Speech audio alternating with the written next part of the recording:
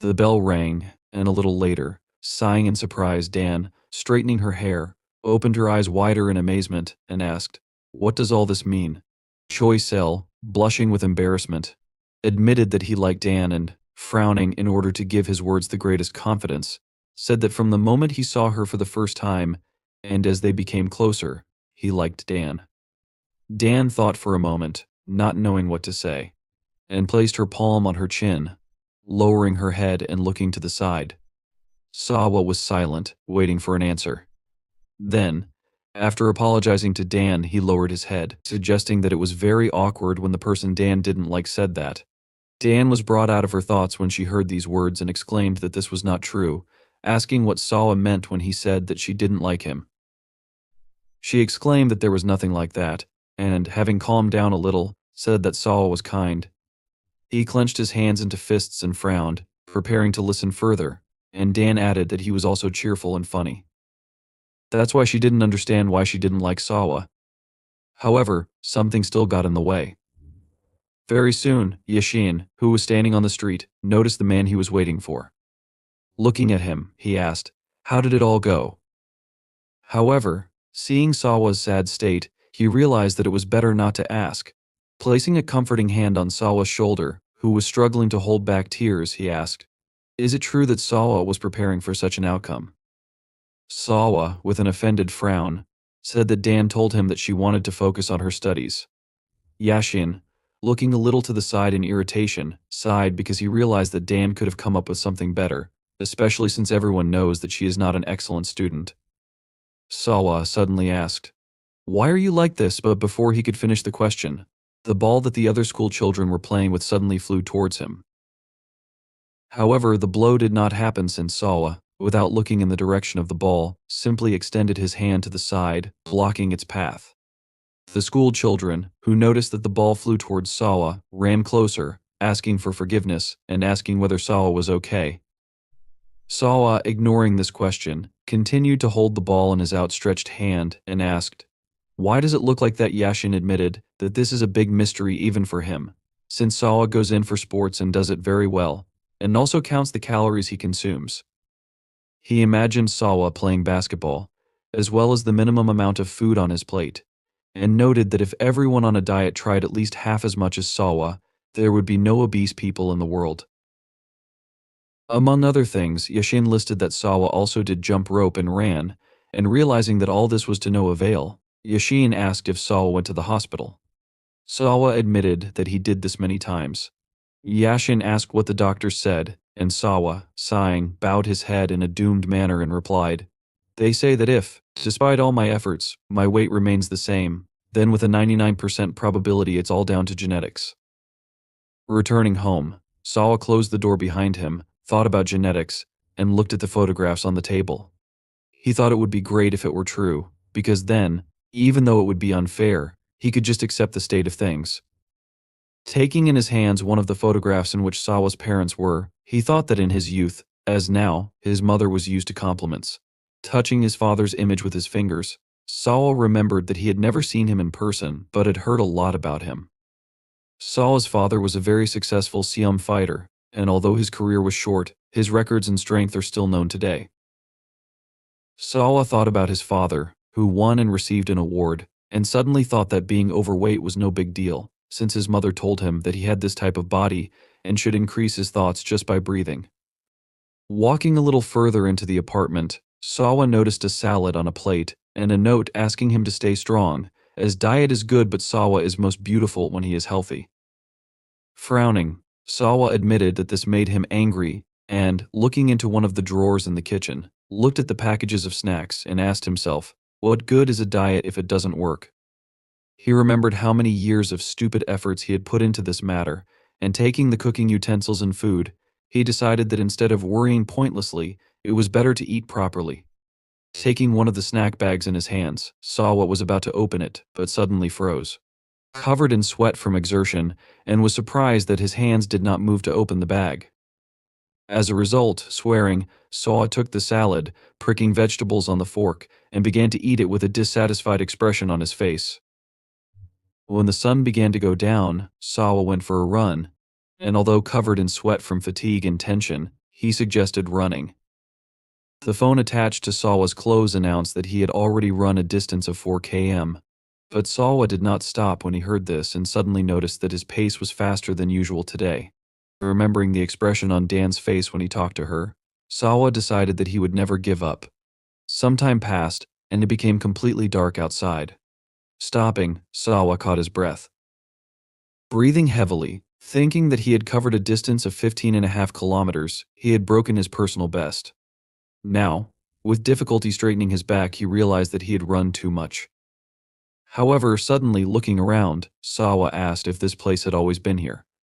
It was the first time he saw it, and as he was about to grab his phone, he decided he needed to look it up on the map. Suddenly, someone announced that Sawa was very nimble, noting that he moved like 10,000 pigs. Sawa froze in shock when he heard someone else's voice. Looking in the direction from which the sound came, he noticed a dark silhouette on the bridge. He assumed that there was no way to hide, and jumping high into the air, he landed next to Sawa. Sawa moved back a little, afraid of what was happening, and thought that the distance was about 6 meters. He asked if Bab was okay. Bab asked Sawa not to be afraid, explaining that he was not hunting him. He gave his name, announcing that he was serving as a judge. When Bab said this, his eyes shone, and streams of magical energy appeared around him. He added that he was responsible for monitoring the monsters on this peninsula. Sawa did not understand what this meant, and Bab, seeing his amazement, assumed that Sawa knew nothing at all. In this case, he decided that it was good and suggested not to speak for long. He asked Sawa to follow him and took out a piece of cloth, which he threw towards Sawa. Sawa covered his face with his hands, screaming in amazement, and the next moment, the piece of cloth that Bab threw enveloped him like a cocoon. Sawa clenched his jaw, unable to get out of it. He didn't understand what was happening and asked himself about it. Sometime later, the cocoon suddenly opened, and Sawa fell to the ground. Bab, catching the cloth, folded it. Sawa, rising to his knees, grabbed his head with his hand and asked, "What kind of nonsense is this?" He suddenly opened his eyes wider and began to look around, noticing that the situation around him had changed greatly. Bab welcomed him to the world of monsters, and Sawa froze in shock, raising his palm and frowning. Bab, looking at him seriously, advised him to look around, noting that in this case, Sawa himself would understand everything. He asked if Sawa saw this.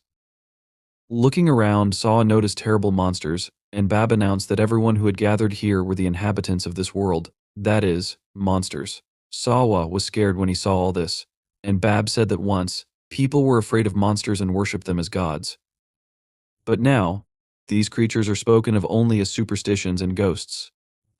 Once every 666 years, a festival was held to determine the king of the monsters, and among all the members of the monster families around the world, including the Korean peninsula, the youngest, most talented monsters were chosen and presented as candidates. Sawa rose to his feet and listened carefully to everything Bab said. Bab, meanwhile, said that 666 years ago, one monster ascended as a king, defeated the rest of the monsters, and by now, 666 years have passed. Sawa asked him to wait, and stretching his palms forward, said that he understood everything but asked why he was here. Bab asked if he hadn't already told Sawa that each monster tribe nominates one candidate. Since Sawa was the only one who inherited goblin blood in both the monster world and the human world, he should be here. Sawa opened his eyes wider, clenching his jaw, and Bab noted that Sawa was a 4th or 5th generation goblin, albeit a next one. Sawa asked for forgiveness, drawing attention to himself, and admitted that he thought Bab had made a mistake. Suddenly Sawa heard a loud sound, and this made him even more afraid. Someone jumped high into the air, and Sawa, noticing this, trembled, unable to control his emotions. The next moment, the monster landed right in front of him, throwing up shards of stone and dust into the air from how hard the landing was. Sawa covered his face with his hand to protect it from the shrapnel, and Bab announced that they should at least give Sawa a test to see how useful he was.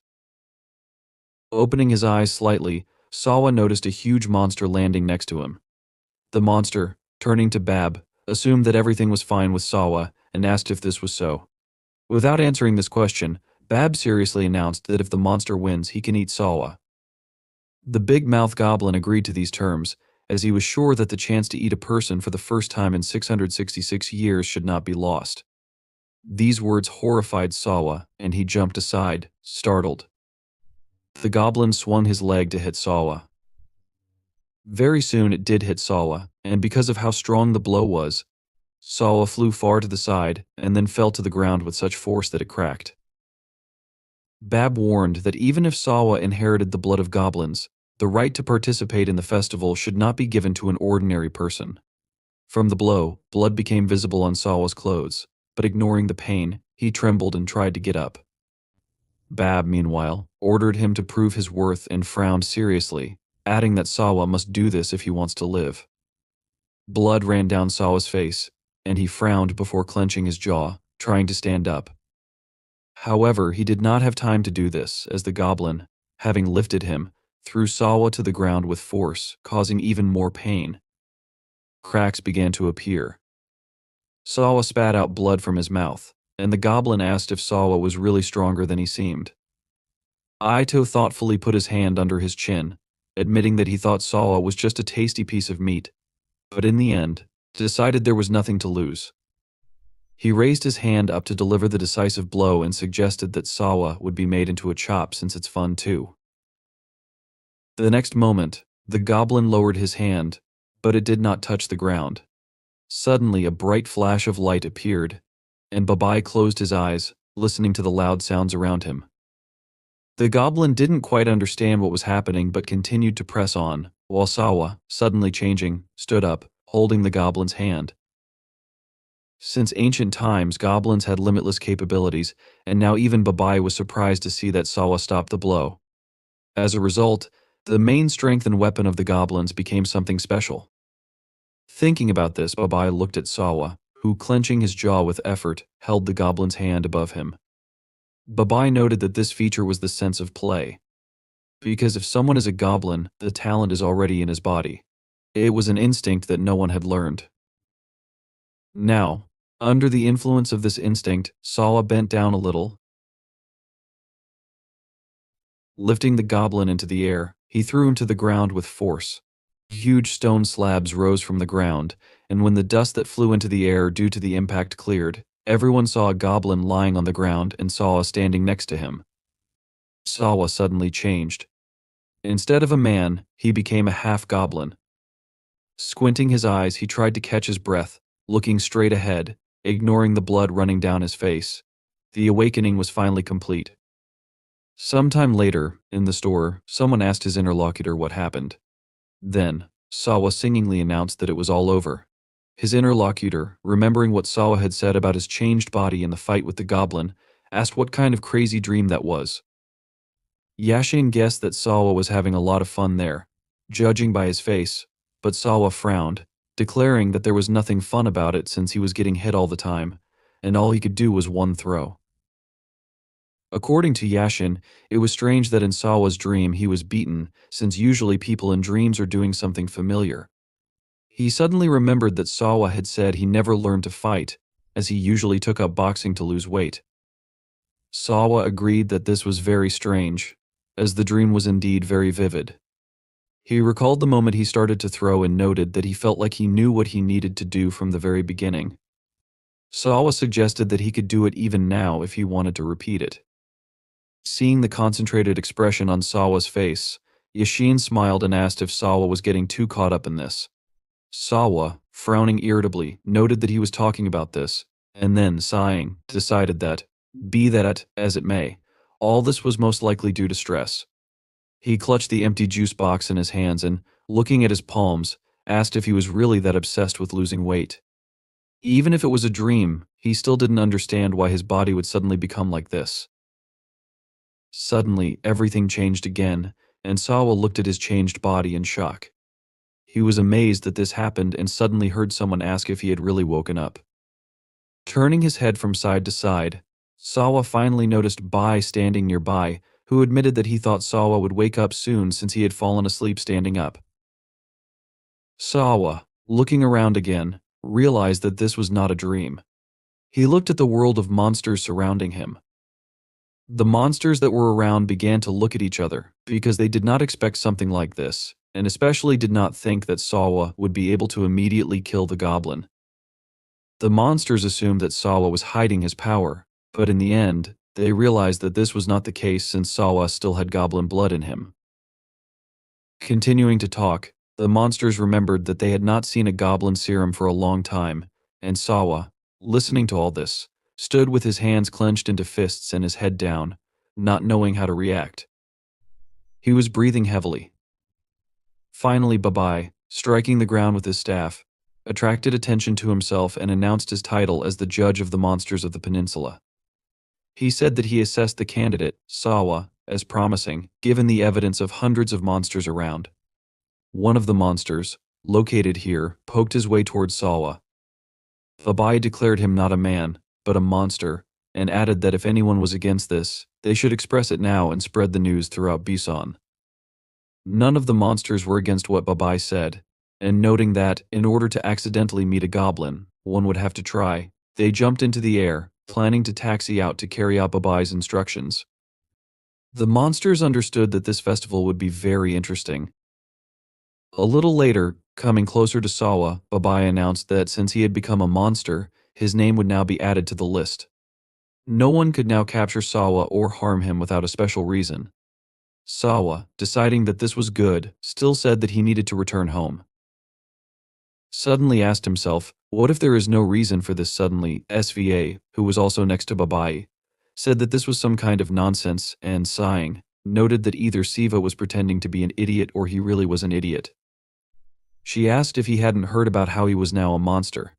Crossing her arms over her chest, SVA added that if the monster does not prove the ability to completely hide its essence among people, then it will not be allowed to appear in the human kingdom until it is 500 years old. Sivu was amazed to hear this and said that he caused little problems since he never beat anyone and always lived peacefully. But suddenly becoming thoughtful, he announced that if Sivu does not understand, then there is no other choice. Sivu froze in shock, and the next moment he saw that Babai began to look much more threatening. Babai announced that he must kill Sivu. Frightened, Siva jumped back and then froze in shock, noticing that he had flown a huge distance. Landing on the ground, Siva looked at Babai, who again began to look normal, and then asked if Sivan now understood what he was talking about. Sva, sighing, looked away displeased, and Babai added that no matter who Siva considers himself to be, he has the body of a monster. Sivi suddenly realized that for a moment, he thought his body shook. Babai declared that among monsters, goblin abilities were certainly considered the best. Even if Shu Yu is a newly awakened child, his strength exceeds that of a human dozens of times, and therefore, he can kill an ordinary person just by touching him. Having said this, Babai presented the broken and bloody mannequins, and Sivo finally understood everything. Looking down sadly, he said that waiting for 500 years was some kind of nonsense. But Babai suddenly announced that in fact, Sivu only needed to wait 6 months. Sivu asked in shock whether this was really true. B asked if he didn't say that the king of the monsters is chosen every 666 years. This ban was carried out for 500 years by the current king, and Babai said that 666 years ago, everything was different. He imagined a man running through a dark forest as well as a monster chasing the man. Previously, all monsters were free to enter and leave the human realm, and so people could only run away. The man in the memory of Babai suddenly tripped over a stone and fell, trembling with fright. When monsters came, they were afraid of them, or something else happened. Noting this, Babai remembered how the monster looked to the side, hearing some kind of sound. The man, more frightened, looked forward. A larger monster came closer and looked at the enemy menacingly. In some situations, people relied on the strongest monsters that lived among them. Remembering the man's frightened face, as well as the way he bowed when he noticed the monster that protected him, Babai declared that people used to treat them with fear and worship. However, at the end of the festival 666 years ago, the new king, having defeated all the monsters, was not happy with what happened before. On the day the king ascended the throne, he wrote a new law with the blood of the monsters he killed. Because of the ban, now monsters could not harm people and also could not show themselves to them. Because of this, people have long ceased to be afraid of monsters and did not even suspect that they existed. People thought that monsters were just fictional characters from fairy tales, but Babai was sure that this would not last long since in 6 months, a new king would appear who would change everything. In this case, the law would be rewritten, and CVU, hearing this, froze, opening his eyes wider. Babai added that on that day, the sun would set in the kingdom of people, and the moment would come that all the monsters had been waiting for 666 years. It would be a night of monsters in which all the monsters would return to humans and awaken the forgotten fear and horror in humanity. Babai imagined how people, crying and screaming in horror, would run away from the monsters. CVU, also thinking about this, frowned and lowered his head but said nothing. Babai added that during these 6 months, Siv needs to weigh everything that is happening or learn to manage the force in order to do something. This, according to Babai, was something that Siva had to decide on his own. Siva asked how he could control the power. Besides this, he was wondering what would happen if he learned how to do this. He asked how strong one needs to be for monsters to call a person strong. Babai laughed quietly, closed one eye, and grabbed his beard with his hand. Then he noted that for a second, it seemed to him that CVU made a confident expression on his face. That's why he asked what C was up to. Frowning, CVU clenched his hands into fists and asked himself what would happen to the world when monsters appear. He announced out loud that he wanted to make sure that monsters did not touch people. Although it was difficult for a 17-year-old man to make promises, it was clear that the world would become a much more dangerous place if everything was as Babai said after introducing Yashin as well as his mother. Siwa decided that he must at least protect those who were dear to him. Babai, approaching CVU, noted that perhaps all was not lost since the goblin blood in California's veins was very strong. It couldn't be compared to the blood of a pure-blooded goblin. But if C could properly use all of his powers, then no monster would dare to offend those who held Siwa dear. Although the likelihood of this was small, Babai noted that she would never know what might happen. She warned that he would be able to extend the law if he could win the festival and become the king of the monsters. Sawa suddenly interrupted Bai's speech, ordering him not to talk about the impossible. She pointed out that although Sai was not the worst monster, he still had no chance of winning the festival. She asked if B understood this. B and CVU, hearing Self's voice, turned in her direction. Babai suddenly remembered that he had not yet introduced himself. He asked permission to do this and, pointing to Subiyoe, called her name, saying that she, just like Siwa, would take part in the festival for the sake of her people. Self, straightening her hair, sighed and then asked why Sivan needed her name. She did not understand why this was necessary, since she was sure that she would never see Shiva again. Moreover, she added, she did not come here to meet anyone. She recalled that B had said he wanted to take a test to see if he could return to people and promised that she would be angry if he went back on his word. Bye-bye, without reacting to this, explained to Siv that Subiwa was in the same situation as him. Despite her young age, she wanted to get to people. He put this question off because he already had a lot to do, but Subway still wanted to take this test. CVU, widening his eyes, asked, didn't Bai say that monsters would be able to reach people in just 6 months anyway? Bai asked Siwa to look at Sebawa, and Subway angrily asked why she had to take this test at all. Remembering the magic of transformation or the strength of monsters, she said that there were many weaker monsters who had spent 500 years among people. Bai knew about this, and therefore found it difficult to understand how ready Siwa was.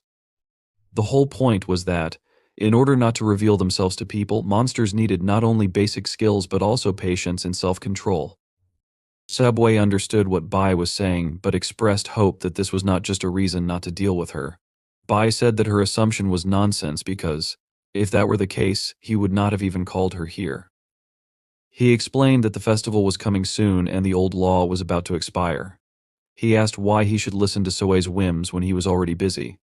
However, according to Bai, Selo was lucky since there would not be a better opportunity to see how she got along with people.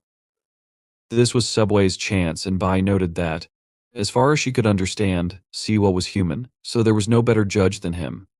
Siu froze in shock, and even Subway was surprised when she assumed what Bai wanted from her. Bai promised that he would give Subway until the end of the month, and asked her to help Siwa deal with the monster's powers, including transformation magic.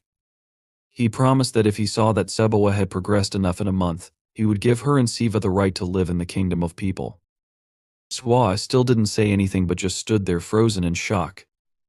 She then asked B to stop talking nonsense. Pointing her finger at CVU, she angrily asked what she could teach him in a month. In this case, she shouted that Bai had better immediately say that he did not give her permission. Bai said, "If you think so, then you can just wait 6 months," he asked. "What's wrong with that?" Selfa frowned, and Bai asked, "What difference does it make if this happens a month earlier or a month later?" He also added, "Whether Subie abandons Siwa or teaches him depends on her." Without saying anything else, Bai threw a piece of cloth into the air, and it covered him with a dome. Finally, before hiding, Bai admitted that he personally thought that anything was possible. The fabric hiding Bai twisted into a cocoon and, rising in the air, gradually began to disappear. Suawa and Sia watched as the cocoon disappeared in a bright flash. When it did, Subie clenched her jaw and, although she knew the question was stupid, decided to ask it anyway. She asked if Bai knew what strength in monsters was. Siva honestly admitted that he did not know. Sway resigned and realized that she had no choice. Siva suddenly opened his eyes wider in horror as he noticed that the goblin with whom he had been fighting before suddenly stood right behind Self. Swab, noticing the expression on Siva's face, asked what was wrong with his face. Meanwhile, the goblin, attracting attention, asked where Bai had gone. He said that the fight was not over yet, and Siva even opened his mouth in fear. But Sebois, unlike him, remained calm, and looking displeased at the goblin, said that it had stuck. She added that because of people like this goblin, people had forgotten about monsters. Frowning with satisfaction, she looked at the goblin, and it became so angry that it trembled. Then, calling Self, the goblin waved its hand, intending to attack her. However, Swabi, undeterred, continued to stand in place, while Siva cried out in fear. Upon noticing this, unlike people, where race decided little, with monsters, everything was far from the same, since they had completely different strength and size. The difference among monsters was determined by the average potential and skills of each type. Because of this, classes appeared in the world of monsters. Now that purebred goblins had disappeared, there was debate about which class was considered the strongest on the Korean peninsula. However, pride aside, many monsters reluctantly agreed that one species was still the strongest. At this time, the goblin suddenly froze, finding himself entangled in magical chains. He trembled, covered in sweat from horror. Selfa asked, "Is something really wrong?" She smiled, looking at the goblin's powerlessness. The rabid beasts that were the 9-tailed foxes were considered the strongest monsters on the Korean peninsula, and now Seawood proved it by telling the goblin to continue. However, the goblin could not move, bound by chains. A series of surreal scenes flashed before his eyes, but the goblin no longer groaned in pain. Seawood froze in shock when he noticed what had happened. He eventually realized that simply standing there, frozen in surprise, was not an option. Clenching his jaw, Seawood began to think about what to do next. The situation he faced required him to accept it and adapt. Suddenly, Seawood noticed Self, who was looking at him seriously, noting that he had seen it. It was magic. It was the ability to absorb and use energy and powers. Swab also explained that there were 2 types of magic, one called unique and the other called acquired. Siva listened attentively, and Subaway added that she was sure Siva already knew what unique magic was. An example was the Goblin Serene, which was a special ability for the goblin race, passed down through the blood of Siva. To use this ability, one did not need to learn anything special. You just needed to get the hang of it, and using this ability would be as easy as breathing. However, Swa added that this was not the case with acquired magic. She explained that anyone could use it if they mastered it. This required training and practice, not to mention quality. Pointing her finger at the goblin, she asked if Seawood could see this. Swa noted that the goblin had not taken the time to train, relying on his natural size and strength. Now, he had been humiliated by a simple binding spell. She also added that the goblin was a clear example of creatures much lower than her level. The goblin was still trying to do something, but all that happened to his body was trembling. Swa finally announced that, Be that as it may, since it had come to this, she would teach Siva. She offered to clarify everything at once, and it admitted that she did not like difficulties. So, if the result was unsatisfactory, she would not control her anger. That is why she advised Siva to give up immediately if he was not ready for this, since for someone who had been human only a few minutes ago, this would be very difficult. Siu had not yet responded but simply lowered his head in thought. Swab warned that he could die if he disappointed her. Suddenly, Siva frowned with determination, promising that he would do whatever he could or die trying. If Swab would teach him, he needed to learn at all costs. Swa, seeing this determination, thought for a moment, putting her finger to her chin. Siva added that he could not afford to worry about the future now. Swa Chebie, smiling, noted that Siva most likely would not cope, but suggested that it would be better to try than not to try at all. In the end, she suggested that they eat first. Siva asked again in confusion. Subway recalled what she had said: magic absorbs energy and strength. She extended her palm forward, and a magical light appeared above it. Swa added that this was the power of all the inhabitants of the monster world. However, much of it was not available to Siva, since this power was usually gained when a person breathed air and ate food in the world of monsters. But Siva had just arrived in their world. Swa said that with the normal diet of the human world, it would not be possible to gain anything. So all that Siva had now was his innate strength. With a smirk, she asked, "Is it true that you're hungry?" After such efforts, as Sway assumed, Siva would probably want to eat.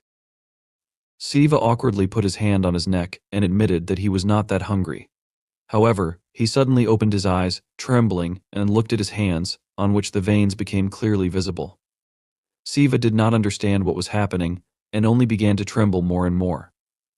Swad recalled that she had already spoken about this and, looking at Siva, said that he had little strength left. Now, there was very little left since that battle with the goblin had drained everything. She remembered how Seawood had used the technique and explained that this was what usually happened with power. Subway, approaching Siva, who was bent over with trembling, ran her palm over his back and noted that the solution to this problem was simple.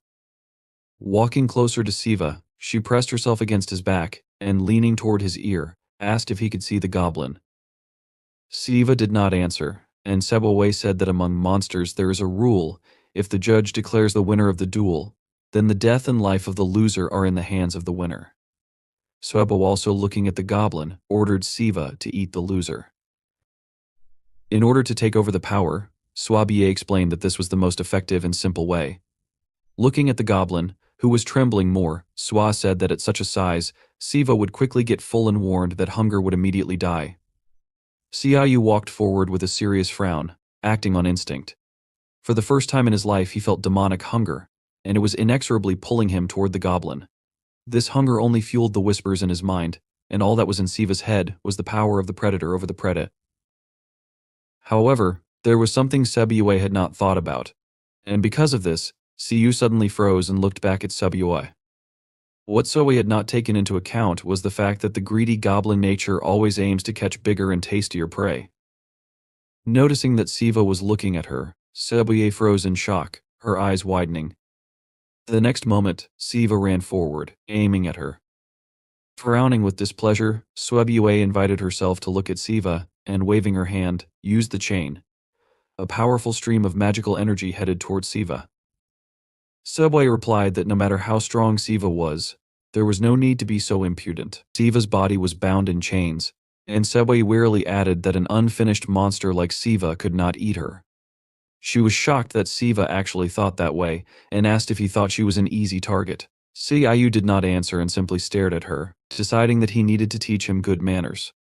However, before Subway could do anything, Siu suddenly began to free himself from the bonds.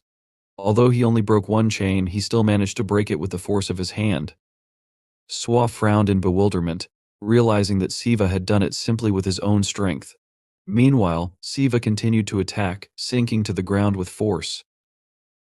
Looking at him, Swabia assumed that Siva wanted to show that even though he was half goblin, he was still a monster. Grasping the nail of her other hand with one hand, she pulled the nail out of her finger and smiled, ignoring the pain. Despite this, Siva ran to attack again. Swai drew a circle in the air with her blood and summoned the blessed great demon king. She summoned only one fist, and thanks to the magic, a huge fist appeared, which upon hitting Siva, threw him aside. Siva frowned in confusion, amazed by this.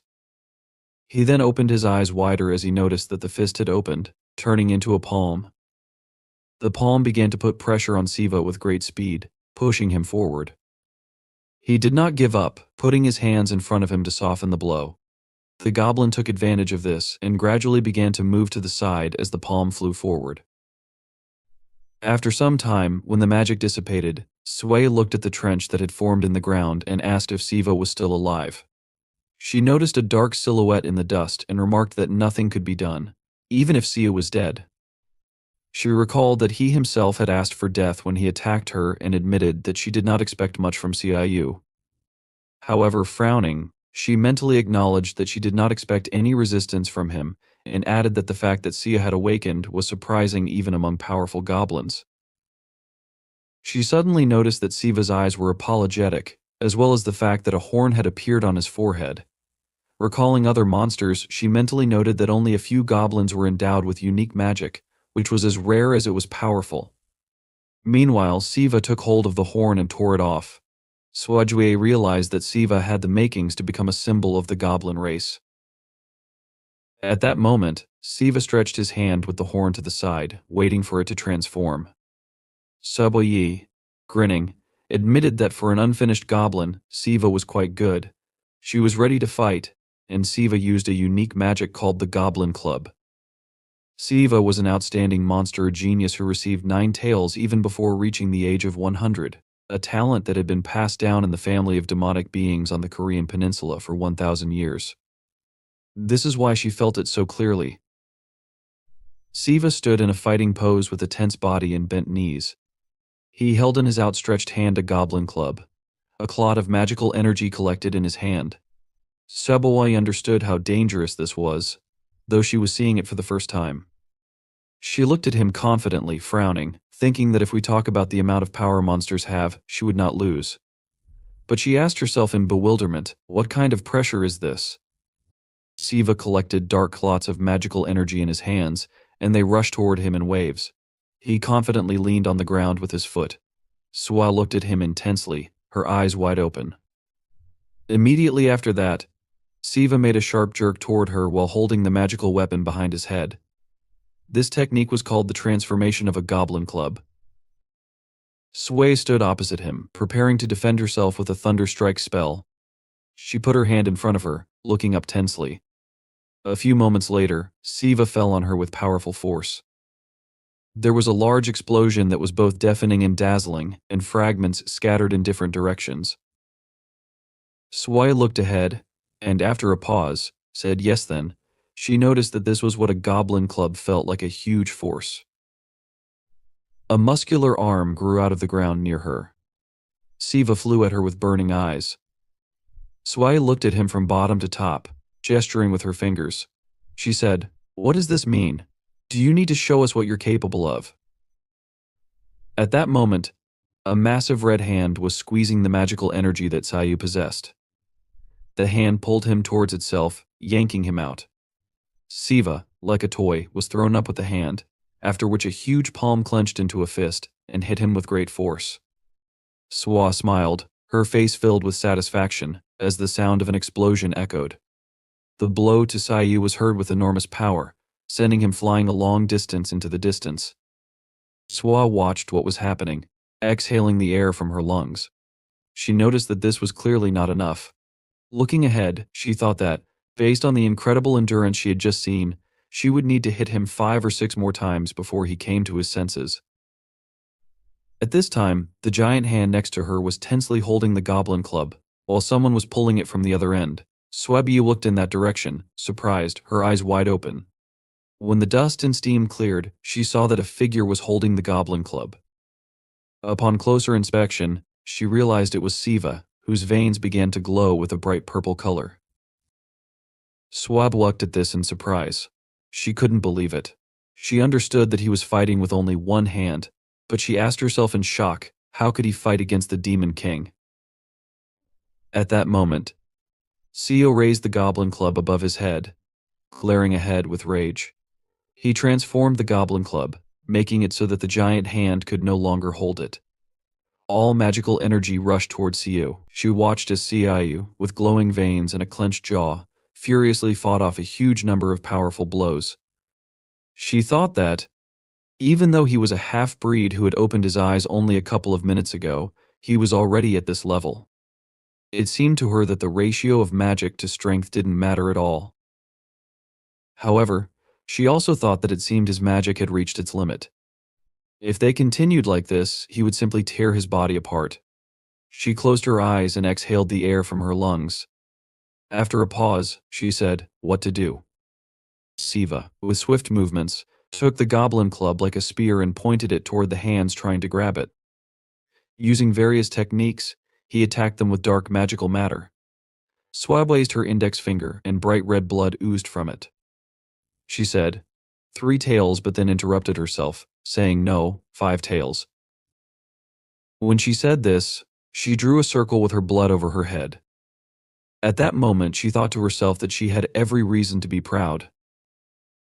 Siva, raising a huge weapon high above his head, which was formed from thick dark matter, was about to attack. Swabier, having almost finished drawing the circle of blood, said with a calm expression on her face, "It doesn't matter that this is your first time. An enemy with such strength can be considered a worthy opponent." After she finished drawing the bloody circle above her head, a huge red man appeared next to her. He appeared due to the use of the Great Demon King's deception spell. The upper part of the Demon King held a melee weapon with a sharp blade, similar to a glaive. Siu jumped and tried to attack the emerging Demon King using his goblin club. The Demon King prepared for a counterattack. With a sharp movement of his hand, he cut the floor with his huge blade. After that, he made a strike of 6 cuts and 5 connections. This strike was the first a dazzling flash of bright light, like rays emanating from the ground, struck upward. From such a strong blow, Siva flew up many meters into the air. His face looked pale and lifeless, his veins swelling even brighter, turning a deep purple color. Swaba, with the upper part of the Demon King behind her, calmly watched what was happening. A few meters away from her, a huge territory was burned to the ground, and only the body of Siu lay there. She walked up to him and, heavily exhaling the air from her lungs, said that there was no point in this. She then asked if she was late. Siva lay there with his mouth open, moaning. Swat apologized to him, telling him that she was very sorry and that he would die soon. She began to explain to him, saying that the collapse caused by magical exhaustion had already begun. Then she added, asking if he understood that it was on his conscience. Standing in front of him, crossing her arms over her chest, she noticed that he was such a fool he didn't know his place, and couldn't stop even when his body began to fail him. Irritated, she remarked that she thought her grandfather would scold her severely. She turned away from him, but then she heard him mutter something. Turning to him in surprise, she saw that Siva was saying painfully, "Mom." Large drops of tears flowed down his face abundantly. Sway looked at him with a serious expression on her face, then strained to exhale the air from her lungs. She said that this was serious. Stretching out her hand in front of her, she began to collect magical energy. Lifting him with the help of this energy, she brought him closer to herself with a gentle movement of her hand. Grabbing him by the back of his head, she pressed his face to hers. After that, she kissed him, holding his exhausted and broken body. When she pulled away from him, purple energy glowed in their mouths. She walked away from him and spat to the side. Siva fell heavily to the ground. She talked about how, from the filthiest to the magic of the fox pearl that she had recently received, she had come a long way. Seriously looking down at him and wiping her mouth with her palm, she told him that if he didn't live up to expectations, he would receive serious punishment from her. Sometime later, Siva opened his eyes. He jumped up sharply and screamed in fear. He didn't realize where he was. He was lying on a bed, several candles near him, in a clean, well-kept room. Looking around in fear, he asked, "What is this?" After that, he heard the door creak open. He sharply looked in that direction. Swai entered through the open door, holding a cup on a tray. Without looking into his eyes, she walked closer and closer to him. Siva looked up at her in surprise and fear. In the cup Sawa brought him, there was a thick, dark liquid. He took a deep breath of air from his lungs and, with a frustrated expression on his face, lowered his head and said that he was very sorry. Then, he told her that he remembered everything he had done. He explained that he didn't know how it happened, but he noticed that, despite being fully aware of what had happened, he could not control his body. Sitting on his feet, leaning on his knees, he bowed to her and shouted that, no matter what, he was very sorry. He told her that she had only been trying to help him, but because of him she was in danger. Soe sat opposite him, also putting her legs under her and crossing her arms over her chest. She carefully watched him. Then, emotionlessly, she ordered him to drink. Surprised, he raised his head to her and asked her again. She pointed her finger at the cup and ordered him to drink it before it got cold. He obeyed, calling her respectfully and thanking her for the drink. He took the cup in his hand and, looking inside, asked himself if this was some kind of traditional medicine. After that, he began to drink the liquid. His face suddenly distorted, and he grabbed his mouth to prevent himself from vomiting. His whole body began to shake. Sway threateningly told him that if he spit it out, she would kill him. Siva asked her what it was made of. Swa answered him with a question, asking, "Who knows?" After that, she noticed that this information wouldn't help him finish his drink. She added that she wouldn't feel sorry for him, so she ordered him to drink and listen. While he drank, Siu's whole body trembled, and there was a grimace of disgust on his face, but he continued to drink the liquid. Sabwa, with a bored expression on her face, said that, firstly, he was forgetting something important. She explained that that large-mouthed goblin ran away while they were fighting. She assumed that he was still alive and probably hiding somewhere, curled up in a ball, for the next 100 years. She explained these actions of his by the fact that he knew how everything would happen if he was caught. Then she noticed that it was the perfect snack for a half-breed like him, and that it looked like he had missed a prey that was already in his mouth. Siva asked her, while swallowing the liquid, if there wasn't another way. She asked him again, smiling, another after that. She ordered him to look at her, and asked if he still considered himself in charge. He told her that he still did not realize that he would have to kill or eat monsters, and he really didn't want to eat it. However, he began to talk about the fact that, to be honest, no matter who they are, for him, they are all dangerous monsters that threaten people. Hanging his head down, he said that if he doesn't do everything right, then in a few months, the people he values will seriously suffer. If he needs to kill, then he will kill, and if he needs to eat them, then he will eat them. He looked at her confidently from under his brows and said that he had already said that he would do everything he could. He then began to confidently say that he asked if there was another way, not because he was not going to eat them. He explained that he asked just in case there were other options. Sway looked at him in surprise and was silent. After that, she noticed that, as she told him, the most effective way to increase your monster power is to eat other monsters. However, she noticed that usually this is only possible in the event of a duel, to which they both agreed. She explained to him that he is a special case. Then she began to tell him that if this does not contradict the rules, then the weak will be caught and eaten. She explained that they will not remain alive for long. After that, she added, saying that moreover, he would no longer have easy prey.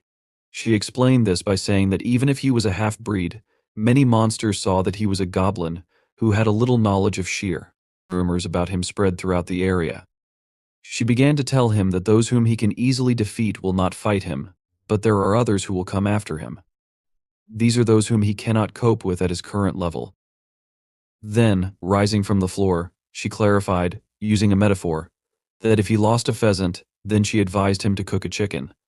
That is, she recommended that he take a simpler path. After which, she asked him if this was true. Siva looked at her in surprise. After that, Soboye, with a smile on her face, pointed her finger to the side and asked him to go. She explained this by saying that she had a gift for him. After some time, they were on the street. He followed her and repeated in bewilderment. A gift in front of him stood Swa, behind whose back was a large monster bound by magical chains. This monster made loud noises and tried to bite through the magical metal with its fangs. Sva. standing with a smile on her face, asked how it was for him. Then she asked if it was good. CVU, looking ahead in fear, asked, "Is this a monster?" SVA said uncertainly that it was both. She then told him that technically it had lost its right to be called a monster. She began to explain that everyone has their own reasons, however, many of them lose their minds and completely give in to their instincts. She clarified that this was happening just like what happened to him recently. After which, she asked him if this was so. She began to levitate in the sky, saying that when monsters are not as lucky as him and they do something irreparable, they are called animals and not monsters, and deprived of their rights as monsters. She said, dry mouths, after which she clarified that that's what they call those on the Korean peninsula. Using levitation, she rose up and was already standing on the roof of the house. Swa, with a smile on her face, asked him what he was looking at like that. She then asked him if she had already told him. After that, she reminded him that this is a beast that has lost its mind. Behind Sif stood a monster with a crazy face, its eyes directed in different directions. It was no longer constrained by magical chains and was completely free. Siva looked at Sebawai in surprise, standing with his back to the monster. The monster made a sharp blow with its hand. Sparks began to fly in different directions. Siva managed to dodge this blow. After which, standing in a fighting stance, he looked piercingly at his opponent. He exhaled the air from his lungs and looked confidently at his opponent. Swa sat on the roof of the house, carefully watching the fight. She thought that at first, she assumed that he was frozen in confusion and was about to be killed. But now, she noticed that he was using his body better than she expected. She asked herself if she had underestimated him.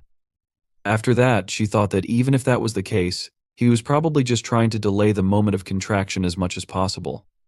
At that moment, the monster was approaching Sevi, who was squatting. Swai understood that his enemy came from a family of fire dogs and earned himself a good name. But because of his irrepressible pride, he wanted to represent the family at the festival. He was accused of kidnapping and eating monsters. He exceeded his limit, could not cope with the power of monsters, and went crazy. Now, the mad monster tried to pierce CVA's body with its sharp claws. Siva managed to dodge his attacks. Carefully followed the events taking place. After this, the monster tried to tear his flesh with its teeth, but CVU, with a frightened expression on his face, managed to move his body away from its teeth. The villager watching this thought about the fact that, as she had assumed, he could not consciously use a baton. After that, she finally thought about the fact that she didn't expect anything else. She doubted that Siva would win this fight. She understood that, although he was crazy against him, he was still a lot higher in strength. While she was thinking about this, the monster made another blow with a loud scream. Svier understood that. Moreover, that part of the Siam that emphasizes throws and wrestling would not work against him. She understood that this was a cruel but effective method to awaken his instinct, which awakens only when he is on the verge of death. However, she saw Shiva with a concentrated expression on his face in a fighting stance, raising his fists to his jaw, looking in front of him with his knees bent. He was in a fighting boxing stance, looking confidently in front of him. Selfa looked at him in surprise, opening her eyes wide. The knuckles of Siva's fists began to turn white from the effort with which he clenched his fist, after which he delivered a side blow with his right hand to the monster. The monster staggered from the unexpected resistance that was shown to him. Sievy remembered how, in the martial arts section, the coach told him with surprise that he was much stronger than he thought. After which, the coach apologized to him, saying that because he said his goal was to lose weight, he did not expect that he would be so good. After that, he asked him if he ever wanted to take up boxing seriously. CVU, with a tired expression on his face, regaining his breath, was silent in response, drops of sweat flowing profusely down his face. He then replied that when he loses weight, he will think about it. The coach, with a smile on his face, asked him to wait. Then he noticed that he would lose it on his own if he constantly exercised. The trainer, with specialized pads on his palms that are designed for sharpening strikes, suggested that Sev train for 6 months. After which, he noted that if he wanted, he could help him with diet and exercise. Then the coach said that with such a skill, he would reach the competition. The coach put his hand on his shoulder and encouraged him that the excess weight would certainly fly off his body on its own. Siva smiled, looking at the floor, and thought that it would be nice if boxing had an effect. Unlike other martial arts trainees, his goal was not physical strength or fighting ability, he wanted to lose weight. When he thought about this, he dealt many sharp blows to the monster's entire body. He wanted to lose his weight in his usual and simple desire. However, despite all these desperate desires and despite his constant efforts, they did not come true. However, he did not give up, and since primary school, he has been involved in 16 sports. At this moment, Siu struck the monster with crushing blows with his legs, causing the monster's bones to begin to crunch. Of the 16 sports that he practiced, 7 were combat sports. Although he did not train for long and his weight did not go away, his efforts and natural talent as a goblin made him perfectly absorb all the skills from those 7 sports. Siva furiously struck many blows at the frightened face of the monster. While jumping with his legs, he crushed its jaw, and fragments of fangs flew out of its mouth. Selfa looked at this in incredible surprise, with her mouth wide open, and asked how to explain this. The defeated monster lay unconscious at Sivik's feet.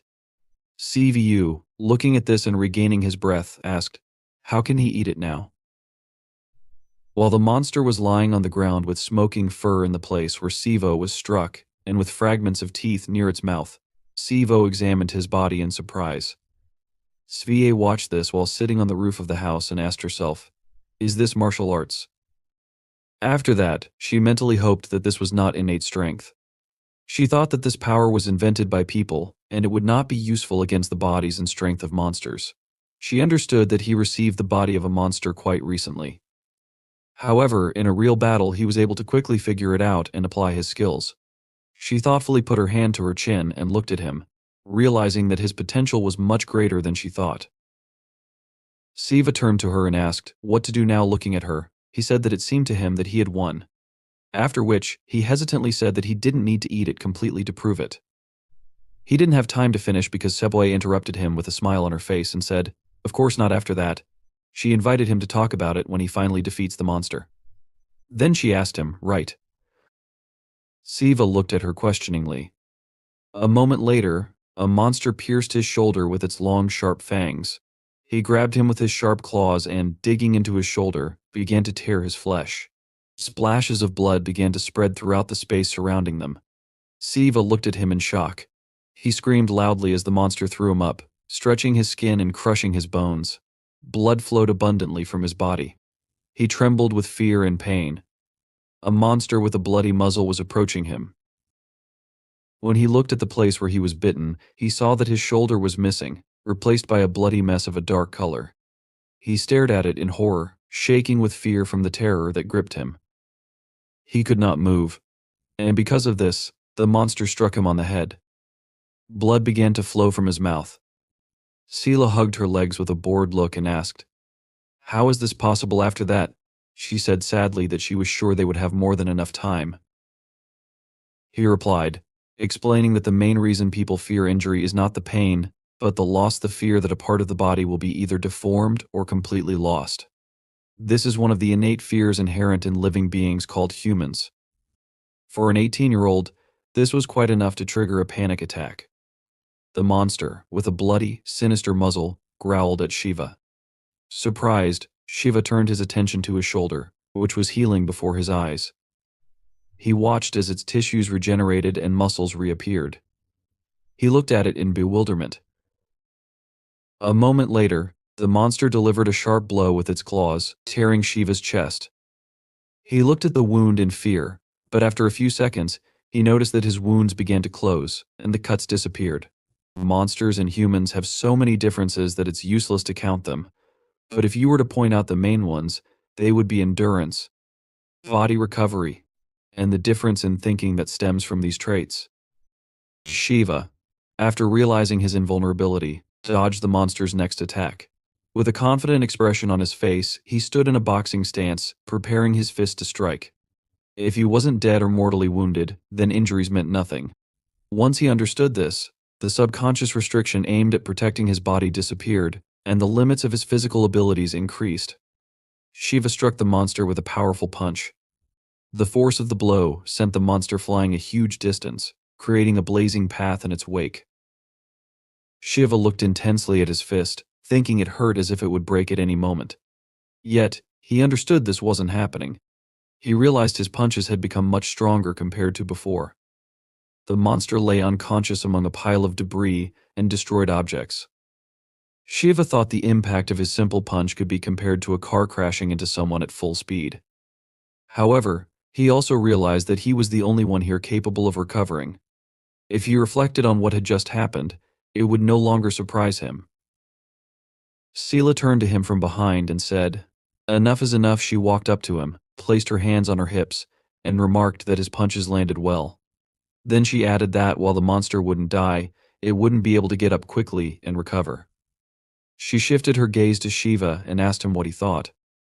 Clarifying her question, she inquired about how it felt to not lose his mind and consciously use magic for the first time in his life. Shiva, pointing at himself in surprise, asked with his mouth wide open, "Did I use magic?" Then he said he really hadn't done anything special. Sela responded that magic isn't such a grandiose feature, and even if it's not high level, it can be used in various ways. She asked if he understood. Shiva, still surprised, noted that his body quickly recovered because he used magic. Sela confirmed, saying he had no control over it yet, but even his recent punches were the result of magic augmenting his physical strength. She added that, besides the fact that he hit hard, she wanted to know if he felt anything else. Shiva looked thoughtfully at his palm and said he wasn't sure but felt something similar to static current. Sela answered that if he wasn't lying, then it was likely magic. Due to his inexperience, he couldn't sense it accurately. Sela then looked to the side and extended her hand, which began to glow with magical energy. She moved her index finger and explained that she had forced him to fight to gain experience.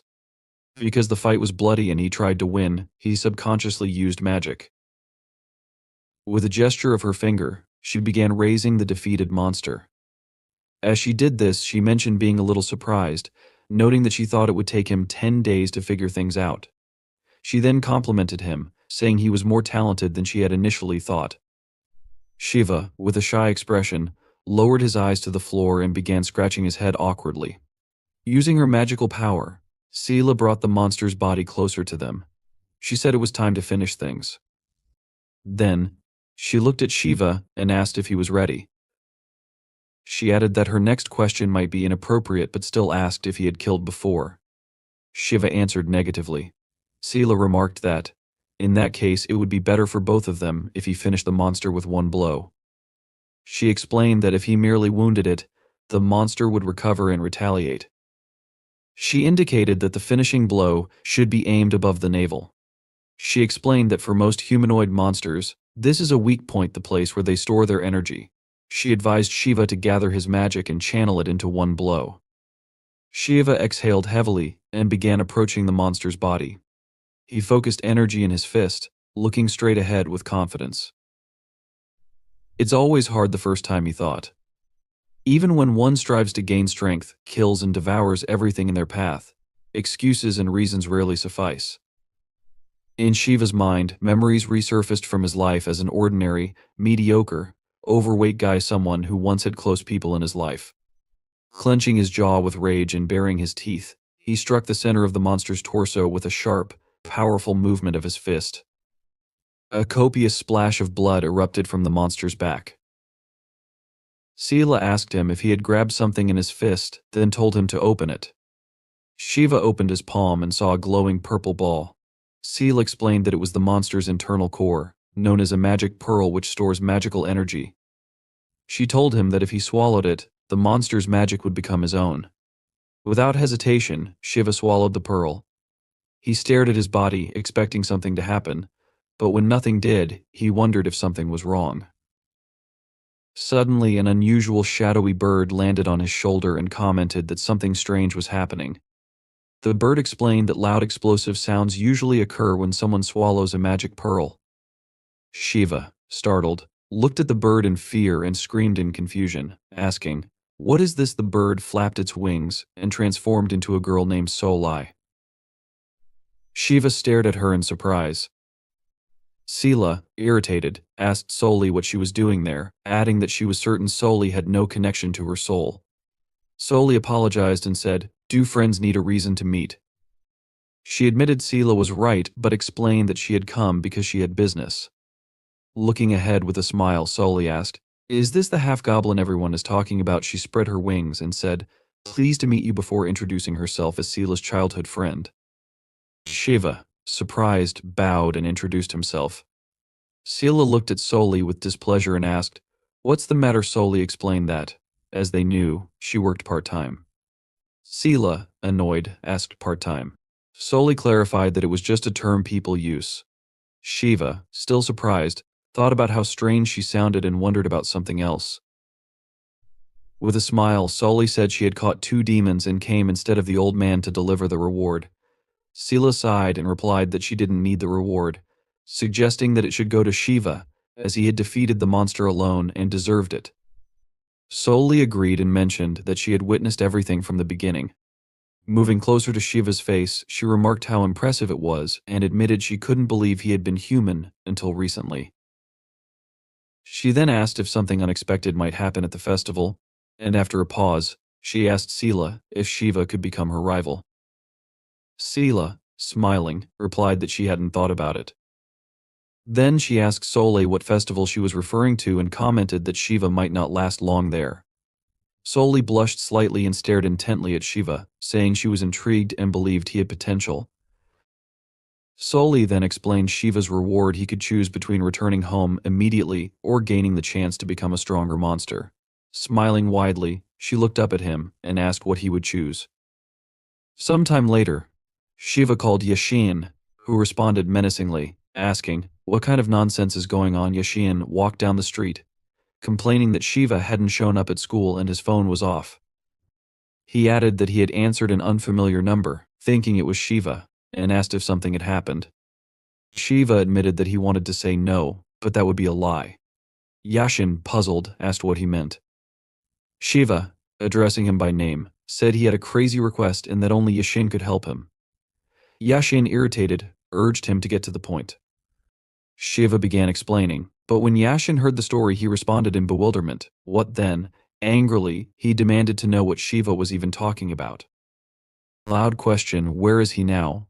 Anyway, the volume of Yashin's voice almost made Shiva drop his phone. Then, in confusion, Shiva explained that he had some unforeseen circumstances and that his mother would go crazy if she found out he had simply disappeared without a trace for a month. He added that his family had a training center for traditional martial arts in Nong. Shiva asked if he was right, then requested Yashin to tell his mother that he was going there for a month to lose weight. Yashin responded, saying that he thought Shiva knew they didn't accept everyone there. Shiva confirmed this and replied that he knew. He admitted it sounded like nonsense but explained that he was aware of the discomfort it caused and had no other choice, which was why he was asking for Yashin's help. Yashin placed his hand on his face and, after some thought, told him, "Okay."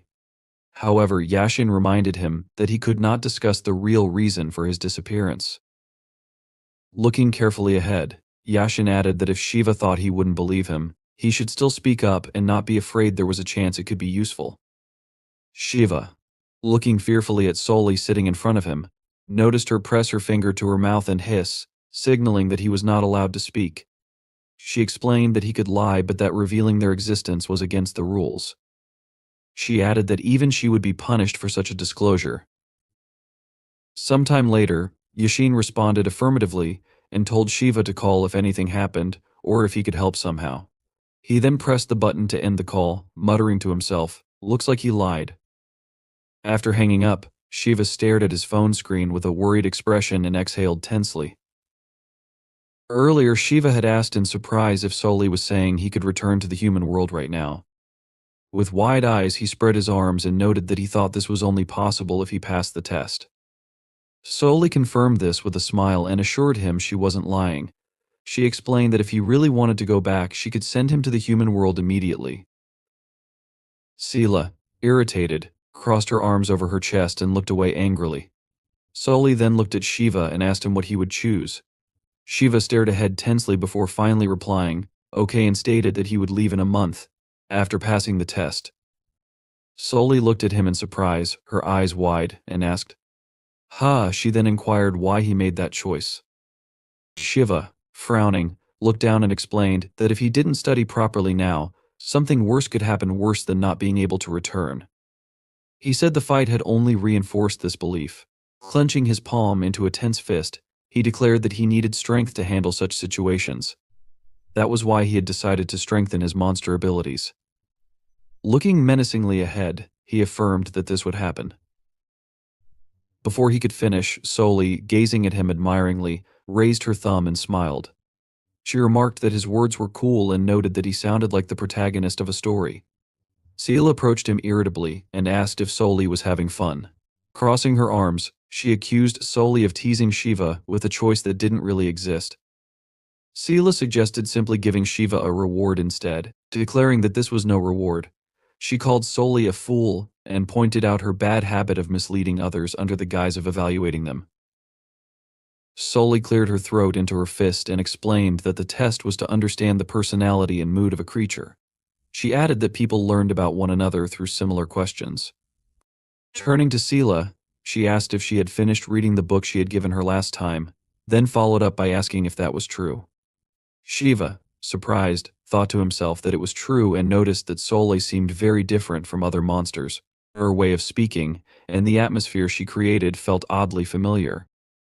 Sela, with irritation, asked if Soli was referring to the stupid theory she admitted. It was so simple and childish that she hadn't made it through even a few pages. Soli, with a sad expression, explained that she had created it specifically to help Sela understand. She added that if Sela wanted to become human, she needed to at least learn the basics. Exhaling heavily, she said she would take Shiva somewhere for a while and asked Sela if that was okay. Sela, emotionless, told her to do as she pleased. Soli, smiling, spread her wings and, with a series of flaps, transformed into a bird, a demonic crow. Shiva stared at her in surprise. Soli, in her bird form, told Shiva that she had not suggested anything impossible and asked if he agreed. She continued to say that she was a monster with the right to move between the human world and this one, under the condition that she would bear responsibility for everything that happened there. Next, she told him that once every 6 months for one day, she had the right to take a monster who had not passed the test to the human world. She then suggested that he might feel sick, but assured him that she thought he could handle it. Then, she asked him if that was true. Siva asked her in bewilderment. What Sebawa, looking above herself emotionlessly, saw Somi grab Siva in her bird's grasp and fly away. Somi told Sebawa that she would return soon. Returning to the present, Siva thanked her for lending him the phone. He handed the phone back to her, saying that, thanks to her, he had been able to calm down a little. Somi, rocking on her office chair with a smile on her face, told him that she was glad to have helped. After that, she asked him if he was sure that one call to a friend would be enough. She noticed that there was still a little time left and asked him if he wanted to see his family. Siva looked down and told her that he only had his mother, and that she was currently on a business trip. He added that, to be honest, it was easier for him this way, because if someone had been at home, a scandal would have started. Then he asked her if she was hungry. He explained that it couldn't be called payback, but he would buy dinner as well. Swab, putting the phone screen to her chin, looked at him thoughtfully and asked, "Is it true?" Then she abruptly rose from her chair and loudly shouted that it was. Super. She said that she had long wanted to try something since her first visit to the human world, but it was difficult for her to get it, so she had not had the opportunity until that day. Siva looked up at her in surprise and asked her what it was. After that, she began to tell him an extensive list. Sometime later, the dining table was filled with a large number of different dishes. There were seaweed, cold cuts, soups, various snacks, and other dishes. Su, holding a bowl of rice in his hands and looking in front of him, said that he had set the table with everything he had at home. Then he asked her in confusion if she would really like this. Solmi, appetizingly devouring the dishes, zealously confirmed this by shouting that she was very pleased. She explained that she had long wanted homemade food, but all the human food she had tried before had to be bought herself or eaten at school. Siva looked at her in surprise again and asked, "At school?" Solmain licked the spoon and said that she goes to school. Then, she asked him if he knew Hojin School. Su asked her loudly if it was true, and she told him it was next to his school. Claudia explained that she had been going there since the beginning of this year, But she did not have close friends who could treat her at home. She assumed that he was the first one she had visited. Sue, while eating food with wooden chopsticks, thought about how someone like her should have many friends. Sometime later, Soul Mane thanked him for the food. There were many empty plates on the table that had recently been filled with various dishes. She told him that it was very tasty and not at all like food from a restaurant. After that, with a smile on her face, she held a cup in one hand, clicked her fingers with the other, and a certain object appeared from a steam cloud near her face. She told him that she needed to give him the reward she had mentioned earlier. Then, looking at an emerald-colored scroll, she said that it was called the Monster's Inventory. She explained that the name was a little misleading, but it was something like a bag or a phone for monsters. After that, she unfolded the scroll with a gesture of her hand, saying that just like she had just done, he could freely summon it. She added that he could also show what he wanted, because all he needed to do was swipe his finger, like on a phone. Then she lowered her hand inside the scroll, saying, "This is what's inside." She took out a box from the scroll, explaining that he could store things in it and retrieve them whenever he wanted. She also explained that he could carry everything with him without worrying about sizes. She handed the box to the surprised Siva, saying that there would be other uses for it, and as soon as he started using it, he would quickly figure it out. When the box opened, inside were several dozen coins, a scroll, and a leather object that looked like a piece of clothing. With a smile on her face, Soul Mane pointed her finger at the items and said that in the middle was the inventory he would use, along with a small pile of coins. She explained that the coins on the left, marked with a goblin face, were highly valued in the monster world. The 40 coins he earned were a significant amount, and she advised him to use them wisely.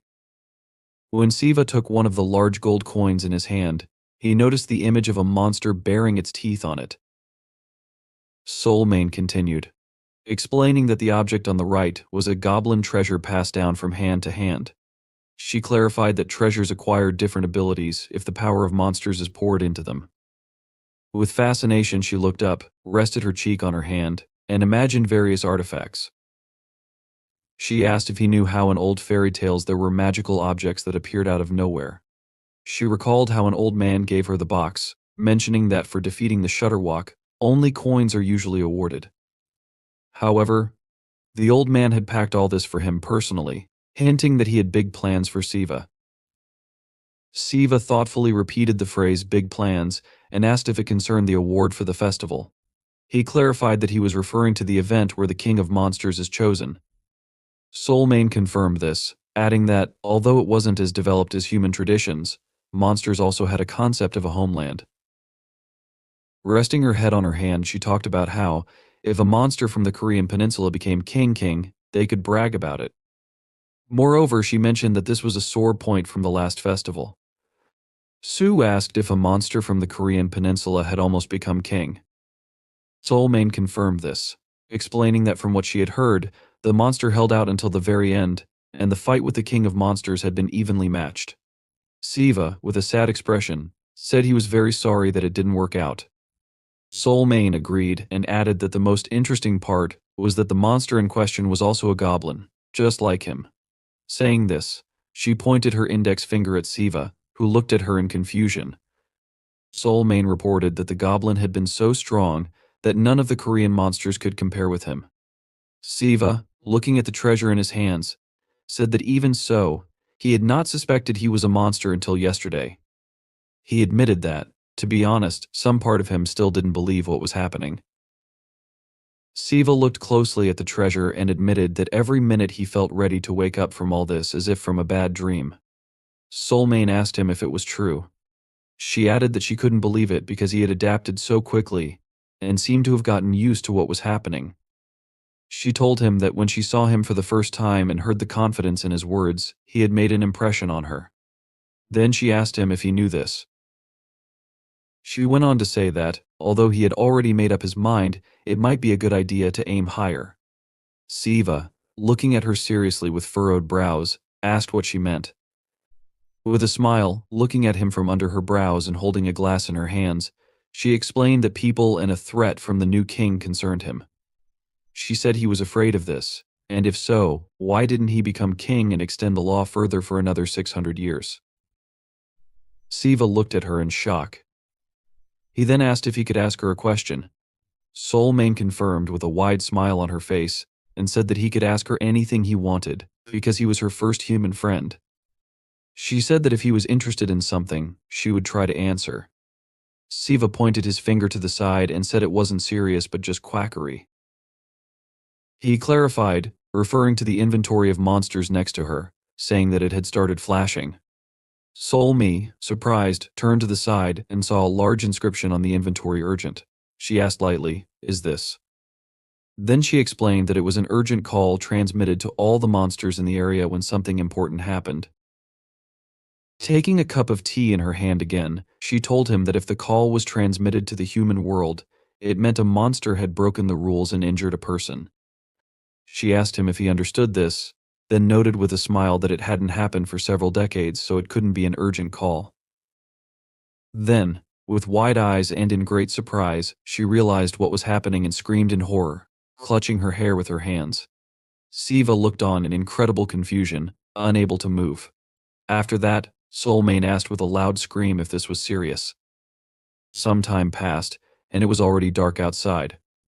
Su, snapping his fingers, froze in amazement as the magic scroll appeared in the air in front of him. Upon revealing it, Su noticed a picture of the armlet he had received as a reward and asked if he just needed to insert his arm into it. He touched the scroll and took out the armlet, assuming it was some kind of armor he just needed to wear. In the end, Siva decided he would need to ask how to use it, but got distracted by looking at the clock on the table nearby. He remembered that a while ago, Soul Mane had announced it wouldn't take long. Looking at her phone screen, he noticed 6 hours had already passed. She calculated that half a day was 6 hours, and if they had arrived at 4, they needed to return before 10. To confirm her words, Soul Mane asked if it was true. Without waiting for an answer from Siva, she promised she'd be right back and asked him to just wait and not do anything. Siva didn't argue, and Soul Mane smiled, asking if he could talk to her informally before she left. She noted that they were friends and told him to just call her by her first name when she returned. At the moment, looking at the still closed door, he realized it was already past 10. He asked himself if everything was okay. If he had known this would happen, he would have taken Soul Mane's number. Now, he was very worried. Suddenly, looking a little to the side, Siva noticed a photo of his father and assumed that if goblin blood flowed through his veins, it was most likely from his father. He remembered how B had said that Siva was from the 4th or 5th generation. Now, continuing to look at his father's photograph, Siva wondered if his father knew he was also a goblin. Su didn't have time to think further because he heard rustling. Turning towards the open window, he asked if it was Solmi. At the same time, on the street in a dark alley, a man, unable to hold back tears, was trembling and trying to say something. However, only muffled wheezes escaped his throat as a spirit forcefully squeezed it, preventing him from speaking.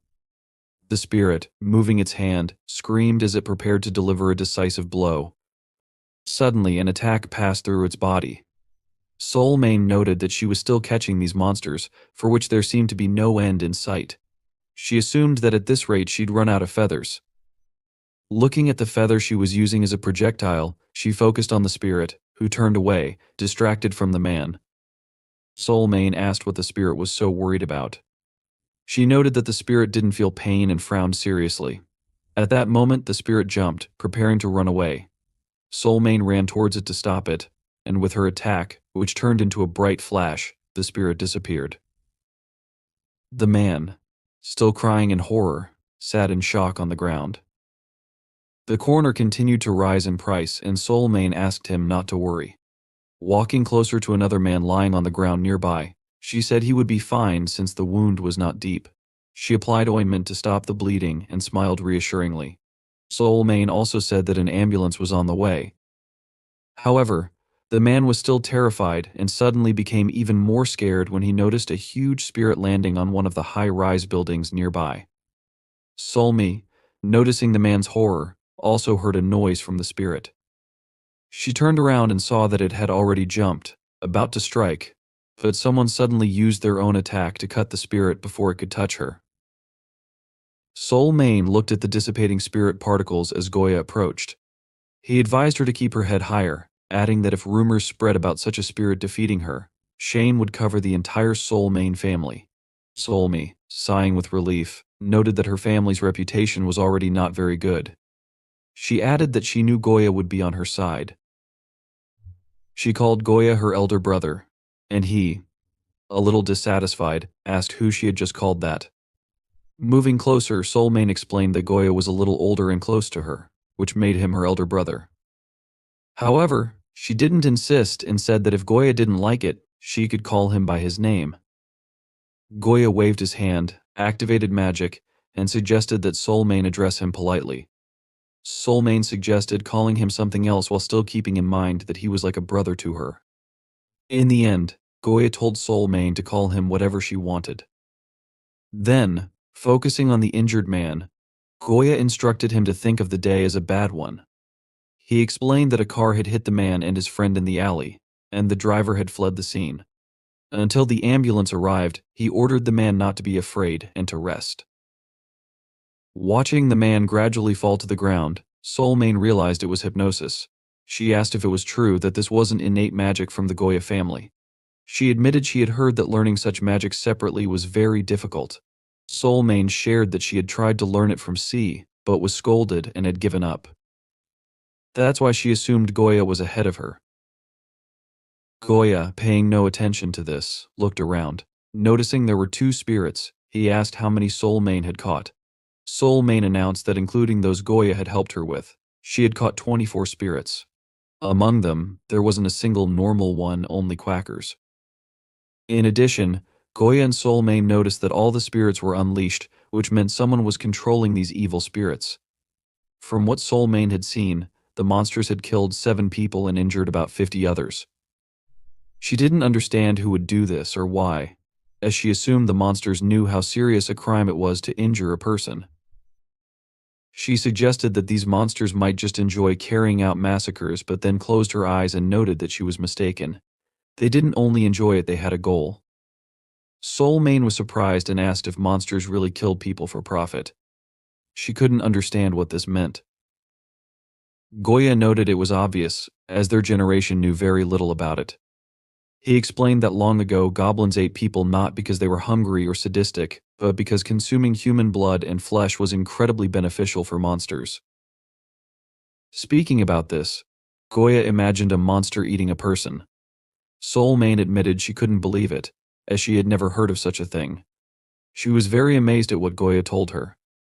Goya noted that, in the past, this was common knowledge, but it simply didn't reach their generation. He added that one could easily become stronger by eating human flesh. He asked if the human world would remain as peaceful as it was now if this became widely known.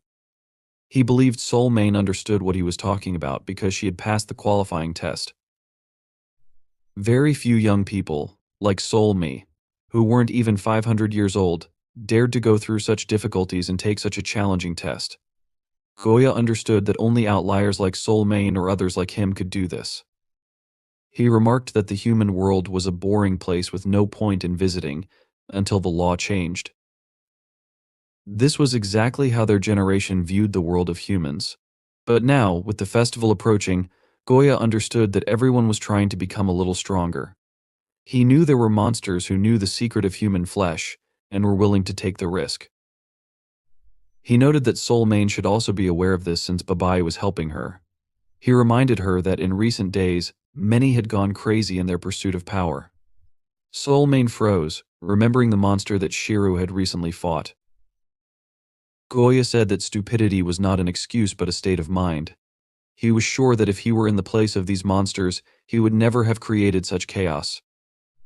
Instead of attracting the attention of evil spirits who couldn't even move covertly, he would have done everything himself, kidnapping people one by one.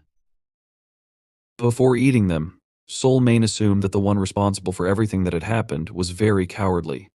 She understood that anyone who dared to attack a person unable to resist was indeed despicable. Thinking for a moment, she suggested that even if a criminal used evil spirits, they would have the ability to summon them in hundreds.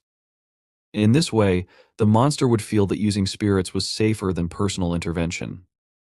Soulmane suddenly wondered if she should somehow convey to this monster that, Instead of acting like an attention-hungry fool, it could simply do something different.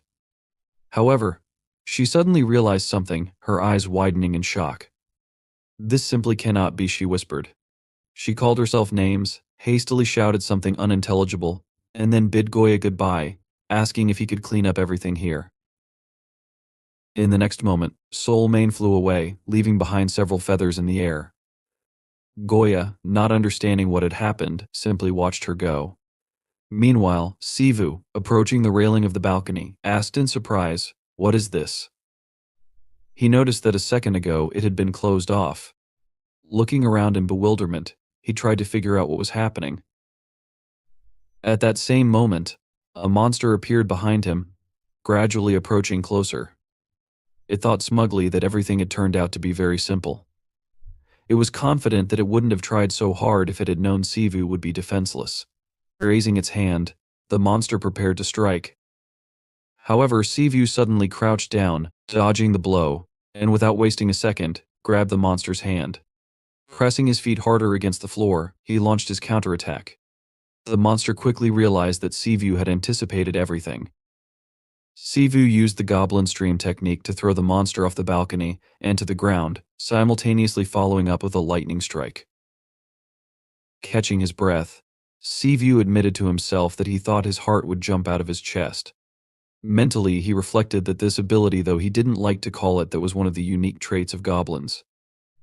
He remembered the time when a monster attacked him similarly from behind, biting him on the shoulder. Briefly distracted, he glanced at the broken partition of the balcony and asked aloud, "What kind of nonsense is this?" He eventually realized that he could rarely be defeated by the same attack twice. Continuing to examine the destroyed balcony, Sivu sighed and recalled the cold sensation on his back right before the previous bite. Now, if he hadn't recognized that same feeling, he might have been killed just moments ago. Realizing this, Sivu frowned warily and managed to dodge the blow. In any case, he had thrown the monster without overthinking, but he was relieved he hadn't harmed anyone else. Squinting, he carefully looked down at the massive hole that had formed in the ground. As the dust from the impact cleared, the crack became more visible. Suddenly, Sivu heard someone tell him not to worry. Frowning, he noticed the monster grinning and explaining that it had already put all the people in the area to sleep. The monster remarked that if everyone had started screaming at once, it wouldn't have been able to clean up everything properly. In the next moment, Sivu suddenly felt a snake's body wrapping around his neck. Trembling, he grabbed the snake's body with his hands, trying to pull it off. The monster, now with a snake tail growing from its back, observed him with amusement. It noted that this was precisely what it had been looking for, and asked if Sivu was really the goblin everyone had been talking about. Smirking, it remarked that Sivu's strength seemed quite insignificant. The monster admitted that it thought Sivu would hit harder. Pushing off the wall with its feet, the monster began to fall, dragging Sivu down with it.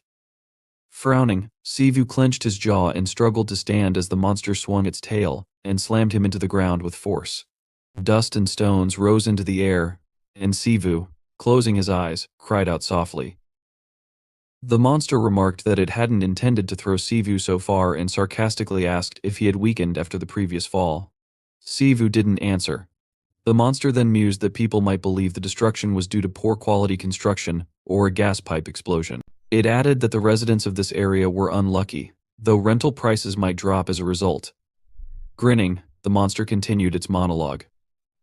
At the same time, Sivu thought about the monster harming people and wondered why Soul Mane hadn't returned yet. The monster continued speaking and asked if it was true that it would be amusing if Sivu broke after just one throw. The question was prompted by the sight of Sivu slowly sitting up on his knees. Sivu, now realizing that the main source of the chaos was the monster in front of him, understood everything. The monster taunted him, claiming that by resisting, he was only adding to his troubles. Feeling the weight of incredible danger, Sivu abruptly rose to his feet. At that moment, he noticed the monster in front of him transform. Its appearance shifted from that of a man to a massive snake before reverting to a human form again. The monster asked if Sivu should be given a chance. It then inquired if Sivu would just let it eat him without saying anything. Sivu frowned in confusion upon hearing this. The monster told Sivu not to look at it that way, as it wouldn't hurt him. Smirking, it added that there was quite a big difference in the classes of monsters and announced that Sivu would simply die painfully if he fought back. It then suggested that it would be better to die painlessly if the result would still be the same. Besides, the monster promised Sivu something that made his eyes widen in shock. Showing him a photograph of his mother standing next to it, the monster promised to let her go and eat someone else instead. Then it asked Sivu how this option sounded, thinking the proposal was quite exciting. However, before the monster could finish, Sivu, gritting his teeth in rage, activated his magic and charged forward, intending to attack. He struck the monster and grabbed it by its clothes, ready to use the goblin stream. But suddenly he froze. The monster apologized sarcastically, asking if this wasn't a banal and rude threat. It even admitted that it might have gone too far but asked what else could have been done differently. Sivu suddenly trembled and released the monster's clothes from his grasp. The monster, showing 2 fingers that glowed faintly, activated a unique magic called Murderous Blasphemy. It explained that this unique magic was a poison. Looking at Sivu, who could do nothing, it remarked that its power wasn't so bad, but the magic required physical contact to work. The monster recalled the recent moment when Sivu had attacked and mockingly asked if that attack wasn't a foolish move. It continued, saying the magic couldn't work on those stronger than it. For it to work on Sivu, the monster explained, it had to plan carefully. By this point, Sivu had fallen to his knees, exhausted. The monster then noted that it had heard those with a good pedigree could pin others down with just a glance. Sivu realized he couldn't muster any strength in his body, as if paralyzed by sleep. The monster remarked that life was very unfair, as the weak could only be victims under the established rules. It also added that if Sivu knew how to use the artifact on his hand, things could have been different. The monster commented that trouble never comes when one is prepared for it. It then threw the photograph of Sivu's mother to the ground, transformed back into a snake, and promised to remember him, advising him to keep that in mind in his next life. Sivu, clenching his jaw, thought it was impossible to say he couldn't move at all, as he could feel he could make a single motion. Meanwhile, the monster, its mouth wide open and eyes narrowed, prepared to attack. Sivu froze in anticipation, clenching his fists and gathering magic. Noticing this, the monster froze in amazement. Suddenly, Sivu extended his hand forward, unleashing a powerful magical attack. The monster, hit by the attack, cursed as it realized it had almost died. Seizing the opportunity, Sivu, mustering his strength, jumped forward and struck the monster while it was distracted. However, the monster managed to react in time, swinging its tail and throwing Sivu back. He slammed into the wall, causing it to crack. The monster was surprised that Sivu could pull off such a move, despite the poison already circulating through him. Sivu trembled, unable to move anymore. The monster, impressed, asked if it was really possible that even a weak goblin could not be underestimated. Suddenly it felt something sharp pierce its body. Looking down, the monster saw a sword embedded in its torso. Yashin, who had approached unnoticed and was hiding his face behind a mask, called upon the Storm Ancestor, who resides above the 9 heavens and presides over the Ministry of Thunder. As Yashin chanted the spell, the sword in the monster's body was imbued with magical energy, transferring the power into the monster. The night was just beginning.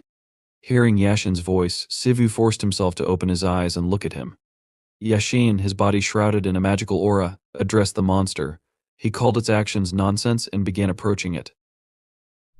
The monster, now in human form, pulled the swords out of its body and taunted Yashin, calling his weapon useless. It asked sarcastically if the main skill of a human exorcist was to speak in a deep voice. Grinning through the pain, it mocked Yashin, questioning where he learned to talk like that. The monster realized it had gained some time but suspected it had already been overtaken.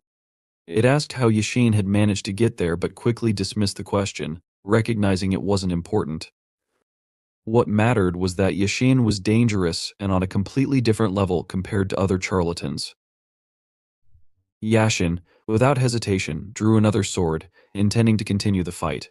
The monster debated whether to stay or flee. It bit its lower lip, knowing hesitation would mean death.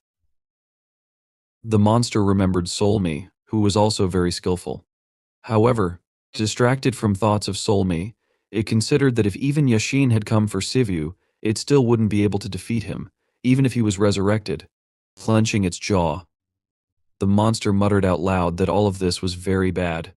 Yashin suddenly froze in shock, noticing something. Blood began to flow out of the monster's body with force, gushing forward like a river. From the blood emerged a dark spirit that stood in front of Yashin.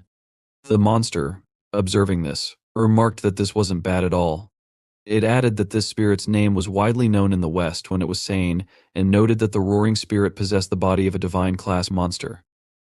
However, the monster admitted it did not know how the spirit had ended up in such a state. Smirking, the monster advised Yashin and the others to have fun, claiming the spirit was perfect for an appearance-obsessed person. Before leaving, the monster suggested it should finish its dish first and glanced at Sivu, who was still under the influence of poison. The spirit opened its mouth, and an attack began to form.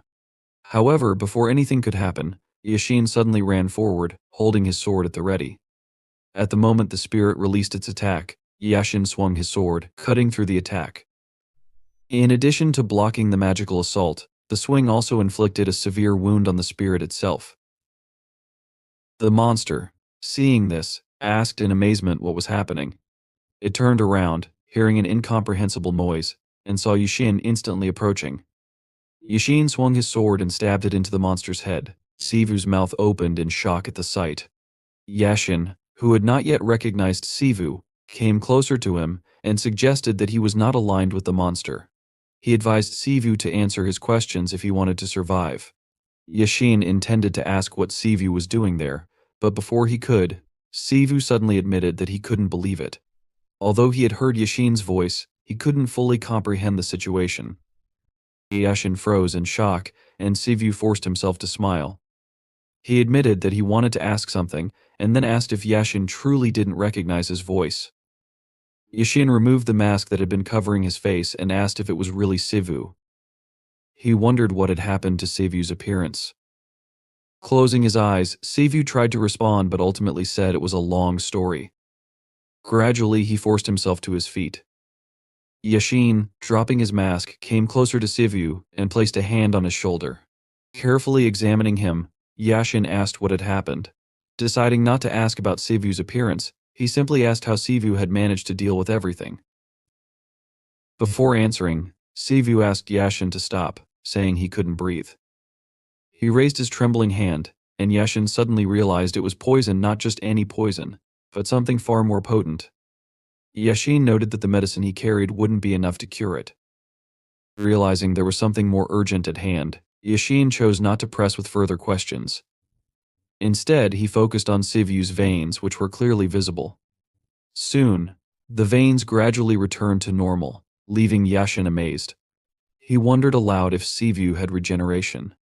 Sivu himself was surprised when he began feeling better. Hearing a sound, he turned sharply to the side and noticed the spirit they had fought had disappeared, leaving behind a trail of blood. Following the bloody trail, Sivu and Yashin saw the tail of a snake disappearing behind some parked cars. Frowning, Yashin remarked that this was utter nonsense. Sivu opened his eyes in amazement. After some time, Sivu asked if this meant Yashin was feeling better.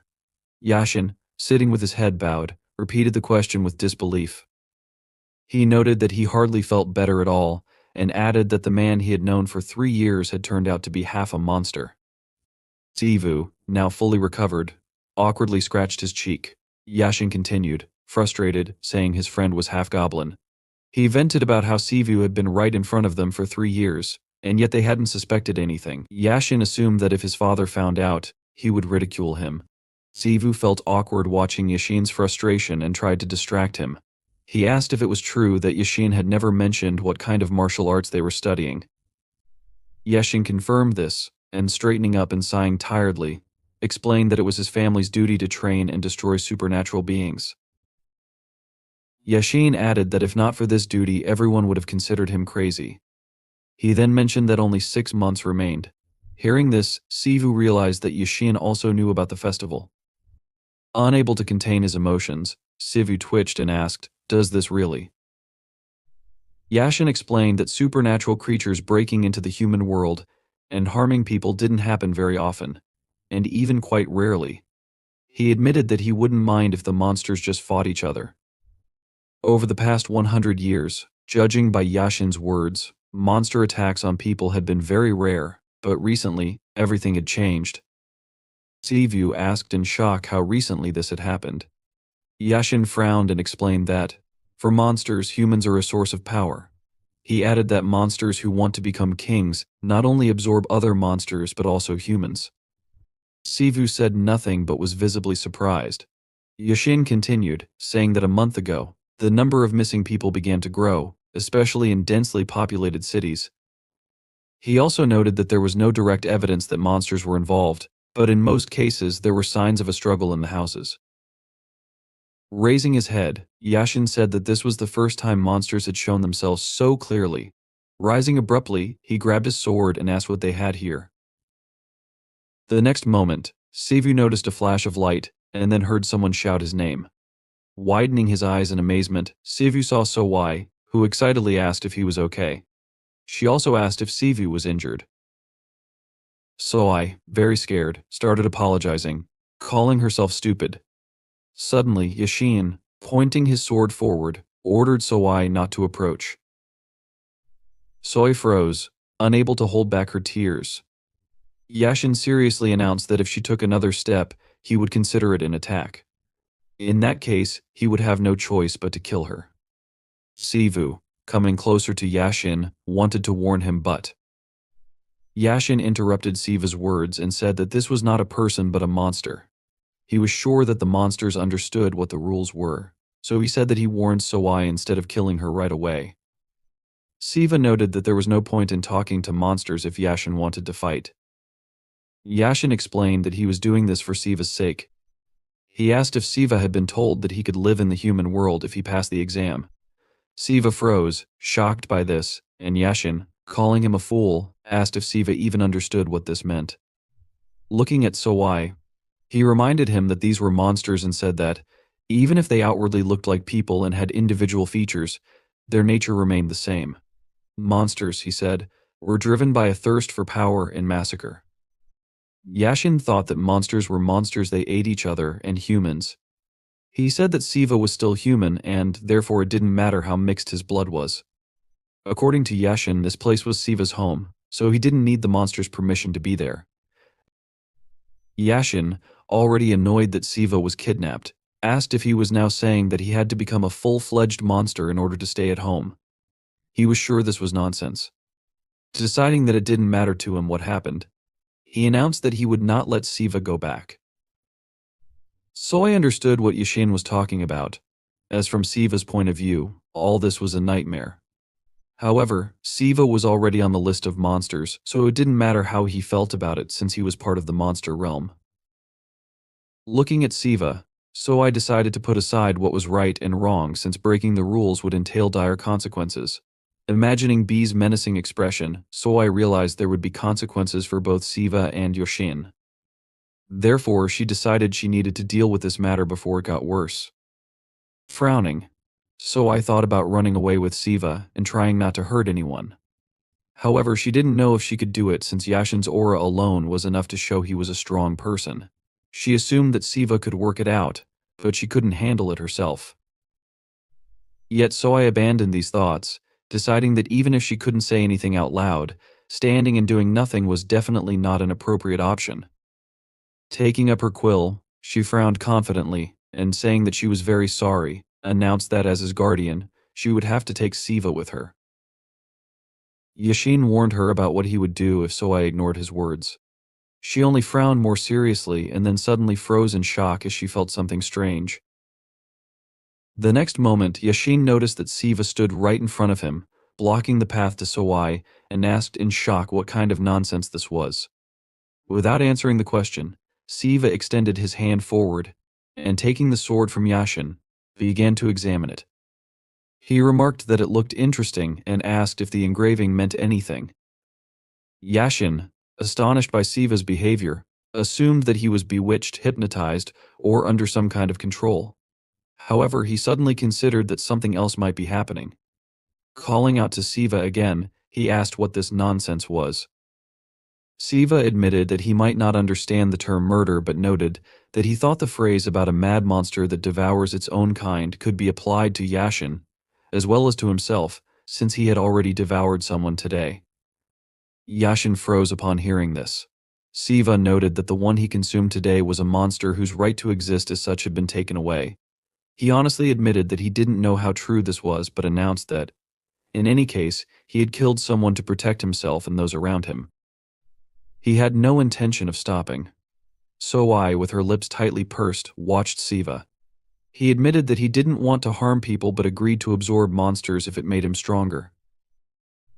Yashin tried to argue, exclaiming that Siva didn't need to go that far. He said that his family and even he had enough power to protect Siva and his mother in 6 months. Instead of answering, Yashin let go of the hilt of the sword. It fell to the ground and stuck there. Drawing Yashin's attention to him, Siva noted that he had something else to say and smiled as he announced that he would become the king of the monsters. Yashin was shocked when he heard this, his eyes widening in amazement. Even Soi was surprised. Finally controlling his emotions, Yashin came closer to Siva and asked if he had gone crazy. He also asked if Siva even understood what this meant. Siva, excitedly, admitted that he couldn't give Yashin the exact definition. However, clenching his fists more confidently, he decided he needed to take the risk because, if he succeeded, the world could continue to exist as before. Yashin wanted to say something else, but Siva interrupted him, asking Yashin not to look at him like that. Siva asked what else he could do. Resigned, he said that everything had turned out this way, and although he didn't know whether it would work or not, he asked what other choice he had. Sighing, he smiled and declared that it was better to do something than to give up and stand still.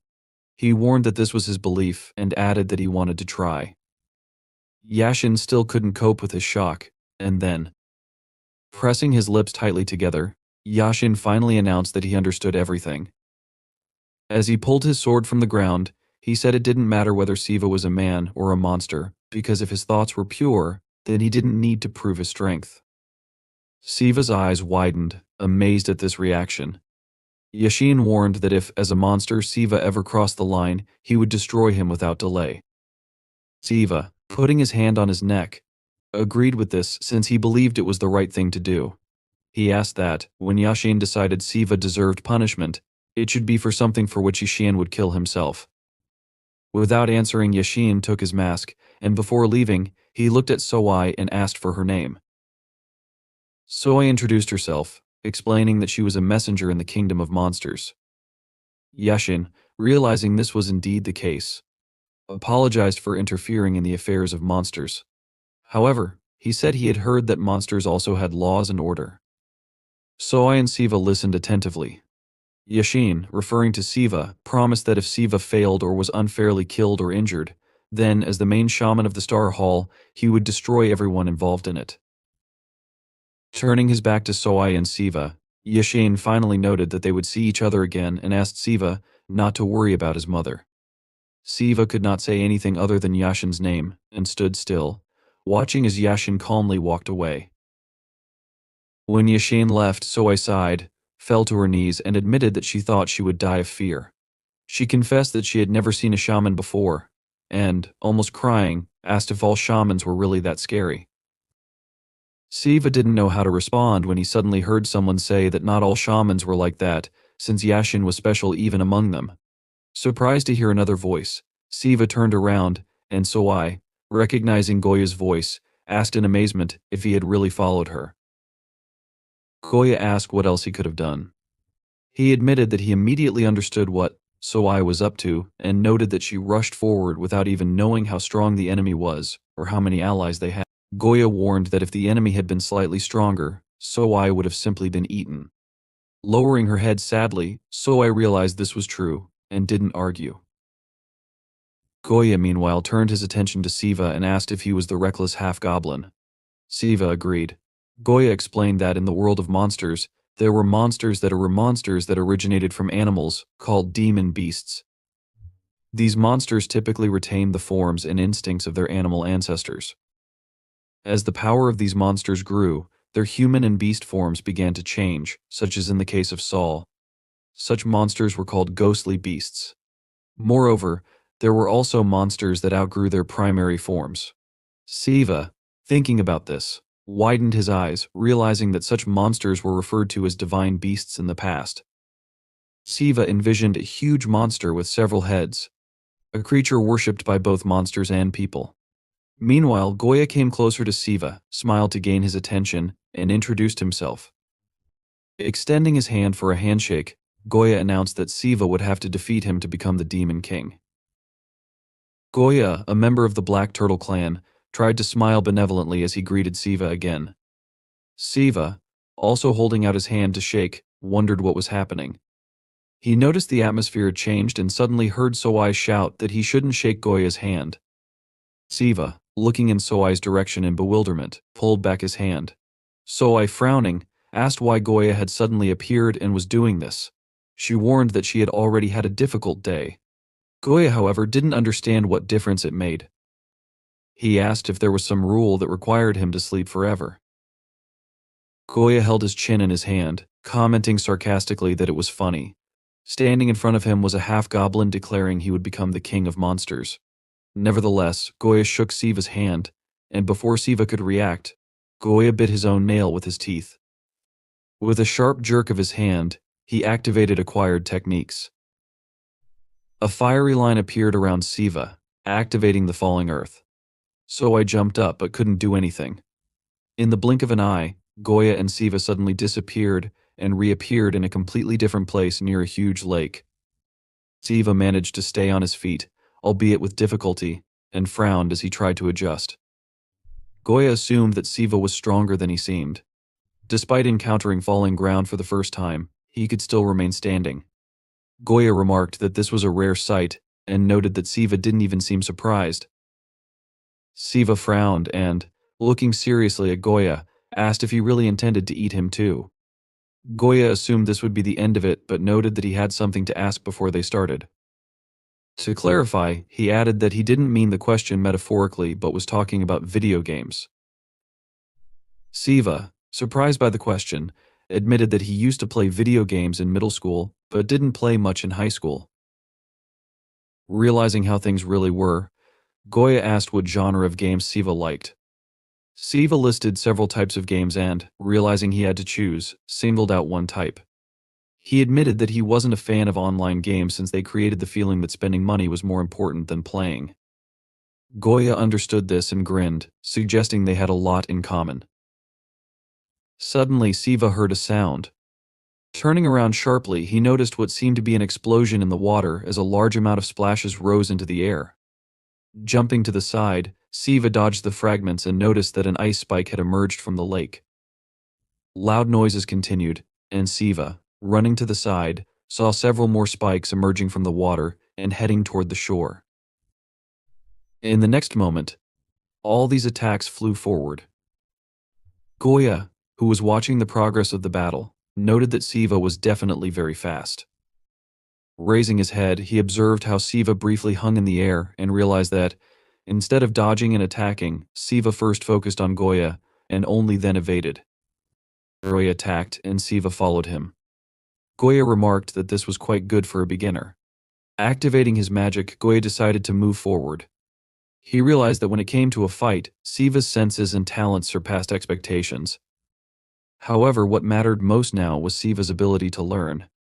The enemies who tried to attack him using similar methods taught Siva to be more cautious and not to let his guard down. Suddenly, Goya froze, his eyes widening as he noticed Siva frowning confidently. Using the acceleration from his fall, Siva struck. This solution was the lesson Siva had learned today. He launched a powerful remote attack that flew toward Goya. Siva used bracers items that released the life force and energy of the wearer. Dropping to the ground, Siva began peering carefully into the clouds of dust that had risen, thinking he had learned another lesson. Even if an attack seemed to hit the target, one should never relax too early. He sent several more attacks into the dust. Sighing, Siva thought he had begun to understand the power of monsters, though not completely. Static electricity passed through his body. According to Siva, it began in the stomach and intuitively seemed to remain at around 60%. When Siva launched a strong attack, about 10% of this power was used. As he continued to analyze his actions, he realized that each small attack consumed about 3%. Pondering further, Siva wondered if his power would be depleted like last time when it reached 0%. He assumed he couldn't use this power indefinitely. Suddenly, he heard Goya say that it was an amazing concept. Drawing attention to himself, Goya revealed that the shield created around him had cracked. Goya admitted he hadn't expected to use his abilities so early. He guessed he had misjudged Siva since he had to rush through the first phase. Siva, getting into a fighting position again, asked Goya to explain something.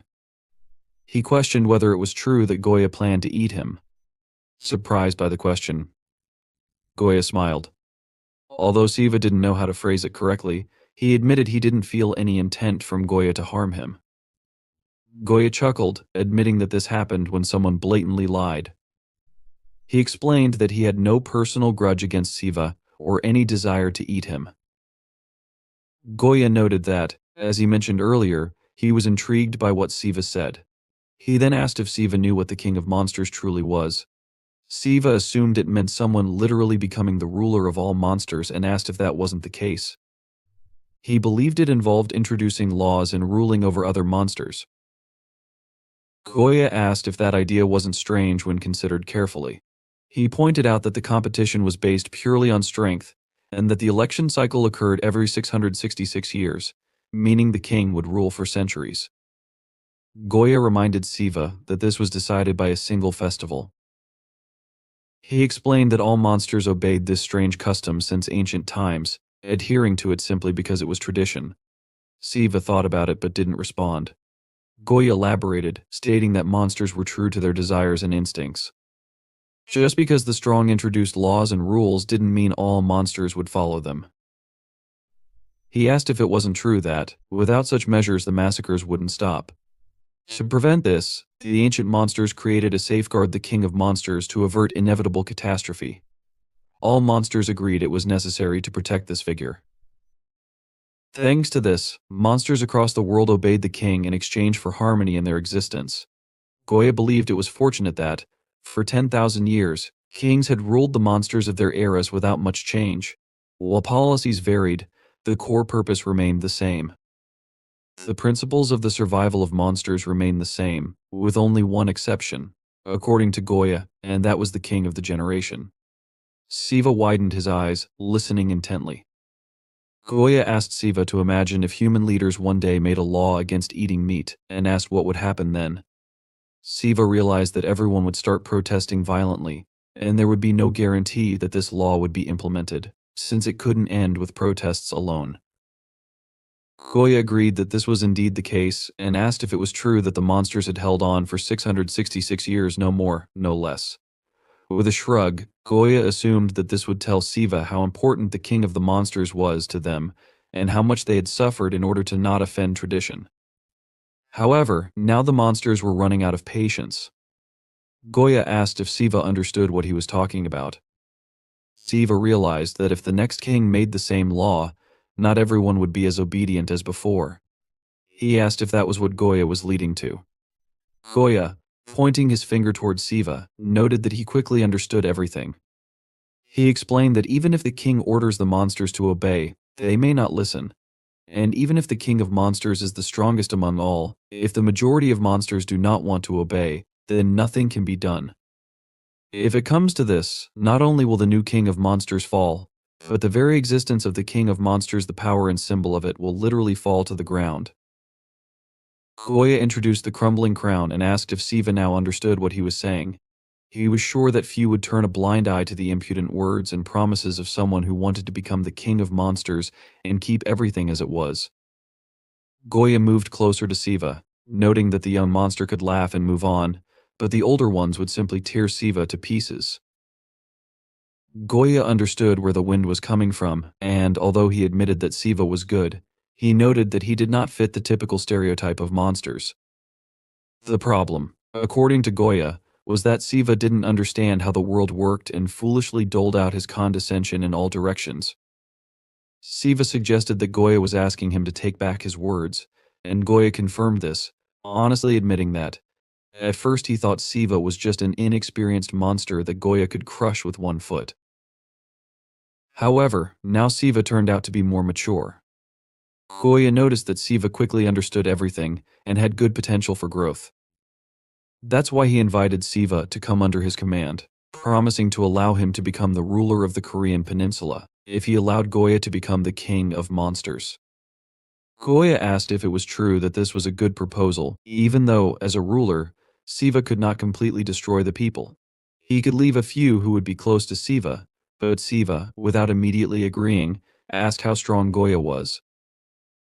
Siva noted that Goya was convinced that he would become a king, but wasn't sure whether Goya had objectively assessed himself. Goya was surprised by this question and admitted that he couldn't say he was the strongest on the peninsula, but explained that, among the representatives, there was no one stronger than him since there was still an age limit. Siva thought for a moment and finally agreed, extending his hand toward Goya, deciding that he would accept the offer if it meant he could protect the people around him. Goya shook Siva's hand and smiled, noting that he thought Siva didn't disappoint. He was sure that Siva did everything right. Siva, seriously, said that he wouldn't feel guilty and activated his magic. Goya frowned, sensing this, and Siva warned that it was Goya who broke the trust between them since he pretended to shake hands, deceived Siva, and attacked first. As far as Siva understood, this was Goya's method. Now, grabbing Goya by the clothes, Siva used a different type of goblin fighting technique, which was completely different from what Siva had shown before. He used all 60% of the remaining energy, leaving very little, squeezing out all his strength. Siva did this not reflexively, but with cold calculation. For the first time, he implemented the technique with full confidence and intelligence. Intercepting Goya, Siva used Goblin and Mountain Flip, throwing Goya to the ground without hesitation. He clenched his jaw and frowned, acting only with confidence and readiness. The force with which Goya hit the ground sent fragments into the air and released a large amount of energy. Exhausted, Siva sat on the ground with his head down. He asked himself if his body kept shaking because of the monster's strength.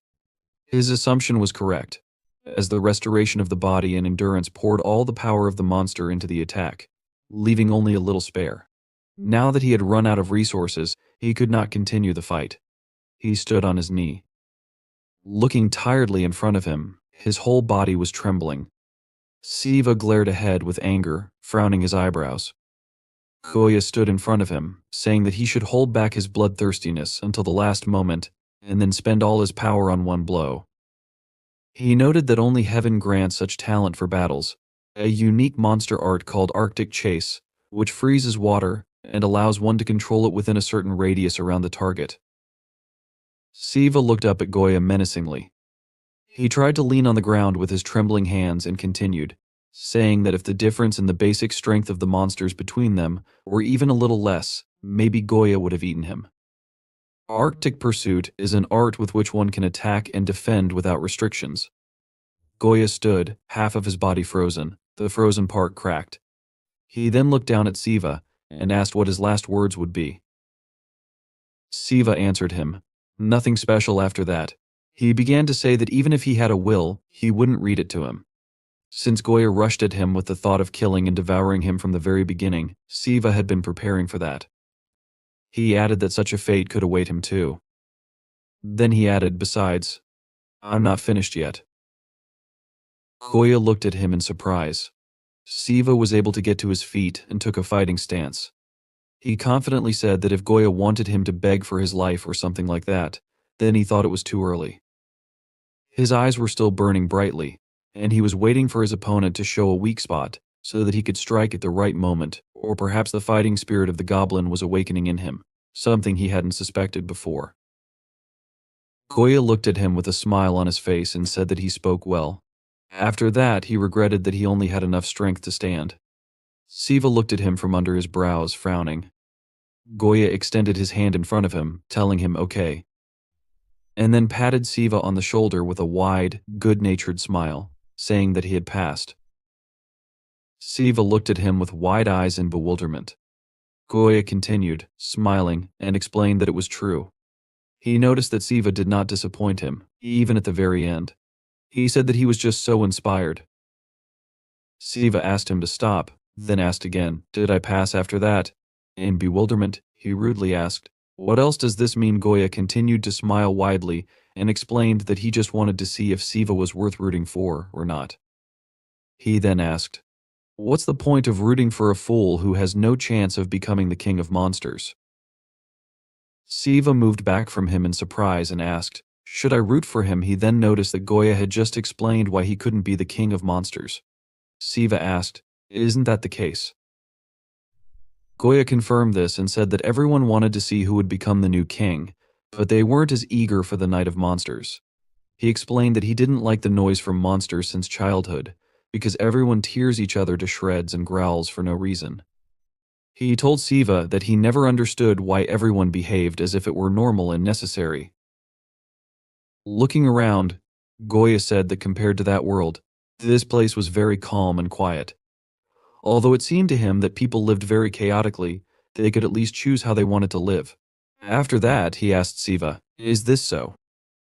He continued, saying that in addition to all this, people like that they know what to do when bored. He began to list manga, games, novels, films. He called all these useless things that do not exist in the monster world.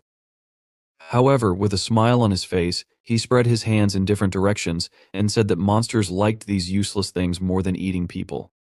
He noted that if it happens that the human world can no longer do this, it would be a tragedy for them. Siva tensed his jaw, looking worriedly ahead, thinking that Goya was speaking in the plural. He asked himself, "Does this mean that there are other monsters who think like that?" He then asked, "So me?" After that, Siva said that he understood what Goya meant. However, he noticed that there was still no need to root for him. Goya smiled and interrupted, saying that the problem was that the Korean peninsula had every chance of winning, but whether he would become king or not, there was one issue. Looking into the sky, Goya explained that, including him, all the candidates came from famous families and inherited talents, along with optimal methods for using the unique techniques of monsters that had been passed down to them from their ancestors. There were even unique techniques of monsters of similar strength. He said that the one who had a manual for using practices proven over thousands of years would be stronger by definition.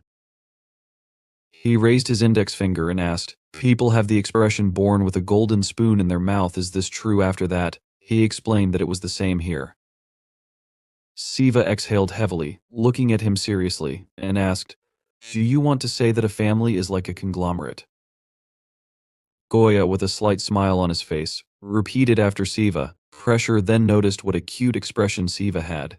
He adjusted his expression slightly, saying that in fact, it was more like being pressed into the ground until one died. He explained that as soon as a child shows a grain of talent, the whole family clings to him and shouts that he must become the next king of the monsters. He further explained that it didn't matter whether the child wanted it or not. Once he became a representative of the family, they forcefully placed a yoke on him, a yoke to work for the sake of others' interests and desires. After that, Goya said that if he opposed this, he would be sent to the very bottom or killed, so others would be discouraged. As he said these words, he placed his palm to his neck, making a sharp movement near it. Siva, looking at the ground with a frustrated expression on his face, understood that Goya wasn't a person. However, when the whole family turns away from you and becomes your enemy, it is cruel. After that, Goya extended his index finger towards Siva, winked at him with a wide smile on his face, and shouted that he was different. Then he shouted that his talent was inherited from a famous bloodline, but at the same time, he was not tied to a family or clan. He had his own will and motive to become the king of monsters. Siva looked at him in confusion as Goya brought his happy expression closer, saying that he could do it. After this, Goya interrupted himself and said that he should. Siva pulled away in confusion from the approaching Goya, then asked him to stop and wait. Just then, a massive bird flew overhead. Siva said that he understood what Goya was talking about, but he asked for time to think. When he said this, he put his hands in front of him, and walking back, said that everything was happening so suddenly. After this, with a sharp movement of her bird's paw with claws, Somi, in the guise of a huge demonic bird, began to land on Goya. At this time Goya, with a smile on his face, said that from his point of view, everything was accurate. With a sharp movement of her paw, Somi grabbed Goya by the head, and then, furiously clenching her jaw, squeezed his head with her huge claws. Siva looked at this in horror, opening his mouth and eyes wide. Then, Somi, with a sharp movement of her paws, threw Goya many meters into the distance. The throw was so strong that, like a ball bouncing on the ground, Goya flew into the distance, piercing a tree with a loud explosion. Somi landed on the ground and waved her wings menacingly in front of her. She used a unique monster art called the First Wind. Siva, putting his hand out in front of him cautiously, asked her to stop. Somi, at that moment, directed many of her pointed feathers, which looked like arrows, in the direction where she had recently thrown Goya. Siva, looking to the side in surprise, began to approach Somi. She told him that everything was fine and that there wouldn't even be a scratch on her. After that, looking into the deep forest, where many trees had been broken, she said that it seemed to her that Goya had dived somewhere far away because she knew that now a curse would come to him. Siva asked her again, dived he then asked in bewilderment, who is he even? Somi explained to him that the one he met was not entirely original. To put it simply, he had something like a split personality. A black turtle, according to legends, is a creature born from a snake and a turtle, and became one of these. However, if you trace the origin of this, it is generally accepted that it was a simple turtle. They say that in the distant past there was a genius who understood why yin and yang are needed. He separated yin and yang from his monster power, and thereby divided the power of the monster. As a result, he broke through all his innate limits and awakened as a divine beast, which is exactly how the black turtle appeared. Somi continued to say that after this, the heirs of the black turtle were born, who adopted the unique abilities of this one. However, she clarified that in order to become a full-fledged black turtle, one must go through very painful training, and the side effect of this process is a snake. This is the person with whom Goya communicated. Siva, looking at her in surprise, sitting on the bed with the backpack behind his back, summed up by saying that it didn't seem so bad to him. Then he noticed that, however, at the beginning, it had been different. Somi sat in a computer chair with her arms crossed on her chest. She answered him in the affirmative and said that there was no malice in him, but the problem was that he didn't have much depth either. She told him that he was impulsive and often put people in uncomfortable positions. She explained this by saying that from the concentration of the young energy of the monster's power, a personality is naturally created. She admitted that she didn't know if it was because of this, but his main personality was very calm and cool. She told him that it was completely subordinate to the turtle on this side, is responsible for analysis and strategy as far as she knows. She then said that, for some reason, the Goya snake was crazy from the very beginning. However, personality is half the problem since, for some reason, it even has the ability to gain control of the body whenever it pleases. She noticed that it often does this, which is why sometimes troubles happen. Heavily exhaling the air from her lungs, she rose from the chair and said that this is why, even when he was chosen as a representative of the family, many were against it, calling him half a turtle and similar things. She sadly added that he was so talented that his opponents were quickly convinced. However, she interrupted herself and wondered aloud, "Is he ready?" She explained this by saying they needed to return as soon as possible. Sivo, with a heavy expression on his face, lowered his gaze and answered her in the affirmative. Soul Mane approached him and asked him not to worry. She explained to him that all this was not his fault and that, even if they were reprimanded for being late, it would not affect him in any way. Sivo told her that he was not worried about that. Instead, he drew attention to the broken veranda that had been damaged during the battle with the monster. He told her that they had been gone for a month, so his mother would be very nervous when she saw it. Soul Mane looked at this with a smile on her face. A voice from the side asked them not to worry about it. Sivo and Soul Mane turned in surprise toward the voice. It belonged to an old man who, while entering the apartment and combing his beard, said that tomorrow everything would be restored. He explained that they had people responsible for such things. After that, looking carefully at Solmi, he ordered her to go first. He explained his order by saying that he needed to tell Sivo something in private. Solmi, confused, put her hands in front of her and began to speak loudly about how everything was her fault. She quickly explained that it happened because of her miscalculation. Bai emotionlessly confirmed this, saying he already knew. He added that she simply did not need to be there, as the three of them had something to discuss. Sivo and Solmain looked at him in surprise and asked again, the three of them. Bai looked behind himself and said that he knew such sudden visits were rude, but he needed to shake one more hand.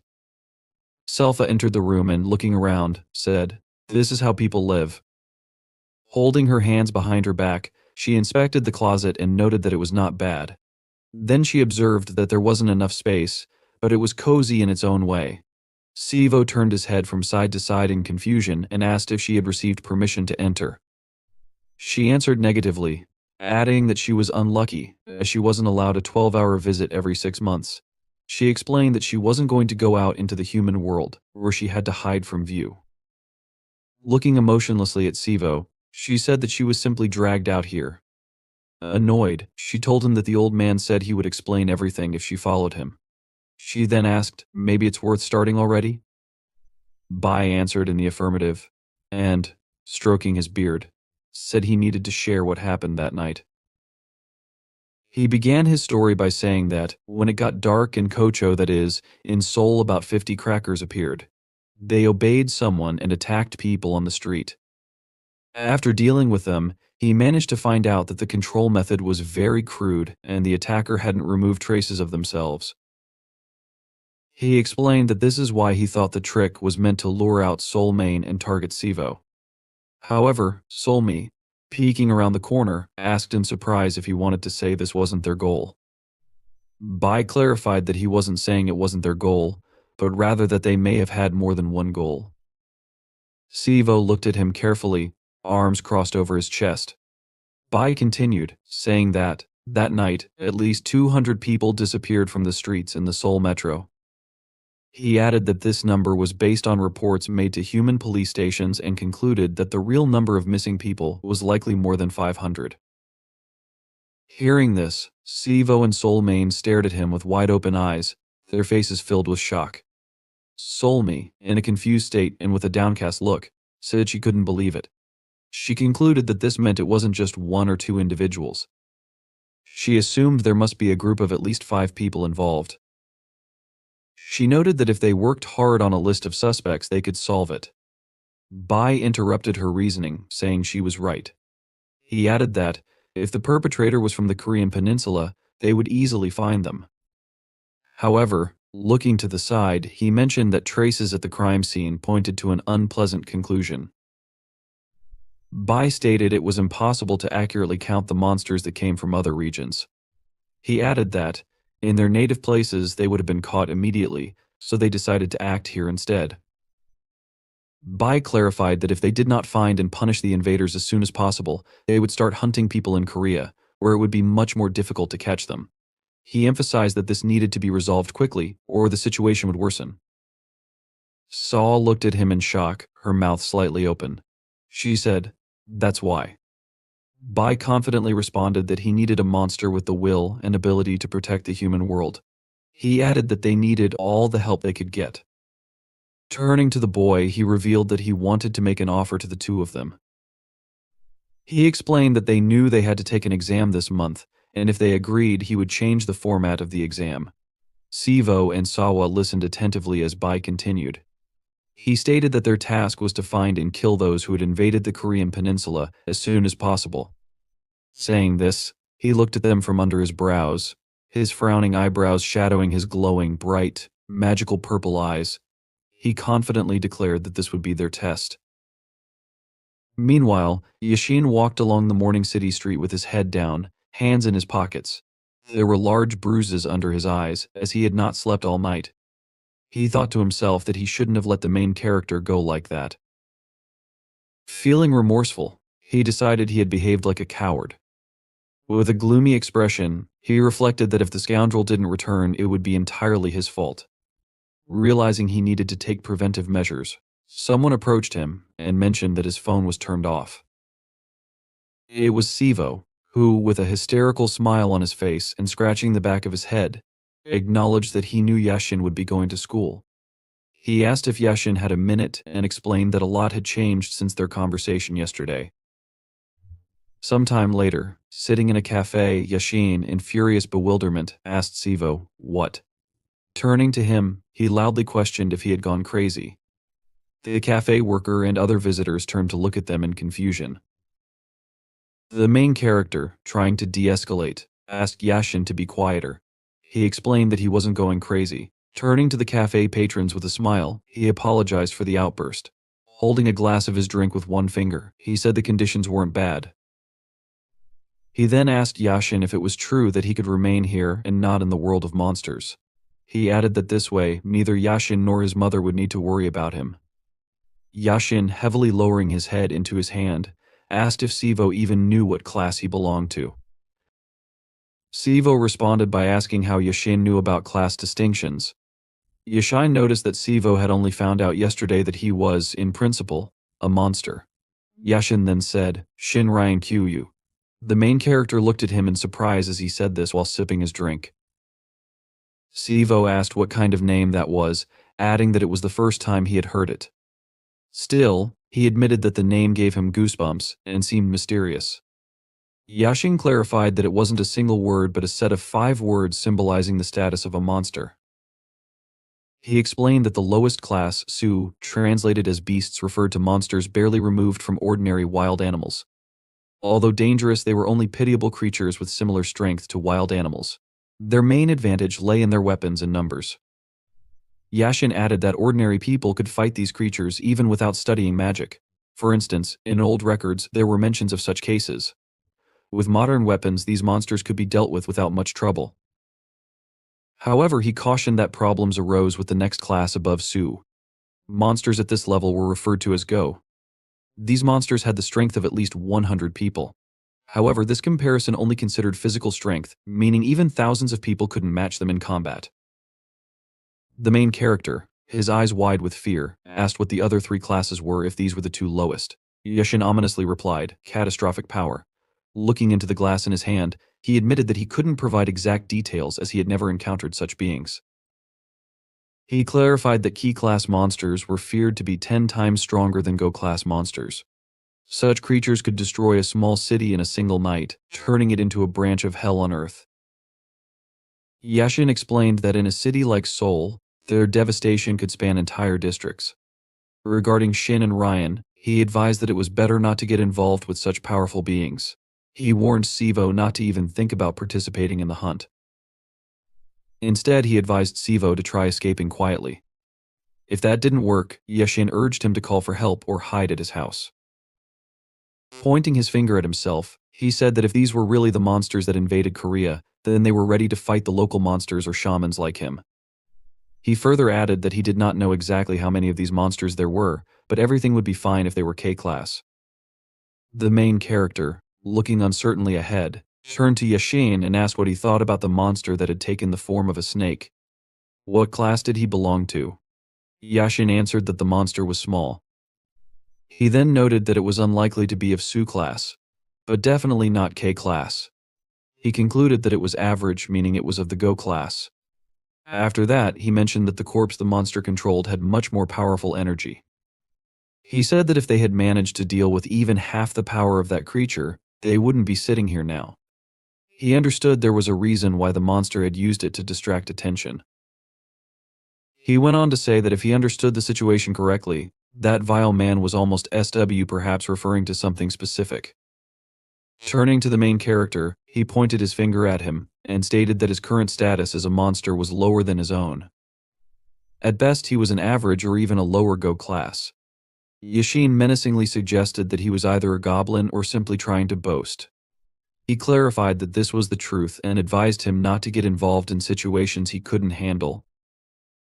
Siva listened with his head down, remaining silent. Yashin continued speaking, his tone growing sharper as he emphasized how important it was to soberly assess one's situation. He called him a fool.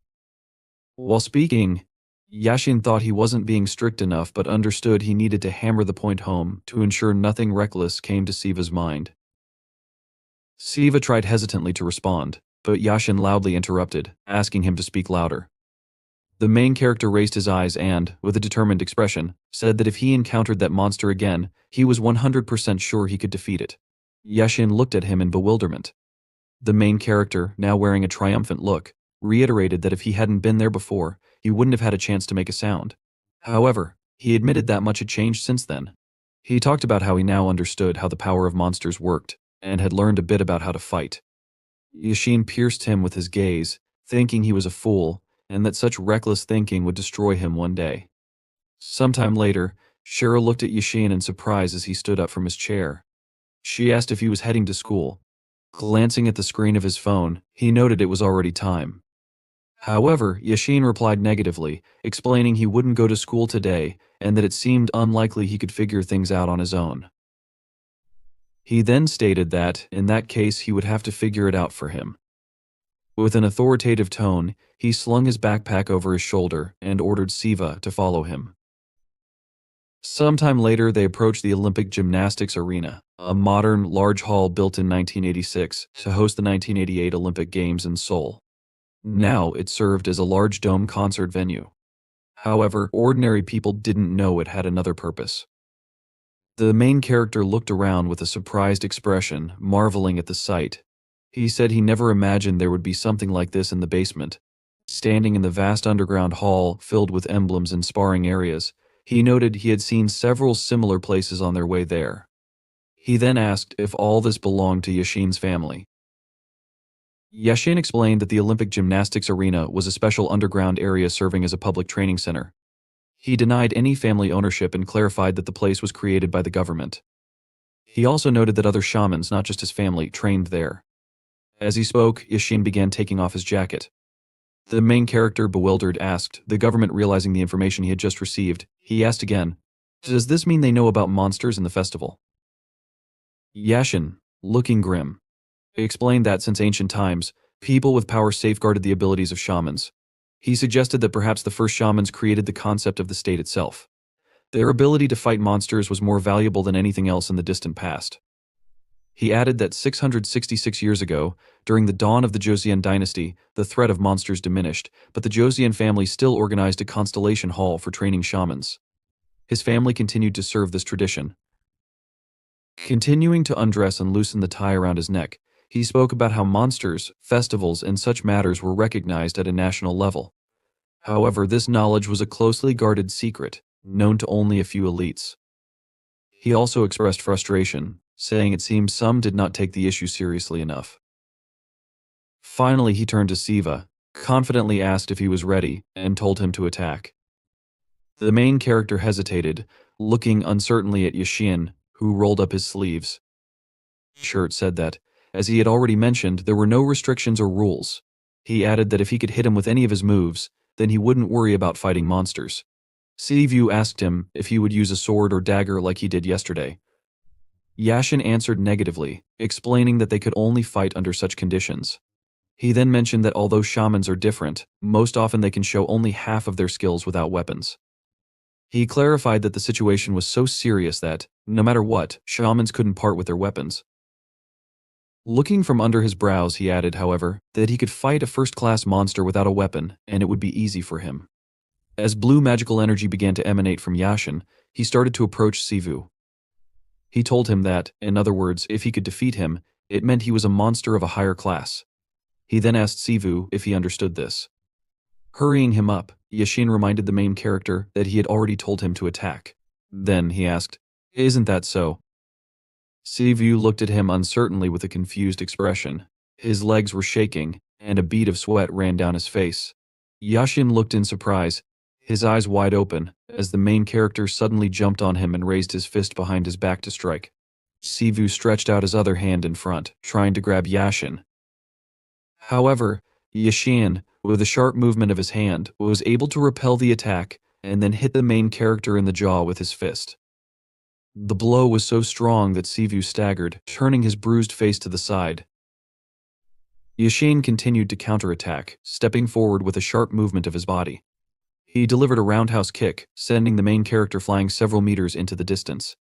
Sivu's body tore through the floor covering before slamming into the wall at the opposite end of the hall. Yashin didn't bother asking if he was okay, there was no point. He already knew everything the second he struck.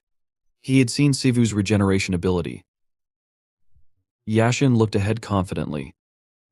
Drops of blood remained on the torn floor covering. The main character, with a bloody face and a bruised nose, called Yashin Amazing Yashin, wanted to save his friend by forcing him to pull himself together, which is why he didn't hold back. The main character stood up confidently in a fighting pose. Using the sleeve of his jacket, he wiped his bloody nose, leaving crimson streaks on his light jacket. Looking at Yashin, Sivu told him that he was like the protagonist of a manga, as the blow dealt to him felt close to zero. Yashin stared tensely ahead. He realized that he was on the losing side. It felt as if he had hit a brick wall. His clenched fist trembled from the damage it had suffered. He realized that if he had used less energy, he might have crushed all his bones. Sivu, on the other hand, looked ahead confidently. He understood that his friend wouldn't be hurt, even if he didn't control his strength. Yashin, however, realized that Sivu was a far more dangerous monster than he had initially thought. They locked eyes. The atmosphere in the room and their moods shifted. The main character was the first to attack. Moving at great speed, he bypassed Yashin from the side and launched a surprise attack. He jumped on him, stretching his arms forward. Yashin, managing to turn toward him with a confident expression and furrowed brows, noticed that Sivu had become much faster than before. However, he understood that Sivu's attack style was still reckless. Before Yashin could finish his thought, Sivu grabbed his hand. Reacting quickly, Yashin kicked Sivu in the face with his knee. Yashin's eyes widened in surprise as the main character raised him above his head with a single hand. After this, Sivu cast a spell of temporary prohibition, channeling the energy of all created things. He commanded it to descend and become one. Yashin looked down in confusion, suspended in weightlessness. He clenched the fist that Sivu was holding above his head. Then, their hands separated. With a crushing blow, Yashin knocked Sivu several meters into the distance. Bright blue magical energy filled the entire space around them. Landing on the floor, Yashin stood surrounded by dust and steam, which rose due to the air shaken by the powerful blow. With a serious expression, he looked ahead, frowning menacingly as he turned to Sivu. Yashin asked him what he was holding. Then, he asked if it was what he thought it was. The main character hesitantly confirmed it. Clumps of dark matter, called the Goblin Club, appeared in his hand, glowing a bright red color. Looking at it with wide eyes and an open mouth, Sivu admitted that it was the first time he had summoned it of his own free will. However, something wasn't quite right. His overall condition was quite poor. As he looked at the Goblin Club he had created, he understood its implications. Regarding the physical endurance of the main character, everything was not so bad. However, after sighing, he realized that the problem lay in spiritual energy. The issue was that during the battle last night, Siva had spent approximately 93% of his spiritual energy. Usually this amount would be restored after a full day of rest, but in the human realm, the process could be delayed. While Siva was sleeping at home, the protagonist's current exhausted state ironically helped greatly when he pulled out the Goblin Club. Although Siva lacked control over his body, his consciousness and senses were heightened, allowing him to vividly remember the first time he used the Goblin Club. Suddenly distracting Siva from his thoughts, Yashin admitted that all of this was a little disappointing to him. He explained that he had read about Goblin Clubs in old documents.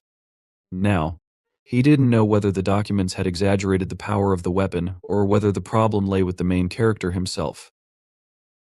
However, Yashin still noted that, based on what he saw and felt, he was not particularly impressed with Siva. He didn't think the documents were wrong, though. As he said this, Yashin frowned warily, noticing Siva jump high into the air. Narrowing his eyes, Yashin observed closely as the main character added that he did not think he was superior to himself compared to last time. Magical energy began to emit from the Goblin Club, spreading far to the sides. As Siva swung it, striking with immense force, Yashin quickly put his hands out in front of him, using them as a shield. His own magic protected him from the attack. Yashin continued to closely observe Siva, paying attention to every movement and expression. Yashin realized that the protagonist was more powerful than he had imagined. However, he also understood that there was nothing here he could not defend against if he was in his enhanced state. Continuing to think about it, Yashin noted that the cost of stamina and energy per hit after a large jump would be quite high. Now, Yashin had no reason to deliberately close the distance. He could simply maintain his defense and wait for Siu to exhaust himself. Suddenly distracted from his thoughts, Yashin opened his eyes wide in amazement as he noticed that Siu, having transformed the shape of the club so that it looked like long threads, stuck one end into the ceiling and hung on the resulting vine in the air. Now, the main character understood that this could work. Yashin, shocked, asked what Siu was doing. The protagonist smirked and noted that it would be difficult for him to defeat Yashin up close. He added that he felt he could not continue to block that huge fist-like attack. Siu knew for sure that he would not be able to duplicate the power of his last club, and mentally noted that the size and strength of what he had created now were simply nothing since it was not even half of what it was last time. However, Siu also thought there was something more. He focused on the fact that he had the ability to freely change the shape of the club, which could obey his wishes. The free end of the resulting rope joined together to form a ball, and the protagonist, with enough cunning, began to spin it to increase its speed and striking force. He then suggested they begin. Yashin warily watched the ball that Siu launched approaching him. At the last moment, Yashin put his hands in front of him to stop the attack. He had to lean back a little and clench his teeth tighter. Although he moved to the side, he did not receive much damage. Siu, at this moment, continued to strike using the goblin club, making Yashin's eyes widen in fear as he understood what the next attack could be. Pushing off from the ground, Yashin jumped high into the air, deflecting to the side. In the next instant, the attack launched by the main character pierced the floor with force at the spot where Yashin had previously stood. Clenching his jaw, Yashin mentally noted that there was no noticeable difference in the aura compared to what it was before. However, there was simply a change in form and control of it. In addition, Yashin realized that Siu's strength had also increased manifold. After landing on the ground, Yashin raised his head, looking at Siu, who continued to hang from the ceiling. Yashin asked if Siu really wanted to play dishonestly. The main character, spinning a new ball, grinned, admitting that he himself was not the most honest. He also asked if it was true that Yashin wanted them to fight. He reminded him that this was a test to see if he could fight the monster or not. Siu asked if, in this case, Yashin didn't think it was better to be mean in such a fight. Siu was sure there was no point in fighting honestly in a battle to the death. Yashin froze as he understood that Siu's arguments were so strong that they could not be disputed. Meanwhile, Siu continued to speak. He noted that, if you think about it, although the situation was a little strange, in the end they appeared to be just two good friends who were teenagers, as well as two guys smirking. Siu added that sometimes admitting he was wrong was the best option, hinting that Yashin should say he was wrong. Immediately after these words, the main character noted that Yashin might be right about something, but he asked what to do if Siu's own abilities were not enough for a fair fight. Yashin remained silent, not knowing what to say, and activated his magic to be ready to repel possible attacks. In the end, he asked if it was really going to be like this.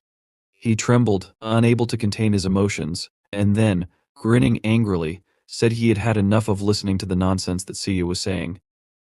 The main character sarcastically said that he was very scared and launched a new attack, but Yashin jumped to the side, dodging. Siu didn't stop there and launched the ball again. The attacks were very powerful, and Yashin realized that he needed to become faster. Mentally, he noted that it was becoming increasingly difficult for him to avoid Siu's attacks.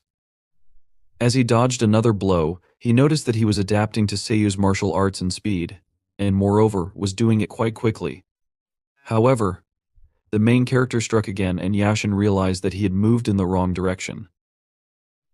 At the last moment, Yashin put out his hands in defense and clenched his teeth tightly, using all his strength to repel the attack. A huge explosion appeared, and Siu, seeing it, excitedly shouted Yashin's name and asked if he was okay. Siu changed his tactics to minimize the effects of others' attacks, although it was much weaker than before. However, he assumed that Yashin was already wounded. Suddenly, Siu felt some movement along the thread he had created and then heard Yashin. Turning to the righteous comfort of longevity, the main character widened his eyes in amazement and offered to listen to Yashin talk about the true ruler, who allows the sun and flags to shine brightly, as well as the urgency prescribed by law and demanded by equals. As the dust from the impact cleared, Siu saw. Yashin stood firm and managed to intercept the weapon Siu was using. In addition, Yashin activated magic, saying that the arrows could pierce willow leaves like thorns. He extended his hand forward, and a powerful magical attack rushed along the thread. Siu, seeing this, opened his eyes wide in amazement and looked up, noticing that the attack Yashin had created cut part of the thread at the top, causing Siu to gradually begin to fall. Without waiting for the main character to reach the floor, Yashin ran to attack. However, Siu pulled part of the weapon in his hands to hit Yashin from behind. Yashin, sensing this, turned his head and managed to dodge to the side just in time, avoiding damage. Still, Yashin continued to speak and recite a spell, referencing the monarch of cold swords that changes the color of the crimson skies. At that moment, Yashin did not use any rituals to aid his fighting skills. As a result, this hindered him greatly, since he could not use most of his techniques. Siu frowned as he watched Yashin closely, realizing that even if Yashin could use these techniques, it would still be difficult for him to control his powers. Yashin, surrounded by a magical aura, almost reached Siu, who stood without attacking in response, watching Yashin in amazement. Meanwhile, Yashin spoke of the urgency prescribed by law and demanded by equals. Adding his energy, he created a weapon of divine power. A shining sword appeared in Yashin's hands, a heavenly sword known as the Ark of the Motherland. The protagonist, realizing Yashin had created a weapon, clenched his jaw and tried to attack. However, even though this sword was made hastily, the power it wielded was astounding. Both attacks, launched from different directions, collided. Very soon, Siu was surprised to notice that his weapon was cut. It was a moment before the end when Yashin froze for an instant, carefully observing the shocked expression on Siu's face. Yashin hesitated because his friend stood before him. However, pressing his lips tighter, he still decided to bring everything to an end precisely because his friend stood in front of him. Despite the destruction of the Goblins' Club, Siu was not ready to give up. Frowning, he clenched his palm into a fist to strike. At the same time, Yashin swung his sword. But in the next moment, he froze in amazement as he saw the sword begin to dissipate before reaching Siu's body. Before Yashin could ask anything, Siu's fist suddenly flew into his face. Yashin stumbled back a little and fell to the floor. The main character, bewildered, asked what had happened. The goblin's magic gradually began to dissipate, and Siu asked why Yashin had spared him. He noted that he would have recovered quickly even if Yashin had killed him. Yashin explained that it wasn't about sparing him. Lying on his back, he said he had used all his power in the Ark of Exorcism. If the enemy had been a monster, it would not have been able to withstand the blow, no matter how strong it was, even at the chi level. Yashin compared it to how Siu's club had shattered and explained that his technique could recognize beings similar to Siu beings who were different. The main character did not reply to this. Yashin, cursing softly, called Siu kindly and looked at the ceiling, unable to hold back the tears that suddenly welled up in his eyes. A little later, as they walked outside, Yashin kept his head down, looking at his feet. Finally turning to Siu, who was walking beside him, he asked the main character to say at least something. Yashin admitted he was very annoyed when Siu was so quiet next to him. Siu, startled by Yashin's sudden outburst, twitched nervously. Finally, he asked if Yashin's nose hurt much. He wanted to say something about what would happen if a scar remained, but Yashin interrupted him. Yashin announced that there would be no scar, explaining that although he didn't have the powerful body of a monster, he had worked hard. His body could heal broken bones and torn skin in a day. Touching his bandaged nose with a finger, Yashin realized something and asked if it was true that Siu had restrained his powers right before the blow. He noted that the moment Siu realized Yashin's attack wouldn't work, he weakened the blow. If he hadn't, Yashin's nose would have been destroyed. Sighing, Yashin admitted that Siu had potential and told him he could run around the city and catch monsters if he wanted. Yashin told him to do as he saw fit. Siu thanked him for his understanding. However, Before Siu could finish speaking, Yashin admitted there was something he still didn't understand. Yashin explained that he had acted this way because he had made a promise. Finally, he handed Siu 3 vessels attached to a ring. Siu, surprised, noted that they looked like pumpkins. Yashin confirmed this and explained that they were consumables disposable bombs. To activate these bombs, Yashin said, one only needed to hold them in their hands. Yashin quickly and confidently explained to Siu that if he was in a hurry, he could simply throw the pumpkin on the ground to activate it. He added that all Siu had to do was hold it in his hands, and the magic inside the pumpkin would be activated. Yashin advised Siu to use the pumpkins when he was in danger and warned him not to break several pumpkins at once, even if he wanted to use multiple simultaneously. Siu thanked him for this but excitedly asked if he could truly accept the 3 pumpkins. He noted that they contained Yashin's energy and asked if that wasn't the case. He remarked that the amount of energy stored inside was immense and admitted that he hadn't thought such items would be easy to make. Yashin froze in shock upon hearing this and asked how Siu knew. He assumed that Siu must have seen it before, but Siu explained that wasn't the case. Touching one of the pumpkins with his hand, Siu admitted that, while holding it, he could feel the same energy Yashin had used in their battle.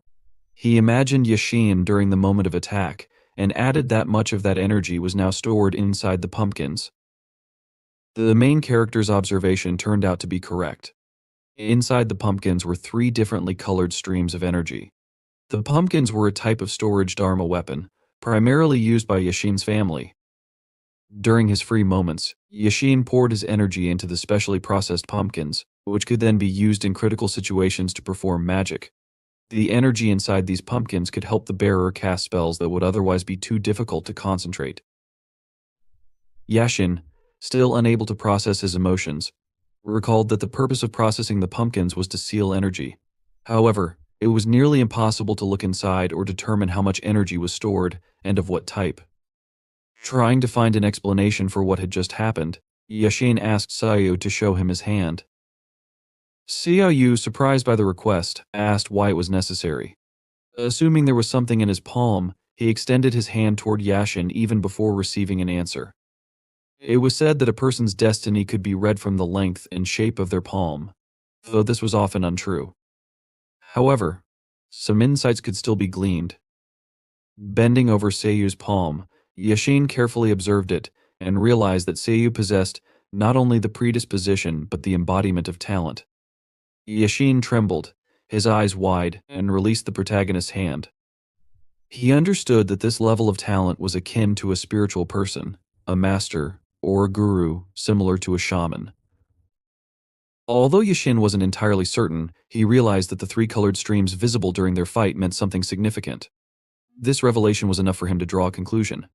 Seeing Yashin's stunned state, Siu asked in bewilderment what was going on.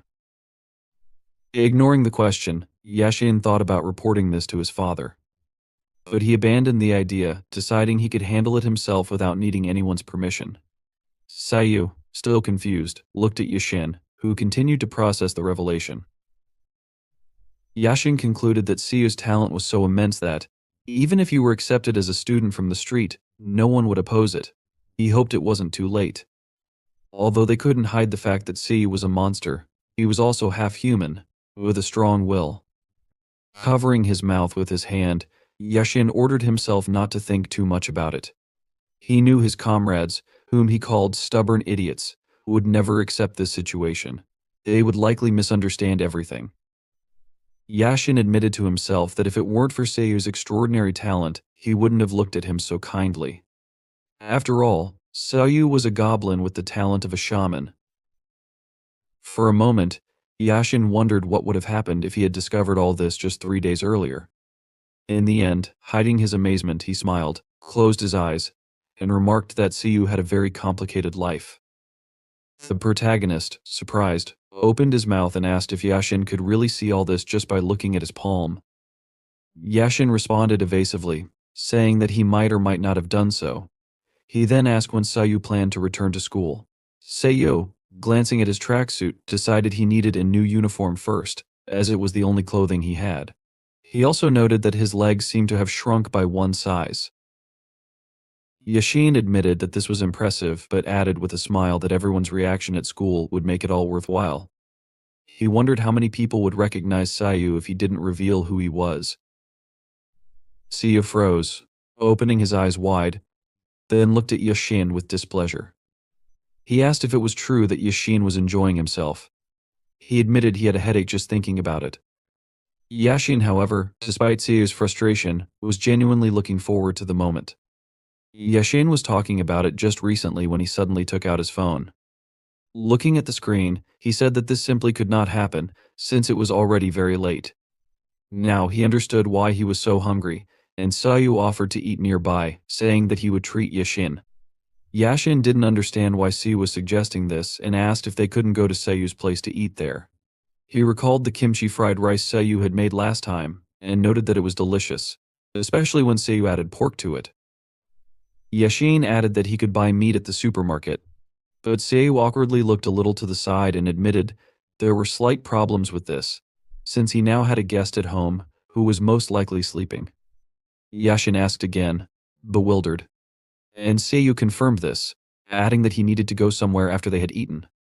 Yashin froze for a moment, then, drawing Siu's attention, he sighed and seriously said that he didn't need to force himself to say anything if he didn't want to. He recalled that he had told Siu to do whatever he wanted with the monsters and promised that he wouldn't pay attention to it.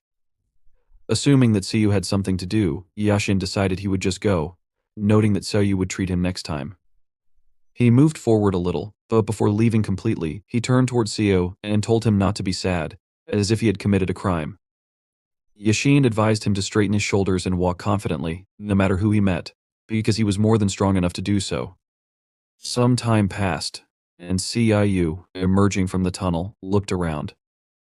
He noticed that this was a rather old area, and made this choice because the building seemed abandoned. He asked if he was in the right place.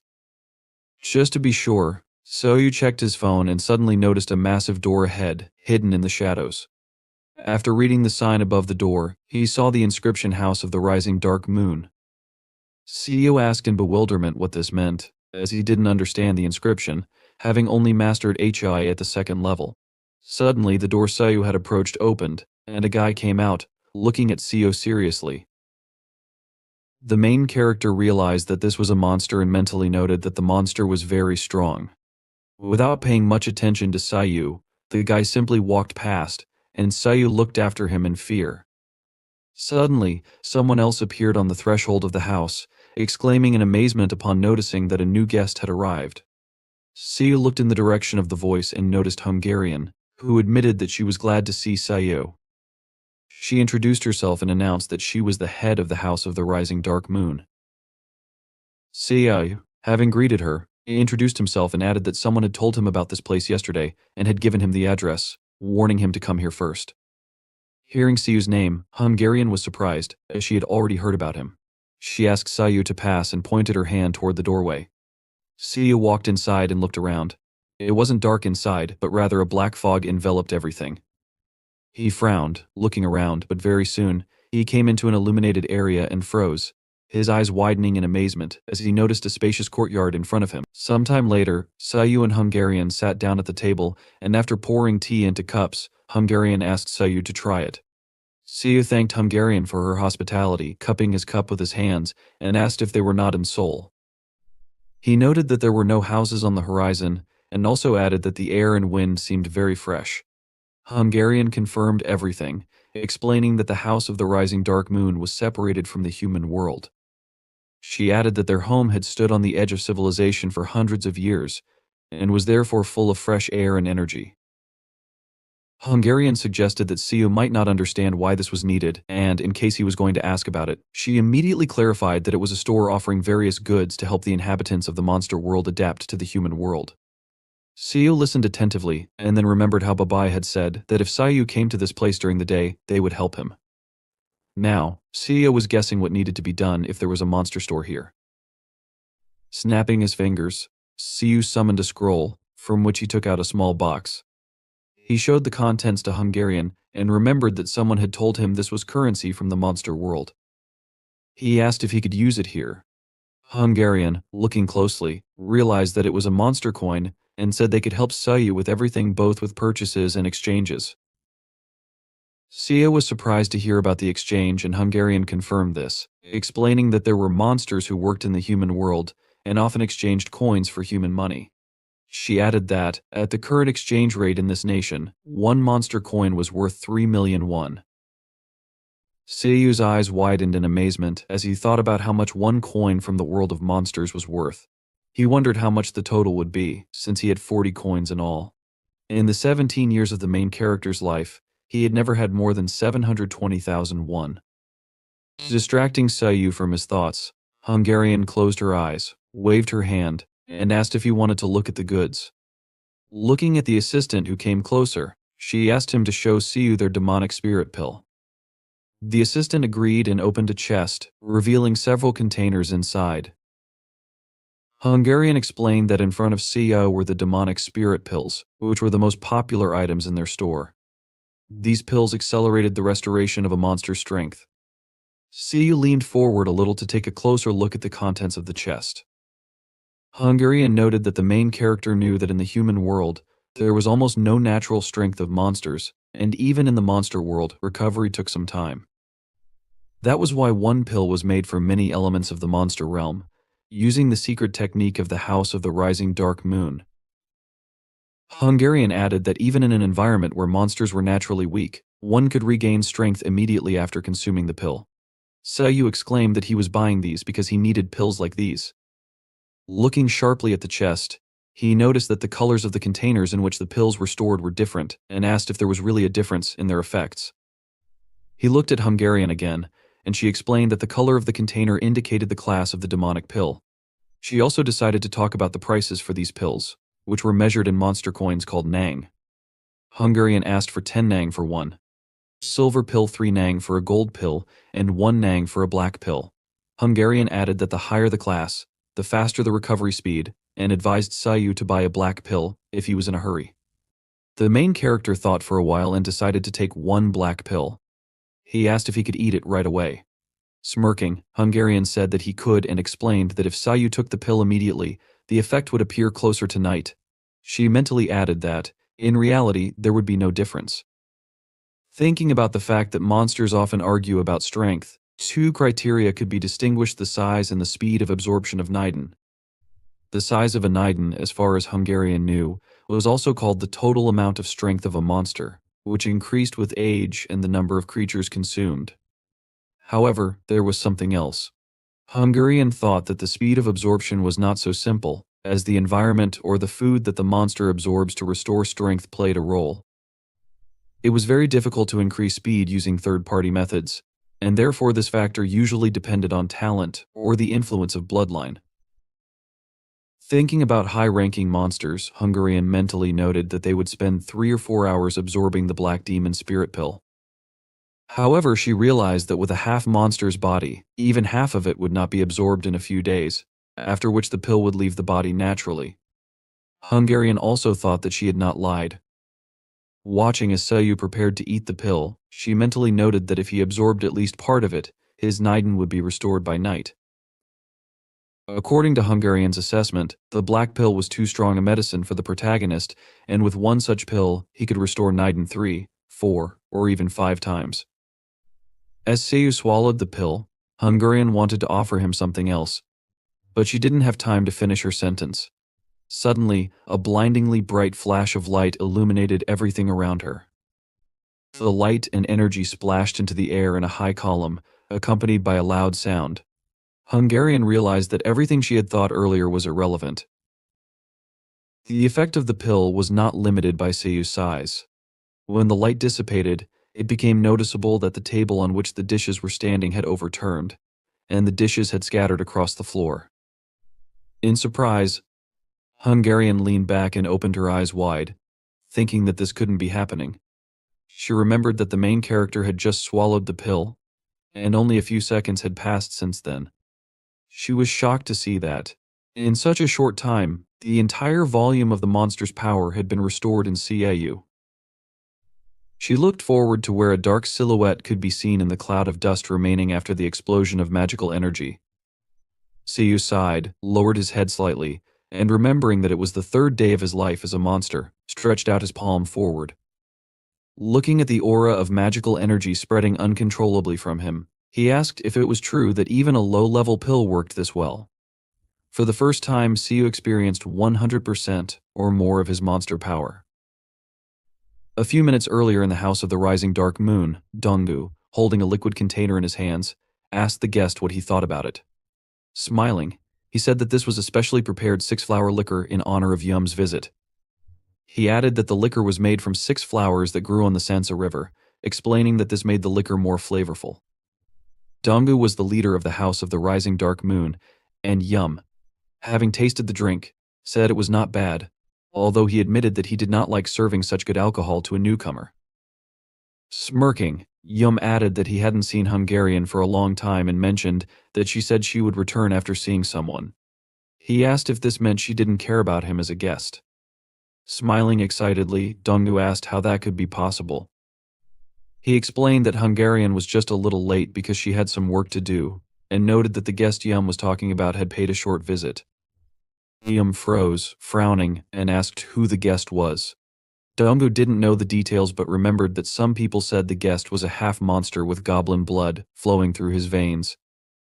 Putting his hand to his chin, Yum admitted that he thought there would be something interesting but now realized it was about Siu, whom he called an idiot. Yum added that Babai was also a laughingstock for going through so much trouble to find a half-monster and force him to fight in the festival. Yum added that Siu couldn't even be called a monster, let alone a festival participant. Hearing these words, Donggu suddenly twitched but didn't say anything. Yum, noticing this, remarked that Donggu had gone quiet and asked why. He assumed pouring him alcohol was boring, but suddenly he realized something else and asked if it was because Donggu, as a half-monster loser himself, didn't like Yum's words. Donggu clenched his palms into fists. Yum lowered his head and suddenly said that his older sister once told him about 1,000-year-old traditions that everyone respects. However, Yum had also heard that, in reality, the Dark Moon family was just a group of half-breeds who had nowhere else to go. He asked if this was true. Yum noted that all the members of this family were strange creatures, neither humans nor monsters. According to him, the members of this family did not consider themselves human, but no one in the Monster Kingdom considered them true monsters either. This entire place, he claimed, existed as a result of the suffering of half-breeds, created so they wouldn't feel useless. No matter the truth, Donggu only clenched his fists tighter. Yum admitted that his words were quite smart, but he smirked and declared that the day would never come when the members of the Dark Moon family would be called true monsters. He asked if he was right. Donggu remained silent for a while, then smiled and asked how people like Yum could know the future. Noticing Yum's empty bowl, Donggu lifted the jug and asked if it should be refilled. Smiling slyly, Yum asked if it was really true that once a person was a merchant, they would always remain one. However, even if that were the case, Yum decided he was bored of mocking Donggu. He lifted the cup he had been drinking from. Donggu simply apologized for everything that had happened. Yum then asked when he could leave. Donggu explained that all procedures and preparations would be completed that day. He noted that they had exchanged all the monster coins Yum gave them and had prepared all the documents and housing useful in the human world, as Yum requested. Chuckling, Yum admitted that Donggu and his company were working much faster than he had anticipated. Donggu said Yum risked his life for their people, which was why he tried his best. Interrupting, Yum announced that he did not do it for the House of the Dark Moon but out of disgust. Strangers, Yum claimed, were allowing themselves too much, and as their leader, he couldn't leave things to chance. He asked if this was true. Taking a sip, Yum thought more seriously. He believed that investing in the reputation of his species would ensure even his father could not deny his right to participate in the festival. Yum reflected that, although he wasn't far behind his brother and sister in natural talent, being born 100 years later than them meant he was treated differently. Yum knew he had to first gain recognition as a candidate, then catch up to and surpass his siblings within 6 months. Placing the bowl on the table, Yum asked where Hungarian was. Donggu hesitated but said he would go and fetch her. Yum interrupted, explaining there was no need. He added that he wanted Hungarian to serve him while he was in the human world. Donggu was very surprised to hear this request. Yum reassured him not to overthink it and explained he wasn't interested in a half-breed, even if she was pretty. He stated that he did not come to the human world to waste time and had other tasks besides hunting strangers. Stammering, Donggu tried to protest, saying he couldn't comply. Yum, knowing this, asked if Donggu wasn't a merchant. He suggested that, if so, Donggu should simply shut up and serve the client in the highest class. Yum asked if it wasn't true that the client is always right. Dong pursed his lips tightly, unsure of what to say. Yum ordered Dong to inform Hungarian immediately. Before Yum could finish speaking, an explosion suddenly occurred, caused by Siu eating the pill. Donggu and Yum simultaneously turned in the direction of the roar, equally amazed. Through the window, they saw that the dust had already dissipated. Yum, stunned, asked what nonsense this was. In this world, everyone knew that qi, like water, flows in everything that exists. For living beings, this water was like a small puddle that accumulated over time. Its composition and usage varied among creatures, but the basic principles were universal for all species, monsters and humans alike.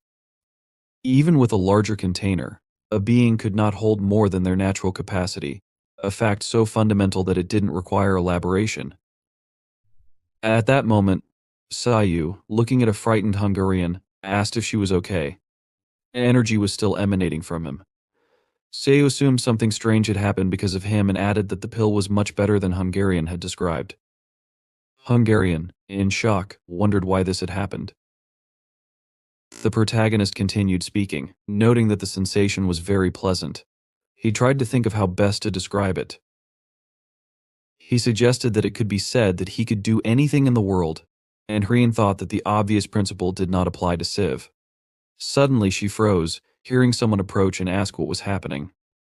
It was Yum, who, displeased, asked, "What kind of ignorant idiot brazenly releases energy in this place?" He decided he needed to take this chance to teach Siv a lesson if Siv didn't understand how to behave. Hungarian, drawing Yum's attention to herself, said that it was her fault and the main character had nothing to do with it.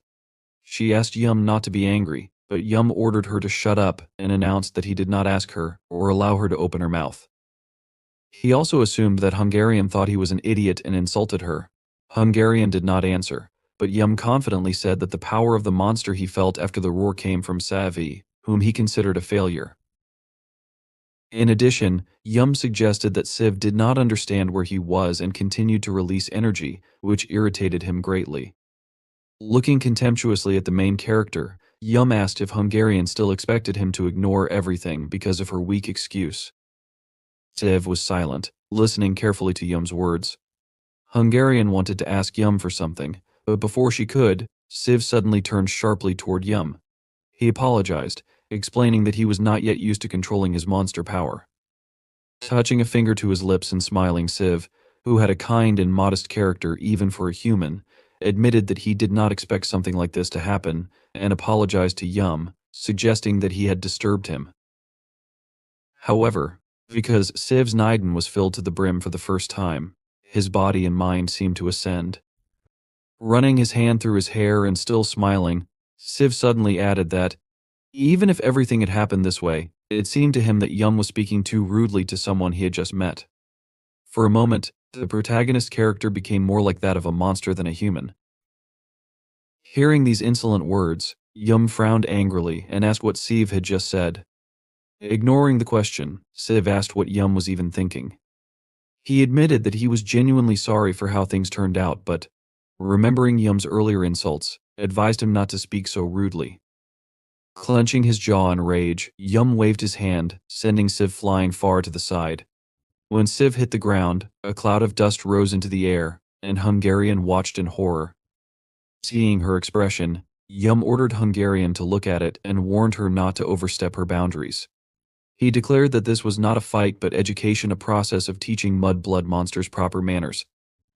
Despite the strong attack, Siv soon rose to his feet. Seeing this, Yum waved his fingers, launching another attack that struck Siv from below, hitting him in the jaw. Hungarian begged Yum to calm down, stating that violence was prohibited in this place regardless of the reason. She added that even if Yum came from a noble family, The Great Hall would not turn a blind eye to what had happened. In response, Yum sent several attacks at Hungarian, causing her to scream in pain. Yum reminded her that he had told her not to overstep her boundaries. Yum glared cruelly at Hungarian, who trembled in pain, bent over, and clutched her stomach. Yum added that he had once thought Hungarian was the smartest of them all, but now she had shown herself to be just another half-breed. Hungarian, covered in sweat and racked with pain, couldn't hold back the tears that welled in her eyes. She asked herself what had just happened. She felt not only the monster's power but also something entirely new, something invisible. Suddenly, Hungarian realized that this was a divine beast, a unique ability.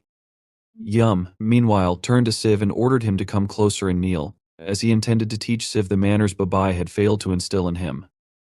Siv, getting into a fighting stance, asked if Yum was still talking nonsense. Throwing off his jacket so it wouldn't interfere, Siv ran toward Yum and remarked that, if Yum wanted to resolve things with words, he should have asked politely. Siv also pointed out the irony of Yum preaching about manners after hitting him so brutally. Stopping in a more comfortable position, Siv smiled confidently and invited Yum to continue. Yum didn't argue, agreeing to fight. He suggested that Siv had a death wish, extending his hand forward to activate magic. But suddenly, Yum's eyes widened as Siv, moving quickly, struck multiple times, reflecting the attacks Yum had directed at him. Both Yum and Hungarian were equally amazed by this, and Siv asked confidently what they thought of his abilities. If it was true that what Yum threw at him was water, he smiled and admitted that he didn't know the basics well but noted that it was all about the art of monsters.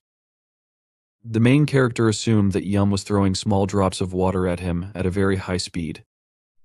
Remembering the first attack, he assumed that Yum first hit him with tea spilled on the floor. Although it was not much, it felt conventional. Siv was hit by it but smelled a little tea, so he understood everything. Yum suggested that the main character was ready for him to strike again. Siv, recalling the second hit, noted that drops the size of fingernails suddenly appeared out of nowhere. He surmised that Yum was using moisture from the air or dew from the grass. Siv also noticed how Yum had just hit him and assumed that the greater the distance, the stronger the blow. Thinking it was all about acceleration, he was not proud of what he was about to say. However, smirking, he noted that he had already had a similar experience last night, and, in comparison, Yum was very weak. Yum frowned in confusion and asked what Siv had just said. Trembling slightly, Yum was clearly taken aback. Siv, smiling, apologized to Yum in case he had offended him, and then ran sharply forward. Clenching his jaw in dissatisfaction, Yum asked how the main character dared to act this way. Before he could react, Siv approached, frowning in concentration, and raised his hand to strike. Noticing this, Yum assumed that Siv was attacking with his right hand. Yum believed that the ability to control monster power was insignificant on its own, as the direction of the attack could be seen using monster energy. This, to Yum, indicated that Siv had not yet trained to hide it. Yum assumed that Siv would now learn the cost of his ignorance. However, the moment Yum struck, Siv abruptly dodged and confessed that, as he thought, everything looked really obvious. Yum's eyes widened in fear, not expecting this. Siv launched his own attack, remembering how Yashin had read his movements. Seeing that Yum was struck by Savi, Shreen, unable to contain her emotions, opened her mouth in shock and placed her palms over it to somehow hide her amazement. The main character, smiling, looked at Yum, who had fallen to his knees and was trembling in pain. Holding his hair with one hand, Siv taunted Yum, calling him weak. Shreen, holding her bruised torso with her hand, looked ahead in confusion and admitted that she couldn't believe what she was seeing. She was shocked for several reasons. This was Sav's first fight with magic. Yet he had instinctively repelled attacks, realized the enemy could read his energy, strengthened it by hiding the direction of the attack, and then redirected it in another direction. He accurately hit his opponent, a basic skill for strong monsters but remarkable for a beginner like Savi. Siv stood, exuding abundant magical energy. Yum lay on the ground, crouching in pain, pressing himself into the dirt. Hungarian, watching this with blood flowing from her mouth, thought about how this descendant of the goblins had appeared only 3 days ago. Before that, he was just an ordinary person. In bewilderment, she asked herself how it was possible for a 3-day-old monster to become so strong. The main character looked menacingly at Yum and asked if that was all. Then he added that it didn't matter to him. If it was, he ordered Yum to apologize and leave. Finally, he asked if that suited him. Yum did not respond and continued to shake while lying on the floor. Siv pointed his finger at Hungarian and said that, while Yum might be causing a scene, he had crossed all lines. Siv asked what Yum had done to the person who had tried to stop the fight. He continued, declaring that, no matter how one looked at the situation, it was 100% Yum's fault. Again, he ordered Yum to kneel down and apologize. Yum began to raise his head. His face was tense, and his teeth transformed into wolf-like fangs, with veins bulging on his face. Siv turned around, noticing Yum's transformation, and remarked calmly, "That's how it is." Suddenly, a sharp spike, created from frozen water, flew toward the main character's head. Siv managed to raise his hand in time, but the spike pierced it completely, and thick, light blood began to flow down his arm. Siv glanced warily at his injury. Immediately after, Yum rushed at him with a furious expression, his hands extended in front of him. The main character, watching calmly, stepped back. Pouring out abundant magical energy, Siv raised his leg. With a sharp movement, he kicked Yum in the torso, sending him flying several meters into the distance. The blow was so strong that Yum, hitting the ground multiple times, flew farther and farther. When he finally landed, a large explosion was heard. The unique magic of the High Tai clan is called Pure Autumn Water, the ability of which is to control nearby water. As recently noted, the principle of operation of this magic is similar to the northern martial arts of High Tai. However, looked ahead with a crazy expression while lying on the ground. His body did not stop shaking, and a wild smile spread across his face. Looking from under his brows, he appeared more like an animal than a monster. What separates Pure Autumn Water from other magics is its narrower application. With this ability, one can increase water pressure to the maximum. The main character looked ahead in confusion, blood flowing from his eye sockets, nose, and mouth. The veins on his neck were swollen, and his eyeballs had turned a painful red color. Another feature of this magic is the ability to use water as a weapon. This weapon is as sharp as metal and can work even with a single grain of water inside the enemy's body. The magic can also act as a poison, destroying internal organs, including blood vessels and nerves. The main character fell to the floor, leaning his hands on it.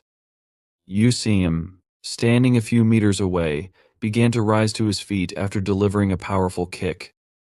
With a smile on his face, Yusum remarked that there is something fascinating about the regeneration of monsters. He added that losing an arm or a leg is nothing if one has enough strength. However, he insidiously noted that poisons and infections take much longer to recover from. Looking at the exhausted expression on Siva's face, who was shaking as blood flowed profusely from his eyes, nose, and mouth, Yusim sneered. He said Siva probably wouldn't understand, adding that as a human, he hadn't experienced such things either. Summing up, Yusim admitted he was surprised, even though Siva was a completely inexperienced enemy. Then, with a wide smile, Yusim raised his hands, from which magical energy emanated. He declared that his exceptional pedigree, inherited by luck, must be the reason for his prowess. Yusim hinted at his goblin blood, saying it was simply fate. Hungry and trembling with fear, a woman standing nearby turned pale. Her face reflected a bright blue glow as Yusim formed a massive amount of water around himself, controlling it through his magic. With this display, he taunted the main character, claiming he wanted to help him understand he was no match for a real monster, despite his mixed heritage.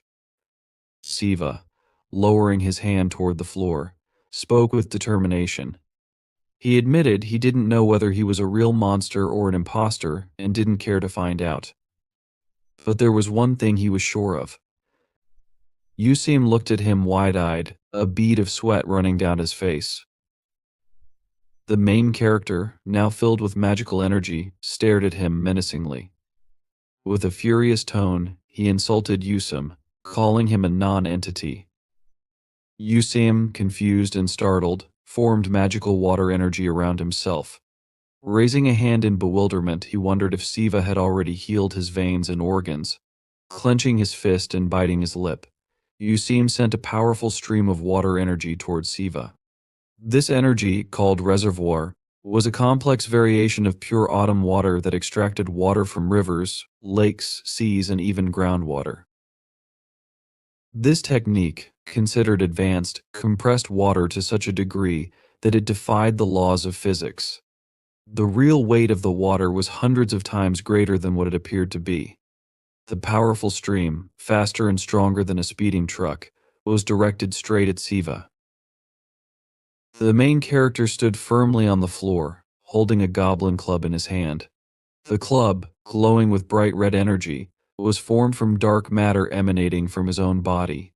Looking ahead confidently with a calm gaze, Siva focused on the future and dismissed the immediate threat.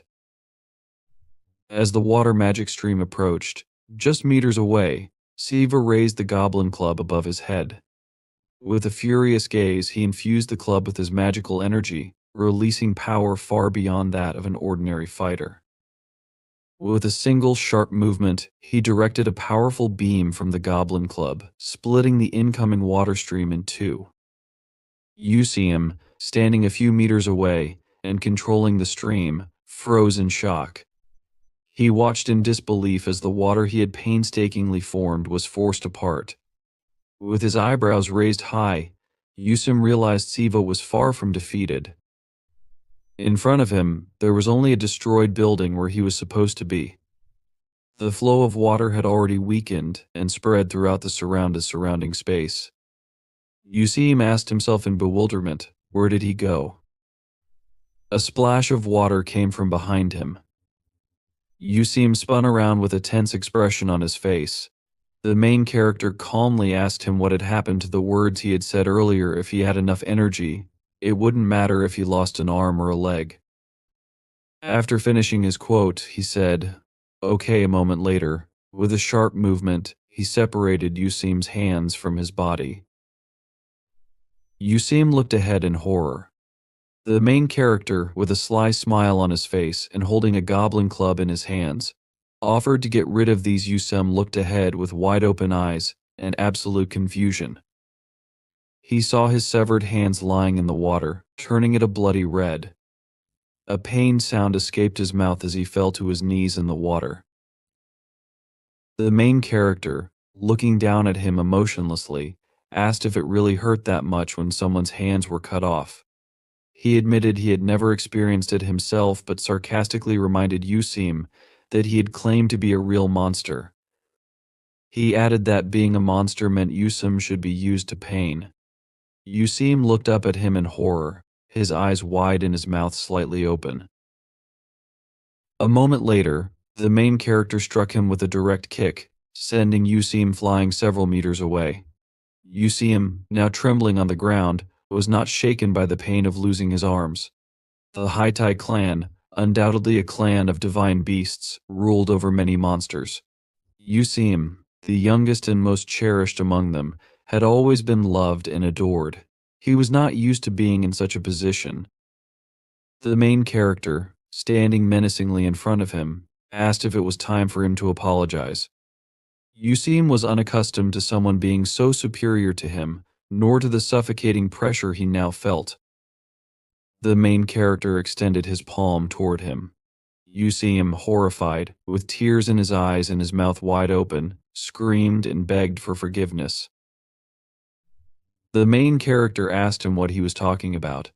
Summing it up, he motioned with his thumb to the side and said Yusum had also offended him. He added that it was not only about him, but that there was someone else to whom Yusum owed a proper apology. Freen looked ahead in bewilderment, her eyes wide open, sweat running down her face. The main character ordered Yusum to bow his head and ask for her forgiveness. Yusum looked uncertainly in her direction and hesitated to speak. Siva glared at him menacingly, frowning, and demanded, "What is this? What do you want to say?" Continuing to stare at him imperiously, Siva said he couldn't believe Yusum still didn't understand anything. He asked if Yusum would continue to slur his words. Then, the main character noted that if apologizing was difficult for him, he should do it in his own way. Yusum, trembling violently, walked toward Hrian on unsteady legs. He fell to his knees in front of her, bowed his head, and said he was very sorry. Sometime later, in an apartment in a multi-story building, a voice called out from a room, addressing the main character and asking if he could hear her. The voice then asked if she had told him to bring water. After cursing, she yawned and irritably asked if he wasn't at home. Lying in bed, dressed in sleepwear, she pulled off the blanket and scratched her head. Looking to the side irritably, she wondered aloud if he had gone somewhere, leaving their guest alone. Looking at the small wooden houses illuminated by sunlight, Muang said he couldn't believe it. He noted it was the first time in 10 years something like this had happened. Interrupting himself, he realized it had been a while since the event. He admitted he hadn't thought anything significant would happen during this time. Muang stood with his hands folded behind his back. He was the head of the House of Cultivation of Humility. Behind him stood Donggu, who had his head lowered in guilt. Donggu sadly admitted it was his fault. He added that if only he had been a little braver, things might have turned out differently. Muang told him there was no use blaming himself. Then, looking ahead thoughtfully and putting his hand to his chin, Muang said it wasn't Donggu's responsibility. He added that he and Hungarian shouldn't have entertained Yusim. Muang continued, saying he knew the youngest of the Haitai clan was unusual, but he hadn't realized just how much. Turning to Donggu, he asked if that meant Hungarian was seriously injured. Donggu looked at him with wide eyes and admitted it seemed she was injured, but there didn't appear to be anything serious. He added, with a worried expression, that she was much more shaken by the guilt of the situation itself. Donggu then mentioned that even if they were talking about dark absorption magic, how could Hungarian have predicted everything would escalate so quickly? She remained silent in response to him for a while, and then answered, saying that because of her absorption speed, the possibility of reflection had appeared. Dawn asked her again in surprise. In response, asked him where the guest was now. In the illuminated room, with a tray on which various dishes and cookies were placed on the floor, Sue sat, looking in front of him in surprise. It had gradually cooled down, unlike what it was 3 days ago. This time he did not completely lose control of his body, he only entered a slightly insane state due to his strength. However, all his emotions and willpower were still within his control. The life energy he had released, along with the hot emotions, had cooled down. Moreover, the so-called time of reflection quickly overwhelmed him. The main character, in a completely confused state of mind, looked ahead with his mouth slightly open and asked himself what had happened in the first place. He lay on the floor, looking at the ceiling, and thought. To be honest, he assumed the fight was justified. He understood that regardless of who initiated the violence, especially with the desire to kill and cut off a hand, it was also necessary to nullify the effects of magic. He reasoned that he would now repeat everything without delay. But then, he literally felt euphoria and pure pleasure from cutting off his enemy's hands. He wondered if this feeling was temporary. Then, thoughtfully, he tried to process the situation. However, his reasoning was interrupted by a voice from the side, asking if it could come in. The main character looked at the ceiling in surprise, his eyes wide open. Then, he abruptly jumped out of bed, looked at the shadow behind the door, and answered affirmatively to the person addressing him. Hungarian entered the room, pressing her hands to her torso and looking sadly at the floor. He told Hungarian, who had come up to him, that it seemed to him she had been wounded. Then he asked if she was feeling better. Hungarian answered affirmatively and said the wound was not serious. Sua, with a surprised expression, asked, "But didn't you spit blood?" He noted that the same thing had happened to him and explained that the wound could not have been a light one. Hungarian, with a tense expression, leaned her elbows on the table and asked him to forgive her. She said she had lost control and acted wrongly. Siva hurriedly put his hands in front of him and repeatedly reassured her, denying her self-blame. He explained that the responsibility for the fight lay only with its participants. Afterward, he began to explain to her that he should apologize, even though it was just a roof he could still destroy. Hungarian replied tensely that it was her fault. She started to talk about how she shouldn't have offered the Black Spirit Pearl to him. She explained that the effect he needed could have been achieved with the help of silver and gold, but she had recommended black, knowing its implications. Siva looked at her in surprise and then asked in confusion if she meant to say she had deceived him. He also noted that the Black Pearl was the most expensive option. Hungarian, with a gloomy expression, told him that, as he had already heard, she was a half-breed, the child of a human father and a monster mother. Such hybrids were not uncommon, as children were often born from relationships between two different races. Those born from such unions inherited qualities from both parents. In other words, they were neither fully human nor fully demon. Hungarian, looking at the floor, told him that most half-breeds were born with the essence of life and could sense the energy of monsters. However, they could not absorb it. She confessed that this made their situation pitiful and useless. They experienced an eternal thirst they could not quench. They could touch the world's hot spring, but never drink from it. She continued, saying that even if they swallowed medicine like the bright lotus pill, it would only wet their lips. This was why she was jealous of him. The main character looked at her in great surprise, his eyes wide open. Hungarian concluded her confession by saying that, among half-breeds, he was a true miracle. Addressing him as master, she explained that, despite his mixed origin, his monster abilities were comparable to those of pure bloods. She then admitted that the dark elixir was not for her personal benefit. She confessed that she had seen something in him that she desperately wanted for herself. Unable to accept her inability to obtain it, she decided to play a cruel joke. With an exhausted expression, sitting on the floor and straining her face, she admitted she had committed an act of deception and incompetence as a seller. She acknowledged, with pain, that this was a crime punishable by death. Beads of sweat poured down her face as she explained that no matter what punishment or fine she received, it wouldn't suffice.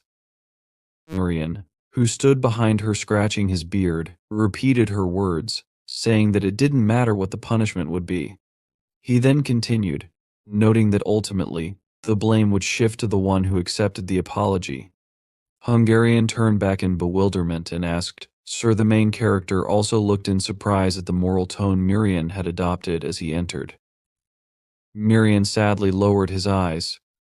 He held his hands behind his back and, confusedly, said that he had to apologize for everything. After this, he introduced himself, saying his name was Miriam and that he was the head of the House of Cultivation of Humility. He then turned to Hungarian and asked her to stop putting on a show. He called her the manager and ordered her to go and entertain the guests. Hungarian looked at him in bewilderment, her eyes wide open, and tried to say something. However, she was interrupted by Siva, who reassured them that everything was fine. He added that he understood their apologies and accepted them with a smile on his face. Placing his hand on his chest, he remarked that there was no need to think about him anymore. He then added that, if possible, he would like to return the money for the Black Pearl. Hungarian, standing humbly beside him with her eyes closed, nodded. Miriam confirmed this with a smile, saying it was fair. Hungarian bowed and left the room. She walked down the corridor with a sad expression on her face, bruises under her eyes from fatigue, and her posture hunched. Miriam remained in the room. Turning to the main character, he commented that what he had offered was more of an excuse than an apology. However, he noted that it was good that Siva had accepted it. The main character, placing his hand on the back of his head, observed that, in his opinion, the mistake was small. Miriam sat opposite him. Both of them were near a table on which several different dishes were laid out. Miriam mentioned that if Siva agreed, he would like to arrange a conciliation meeting in the future. Siva, pointing his finger in front of him, asked again, conciliation. Miriam raised his hand to clarify, explaining that he had fought with a man named Yum, who was the youngest son of the Hai Tai tribe, that is, divine beasts. The main character, holding cookies in his hand, thoughtfully asked himself, him. Then, he wondered if Yum truly belonged to such a prestigious lineage, as it wasn't how he had imagined them. Miriam continued, stating that the Hai Tai tribe could not humiliate the dignity of the divine beast. He said he understood the circumstances and didn't believe this would turn into a serious problem. However, he added that some unfavorable misunderstandings could arise. Yum, with tears in his eyes and a furious expression, had menacingly left for the human world, vowing to make him regret it. Miriam explained to Siva that, before things got worse, he needed to arrange a meeting to hear the opinions of both parties about what had happened. He added that their recklessness had put them in an unpleasant position and asked Siva not to be too strict. Siva interrupted, saying he understood what Miriam was talking about and reassured him that everything was fine. Putting a cookie in his mouth, he said there was no need for him to go and take responsibility for resolving the conflict. Miriam looked at him in surprise, his eyes wide open, and began to speak. However, Siva cut him off again, extending his hand toward the table. He explained that if they came to him, he would tell them what had happened in his own words. He admitted that he had escalated the situation from simple apologies to violence and insults, so it would be clear to anyone who was right, and chewing his cookies confidently and looking ahead, he stated that Hanan and the gentleman should apologize for failing to apologize and for escalating the situation into a fight. He remarked that he would rather just fight because it was easier for him. Miriam told him that this was a deep thought. Then, with a thoughtful expression, placing his hand on his chin, he warned that the Hai Tai should not be underestimated. Even Lord Yum's younger brothers were on a completely different level than the foolish monster Siva had fought. The main character, licking cookie crumbs from his finger, agreed, saying this was to be expected. He added that, although he had seen only a few monsters, he had already fought two stronger than himself. He admitted that they didn't seem bad to him. Continuing, the protagonist remarked that there was nothing he could do about it. To become the king of demons, he needed to defeat them all. Miriam looked at him with interest, his hand still resting on his chin. He commented that you didn't hear such things often. Then, he noted that Siva seemed to be serious. Miriam, turning to him, asked what would happen if he said something like that elsewhere. The main character anticipated the response and asked, "Could I die?" He then added that he already knew this and was ready for it. Explaining, he remarked that Yum had gotten excited out of nowhere. If he had mentioned wanting to become the king of monsters, it would have caused a real disaster. Miriam carefully observed him and wondered what kind of person this guy was. The main character, looking thoughtfully at the ceiling, said that the mere thought of people like Yum in 6 months walking around the world, it was scary even to think about. Miriam, addressing him, said that if he wanted to stop this, it was a very bold statement. He noted that he had heard many such declarations before. The main character, with a smile on his face, allowed him to laugh as much as he wanted. Then he remarked that he truly believed what he was saying. Miriam responded negatively and said that he didn't even think of laughing. Looking seriously ahead, he stated that, on the contrary, he was very interested in him. When he said this, he addressed him as a dear guest as he spoke. His silhouette began to glow with magical energy. He looked piercingly at Siva, resting his head on his hand. Miriam reasoned that earlier, he had assumed this was just a poor guy who was unlucky. Now, he realized he had rushed to conclusions. He reflected that, since the era of the previous owner, this was the first time his premonition had played out like this. After his reasoning, he lowered his hand into the sleeve of his cloak. Without a doubt, this was incredible luck. Miriam placed an object on the table. The main character looked at it in surprise and asked what it was. On the table was an item that resembled a piece of metal, decorated and painted with intricate designs. Miriam explained that it was a gift given to guests as an apology. However, he noted that presenting it that way might make the main character reluctant to accept it. He then asked if he should have phrased it differently. Miriam, continuing to look carefully at Siva, remarked that it might be too early to talk about this. However, he told him that he wanted to invest in his future. After some time, in the multi-story building, the main character returned to the building where he lived, entering his apartment with a tired expression on his face. He glanced at his phone, thinking about how busy his day had been. When he saw the time, he realized it was almost lunchtime. From inside the apartment, a voice asked him where he had been and why he was so late. The main character, still looking exhausted, apologized, saying he didn't think he would be delayed this long. Soa, dressed in a tracksuit, was speaking to him. She looked at him menacingly and ordered him to stop. A bird perched on her forearm, and her face suddenly became emotionless. She told him, okay, before noticing that he hadn't been around for long. She mentioned that she had gathered some information.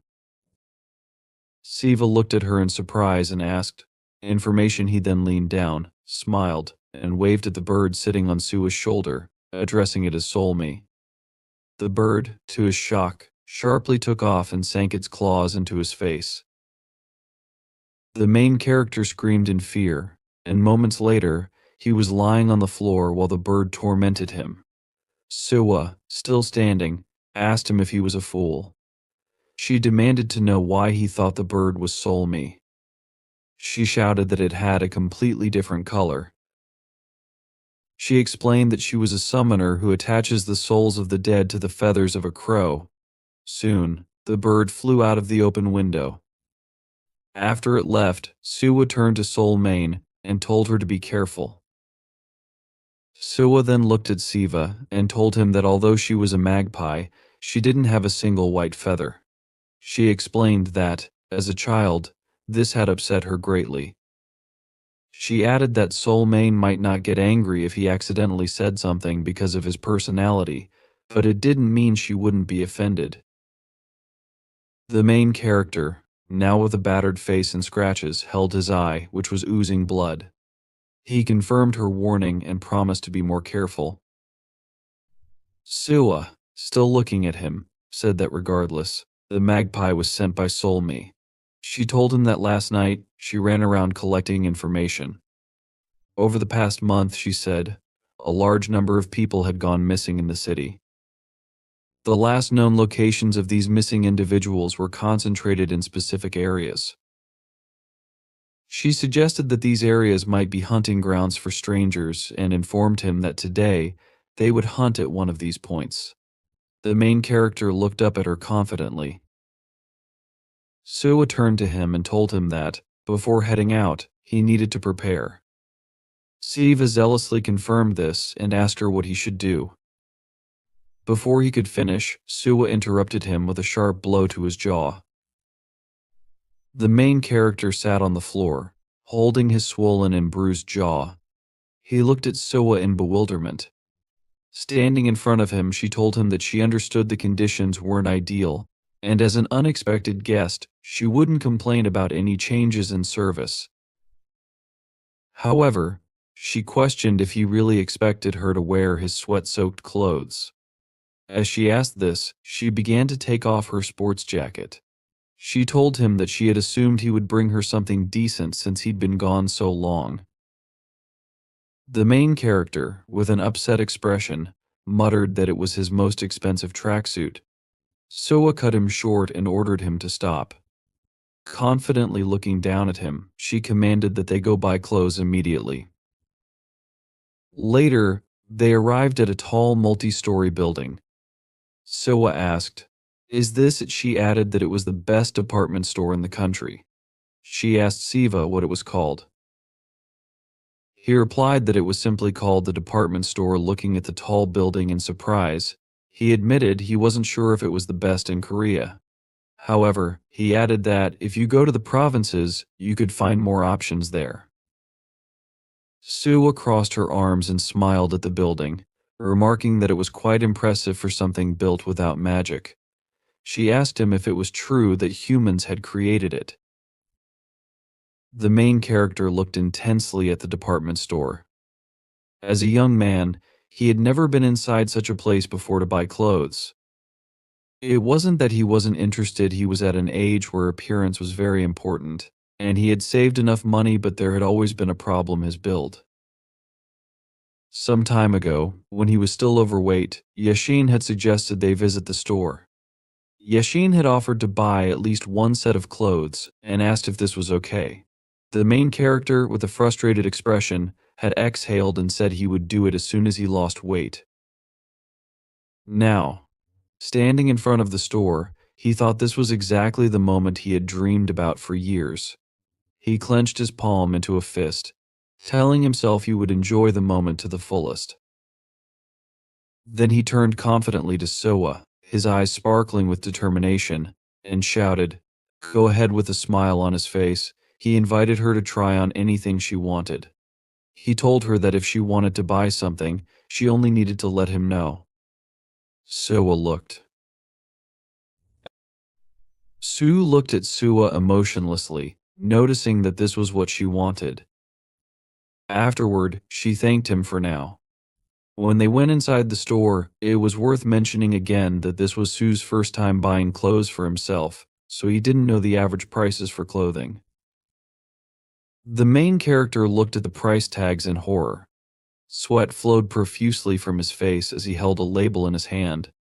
The label displayed an amount of 950,000, along with details about the style, color, and size of the clothing.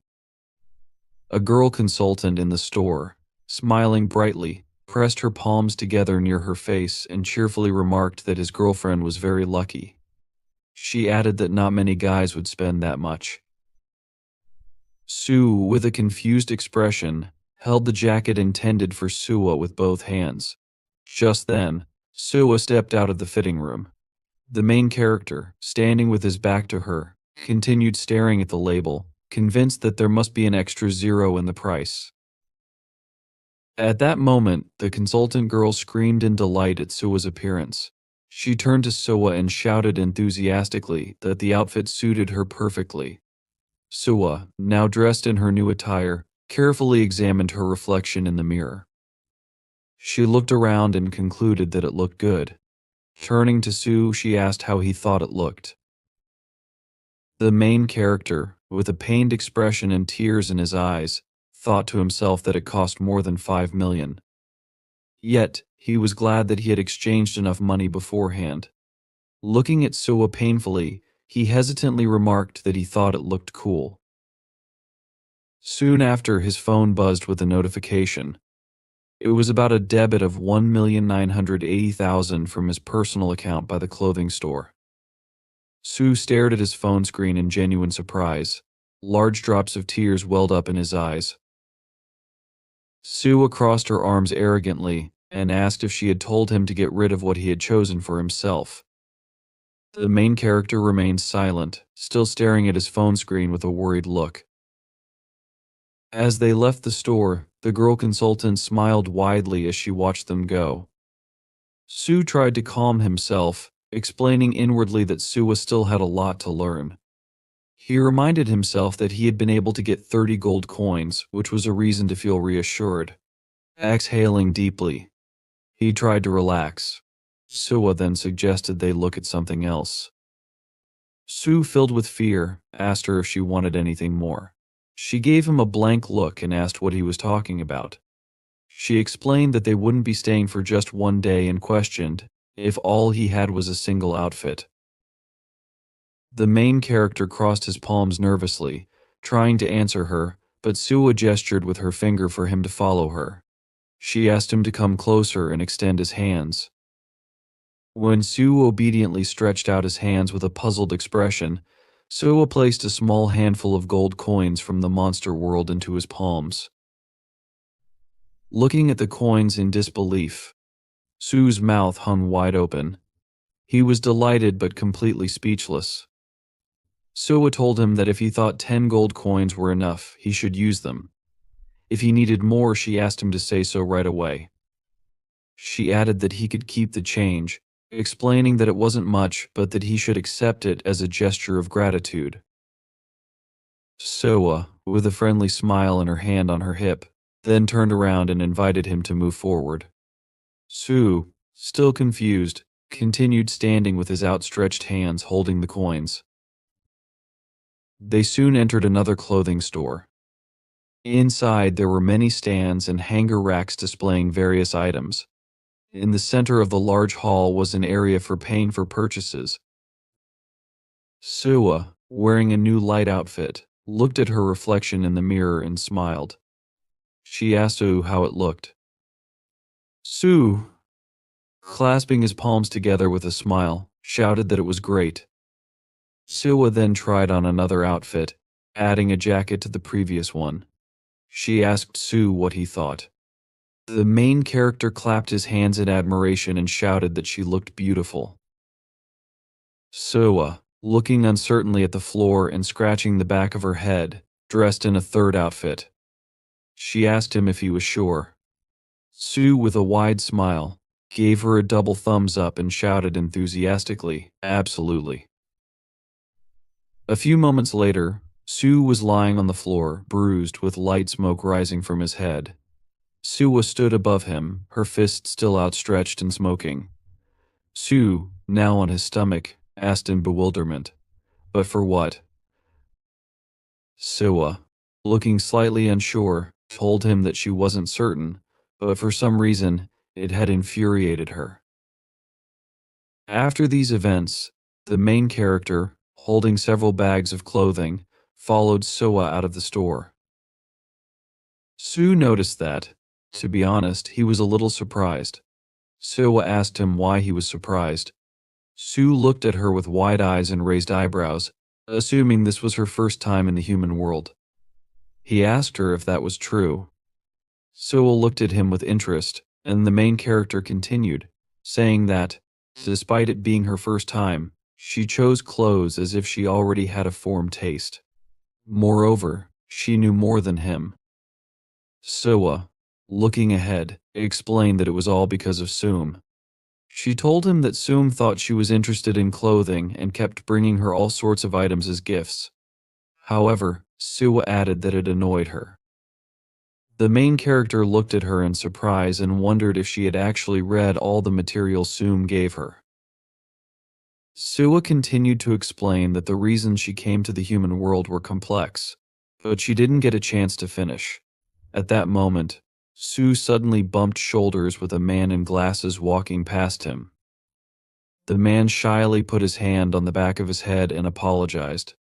The woman walking beside the man told him to be careful and quickly invited him to hurry along. Suwa, observing the scene, commented that she thought the man was a typical example. However, she also remarked that it seemed to her people had, in general, degenerated. The main character, surprised, asked what she was talking about. Suwa noted that the man pushed him by mistake and asked Su if that was true. She continued, saying that one word or one look should have solved the problem. Then, she told him that he was the same. She explained that if someone behaved that way, they should have made the person pay, not necessarily kill them, but make sure they wouldn't even dare to look at them again. In her mind, an image appeared of Sue beating the man with glasses to a bloody pulp. Sue, greatly surprised, asked if she thought such measures were necessary. Suwa answered affirmatively, looking piercingly at him. She said this was the problem with the human world. She explained that he didn't know all the details, but if a monster behaved like that, they would be called weaklings no matter how strong they were. She elaborated that if someone was perceived as weak, it meant they were no longer dangerous. Even if they were serious opponents, they could still be defeated without consequences because they'd be seen as victims. Crossing her arms over her chest, she noted that Sue probably bowed to Hai Tai too easily. She remarked that Sue might have had one, but he let him go too easily. The main character looked at her in amazement and asked how she knew. Looking to the side, she repeated his question. How do I know? She explained that as soon as he entered the house, she smelled a wet dog. Then, she noted another stench, one that was both special and rare. She asked him if it was the youngest of the three, a talker without dignity. She also described him as ugly and other such traits. The main character stared at her in bewilderment, his eyes and mouth wide open, before confirming it. He then asked if she knew him. Sue replied that she didn't really know him but explained that he was her friend's brother. She told Sue that, about 20 years ago, she and her friend got into a fight. Suwa said that during that time, rumors about her started circulating, and she quarreled with her friend because of a fictitious rivalry, despite being almost 100 years older than her. She admitted it sounded stupid. The main character looked at her in shock and asked if she actually fought with her friend. Suwa closed her eyes, nodded, and replied affirmatively. She added, "Why not?" Then she anticipated his next question and quickly answered that it was pointless to ask if she won because of course she tore her friend to shreds. Suwa explained that she told her friend it would be better if they never saw each other again, and that she didn't want to see her annoying face. Since then she hadn't seen him, but according to Sum, he continued to walk around, threatening her behind her back. Sue reacted to her story with a surprised sigh. Suwa pointed her finger at his face and told him that, in any case, the point was this: when you win, you have to win correctly. She looked at him seriously and raised her index finger, telling him that, as a human, he couldn't quickly understand how monsters thought. She advised him that when he used violence he should do so confidently. This, she explained, would reduce the need for more violence. The main character looked down tiredly and told her he would remember this. Then, Suwa pointed out that he needed to be ready to face anyone he met here. Sue raised his surprised gaze and repeated her words, asking, "Who will I meet here?" Meanwhile, the man in glasses and the woman who had encountered Sue earlier were running through the shopping center. The woman repeatedly urged the man to hurry up, holding his hand and pulling him forward. He suggested they take their time, but the woman, with a frightened expression, explained that if they were even slightly late, their reservation would be canceled. She added that she had been waiting a week for it. Suddenly, the guy whose hand she had just held disappeared. She turned in his direction in surprise and asked what was wrong with him. Then she reminded him that she had already said they were in a hurry. She looked behind her and saw no one. Looking around in bewilderment, she asked, "What?" At that moment, magical energy rushed away from her. The girl asked the missing guy where he was and begged him not to joke with her. With a frightened expression on her face, she sat on a chair at a table. Her lips were pierced with staples as she leaned her head on her hand, speaking seriously. This girl's name was Madeira. Holding a cup in her hand, she said, 20 guys. And they all taste disgusting then. She remarked that everyone was disgusting except those who could fight. She noted that it was better to eat those who were next to them. As she drank from her cup, she looked to the side in surprise. A boy, holding his mother's hand, was staring at her with wide eyes. Madeira looked back at him. The boy's face contorted, his mouth opened wide, and his face turned red as he stood in horror. At that moment, Madeira opened her mouth wide and pulled out the bloody glasses of the man she had recently eaten. Large drops of tears appeared in the boy's eyes, and his pupils narrowed from fear. He screamed loudly in horror. His mother, bewildered, asked him why he was behaving that way. Madeira, still calm, continued sipping her drink. Suddenly, voices came from behind her. Calling her the puppeteer, a man approached her and asked to talk. This man's name was Rai. Madeira looked up at him with an ominous smile and reminded him that the upper world was his territory, while the dungeon was hers.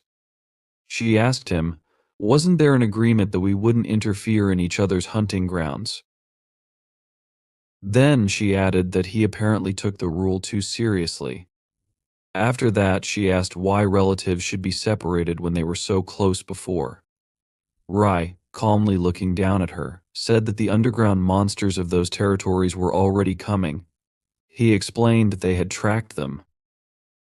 Madeira, speaking happily, said, finally then, she asked if they would give up. She noted that the broker's conditions were to avoid fighting with the monsters here, and asked if that was true. Rai answered her, saying that, to be precise, the condition was not to create problems. He explained that, in other words, everything was permissible as long as they didn't cause a fuss. Madeira observed that he knew the theoretical conditions well. Then, she remarked that a month had passed since they started hunting, and only now were they doing something. She commented that the monsters in this region were no good and couldn't even protect their own cattle behind fences. She laughed, finding it amusing that they were afraid of them. Rai removed his glasses and explained that was precisely why he was doing this with his brothers and sisters.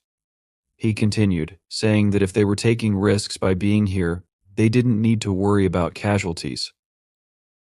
With a smile on his face, he looked at Madeira and asked for her help. Then he told her that 2 local monsters had come here today, and they would simply catch and eat them. Sawa, overhearing this, remarked that they were continuing with their impudent nonsense. The main character, looking at her in surprise, realized what this meant and said, "So you didn't come here for clothes?" Sawa explained that it was one of the reasons, but also because of information from Sum. With a smile, she added that this was the largest department store in the country, and the place where people disappeared most often. She revealed that during their shopping, she had deliberately scattered seeds. Sue looked at her tensely as she said this. Sawa continued, stating that in crowded places, it was better to observe and grab rather than run. With a sly smile, she looked ahead and asked, "What is this?" She noted that instead of running, the monsters were just sitting there. She concluded, "That's why we should give them something to fear." The protagonist and Sawa looked ahead with sinister, confident smiles on their faces. Sue remarked, "This area," but then interrupted himself, correcting, "No, this city is their hunting ground."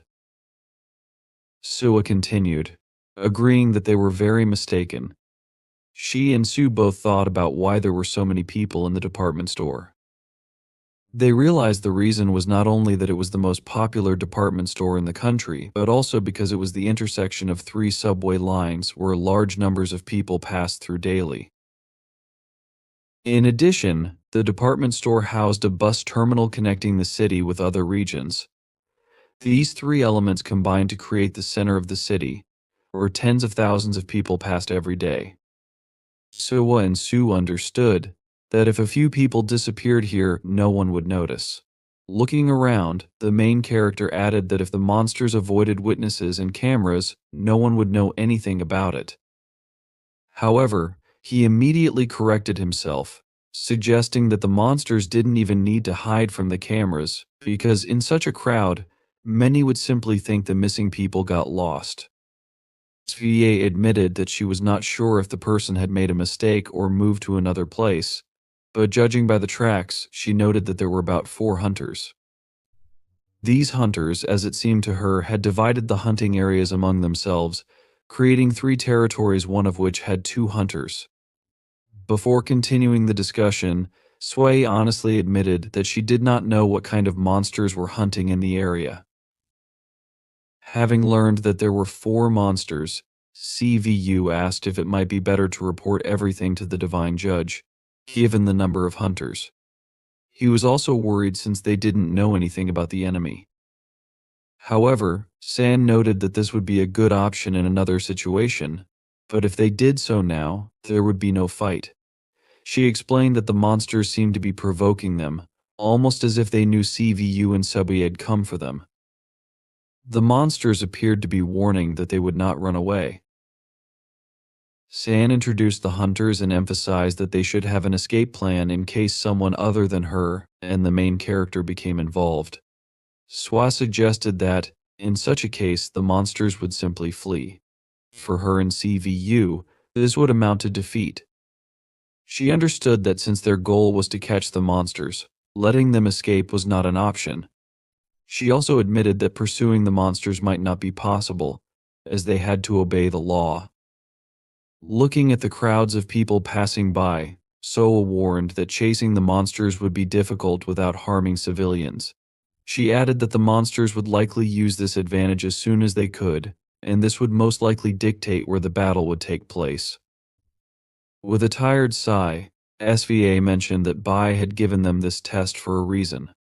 She admitted that she saw no other solution unless they ran toward the monsters without a plan and approach that seemed reckless. Swa doubted that the area near the subway or terminal would be empty. Still, he glanced at his phone screen and asked if it was true that the department store would be closing soon.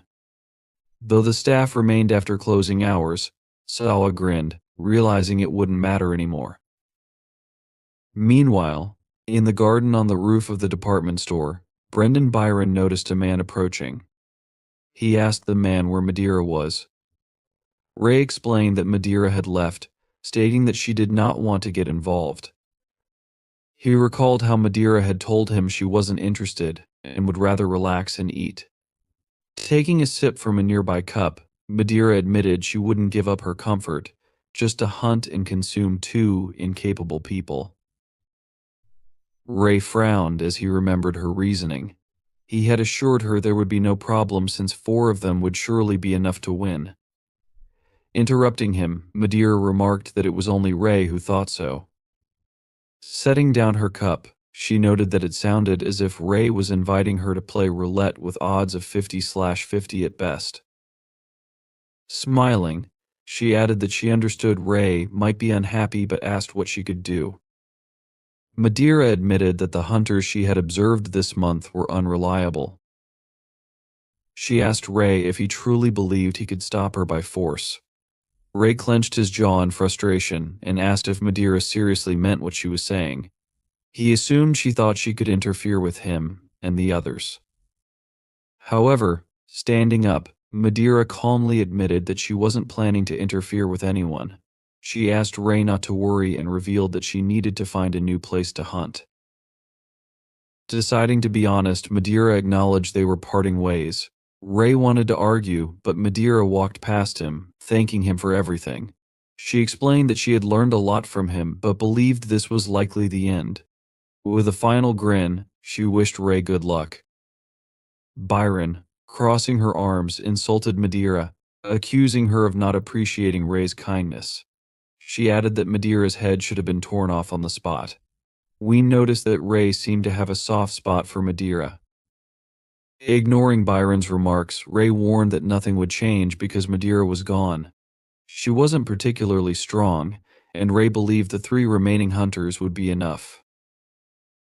Ween, placing a finger on her chin, agreed that this might be true but admitted she didn't expect Madeira to refuse, given how much she loved to hunt and consume.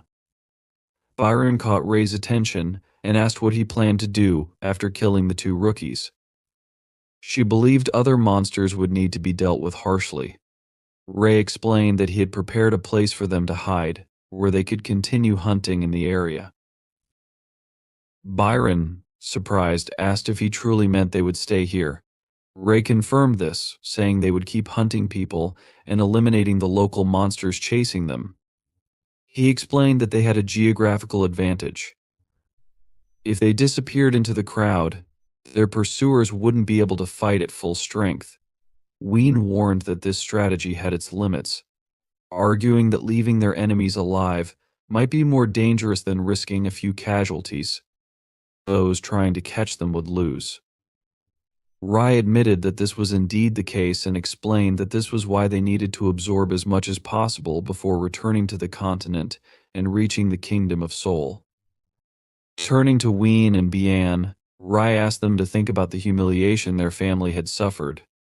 Frowning, he noted that they most likely wouldn't be able to return home yet. However, he added that when they did, no one would dare underestimate them again. Magic energy began to be released from Rai's body, and after calming down, he declared that together, they would not only control the monsters of all the Central Plains, but also rule the next era and become kings of the monsters.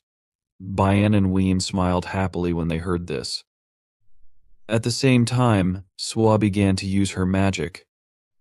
Rai, Bian, and Ween felt the sudden surge of power and froze, their eyes widening in amazement. They were surprised by the sudden appearance of the monster's power, which engulfed the entire building. Soon after, a voice was heard. Swa asked, "Isn't it already late?" She ordered everyone to go home. The people walking around the department store, affected by Subia's magic, froze momentarily and then began to disperse, obeying her command. Subwa added that they should act quickly and strengthen their innate magic, which was called Violet Whisper. The voice, enhanced by the monster's power, subtly convinced the surrounding creatures. The effect was stronger depending on the difference in strength between the monsters and the proximity of the user to the target. Now, using her skill, Sway remembered how she had used it on the main character. Moving toward Rai and his sisters, she asked, "Weren't there 4 of you, Rai?" And Bian frowned wearily, looking in the direction of the voice. Sabla admitted to herself that it was quite difficult to use this ability from afar and without a direct contract. Smirking, she noted out loud that Rai, Bian, and Ween couldn't be completely stupid. Everyone understood that only an exceptional genius among monsters, possessing incredible technology and strength, could cover the entire department store. Rai, frowning, confidently assumed that Sabi was still on the floors below. However, in an instant, she jumped onto the roof. Sabuya surveyed the current situation and announced that she could smell Rai and the others even from inside the department store. Now that she was closer, she could sense it even more clearly. Sabwa even envied humans' dull sense of smell and expressed relief at the fresh air, as being near Bian, Ween, and Rai made it almost painful to breathe. Not hearing this, Bian frowned angrily and clenched her jaw, calling Sabwa names. Ray stopped her, ordering her not to pay attention to the pathetic provocations. Turning to Ween, he told her to go downstairs. Ween, surprised, asked if they didn't want to fight together. Rai warned that they needed to catch both targets and, looking at Sabioi, said that he and Bian would deal with her. The second monster, which had prepared the attack, was not as strong. That was why Rai believed that Ween could handle it alone. He told her to catch Swa and consume her herself. Ween, very pleased to hear this, still asked for confirmation. Without waiting for an answer, she instantly ran to carry out the assignment and disappeared. Swa commented that this was a bad decision. She suggested that it would have been better if Rai had told Ween to run as far as she could because that way he could have at least saved one life. Byron remarked that Sabiye was very kind but warned that, in such situations, one should worry more about one's own life than about Ween, their younger sister. Rai, still frowning, carefully observed Sabwai. He acknowledged that she was obviously strong. No matter how much he tried to convince himself otherwise, Rai understood that Sabwai was highly skilled. If they had encountered Swai a month ago, she would have easily defeated them. However, Rai believed that things were different now. They had consumed about 1,000 people in the last month and were ready to face her. Rai and Bayan prepared for battle, modifying their arms. Swajua, undeterred by this, admitted she liked how Rai and Bayan underestimated what they were getting into. Tearing out one of her nails, she smirked confidently, challenging them to prove their worth.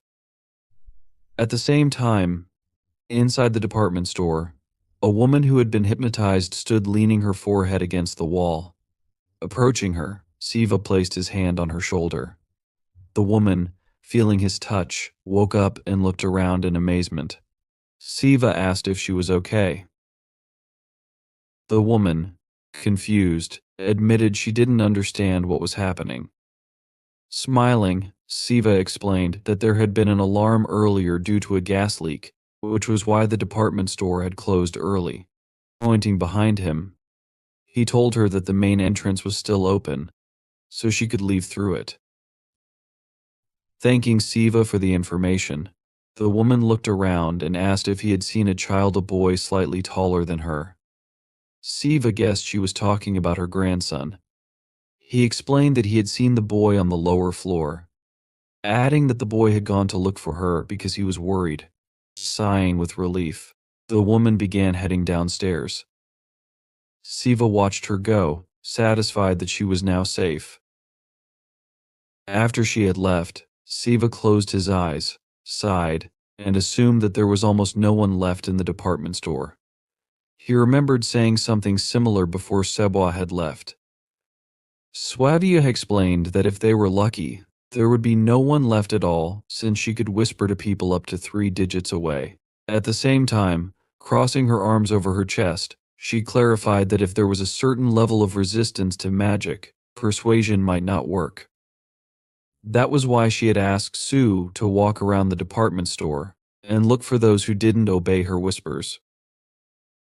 Turning around, she began to leave, and the main character agreed to fulfill the request. He continued to walk through the department store, looking carefully around. He found about 7 people but decided to look around again, just to be safe. Suddenly, Siva was distracted by a voice. Turning around, he noticed a person coming closer. The person commented on how strong Siva's aura was. The main character had been looking for this man for a long time but was still unsure of his decision. Siva frowned in confusion, not understanding what the man meant. Meanwhile, the person continued speaking and assumed that the situation was a little strange. It was Ween who smiled, leaned forward slightly, and suggested that Siva pretend they hadn't seen each other. In that case, she said, they wouldn't have to fight. This proposal surprised Siva even more. Bewildered, he asked her to repeat herself. Ween honestly admitted that she had come to absorb the main character but noted that he wouldn't be very nutritious for her. Besides, she liked people like Siva. She then asked if it was true that monsters didn't have to eat each other. Unlike Bion and Ray, Ween didn't want to become the king of the monsters. Hearing these words, Siva clenched his jaw tightly and leaned back slightly. Meanwhile, Ween continued speaking, saying that this world would belong to monsters in 6 months. That time would be enough for them to eat their fill and never go hungry again. Without ceasing to smile, she leaned closer to the main character and asked if it was true that he, too, would calmly eat everyone in 6 months. She suggested that they become friends instead of behaving like boring enemies. No one would understand that. Ween mentioned that she, Ray, and the others had already eaten here. Noticing that Siva still hadn't answered, she hurried him to respond. She admitted that she liked him very much. The main character opened his eyes wider, still in shock, unable to cope with his emotions. Finally, ignoring Ween's previous questions, he asked if she had come from below. Ween, surprised, looked toward the nearby escalators. After thinking for a moment, she smiled and guessed that it had been Siva who sent the old woman. She said she had seen the woman and her grandson when she was coming up and that she had eaten them. Now, calling herself stupid, Ween awkwardly smiled and put her hand on the back of her head. She admitted that now that she and Siva had met, she understood she should have acted differently. However, before Ween could finish speaking, Siva swung his hand forcefully and struck her in the face. Ween's head jerked to the side, and the main character gritted his teeth in irritation, frowning at how strong the blow was. Ween was thrown far back, hitting the wall hard. Dust and fragments of stone flew into the air. Siva, having calmed down a little, froze, thinking he finally understood everything. However, in truth, he didn't understand at all. Because the monsters had eaten people, the last 3 days had been complete darkness for Siva. He now personally understood what monsters were and how dangerous they could be. Remembering all the monsters he had encountered, Siva realized at that moment that he only knew the danger that one monster posed to another. Now the main character couldn't contain his emotions, and his hands began to shake. He understood that for ordinary people, monsters were a disaster. Meanwhile, Ween, moving slightly away from the wall where a dent had formed, cried out quietly. Touching the injured part of her face with her palm, she asked if Siva thought he was being too rude. She added that he could have simply said he wasn't happy. Then, distracting herself from the topic, she licked the blood from the corner of her lips and was amazed at how things had turned out. Deciding to overlook the fact that Siva had struck her, she admitted she had initially thought he was weak. Now, however, she assumed that the main character was quite powerful. Ween observed Siva, as well as the magical aura around him. The main character, clenching his fists, said it was a relief for him. Ween's eyes widened as Siva instantly approached her and jumped to attack. Ween realized the attack would come from the left, but she didn't have time to react. Siva dealt a powerful blow, throwing her further to the side. Siva decided that instead of enjoying the act, he would convince himself he simply wanted to eat. That way it wouldn't feel as disgusting. Frowning seriously, Siva continued delivering precise blows, attacking over and over again. Ween gradually retreated, unable to stop the relentless assault. The character did not stop attacking and, concentrating his energy, launched one of his most powerful attacks, which caused the floor to crack. Ween fell to the lower floor, and Shu jumped down after her. Ween laughed sadly and asked, "What is this?" She realized that Shu was mocking her. Looking at her body and broken limbs, she admitted that she had seen many types of monster powers but noted that this was something entirely different. Raising her gaze, she noticed Shu holding a goblin club he had created. She asked what it was. Shu didn't answer, but Ween admitted it was very cool since she had never seen anything like it before. She was genuinely amazed and asked if this was Shu's unique magic. The protagonist confirmed it and, getting into a fighting stance, swung his club, directing a powerful attack toward Ween. As a stream of magical energy flew forward, but it caused no damage to Ween. She realized what had happened. Shu, noticing this, trembled slightly and opened his eyes wide in amazement. Meanwhile, Ween's hand had transformed, and she blocked the attack, remarking, "Isn't this view unpleasant?" She grabbed the club, and Shu, shocked, asked what kind of power this was. He failed to hold the club in his hands as the attack dissipated. Still stunned, Shu realized it wasn't just strength. He hadn't even noticed Ween's instant recovery or her swift movement to block the attack. He wondered aloud if Ween really looked like this. Frowning, Shu suddenly noticed an attack coming his way. He raised his arms to block it and managed to defend himself. Ween, also frowning, prepared to attack again. She sharply thrust her hand forward but suddenly froze, dissipating the magical energy. Her eyes widened as Shu intercepted her hand and delivered a counterattack. Ween hadn't expected this. The main character pressed his feet harder against the floor, continued holding Ween's hand, and then lifted her, throwing her far back. Ween's collision with the wall caused a small explosion. Still recovering from the attack, she confidently said that if Shu knew what she truly looked like, he would have run away without even starting a fight. Breathing heavily, Shu remained silent, observing her carefully. Meanwhile, Ween explained that this was her unique magic, or, to put it another way, her original form. Looking at her arms and legs, which had also changed, Ween admitted that this was her real appearance. She noted that her face and torso were equally unpleasant. The main character didn't know how to respond. Smiling excitedly, she explained that the problem wasn't just how she looked. Ween knew this and asked if it was true that she smelled like a decomposed corpse. She added that, until recently, she hadn't known what she smelled like. For a long time, she and those like her had been called Yaka. Unlike other monsters, they were a species born to devour humans. Remembering the trembling, nearly lifeless human bodies they consumed, Ween explained that if they didn't eat human flesh, they couldn't absorb life force naturally. Shu asked if this was true. Ween continued, explaining that even naturally strong species like hers and her relatives mostly survived by devouring the bodies of the dead on battlefields. She painted a grim picture but noted that they had been treated poorly. Ween admitted that she had heard her kind was nearly extinct because of these laws. Humans, she noted, were tasty and nutritious for other monsters. Being deprived of access to their primary food source, most of her kind had starved to death. Several of Ween's kind had tried returning to the human world to feed, but other monsters killed them.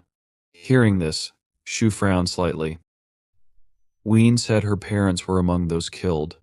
Lowering her gaze, she admitted that she wasn't very sad because she barely remembered her parents. However, her heart broke whenever she thought of Rai and Bayan. She explained that the three of them, parentless, lived in the shadows of the human world. They couldn't maintain their human forms and lived in the sewers, covered in human filth. They didn't even know how terrible they looked. Ween remembered how she recently lived with Ryan Bayan, but now, smiling, she asked Shu to look at her. She declared that she was now sweet and beautiful. Ween added that instead of the dark, smelly sewers, she could now walk under a clear, fresh sky, bathed in sunlight. However, she said there was something even more important. She asked if it was true that eating humans wasn't a terrible crime. She explained that they had been doing so for tens of thousands of years, except for the last 666 years, and would continue 6 months from now. Ween declared that she wasn't willing to give up this wonderful life for a second because of some law, as she had already lost too much. Shu was amazed at her confession. Returning to their original conversation, Ween asked if Shu could simply pretend. She recalled that she had finally met a monster she genuinely liked and didn't want to fight him. Shu did not want to kill because of the law. Instead, he decided to talk in order to clarify the situation. He warned Ween that he was not a monster and also expressed hope that the law would remain in effect forever. That was why, instead of talking nonsense without meaning or empathy, he suggested that Ween simply attack. Ween bit her lip, thinking about it. Then, lowering her head, she finally understood everything. Sharply moving forward, she began to attack, although she admitted she was sad things had turned out this way. Activating her magic, Ween launched the first blow. However, Shu was already prepared, defended himself, and frowned, wondering if Ween was even faster and stronger than before. He realized that a head-on fight was hopeless if this wasn't even Ween's full strength. Shu had all the qualities of a monster, but it was obvious he was special due to his bloodline, talents, and the combat experience thrown at him in such a short time. His mental toughness, skills, and ability to control the energy of monsters had significantly influenced his newfound strength. However, in this particular situation, the enemy was several times faster than his learning speed. Thinking about this, Shu looked at the enraged Ween who was charging to attack. He mentally noted that the difference in strength between their species was very noticeable. Ween struck, slightly hitting Shu. The protagonist realized one peculiarity when he dodged the blow, and it didn't hit its target. It instead struck the wall behind him and broke it. After apologizing, Ween admitted she wasn't yet accustomed to her new strength and speed, since she had only recently acquired them. Shu paused to catch his breath and realized there was one factor that erased any difference in strength human flesh. Ween, stopping briefly, admitted she was almost used to her new powers, confidently noting she could deal with Shu without any problems. The protagonist, without answering, suggested that human flesh wasn't just a nutritious diet for monsters. By consuming human flesh, monsters gained effects similar to an elixir, but with many pleasant bonuses and no side effects. Shu imagined a person injecting themselves with an elixir and thought about how, over the past month, constant consumption of flesh had made Ween grow so significantly that even she hadn't realized it. Drawing Shu's attention, Ween asked him what he thought about using the spell he used earlier. Without answering, Shu snapped his fingers to summon a scroll and frowned. Ween noted that among all the protagonist's attacks, that spell was the strongest. Given its range advantage, it had the best chance of defeating her. Still, Shu wasn't sure of its effectiveness. Frowning, he put away the scroll and began to concentrate his energy. He punched, sending streams of magical energy toward Ween. However, she dodged and ran forward, assuming the speed and power of the spell wouldn't be much different from his barehanded attacks. She realized the spell was unlikely to be as effective as she had feared and ran forward to deliver an actual attack. Shu blocked it, although it required considerable effort. Striking again, Ween admitted she had no choice but to kill Shu and eat him.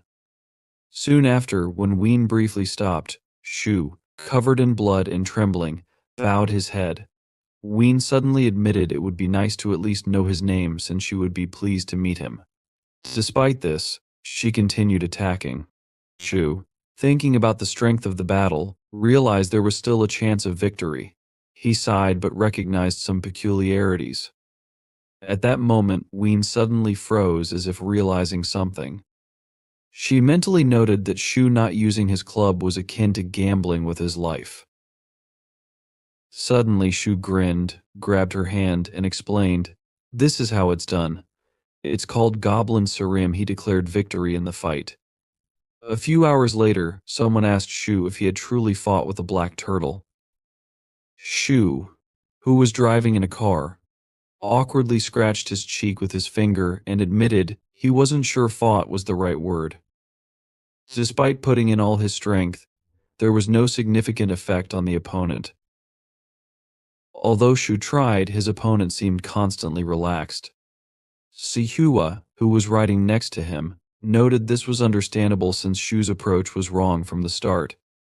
She remarked that Goya's blood was thicker than water, and his strength and skill in controlling it were exceptional. Goya pretended to be indifferent, but he was impeccable in combat, making him the best of the best. Additionally, even among monsters 300 or 500 years old, few on the Korean peninsula could match Goya's strength. Shu, frightened by this, simply asked if it was true that Sequoia was 500 years old. He assumed her statement applied to herself as well. Sawa, angered, glared menacingly at the protagonist and asked what he meant. Shu, nervously moving to the other end of the car, apologized, saying he didn't mean to offend her. Siwa, calming down, grinned as if amused. She was sure she would win because, no matter her age, she was the strongest. Returning to the original topic of conversation, Sui asked what CA was doing when he fought Goya. She suggested that it was not as pleasant as when Sia fought against her. The protagonist froze in surprise upon hearing this question. He eventually responded, revealing that he had tried to use the tools he received from Solmi, as well as the Siam at full power, to defeat Goya. The driver of the car thought that young people nowadays had very strange conversations. CVU, meanwhile, lowered his head, closed his eyes, and admitted that he didn't see shock or anything like that in Goya because it was pointless. Swabi, crossing her arms over her chest, looked to the side and then asked if Goya hadn't moved. CVU asked again in bewilderment, and Sebe clarified that she was referring to the moment when CV used his technique. She suggested that, since Goya was not a physically focused fighter, he either stood still or CVU played on surprise. The protagonist confirmed that this was indeed the case and explained that he struck while they were shaking hands. Swa realized that the reason why CVU was unable to harm Goya was due to something other than the difference in their skill levels. In the end, she smiled and declared that it was simple. She noted that no matter how powerful magic is, it doesn't make everyone equally invulnerable. After all, Siam is primarily a contest of strength. She asked if this was true. Some time passed as Subiyue thought about what she was feeling. She was glad that it didn't make her angry. Rai, who stood in front of her covered in blood, paused and asked what Sebae was even talking about. Swa froze in amazement, not expecting this question.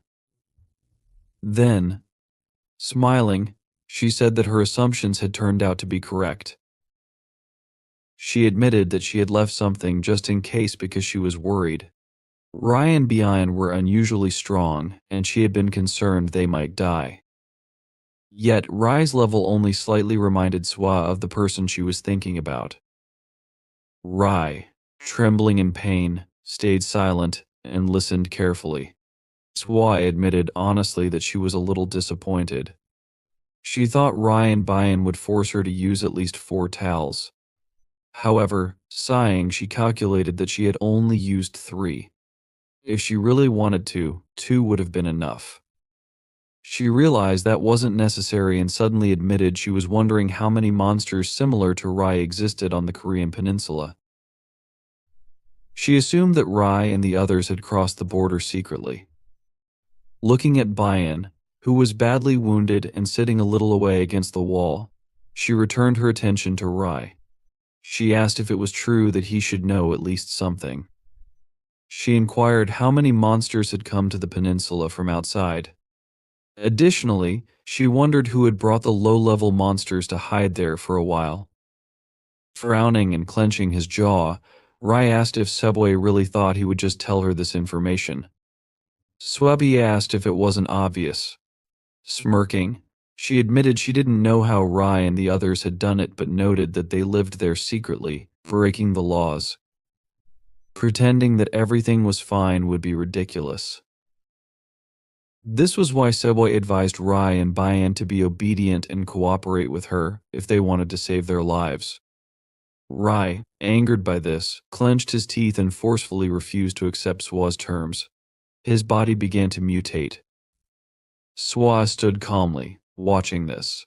Tearing out another nail, she assessed Rai, thinking that, judging by his energy, he could be considered strong even by the standards of his ki level. At that moment, Rai ran to attack. Swa summoned the foot of the supreme demon, suppressing the emperor. The next moment, a huge foot appeared directly above Rai, trampling him into the ground as it obeyed Swa's order to suppress him. Swa warned that it didn't matter what Rai did, as the result would be the same. Despite his immense strength, Rai's style relied on primitive brute force. Even if he were 10 times stronger, the outcome would remain unchanged. The small part of Rai's body that remained trembled in pain. Seboy asked him to understand that power was not just about raw strength but about how the monster used it. Solmi, in the form of a bird, landed on Sue's shoulder and exclaimed that this was indeed true. Looking at Subioi, she noted that Sue looked cool. Sebawa, surprised by Sol's appearance, asked how long she had been watching. Solmi, taking on human form, exclaimed that she had just arrived. She added that Swa's reaction was very boring, noting that Swa was not like this before. Swa explained that she only reacted the first few times because she thought that if she behaved this way at every meeting, something was clearly wrong with her. Distracted from this topic of conversation, Swetchway suddenly looked intently at Solmane and asked if something had really happened to her. She suggested that Soulmane looked very unwell. Soulme, who indeed appeared exhausted, admitted that a lot had happened since last night.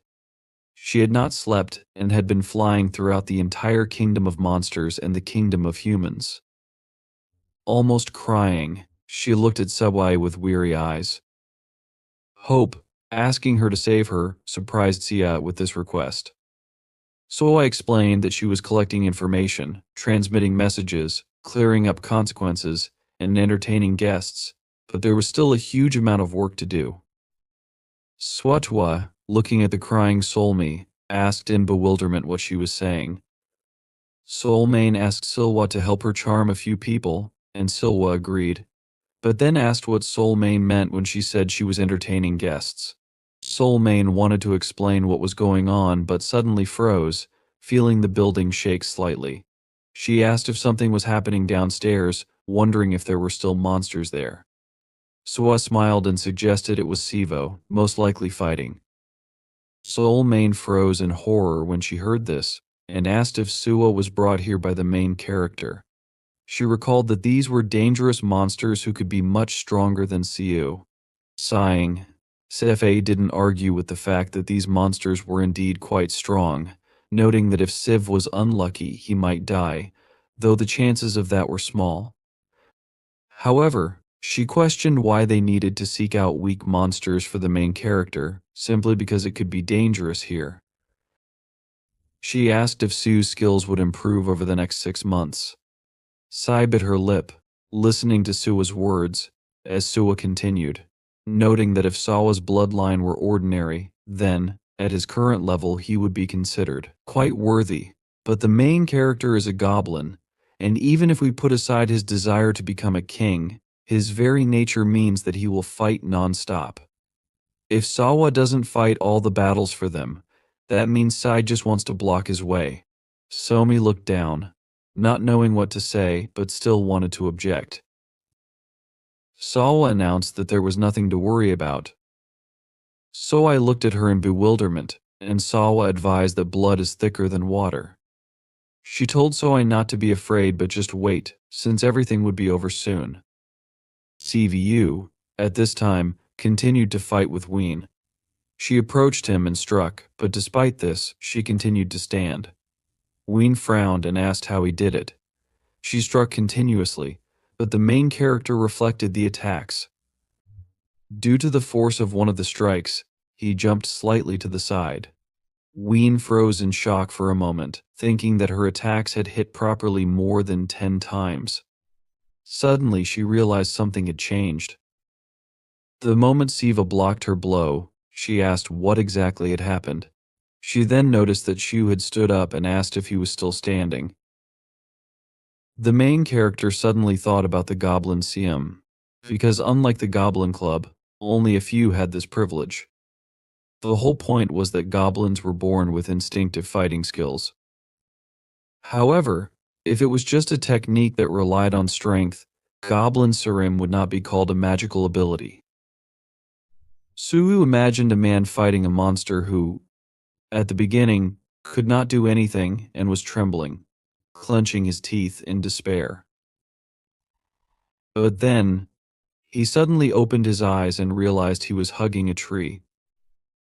Because of this, goblins were not just known as monsters who fought well, but as monsters who could not be defeated through fighting. Sivo understood all of this and, taking a step forward, apologized to Ween as he understood something and got carried away.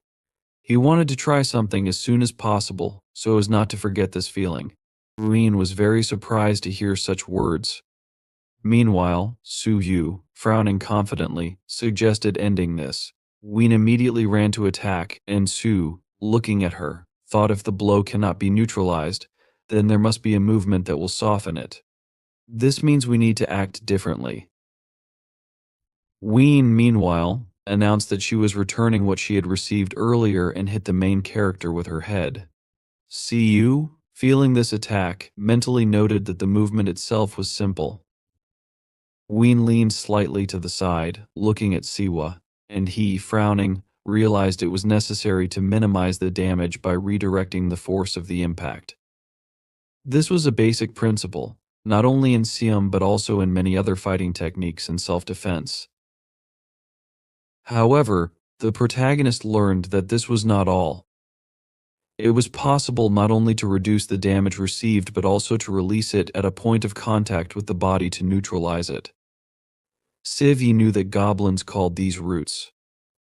Just as it was difficult to break a tree with strong roots, it was equally impossible to move a goblin who understood the root technique. In case the goblin stands firmly on both legs, minimizing the damage received, this increases the strength of the goblin Siam. Su Shu remembered his fight with the largemouth goblin, as well as the first time he used a club in a battle with Sawa, and mentally noted that, in this case, the goblin was beyond his previous boundaries. Only then could the goblin show true strength. Having managed to intercept Ween, Siu picked her up and threw her forcefully to the ground. Ween's eyes widened in horror as her body crashed through several floors. The main character jumped after her and, stopping on the desired floor, froze for a while. Ween asked if she could request a favor. She asked that Siu simply finish her off before she died from her injury. If her power wore off, she would return to her original form. But she wanted to be as beautiful as possible, even in death. Siu, however, said that he was not going to kill Ween because she had a lot of testimony to give about the other monsters that crossed the border and how they did it. Ween laughed desperately, noting that it would be good if he wanted to keep her alive for another reason. She asked if she was hoping for too much. Suddenly, the main character felt some movement. Frowning, he turned around, fighting off the attack. At the same time, Siwa, in order to hurry Somi to answer the question, asked what it meant when she talked about entertaining guests. She also wondered where these guests were from. Soli said that, among those who crossed the border, there were several monsters from the mainland. In the mainland monster kingdom, the monsters knew about the incident, so they sent help, thus taking responsibility. Sawa, crossing her arms over her chest, asked what was wrong with that. She admitted that she would like to meet these monsters if they were powerful and curiously asked what their level was. Soi thought that these monsters had all the necessary skills but excitedly noted that, out of pride, they had sent an assistant with a particularly high reputation in the monster world. Dealing with such an assistant would be very difficult. Sawa asked if Soi was talking about reputation. She suggested that the monsters from the continent might have sent some kind of elder who had been sleeping for the last 1,000 years. Soi said it was not like that, recalling that others said the monster they sent was a direct descendant of a great bloodline. Sawa asked whose descendant it was and why it was here. At that moment she stood looking at Shy Eye, who was standing opposite her. Somi said that this monster was the great and wise equal to Heaven Shai, who was said to be the granddaughter of Sun Wong. Shai stood menacingly, looking at the main character, her hand resting on her side. Siva looked at her with furrowed eyebrows, thinking the attack was not aimed at him. He asked himself if this meant she was not an enemy. He then introduced himself to her with a serious expression, saying his name was Choi, the main hero, and that he hunted foreign monsters on the orders of the divine judge. Shia interrupted his speech, saying that she didn't care who he was. With an imperious expression, she called him unclean. Sua looked at her in confusion, thinking about her accent. He asked himself if she really was not a Korean monster. Shai then said that behind him was a sinner who deserved death. She raised her hand and pulled a strand of hair, squeezing it between her fingers as her eyes began to glow bright pink. She said that once, she would have turned a blind eye to this, no matter the reason he was there. But she threatened that he would not have a second chance. She pulled out one of her hairs, placed it on her palm, and exhaled a magical stream of air, sending the torn hair into flight. The main character looked on in confusion, his eyes wide open. A strong explosion was heard at the opposite end of the room. Shy-Eye, looking ahead emotionlessly, said that she thought this would be enough. The main hero stood in front of the defeated Ween with his arms crossed. His hands were tattered, as were his clothes, and smoke emanated from him. Shia noticed that he was stronger than she had thought. CVU realized that if this had happened 30 minutes ago, he would already be dead. He looked intensely through his hands, which were shaking with tension. The stream of shock was executed perfectly. However, for the young stem and roots of the tree named Xiao Sorer, such force was very difficult to withstand. Fighting stance along with this. Asking himself if he could block this blow twice, he understood that most likely he would not succeed. Hay asked him if he was still standing, then she noticed that it didn't matter. She explained that even if he evaded, she would still kill him. Hay was glowing with bright magical energy, and a dazzling pink light emanated from her eyes. She squeezed another hair from her head with her fingers, pulled it out, and placed it on her palm. She used a monster art spell, and when she directed this hair to the side, a sharp gust of energy, akin to a cruel god, was released. Powerful magical energy surged toward the main character. When it reached him, there was a deafening and blinding explosion. The entire space around them filled with thick magical energy, making it difficult to see. Suddenly, had turned her head to the side and looked in surprise. The Demon King's fist was heading straight towards her, and then it hit her with great crushing force. The main character leaned tensely on his legs, looking ahead in surprise. His hands were bruised, and his clothes were tattered and dirty. The Demon King's hand had carefully shielded him from the earlier attack. Swa stood with her arms crossed over her chest, chuckling as she remarked that something seemed wrong. She explained that she had come to check, and it appeared there was some kind of circus going on here. Bright magical energy glowed behind her, spreading outward, as she looked menacingly ahead and turned to Hay. Frowning, Swa asked Hay who she was. Then she asked if Hay had come from China and now pretended to be doing something useful. Hay looked at her emotionlessly, her palm out in front. Swa continued, saying that instead of catching those whom she had been ordered to catch, Ha had decided to fight with some weak representative. With a serious expression, Swa kept her gaze on Hay and ordered her not to stand there with such a stupid expression. She demanded that Hay explain herself if she didn't want to die. Ha looked at Subwa in surprise but remained silent. Swa then turned to Siwa and asked if he was okay. The main character confirmed with a painful expression and said he didn't seem seriously injured. Subuted that it looked that way. Then she asked what had happened to the monster and the source of the noise. Sivi tried to answer her, but Swa interrupted, saying it didn't matter. She suggested that the real reason probably lay in something else. The main character, shocked, asked about this real reason. Subie smirked and explained that he stood out from the crowd, even if he didn't realize it. With a sly smile, she added that it didn't matter how long he lasted, because he couldn't do everything exactly as told.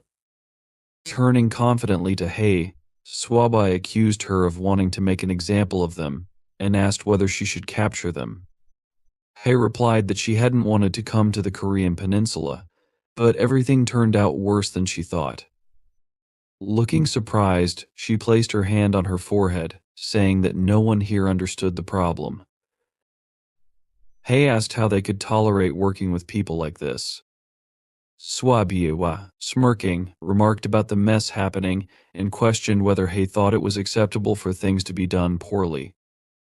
She confidently grabbed a nail with her fingers and challenged Hay to name the place, saying she'd solve the problem. The main character looked ahead in confusion, illuminated by the bright magical energy emanating from Sebaway and Hay. The two stood opposite each other, powerful magical energy rising and spreading upward as they locked eyes. Soy's gaze confident, Ha's gaze worried. Swa grabbed her nail, and Hay grabbed her hair. The main character, worried, put his hand in front of him and pleaded for forgiveness. An unexpected scream interrupted them, ordering them to stop. This furious cry belonged to So-I. Clenching her fists, Soi turned to Subioe and angrily asked what she was doing. She reminded Soi that she was a guest and explained that conflict should be resolved without fighting. Soi furiously asked whether Subioe planned to constantly fight with everyone instead of eating breakfast or lunch. She demanded to know if Subioe would take responsibility for the problems. Swatch hesitated, her eyes wide, and meekly answered in the negative. Soi then turned to Hei and criticized her as well. Addressing Hei, she accused her of being the first to use magic, even if Siwa had been rude. She reminded Hei that fights between monsters without a magistrate's intervention violated the absolute laws issued by the King of Monsters.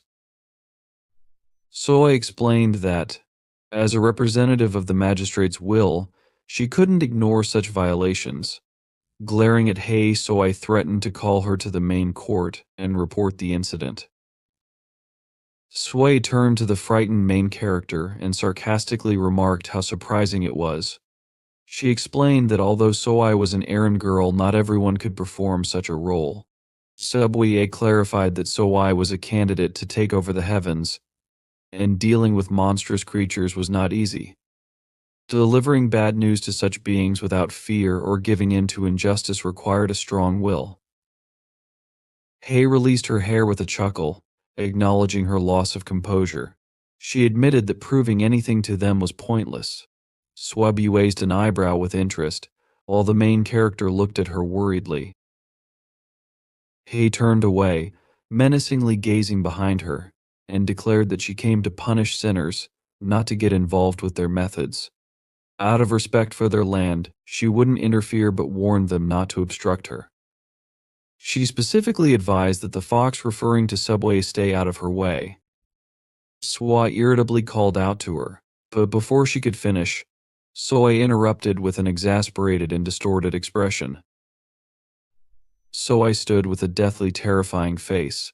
She clenched her jaw, frowned her eyebrows, and the veins on her face bulged. Her bruises under the eyes and disheveled hair gave her a particularly frightening look.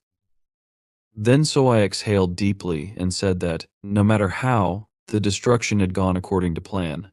She mentioned they had captured another one in the clothing store. The walls of the store were smashed to pieces, with fragments scattered throughout the room. Through the hole in the wall, the city at night was visible. Soi, placing her hands on her hips and turning to the main character, said that he had done a good job. She clarified that many people had disappeared here, and thanks to him, starting tomorrow, it would be peaceful. The main character looked at her in surprise, his eyes wide open, and asked, "Are there many such places in Seoul?" Then he noted that if this were true, they should at least close such places off to people. So I asked him not to worry and explained that he was not the only one who hunted at night. She told him that, like Goya, a monster from the human world, others like them had entered the human kingdom and were carrying out their mission. Everyone had been assigned their own hunting ground. With a nervous smile, she admitted that although it was not easy, she hoped to catch most of the outsiders today. Soa, looking at her emotionlessly with half-closed eyes, asked if there were others from the monster kingdom besides them. Then she asked Soai if there were really so many useful monsters in such a boring place as the human kingdom. Soai hesitated before answering, saying that this was not entirely true. She explained that not only monsters took part in the hunt, humans were also involved. She said that the old man told her that direct cooperation hadn't worked out, but they had reached an agreement regarding the zones. To the south of the Han River, their monsters were responsible, while to the north, human shamans organized purges. Siva looked at her in sincere surprise, his mouth slightly open and eyes wide. Mentally, he asked himself, really? At that time, Yashin was sitting near a thick bush, carefully restoring his breathing. A shaman's mask was on his face, and his blade lay next to him.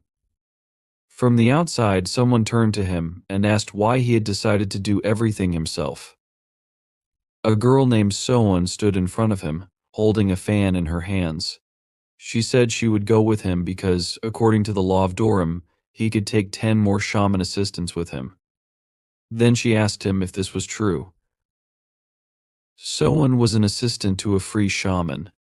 Yashin took the blade in his hand, leaned on it to stand up, and told her that he could handle it himself. He added that there weren't enough people for today's cleanup. After that, he explained that it didn't matter how many people were present because they would only get in the way. He told her he was more comfortable working alone since he hated giving out individual orders. Soan looked at him and replied that there were more reasons to use this opportunity to practice command. She explained that this was the role and duty of a shaman. Yashin removed the wooden mask from his face and told her that he had never asked for anything as a shaman. Then he asked her again if this was true. Taking off the mask completely, he said that the old man had put him in a position he never wanted. Turning to Soan, he told her that if she wanted him to refuse, he would do so at any moment and become a shaman only if she commanded it. Soan looked at him in confusion, pressing a closed fan to her face. She remarked that a shaman who didn't want to command and a shaman who didn't want to do anything on his own were both stupid. Then she noticed the monster behind him and said, "That one is quite large, isn't it?" She asked him if it was from the key class, and whether it was the creation of a group leader in Namsan. Yashin turned behind him, looked at the creature, and asked her again if that was what she meant. He then confirmed that it was indeed from the key class, but clarified that it wasn't a leader, it was average within its group. In front of them, on the ground, lay a large defeated monster. It was a creature that lived in the mountains and preferred the meat of women. This monster mainly lived in Japan. Yashin commented sarcastically, as if that would change anything. He then said that the leader was about the size of the Namsan Tower. Soan looked ahead with interest and thought to herself that there were about 10 of them in Namsan. She wondered aloud if she could single-handedly defeat a group where the average monsters belonged to the key class. Her thoughts drifted to what had happened a month ago, but she quickly interrupted herself and realized that, even a couple of days ago, the growth was enormous. Looking ahead with a smile, Soan thought that although Yashin lacked experience, no one in the Sessa department was capable of achieving what he had. Despite objections, the elder appointed him as a shaman for that very reason. She realized that he was the first genius in centuries, born in a transitional state, to reach the level of Zen. While she was thinking about this, she looked at Yashin. He, looking around and summing up, asked, "What's next on the schedule?" Then he followed up with another question, asking whether she should meet someone and report the situation to the Minister of Defense.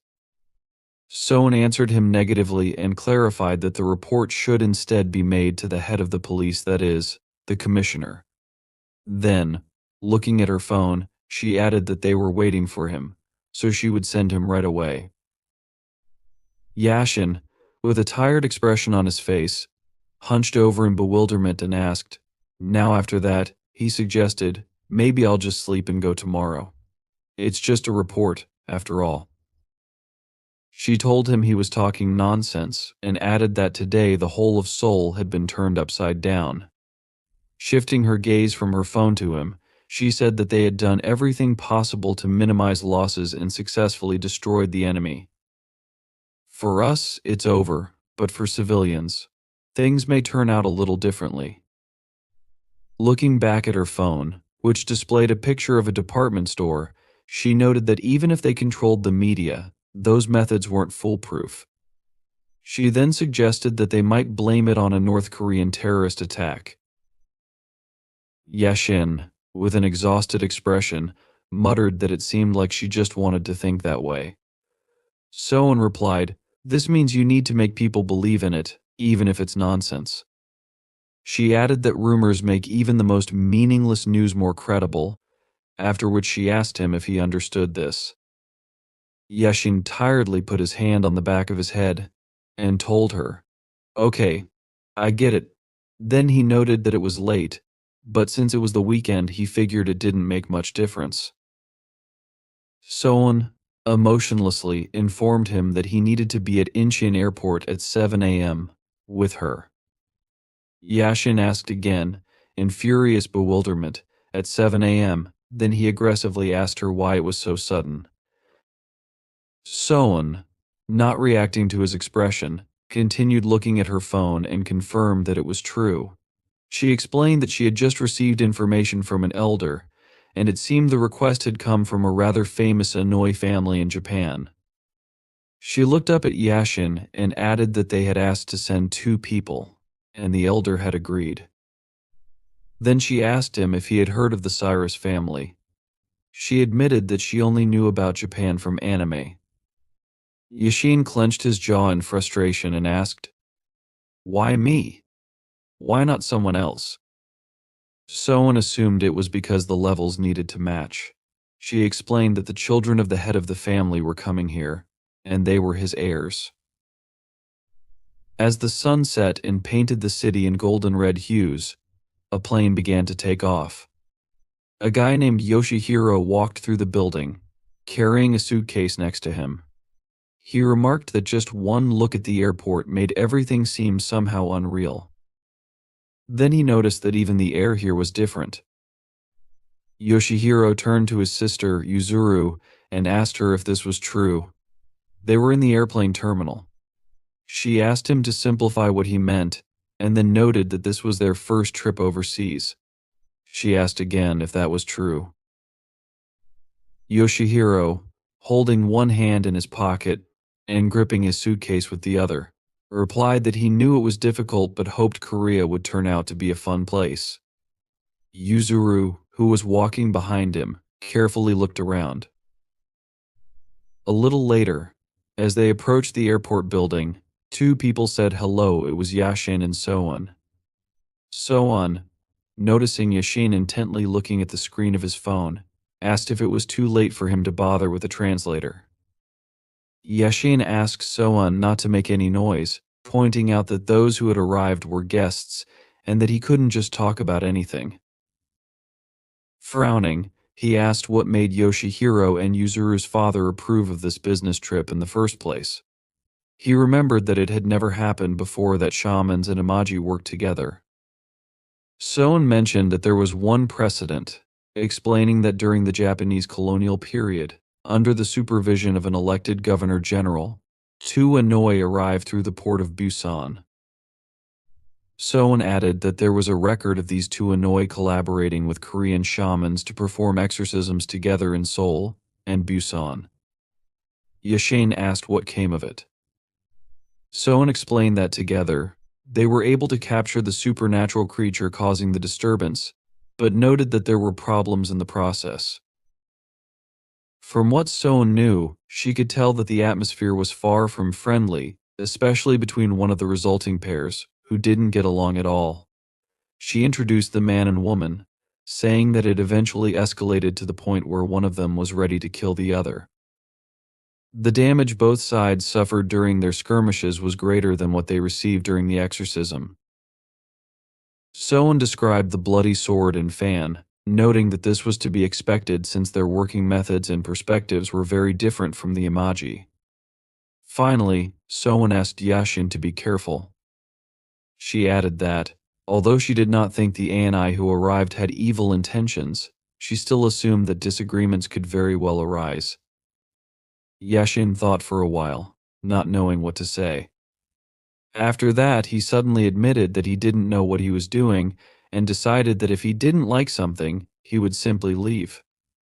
He guessed that the Annie might want that too, so it wasn't the worst option. Suddenly noticing several people in the distance, Soan asked Yashin to look at them and froze. She assumed that Yoshihiro and Yuzuru also knew their faces since they had sent photos. Looking towards Yashin and Soan, Yoshihiro raised an eyebrow. Before coming closer, Yashin wanted to say something, although he knew it would sound rude. Soan, understanding his intention, decided she would agree right away because, in her opinion, Yoshihiro and Yuzuru didn't look very good. Yoshihiro suddenly walked a little forward and, stopping opposite Yashin, grinned. Yashin, ordering himself to remain calm, noted out loud that he was glad to meet him. Yoshihiro suddenly bowed, greeted them happily, and thanked Yashin and Soan for coming to meet them. Yashin was sincerely amazed at this behavior. Meanwhile, Yoshihiro introduced himself, saying that he was 16 years old but, if counted according to the Korean system, he was 17. Placing his hand on the back of his head, he closed his eyes, smiled, and asked Soan and Yashin to take care of them while they were here. Yashin, hearing the way Yoshihiro spoke, asked if he really knew Korean well. Yoshihiro exclaimed that this was true, explaining that he had been studying Korean since middle school. However, he added that Yuzuru's command of the language was even better. Turning towards Yuzuru, he asked her in their native language what she was doing. Yoshihiro ordered her to quickly say hello. Yuzuru raised her head, looked at Yashin and Soan, greeted them, and then returned to staring at her phone screen. Yoshihiro was displeased with her reaction. Turning back to Yashin, he asked him to forgive Yuzuru's behavior, explaining that she was not. Yoshihiro explained that Yuzuru wasn't very good at social interactions. He mentioned her name, noting that she was 2 years older than him. Yashin, closing his eyes, said that there was nothing wrong with that, and thought it was better not to judge by appearances since both Yuzuru and Yoshihiro were risking much more. He briefly kept his gaze on the board while Yuzuru stood to the side. Sometime later, they got into the car and drove off. Yashin and Soan told Yoshihiro and Yuzuru that they had booked a hotel in Central Seoul for them. Soan added that they should immediately let her know if they didn't like the place or the hotel itself. However, Yoshihiro replied that everything was fine, saying that since they had asked at the last moment, they were grateful that Yashin and Soan had at least found something for them. Before continuing the conversation, Soan glanced at Yashin, indicating with her gaze that she was addressing him. Yashin, understanding what she wanted, asked if he could find out more about the purpose of Yuzuru and Yoshihiro's visit. He announced that he had heard it was an exchange trip, but admitted that he was curious about its actual purpose. Yuzuru, oblivious, continued to look at her phone. Yashin asked if they had come to help drive out the monsters, or if they just wanted to see the sights and engage in cultural exchange. He explained that they needed to know for sure, so there would be no misunderstandings later. Soan, not yet interfering in the conversation, focused on driving, her eyes fixed intently on the road. Yashin mentally noted that he had asked directly but decided this was better than beating around the bush. Yoshihiro didn't answer right away. After thinking for a while, he finally revealed that they had come to investigate. He explained that a certain monster might have fled to Korea, and they wanted to find out more about it. Yuzuru, hearing Yoshihiro's words, looked up at him and was about to say something, but Yoshihiro interrupted her. He firmly announced that there should be no problem since their father had told them to act at their discretion. He reminded everyone that this was the land of Soan and Yashin, not Japan, and therefore decided it would be wrong to hide any information. In addition, Yoshihiro noted that when people speak openly, cooperation is more productive. Bringing attention back to himself, Yashin asked what kind of monster Yoshihiro was talking about. He understood that if this monster had come here, it could be a dangerous spirit-class monster. However, Yoshihiro clarified that this was not the case. Frowning, he admitted that he didn't know what it was called in Korea. He then explained that, in Japan, they divided monsters into 4 categories. The first category consisted of demonic beasts, which were animals that had lived so long they gained intelligence and supernatural powers, eventually becoming monsters. The second category included vengeful spirits, which were human souls that received supernatural powers due to strong emotions like affection or resentment. The third type were tagami, spirits of old objects that were also referred to as monsters. Yoshihiro continued, explaining that unlike the previous three types demonic beasts, vengeful spirits, and Tagami that originated from animals, people, or objects, energy monsters were called spirits. However, there was one exception to this. Hearing this, Soen and Yashin froze. Yoshihiro revealed that they called this type of monster Targami. Weary, Yashin closed his eyes and placed his palm on his forehead. He asked if it was true that in Korean, these monsters were called the Dark God. Soen, sweating from tension, confirmed that it was indeed the case. She explained that the Dark God was a monster that did not fall into any of the four categories. It was, in essence, a monster created from emptiness. She noted that, until now, no one knew how these monsters appeared. It was believed that the dark gods were born from the fears and desires of all living beings in the world, both humans and monsters. Although there was a division between species, there were never two dark gods in one era. Soen explained that when an existing dark god dies, another dark god appears hundreds or thousands of years later. While their form and abilities varied between species, all dark gods shared an invisible potential for growth and an endless thirst for it. In addition, Soen added that judging by historical records, from the moment they appear, dark gods are incredibly intelligent. They grow stronger through devouring and endlessly strive for power.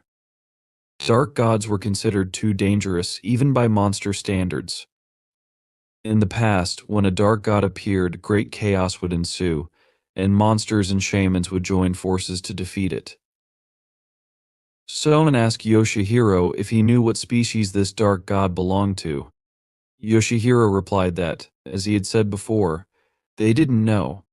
He added that they weren't even sure the dark god was in Korea. However, thanks to a divine prediction of its appearance, they knew that the dark god had already been born and was heading west across the sea. Very soon they arrived at the hotel. Yashin, promising that they would contact Yuzuru and Yoshihiro in the evening, told them to rest for now. After Yuzuru and Yoshihiro left, Soen asked Yashin what he thought about all this. Yashin closed his eyes, sighed, and advised Soen to think and rest. He decided that they needed to help Yoshihiro and Yuzuru as best they could, and also report this to their father.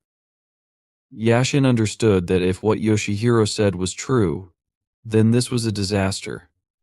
There was simply no worse problem for them right now. Soen wanted to say what she thought, but Yashin interrupted her, declaring that he already understood. He admitted that he had been thinking about something while destroying monsters the previous night. He wondered if someone was behind these monsters and what the purpose could be for whoever was controlling them. Yashin noted that each of the monsters he fought was ordinary, but they had all become stronger by devouring people. Although the monsters did not know how to use this power, Yashin realized that if other monsters were the same, their destruction was just a matter of time. He concluded that these were meaningless sacrifices unless the reasons behind them were questioned. Frowning, Yashin asked what would happen if the monsters originally had a different goal. He assumed that whoever was orchestrating this was flooding the streets with low-ranking monsters so that Yashin and the others would underestimate the situation. Looking at the people passing by, he speculated that this might be the goal.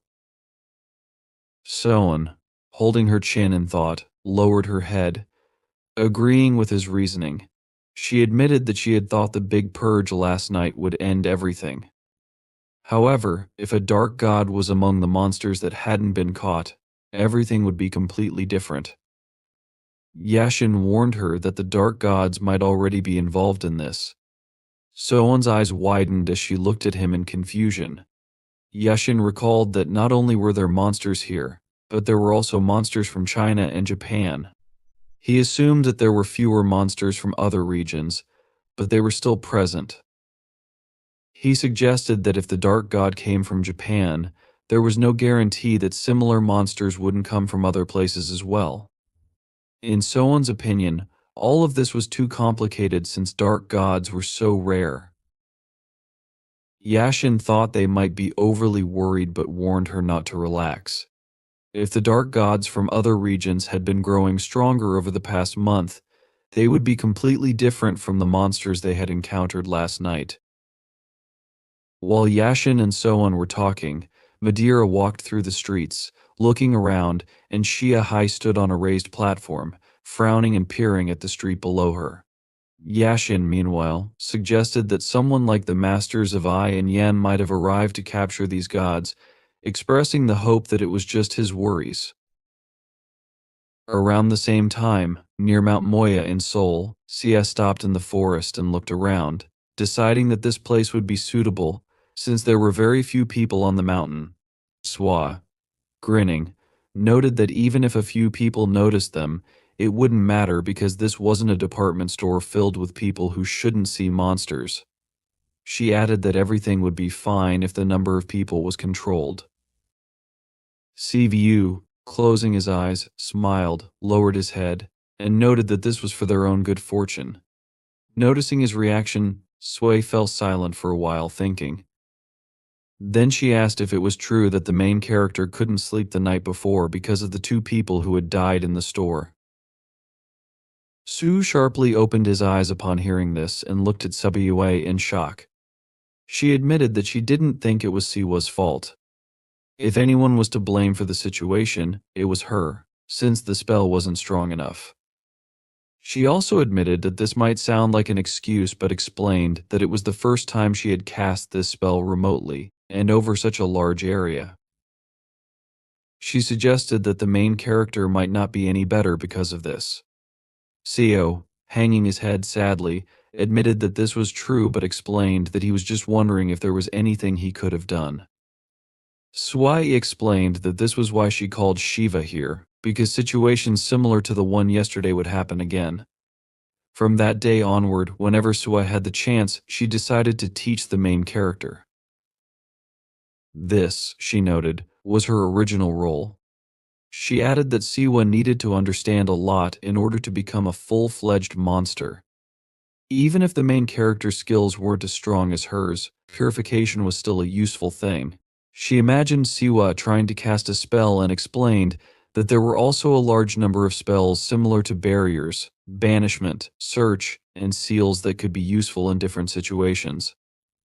Swa ordered Siwa to prepare for the training, and he agreed with a confident frown.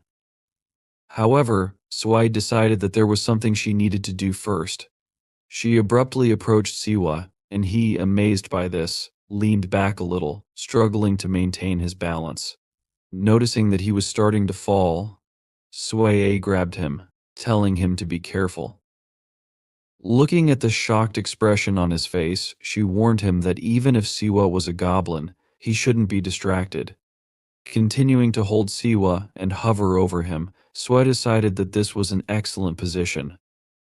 Grinning, she advised him to relax, let go of his strength, and not to twitch. Leaning even closer, she promised that it would all be over soon. From the moment Subway activated her magic, Siwa felt the scent of an unknown flower and the subtle smell of peach quietly creep up on him. These aromas overwhelmed him with a subtle sensation he had never experienced before, and his heart began to beat as if he had been running intensely. Sivu opened his mouth in amazement but said nothing, staring at Sway looming over him.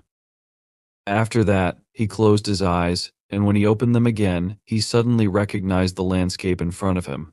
He froze, not knowing how to react, and suddenly heard someone behind him. The voice reassured him not to worry, as what was in front of him wasn't real. Turning sharply, CVU saw a grinning Sabwa, who explained that this place was the depths of Siwa's mind, the most inaccessible part of his consciousness. She also said that what Siwa saw, heard, and felt was based on his memories. Relieved, the main character thought it was very good that everything was make-believe. He asked if it meant this was just a fantasy that didn't really exist. Then, he asked about Subi herself. Subi responded that Siwa was talking to the real her, and added that she had a special trick for him. One of Sui's unique spells was called Violet Whisper. Through the senses, it introduced false stimuli into the brain and created visual or auditory hallucinations. Such a spell could make a person forget what they had already seen, or force him to perform simple actions that Siu already knew about. However, there was something a little stronger than this. It not only introduced the stimulus but also opened the gates of the mind. Thanks to this, Suajiwei and the main character temporarily united their minds. Swabu explained. To put it simply, I've mentally come to visit you sighing. She admitted that there was usually no special reason to resort to this, but now the situation was different. She activated her magic again, noting that, to be honest, the results of their future tests were interesting even to her. Saya was shocked when he heard this. Suajwa, extending her hand to the side, created a dark silhouette and offered to see how Siu would hold up against this opponent. The dark silhouette began to move forward, gradually taking on the outline of a person. The main character, smiling nervously, asked her to wait and said that this could not be happening. Swa warned him that the familiar sight meant nothing and noted that this was the first time Siu would face this opponent. A copy of Siu emerged from the shadows, resembling a time when he looked more like a goblin. Swa suddenly noted that it was impossible to say this copy was the same as before. She explained that the copy was created from the information in Siu's memory, as well as from her own memories of fighting him. Since she combined both sets of memories, the copy was of quite high quality. Swabian asked if the main character wasn't curious to see which of them was stronger, and by how much. CVU admitted that he wasn't sure about this. Swabia, snapping her fingers, remembered something else, and added that the amount of the monster's strength was the same as at that moment. She created a table and chair off to the side and noted that Siu's body was already on the verge of destruction, clearly remembering how little monster strength Siu had left. Swa continued speaking as the copy of the main character pushed off the ground with force, instantly approaching CVU and striking. Sitting down at the table, Swa said that even without the power of a monster or something similar, the copy was very strong. CVU, having difficulty blocking the blow, opened his eyes wide in horror and asked what kind of monster this was. He mentally noted that while the copy lost some momentum when it stepped onto the ground, the impact of the strike was still incredibly strong. The copy of Siu, meanwhile, continued to attack, this time using its leg. The main character couldn't defend himself, which caused him to frown. The copy relentlessly delivered powerful blows, and Siu barely managed to block them. He mentally asked himself, was I really that strong back then? He realized that both the strength and speed of the copy were superior to how he fought in the store. He also noticed there was something else about it. Just as Siu prepared to counterattack, his copy jerked sharply and hit him in the face with its knee. Holding her cup of tea in her palm, Swa asked if it wasn't true that this wasn't easy. She recalled that she had already said Siu had talent and admitted that, if she weren't a monster who used her body directly, it might have been even more difficult. Siu, ignoring the blood running down his chin, frowned as he thought about how his copy possessed an inexplicable level of fighting instincts. Meanwhile, Suabier looked on with satisfaction. Carefully watching the battle, Sio assumed that, so far, he had survived and won only thanks to his instincts. Suddenly, he heard Swa say that this only worked when the enemy's level was low because no matter how talented a monster was, fighting an enemy superior to him, in many aspects, would be too difficult. CVU, trying to defend himself from the attacks of his copy, asked how he could defeat it. One of the blows sent him flying back a little, but he managed to land carefully. He asked himself again how he could win. Even when he put all his strength into a blow, not a trace of damage was left on his copy, not even a single scratch. No matter how much Siu thought about it, it seemed very strange to him. He couldn't understand why this was happening. Suddenly, Siva felt something that made him freeze, and even Sue was distracted, amazed at what had happened. She frowned and got into a fighting position as the copy ran forward to attack. Siu realized that all the techniques he had used before were formed under the influence of his copy, which personified him. Even when Siu first used the club, he was able to change its form precisely because of the memory of his copy. In other words, Siva suddenly realized that what his copy could do, he could do too. He looked closely at the copy so as not to miss its moves. Despite this, the copy still managed to hit Siu, and he asked if it was true that it was using earth control. The copy froze in shock, and Siu realized that his copy was using the ability to reduce damage by transferring it to the ground. He noted that his copy was much better at this than he was at the moment, but also realized that the difference in their styles as monsters didn't matter. When the copy delivered another blow, the main character grabbed its hand. Though he assumed he wouldn't close the gap immediately, he pressed harder against the ground and threw his copy high into the air. Mentally noting that he could still do something, Siva summoned the Goblin Club. Before the copy hit the ground, Siu decided to try something. Smirking. He challenged his copy to see if he could use earth control without touching the ground. Siva got into a fighting position and delivered a strong blow with his club. Watching his copy fall to the ground, he smiled contentedly. The landing was so hard that dust and fragments of stone rose into the air. Sui smiled contentedly at the scene as well. Siu called out to her joyfully, shouting that he had succeeded. Closing his eyes, he smiled, admitting that his copy was very strong. However, since it was essentially him, it was easy to determine its weaknesses. Sabua, closing the book she had been reading, noted that Siu had done a good job and added that both Siu and his copy should acknowledge this. The main character, hearing this, stopped smiling and asked what Sawa was talking about.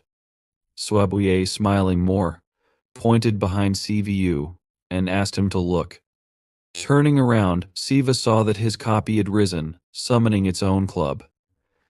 This time, the club took the form of a massive weapon.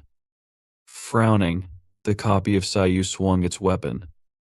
Swa, grinning, noted that at least Sayu recognized the copy as an enemy worthy of him. Siu froze, his eyes wide in amazement, and stared at the enormous weapon his copy was holding. Realizing that his copy was about to strike, the main character looked with horror at his small club, and almost crying, said that it wasn't fair. At that moment, the copy delivered a powerful blow. When the club dissipated, splashes of blood were visible on the ground, along with cracks that had formed. Siu lay on the ground, trembling in pain. The lower half of his body had been torn from his torso due to the force of the blow. Siu clenched his jaw and closed his eyes, but the next moment he opened them and suddenly noticed that he was still lying on the ground intact. Siva was amazed and Sebiwa, smiling, praised him. She admitted that she thought he would be beaten much more severely, but he had shown himself well. Gradually rising, Siva didn't answer. Sui admitted that victory wasn't even an option because the battle had been planned to be unfair. The creation that was his copy had been far too powerful. A copy of Siva would have taken Sobae herself 5 tails from the very beginning. The main character remembered that the more tails Sobae used, the stronger the enemy. He asked how many tails it would take to kill him. Holding her chin in her hand, Sui admitted that it was very difficult to say. She suggested that 2 tails might not be enough, and with 3 it would be difficult. She realized that if she had to finish everything quickly, she would use 4 tails. Suddenly she added that, to be honest, each new tail allowed her to increase her strength by 1.5 times. CVU, thinking about it, realized that the difference between 3 and 5 tails was 1.5 times squared, meaning it would be more than twice the force. Swabiwei, looking to the side, said that she could deal with most of the monsters even with just 1 tail. She suddenly activated her magic, making her appear more threatening, and called out to the person she noticed a mouse peeking from the shadows. Hungry, leaving her hiding place, asked for forgiveness, admitting that she was afraid she would interfere. She dropped to one knee and, closing her eyes, swore that she was not planning anything bad, but was simply watching. She asked Subway and CVU to believe her. CVU, seeing Hungry, was very amazed. Hearing this, Sway looked in his direction and asked if they really knew each other. CVU confirmed that they did indeed know each other and explained that Hungry was from the House of Humility Cultivation. Hungry then explained that last time, she had made an agreement with their leader, and as an advance for this agreement, she had come to hand over the things prepared by the leader. She clarified that these were the best treasures of the monsters, as well as clothes for CVU. The main character froze, his eyes widening, as he did not know how to react. Even Sebue was a little surprised. One day ago, at the House of Humility Cultivation, when Miriam and CVU were talking in a room, Miriam suggested that calling it an investment would be too abstract. He then asked if it was so, before noticing that everything was simple. He said that he wanted to help CVU so that their guest would become a winner in the arena as quickly as possible. He added that financial assistance was just the beginning. Raising his hand, he said with a slight smile on his face that he would also provide CVU with very special things that even their guest did not know about.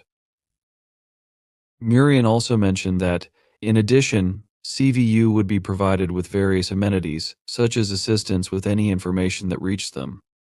CVU listened to this with a confused expression on his face. Lowering his eyes, he looked at the table filled with different dishes and replied that it sounded great. Then he raised his eyes and asked, "But isn't investing when there is an expectation that they will get more than they invested?" He noted that if he became the king of the monsters, what they would demand from him could be very significant. Miriam looked at him with a thoughtful expression. A thoughtful expression appeared on Miriam's face, and he combed his beard with the fingers of his hand. He confirmed this, noting that CVU was very smart. He stated that, in this case, he would speak directly. The main character listened intently to what he was about to say. Miriam explained that they wanted absolutely nothing in return for now.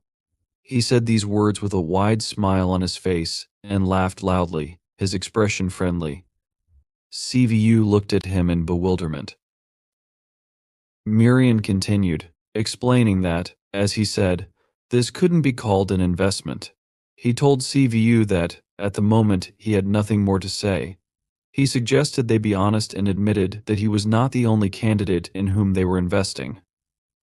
The main character looked at him in surprise, his eyes widening.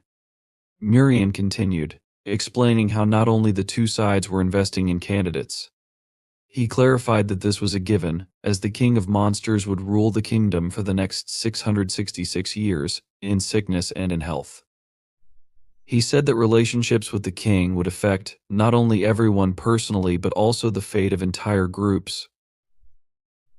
He then turned to CVU, sitting opposite him, and called him dear. He told him that those who weren't strong enough to dream of becoming a king at least wanted to be his faithful followers. The main character listened carefully to Miriam's words. Miriam added that, even if it was a stretch, they were going to select the most promising candidates. He explained that they were planting seeds for the future. CVU, looking uncertainly at his interlocutor, put his hand on the back of his head and said that, after hearing all this, it became much clearer to him. He then asked, "But aren't their monsters unhappy with this approach?" He explained his question by saying, "Doesn't anyone wonder why they are not being helped or why someone else is being helped?" Miriam closed his eyes with a smile on his face and confirmed this, saying that of course there were such people. He then explained that there were no particular problems with them, and such dissatisfaction was resolved by itself. After that, he gave an example, mentioning the youngest of the Hai Tai family, with whom he had a conflict. He said that the young member should have received their sponsorship since he possessed attributes such as the potential and hidden power of a divine beast. Murian said that they considered these qualities enough to invest in him. He then extended his hand in front of him and said that one guest had contacted them directly, claiming he was not worthy of their resources. When Murian spoke about this guest, he pointed toward the main character, who was looking at him in surprise. Murian continued, saying that this guest convinced them it was better to give the resources to him instead. He ended his speech by saying, "This is how everything is." He looked at CVU with a serious expression on his face and, stretching his hand out in front of him, said that if CVU wanted someone to invest in him, or if he wanted the amount of investment to increase, he would need to show that he deserved it. He added that if CVU thought he was worthy but disliked his opponent who had received the investments, then he simply needed to overcome them. Murian told him that, as the competition progressed, those without support would be destroyed, and only those with the greatest chance of becoming the king of the monsters would remain. He looked piercingly in front of him, saying that when this moment came, they would discuss the terms of the investment and, of course, agree on this deal or not depending on CVU's personal choice. Murian then asked him to consider this as a regular service until that time. The main character, holding his hands on his feet, looked ahead in surprise and was silent. Sometime later he examined his hands in surprise. He then examined his new robe and said that it was amazing. With wide open eyes he noticed that, although he had pulled it right onto his clothes, he was still very comfortable. Then he noticed that the fit was simply perfect. Swa, standing opposite him, crossed her arms over her chest and noted that this was a common thing for an elven. She added that he didn't need to keep getting things since he could simply call upon them when necessary, as if from spatial storage. Sway then turned her question to Hungry, asking if there was a special set of commands. Hungry crossed her fingers in front of her chest in the affirmative and answered, saying that such a gesture seal had already been created. She asked them to simply say put it on, and if they wanted to take it off, they should say take it off. The main character also crossed his fingers in front of his chest, as Hungry showed, and said hesitantly, so, take it off. After this, the robe CVU was wearing began to shrink and disappear. The main character looked at it in bewilderment, surprised and screaming in fear. Siva began alternating his orders. He shouted, put it on. After that, he shouted, take it off. Swajue, with a serious expression on her face, calmly watched him and frowned her eyebrows. Hungry looked at her warily, standing behind her. Siva continued shouting, commanding, put it on. After that, he again commanded, take it off. Subwai asked him if he was having too much fun. Siva looked at Subway carefully and thought that this Gumo girl was a nine-tailed fox. He understood that, despite the attempts of their house and many other factions, she was a genius who refused investments by firmly answering them that she would not be in debt to these insignificant forces. At this time, Subway irritably asked the main character if he was a child. She then looked behind herself in surprise. She looked at Hungry and asked her what else she had to say. She told Hungry that if she gave everything, she should just leave. Swa asked her why she should stand there. Hungry opened her mouth and put her palms out in front of her. Swa asked her if she was trying to find something. Siva exhaled heavily from his lungs and then asked Swa. He turned to Hungry and asked her if there was anything else to tell them. He then asked what the gentleman had told her. Swachue continued to look at Hungry menacingly. Hungry put her hand to her chest and said that, last night, there were those who survived the hunt, and they knew the location of one of these groups. She then said that the gentleman would like to convey this information to him and offered to help in clearing them out. The main character looked at her in surprise as she said this. Sway looked at her with her eyebrows furrowed, then asked her to wait. She said that she understood why she was telling him about this. Then she asked her, but how did they know this? She warned Hungry that she had better not lie, Hungry stood, pressing her hand to her chest and looking ahead. She said that Mr. Siva would remember Mr. Yum from yesterday. Siva repeated after her, Yum after that. He asked her if she was talking about Hai Tai. Hungry answered in the affirmative and explained that last night, Mr. Yum took part in a hunt and settled down on the outskirts of Seoul with 2 other creatures. The main character sighed in surprise and asked if they were seriously injured. He then asked if it was Yum who reported the location of the remains. He understood that something was wrong here. Hungry told him that, instead of receiving a report from them last night, they learned that Mr. Yum's partners were killed by those they were hunting. After that, she told him that Mr. Yum was able to escape alone. Sway opened her mouth with a surprised expression and asked her to stop. She then asked her, were they unable to destroy someone after that? She said that she had never heard of such a thing. Hungry, looking at the floor, said that they themselves found out about this only in the morning, and Yum came to them late at night. She told them that, despite his wounds, he panicked, so they brought him inside to help. But he never recovered from the injury and continued to fragmentarily repeat the events of last night. She told them that, shaking with fear, he spoke of his fear of the enemy and guilt for the failure of the mission. He hid under the blanket and, turning to his mother and sister, asked for their forgiveness. Hungry then said that the shock of these 2 accidents seemed to have hit him hard.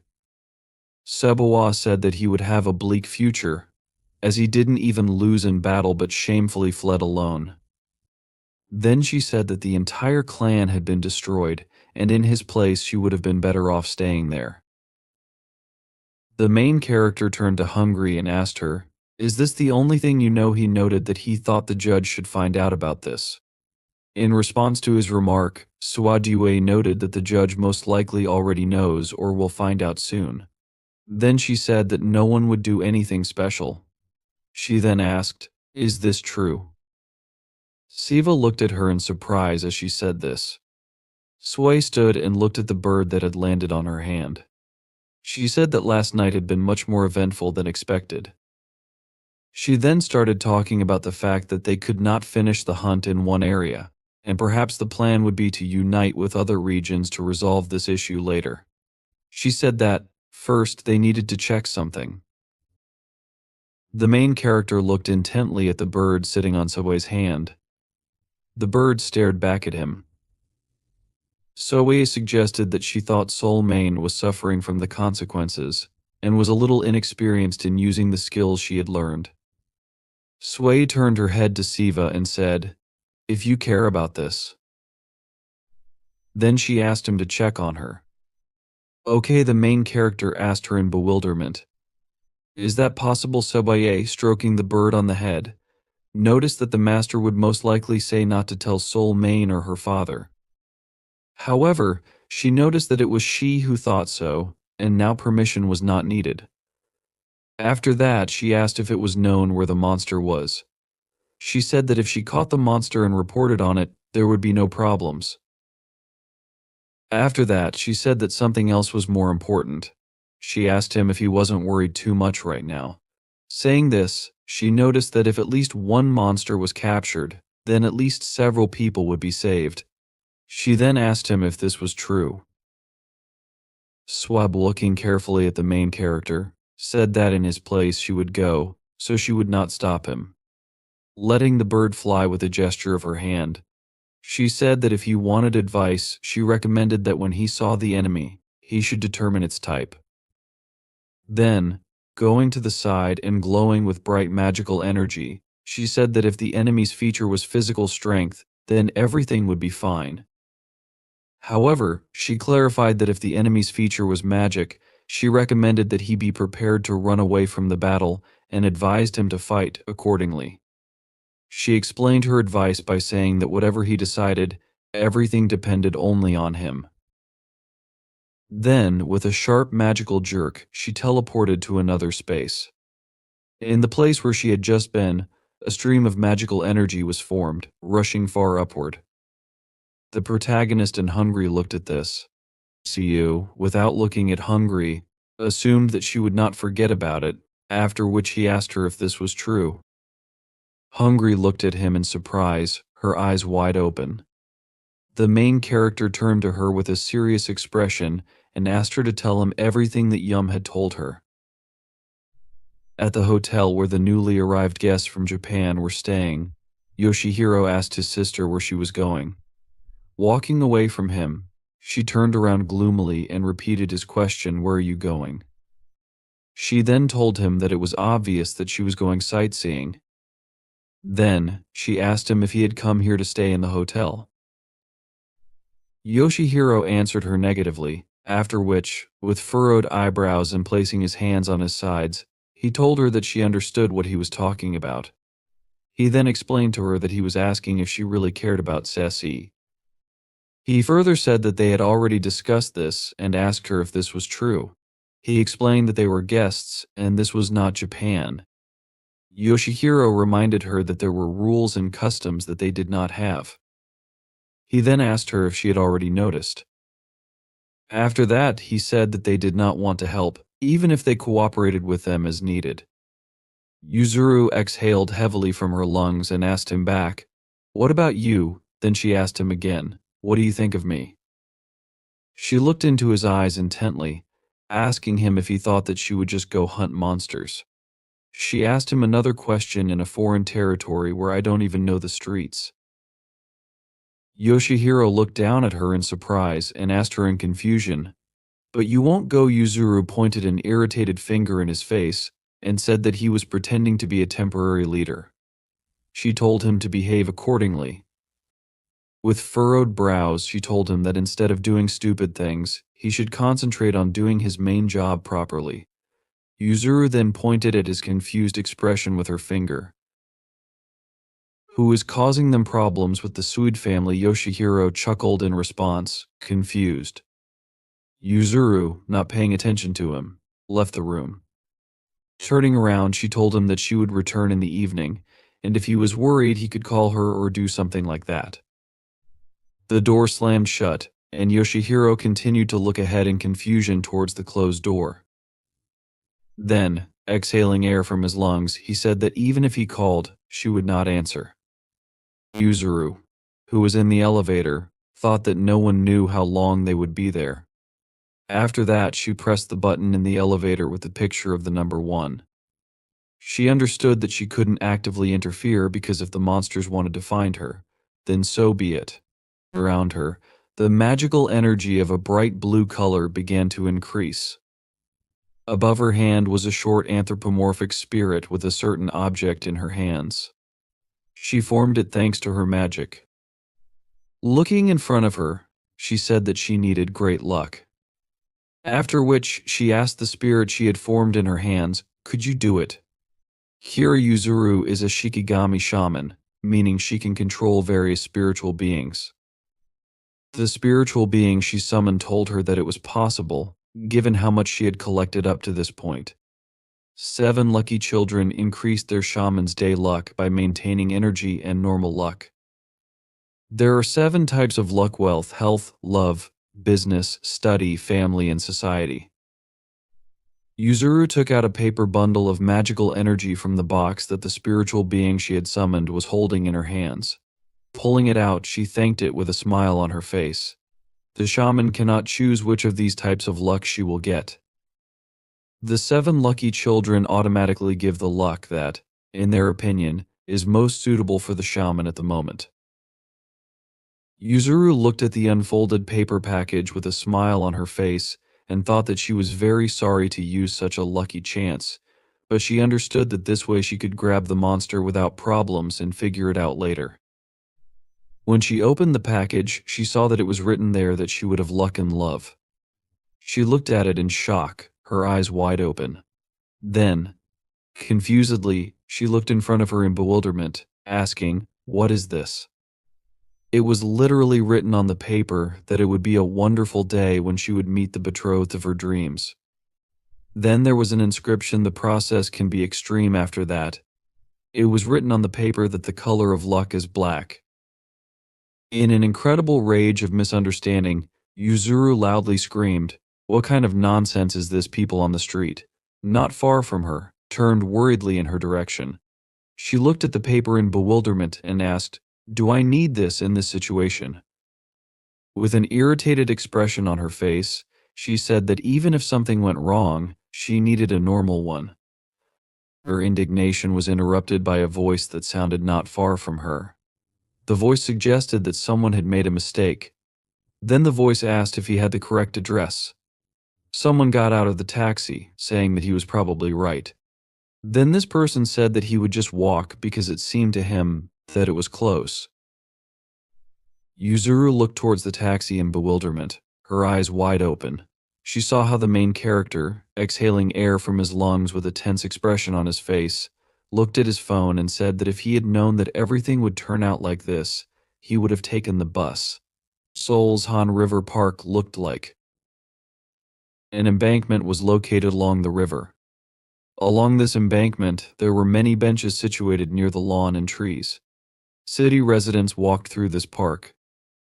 A guy named Bone, who was a monster, sat on a bench and carefully watched people passing by him with a smile on his face.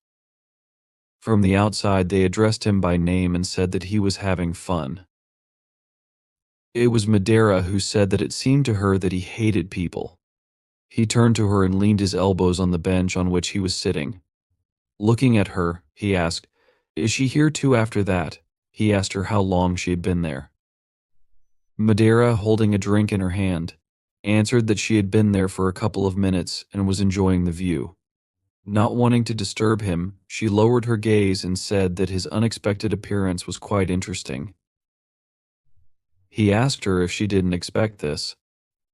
Then he closed his eyes, leaned his hand on his hip, and told her that in order to watch something, you don't have to love it. He explained that most people don't like insects, but from the outside, looking at them is quite interesting. With a smile on his face, he looked in front of him and told her that it was the same with him. He said he was sometimes interested in watching how these people scurry around. Madeira sat down on the bench next to him, and with a bored look, lowered her face into her hand. She said that even if they were unpleasant to him, Bun laughed, telling her that she was still young. Then he told her that she hadn't even celebrated her second birthday yet. He asked her if that was true. After that, he continued talking about how, given how quickly she learns, she would soon understand what he was talking about. Madeira looked at him with a bored expression and chuckled in response. Then, exhaling air from her lungs and looking at the people passing by, she said that this was certain. She noticed that some things can only be understood after they are over. After that, she asked him if those three monsters were dead.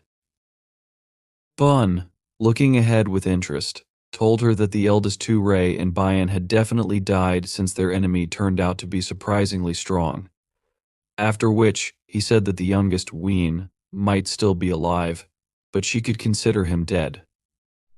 He explained his reasoning by saying that if she had already been captured, they would have done everything to get information out of her. He then noticed that she wouldn't be able to tell them anything about the fact that, last night, she regretted what happened. She told Bun that until she refused Ray, everything had been fine, but when she left the store, the more time passed, the more it dawned on her. After that, she asked how she looked to the three of them. She said heavily, "And what did I do?" Bone looked at her with interest, and she said that it was quite stupid. After which, she asked him if it was true. She said that she had spent a year with them and only now understood. Then, with a crazy face, red and blood-filled eyes, a wild animal grin, and dripping saliva flowing down her beard, she said that she had to eat those three. She said through her teeth that she was very angry, and the more she thought about it, the angrier she became. She said that all night she ate whatever she wanted. People walking in the park began to hug their bodies, shaking in bewilderment from the cold and asking what had changed so suddenly. The girl was trembling from the cold and squeezed her shoulders with her hands, saying that she was so cold. Madeira said that her hunger had not been satisfied. Bahun, looking at her with a smile on his face, asked, "How many did you eat?" Madeira, with incredibly wide open eyes and small pupils, looked madly at the floor, indicating that she hadn't counted. However, she mentioned that the building in which they hunted with those three monsters was now useless since she ate everyone inside. Then, she turned to Bone and asked, "Is this possible?" Bun, smiling, answered her that it didn't matter whether it was possible or not since there was no point in hiding anymore. He explained to her that after last night, the inhibitions had disappeared, and wherever she went and whatever she did, there would be consequences. He then told her that he would not interfere or stop her since he never had the right to do so. He looked at her friendly and told her to go and have fun. He said that this is all he asked of each of the 7 of them. He took out his phone and, with his fingers clicking on the screen, said that all the residents of the apartment complex were missing. Then he asked, "Will the news spread by lunchtime?" Madeira, continuing to hold the drink in her hands, asked how he knew that Ray and Bayan met a strong enemy, and that only Ween survived. She hesitated, then asked if he was there too. With a smile on his face, Bion asked her again, then confirmed it. He told her that he was there too. After that, he explained that it wasn't that he had anything to do with her or those 3 monsters. He said it was more of an accident since he was keeping an eye on what was happening because he was already nearby. Madeira grinned and noted that it sounded like he had noticed something important. Bion, with his eyes glowing with magical energy, answered her that there was nothing special about it. Then, he noticed that there was nothing like that, at least not yet. Shiru walked along a crowded street, with Yuzuru carefully following him. She mentally stopped herself and asked, "What else is this?" Looking at him in surprise, she realized that his aura was as if he was not trying to hide. She thought that even if he wasn't the kind of monster who breaks the law, given the recent events in the country, this was quite stupid. The main character walked with one hand in his pocket and the other holding his phone, which he looked into with a tense expression on his face. Yuzuru, looking at him carefully, understood that she needed to take into account a couple of nuances. She assumed that he was being controlled by magic or a supernatural entity and realized that there was a possibility that he could not control his aura. However, in fact, the main character specifically showed an aptitude in order to lure someone out. Siu Yu continued to walk forward, looking at the small knife he was holding in his palm.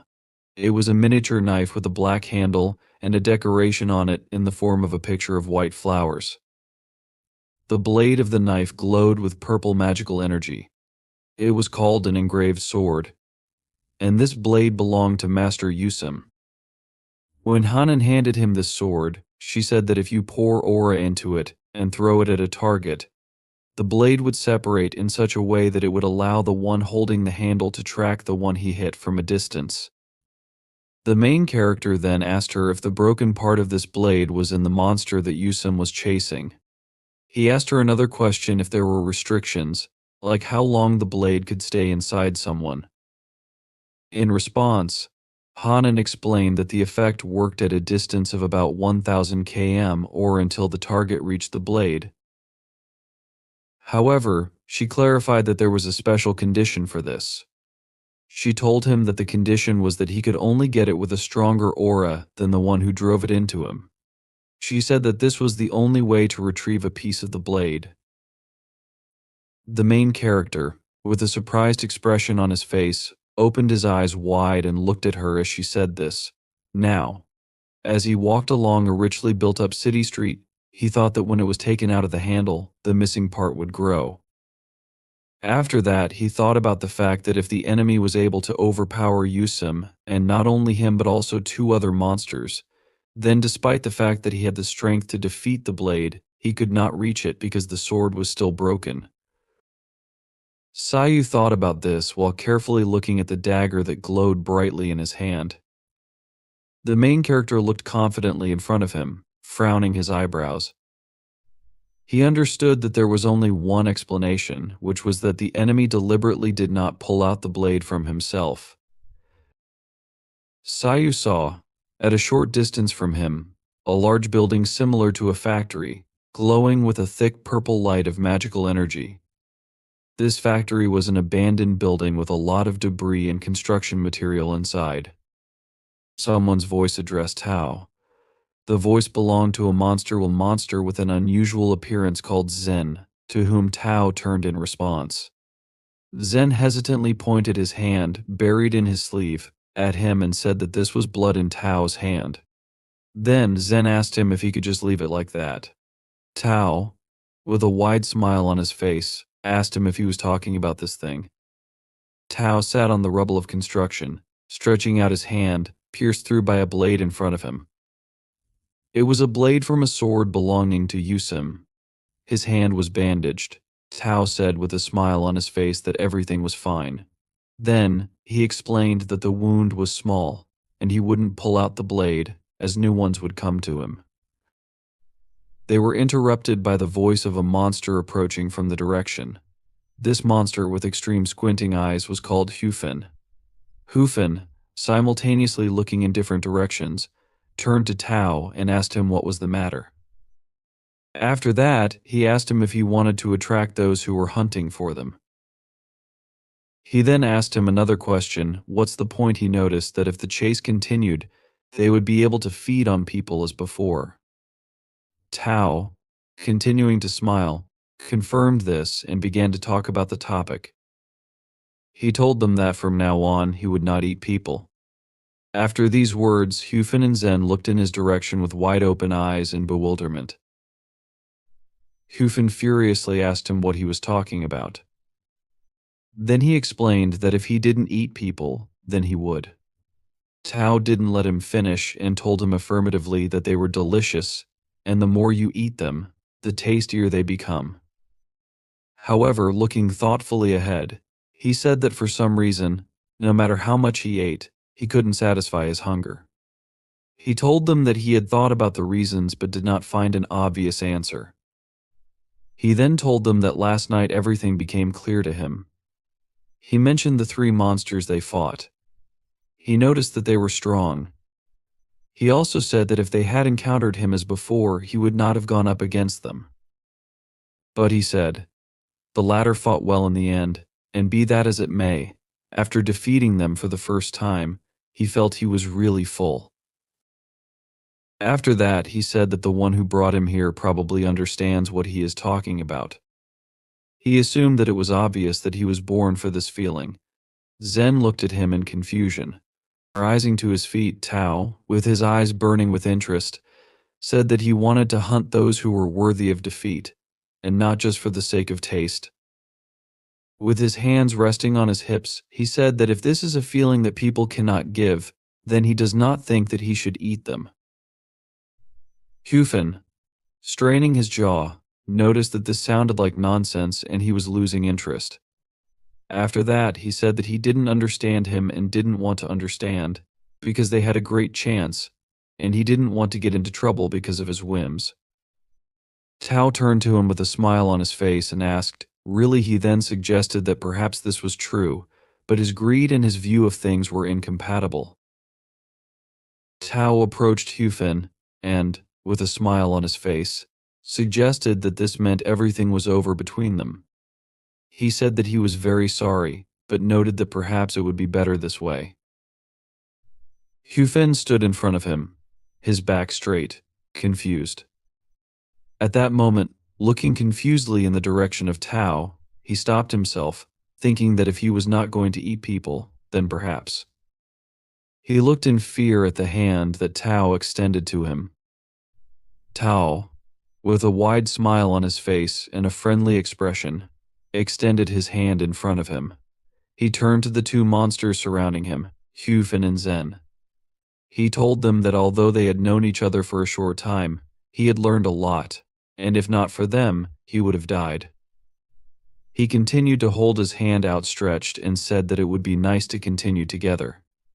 However, he admitted that they were right, and he thought it would be much better if they went their separate ways. He apologized to them and thanked them. Hufin clenched his jaw in great tension and called him a bastard through clenched teeth. He then turned to Zen and told him that if he had heard everything, he ordered him to move. He explained that they had to leave before sunset. However, Zen did not move from his place. He stood unwaveringly, looking uncertainly in front of him. Hufin, irritated, asked him why he was hesitating. Zen said hesitantly that he wanted to be with Tao. Hufin asked him again in bewilderment. Zen exhaled heavily from his lungs and spoke about what they experienced last night, thanks to Tao. Then he asked if this was true. After that, he confusedly continued to say that he also wanted to become as strong as Tao. Tao looked at him in surprise while Zen continued to say that, in this case, he wanted to fight, not with people. Hufin asked him irritably, "What are you saying then?" Angrily, he pointed his finger at Tao and said that he didn't even know the details. He asked him if he had forgotten who he and Zen were in the first place. Pressing one of his hands to his chest, Hufin shouted that the transformation of their bodies was not the same as Tao's. He shouted loudly that he was just a dirty copy. Tao said that, as he said, it was dangerous to be with him, especially for Zen. After which, he warned him, saying that he would most likely die. Hufin turned his surprised face toward Tao. After this, Tao noted that, while he was with him, he promised him this, with a confident smile on his face. He clenched his palm into a fist and told him that if he died, he would not do it before him.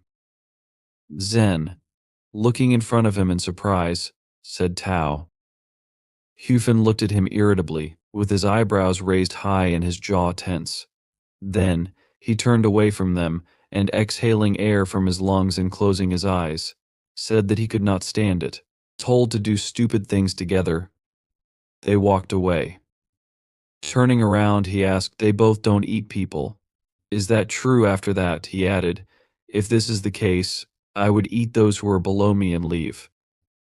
Then he smiled and said, "No one would complain." TA, with a smile on his face and looking up, confirmed this, saying it is better to eat to the maximum state of saturation before sunset. Suddenly, his face took on a confused look. He gazed ahead in surprise and said, "This is true." At that moment, the main character stood in front of the abandoned factory building where those monsters resided.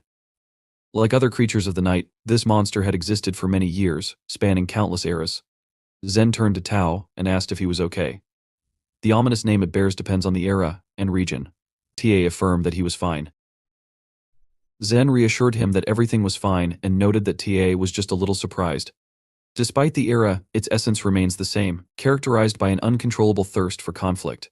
Suo looked ahead with a confident expression, frowning. Tia said he knew they would come, but he thought it would be after sunset. In the era where he rampaged most, both monsters and people called him by that name. Ta glowed with thick magical energy, his pupils bright purple. He looked ahead gloatingly, saying they needed to prepare to welcome their guests. Chiyu. The violence that consumes the world was imminent. Soon Siva entered the building, though he felt a pang of fear. Once inside, he froze briefly, his eyes widening as he sensed two distinct sensations from two directions. Magic was palpable from above, and the bloody stench emanated from below. Siva first looked up, noticing flows of aura, and then looked down, contemplating his decision in this gloomy dilemma. Clenching his teeth tightly, he still pressed forward. Outside, Yuzuru stood near the building. Slightly raising her head, she gazed at the streams of aura visible above. She frowned and asked herself, what kind of absurd horror is this? Yuzuru assumed that unless this phenomenon had a historical context, the building was like a canteen for monsters. She was certain that SCU could sense this, and was amazed that he went inside without hesitation. Yuzuru understood it was a trap with 99.9% certainty. Despite the odds, he entered. Yuzuru, clutching the paper with the prediction in her palm, mentally noted that the prediction of the 7 lucky children never lies. Even if it was a prediction of love, it guaranteed a happy day. Whatever happened, Yuzuru was certain she would meet her love safe and sound. Suddenly lowering her head, Yuzuru realized something else and asked herself what Shay was all about. Recreating the appearance of the main character in her thoughts, She noted she hadn't noticed any special features. One could say Shay was neither ugly nor handsome. Sighing, Yuzuru distracted herself from such thoughts and focused on the energy, most likely coming from above. Activating her magic, Yuzuru summoned her beast and instructed it to move ahead. The beast took Yuzuru and jumped to one of the building's upper floors. Landing carefully, Yuzuru frowned, assessing the situation. She wondered if she was being overly cautious. Seeing Zen standing in front of her, she realized he didn't seem like a dangerous monster. Zen appeared harmless as he stood, trembling violently, trying to convince himself that he could do it. Grinning condescendingly, Yuzuru decided to catch everyone who came across. Shay was descending at that time but suddenly stopped when he noticed Hyufen sitting on the ground, bending over a shapeless heap obscured by darkness. Sensing the main character's presence, Hyufen turned sharply and asked what was happening. At first he assumed a human had come, but he soon realized it was a monster. Siva lowered his head and seriously asked, "How many people have you and your comrades managed to eat?" He realized that his question was stupid and instead asked how many other creatures were there. He was sure that Hyufen could not be the only one and assumed the others had most likely gone upstairs. Hyufen, running his hand over his mouth, called Siwa a joker and asked if he understood that there was no point in asking. The main character suddenly realized that this was an opportunity to quickly kill Hyufen and leave. Hyufen, smiling, announced that because of Siva, he couldn't even calmly eat his stash and decided that Siva would have to answer for this. The main character simply smiled and said he agreed. After that, he ran into the attack. Hyufen, unable to react in time, froze with his eyes widening. Siu, clenching his palm into a fist, prepared to strike, telling Hyufen to force him to stop if he could. The next moment, he struck Hyufen in the stomach. Hyufen screamed and spat out blood, thinking how fast Siu was. Siva, without hesitation, grabbed Hyufen by the clothes and, pressing his feet harder into the ground, threw him far to the side. Hyufen flew into the wall and stopped, clenching his jaw. The main character then announced that he would ask another question and demanded to know how many monsters there were and the strengths and abilities of each. As magical energy began to release from him, it seemed more threatening. He ordered Hyufen to answer quickly. Hyufen, having modified his body, called Siwa funny but noted that the main character practically didn't react to the changes in his body. The next moment, Hyufen suddenly struck. Blood sprayed from a scratch on Siu's body, but Siva continued to stand without moving. Hyufen, smiling, announced that he needed to finish him off. When Siva was close, Hyufen suggested that Siu was trying to look cool but was only making things worse for himself. He added that everyone else had boldly come here, not understanding why Hyufen had such a nickname. Noticing that the main character was still standing without moving, Hyufen asked himself if things had gone more smoothly than he thought.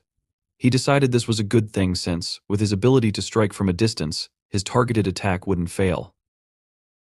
After striking, he sent powerful attacks towards Siu. Each hit sprayed more blood into the air. The main character continued to stand without moving or defending himself. Hyufen didn't stop, and Siu didn't move or react to anything that was happening. After some time, Hyufen stopped, breathing heavily, and asked what was going on. He was amazed that, despite his injuries, Siu was still standing. Hyufen asked who the main character was, convinced that Siva should have fallen. He asked why that hadn't happened. Siu simply called Hyufen a weakling and added that he understood why Hyufen ate people. Hyufen froze, listening carefully, as the main character declared that Hyufen was doing all of this to become stronger. He understood Hyufen's desperate desire to gain even a little strength, but he asked whether it was really necessary to kill and eat so many people for such an insignificant growth. Looking at the bloody bodies on the side, Siu asked whether, even after all of this, Hyufen still couldn't get enough to eat. In Siva's opinion, this was strange since killing people for such a small thing was beyond his understanding. Frowning, he raised his hand to strike. Hyufen, seeing this, clenched his jaw and leaned back but managed to wave his hand to stop Siu's strike. The protagonist's palm was cut. The blow severed his hand, but even so, he didn't stop his attack. With the remaining part of his hand, he struck Hyufen in the face, throwing him fair and slamming him into the wall. Hyufen laughed with all his might, calling Siu funny, and declared that the reason they eat people was obvious because they could. Siu stopped listening to the explanation. Hyufen, though trembling and gravely injured, smiled and asked, "What is wrong with the strong eating the weak?" He added that the main character was no different, waving his power around, as if making a statement. In Hyufen's opinion, this was amusing. Siu did not argue. Instead, with his next blow, he plunged his hand into Hufin's body and pulled out a core from it. Hufin fell to the ground, lifeless. Siu, holding the core in his hands, looked around briefly, focusing on the bloody bodies nearby. In the end, he absorbed Hufin. At the same time, on the upper floors, Zen, attacked by Yuzuru's magic, was knocked aside and trembled, unable to even speak. Yuzuru admitted to herself that no matter how much she thought about it, something felt wrong. She asked Zen if he was truly alone here, and whether he had a boss or allies. The beast Yuzuru had summoned stood beside her as she crossed her arms and frowned, trying to appear more threatening. Zen, still shaking, admitted he didn't know anything and pleaded with Yuzuru to stop threatening him and focus. Yuzuru, serious, declared that she was focusing and launched another attack, knocking Zen back. He was unable to repel the attack and stopped resisting. Yuzuru realized that, even if Zen didn't try, he was of average strength, but it was clear he didn't know how to fight. She assumed that Zen had been separated from, or kicked out of a group.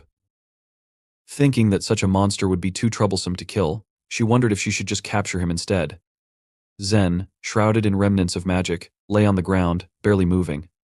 Suddenly, someone announced that this wouldn't work. Turning, Yuzuru saw Talu, who grinned and told Zen that his attitude was wrong. He added that, at this rate, Zen wouldn't even be considered a worthy enemy. Yuzuru, noticing Talu, froze with wide eyes. She thought about how, due to the unique nature of the Japanese archipelago, psychic abilities were used much more frequently in this region compared to others. Yuzuru, an exorcist since the age of 14 in Korean reckoning, had banished over 100 spirits within 5 years. But the experience she felt now surprised her. Turning toward Talu, she watched as he declared that catching the right moment in a fight was all that mattered. Despite her experience, none of the spirits she had faced could compare to Talu, who now stood before her. Talu smiled and continued, saying that even if the enemy was stronger, it was crucial to make it clear that victory wouldn't come easily. Yuzuru, ignoring his words, clenched her jaw and asked if Talu had been hiding all this time. She could feel his energy overflowing. Though he wasn't the spirit she and Yoshihiro were searching for, the dark energy emanating from him was overwhelming. Assessing its intensity, Yuzuru realized it had reached poltergeist level. As Talu approached, he appeared increasingly menacing, enveloped in magical energy. He apologized to Yuzuru, claiming he didn't want to cheat but wanted to give his colleague a chance. Yuzuru didn't respond but realized that her chances were the same whether she fought or ran away. Talu, meanwhile, wanted to continue speaking, but suddenly he sensed something. Turning sharply, he put his hand in front of him, catching a long vine. The vine, controlled by the goblin club used by Siu, stretched toward Talu. Looking in the direction of the thread, Talu noticed the main character jumping closer, preparing to strike. Even before landing, Siu regrouped in midair. Clenching his jaw, he swung his leg to strike. Talu, noticing the new enemy, smiled in anticipation. In the next moment, Siu delivered a powerful blow, sending Talu flying to the side. He crashed into the wall, raising clouds of dust into the air. Zen, noticing this, watched in disbelief. Excitedly, Zen shouted TA's name and tried to rise. Someone, attracting Yuzuru's attention, asked if she had spoken about this recently. This person remembered Yuzuru mentioning something about a Superman or something similar. Yuzuru froze in shock, amazed at how the situation had unfolded, while her beast frowned, preparing for a possible battle. The main character, looking seriously at Yuzuru, ordered her to leave, stating that she had nothing to do here. Yuzuru, recovering from her shock, asked the main character to wait and suggested what it might mean if Shiru had also come to get rid of the monsters. Before she could finish speaking, someone interrupted. It was TA, who, despite his wounds, smiled and asked whether the main character was trying to imply that Yuzuru was standing in his way. TA added that if something got in his way, he wouldn't be able to act freely. He noted that, at first glance, Shiru was different from him but looked like the type of friend he would enjoy fighting. Shiru remained silent, ignoring TA's words, while Yuzuru suddenly asked Ta if he was seriously saying that she would get in the way. Furious that a worthless monster would say such a thing to her, she took the vessel that the beast had been holding in its teeth and activated the Beggar's Union, and roaring thunder. Yuzuru asked how Ta even dared to treat her like that. TA, amazed at the turn of events, watched as Yuzuru, drawing Shiru's attention, declared that if she were in his place, she would have moved aside. She was not going to restrain her power just to avoid hurting the main character. Shiru looked at Yuzuru in bewilderment. Yuzuru, once again activating the roaring thunder, waited for the required amount of energy to concentrate, and then summoned a furious thunderclap. The beast, previously standing beside her, transformed into a ball of energy and flew forward, turning into a powerful attack. Yuzuru stood firm, concentrating. When the attack exploded, raising clouds of dust, she thought to herself that since these monsters were her enemies, she would not hold back. Determined, she decided to give it her all and unleash her full power. Seeing that her beast was ready to attack again, Yuzuru used another furious thunderclap. The second attack struck from another direction. When the dust cleared, Yuzuru froze, breathing heavily. Suddenly, she realized something was wrong. After only 2 lightning strikes, she was already exhausted far more than she should have been. This was not even half of what Yuzuru was normally capable of. Her eyes widened as she realized that the energy of this country didn't align with her own. The next moment, Sheru suddenly approached her, grabbing her hand, and asked her to strike a little less forcefully. Yuzuru looked at the main character in bewilderment but didn't question him. He explained that it hurt. A powerful attack suddenly flew toward Yuzuru and Sheru, but the main character quickly pulled her toward him, removing her from the trajectory of the attack. When the attack dissipated, Yuzuru looked to the side in shock. Sheru frowned, noticing an opening in the wall that had formed during the attack. Yuzuru asked if TA had escaped, but Sheru disagreed. He suggested it was likely the opposite, reasoning that TA could have freed himself long ago if he had wanted to. Sheru felt the thread he was holding suddenly grow tense. Looking along the thread, Sheru noted that TA was one of those monsters completely unaccustomed to fighting. He explained to Yuzuru that this was why TA had been on the defensive and admitted he had completely forgotten about Zen during the attack. However, Sheru added that TA would return soon. He suggested that, in this way, TA might also be inviting the main character to follow him. In the end, Sheru decided to pursue him. Sheru declared that it was time for him to go and added, as he had already said, that he did not need Yuzuru's help. Yuzuru asked irritably, "What kind of nonsense is Sheru talking about?" She suddenly opened her eyes wide, scared, as Sheru asked if he needed to demonstrate something to her. He activated his magic and began to look taller and more menacing. Then he asked if Yuzuru really didn't understand how things truly were. She leaned back, frightened by what was happening. The main character, grabbing her throat with his hand, admitted that he had never killed a person, but even after one touch, he could tell something for sure. Yuzuru trembled, trying to grab Sheru's hands to remove them, but she couldn't do anything. Sheru declared that if he applied any more force, her neck would break. He asked if she would just stand there. She clenched her jaw but still couldn't do anything. The main character warned that if she didn't act right now, she would die. He suddenly froze in amazement, feeling something. He looked to the side and noticed that the spirit summoned earlier by Yuzuru had become much smaller, but was still trying to attack him. It crashed into his side. Sheru paused for a moment, thinking, and eventually released Yuzuru's neck, asking for forgiveness for his behavior. Yuzuru fell to the ground, clutching her throat. Sheru admitted that he hadn't thought he would cross the line. He wasn't sure if Yuzuru knew this, but he warned that the attack had actually been aimed at him, not her. Yuzuru was surprised to hear this. Sheru explained that Yuzuru wouldn't have been able to dodge the attack, and he knew he had to save her. The main character remembered the moment when Yuzuru saved him from an earlier attack and explained that this was why he had staged his own attack to delay Yuzuru and buy some time. He didn't know whether it was pride or something else, but looking at the disappointed expression on Yuzuru's face, he asked if she now understood everything. Sheru warned that her strength wasn't enough to defeat TA right now and declared that it would be better if she simply turned around and left. The spirit Yuzuru had summoned frowned, ready to fight, but didn't attack. Sheru, stepping aside, warned that he didn't want to see more people die, at least not today. Suddenly, he remembered something else he needed to say. When Yuzuru turned in his direction, Sheru mentioned that there were human remains in the basement of this building. Although he understood it was an extremely unpleasant sight, he asked Yuzuru to take care of those people. He insisted that they couldn't be left like that, and needed a proper burial. Having said this, Sheru left. Some time later, while following the thread, he stopped when he heard someone express happiness at his arrival. It was TA, who honestly admitted that they could have fought back where they were. However, he warned that by staying here, he was keeping his promise to his comrades. TA assumed that Sheru had already realized this on the way, but noted that he needed to be cautious about random people getting involved. Ta explained that the area would soon be demolished, so there weren't many people left. Certain rumors about TA and other monsters had spread, which had driven most people away. Scratching his temple with his fingers, Ta noted that sometimes a few people passed through to film something. Ironically, it made it easier for the monsters to hunt. Diverting from the topic, he suggested not paying attention to it. Noticing Shiru getting into a fighting stance, T apologized, suggesting that he might have been explaining things for too long. Grinning, he exclaimed how excited he was. The next moment, Shiru and TA simultaneously ran forward to attack. When Shiru struck with his club, Tia managed to block it but didn't stop moving. In the next moment, Shiru attempted another strike. This time, although Tia noticed the attack, he was unable to parry it. The blow sent Tia flying back, crashing into a wall, and breaking it.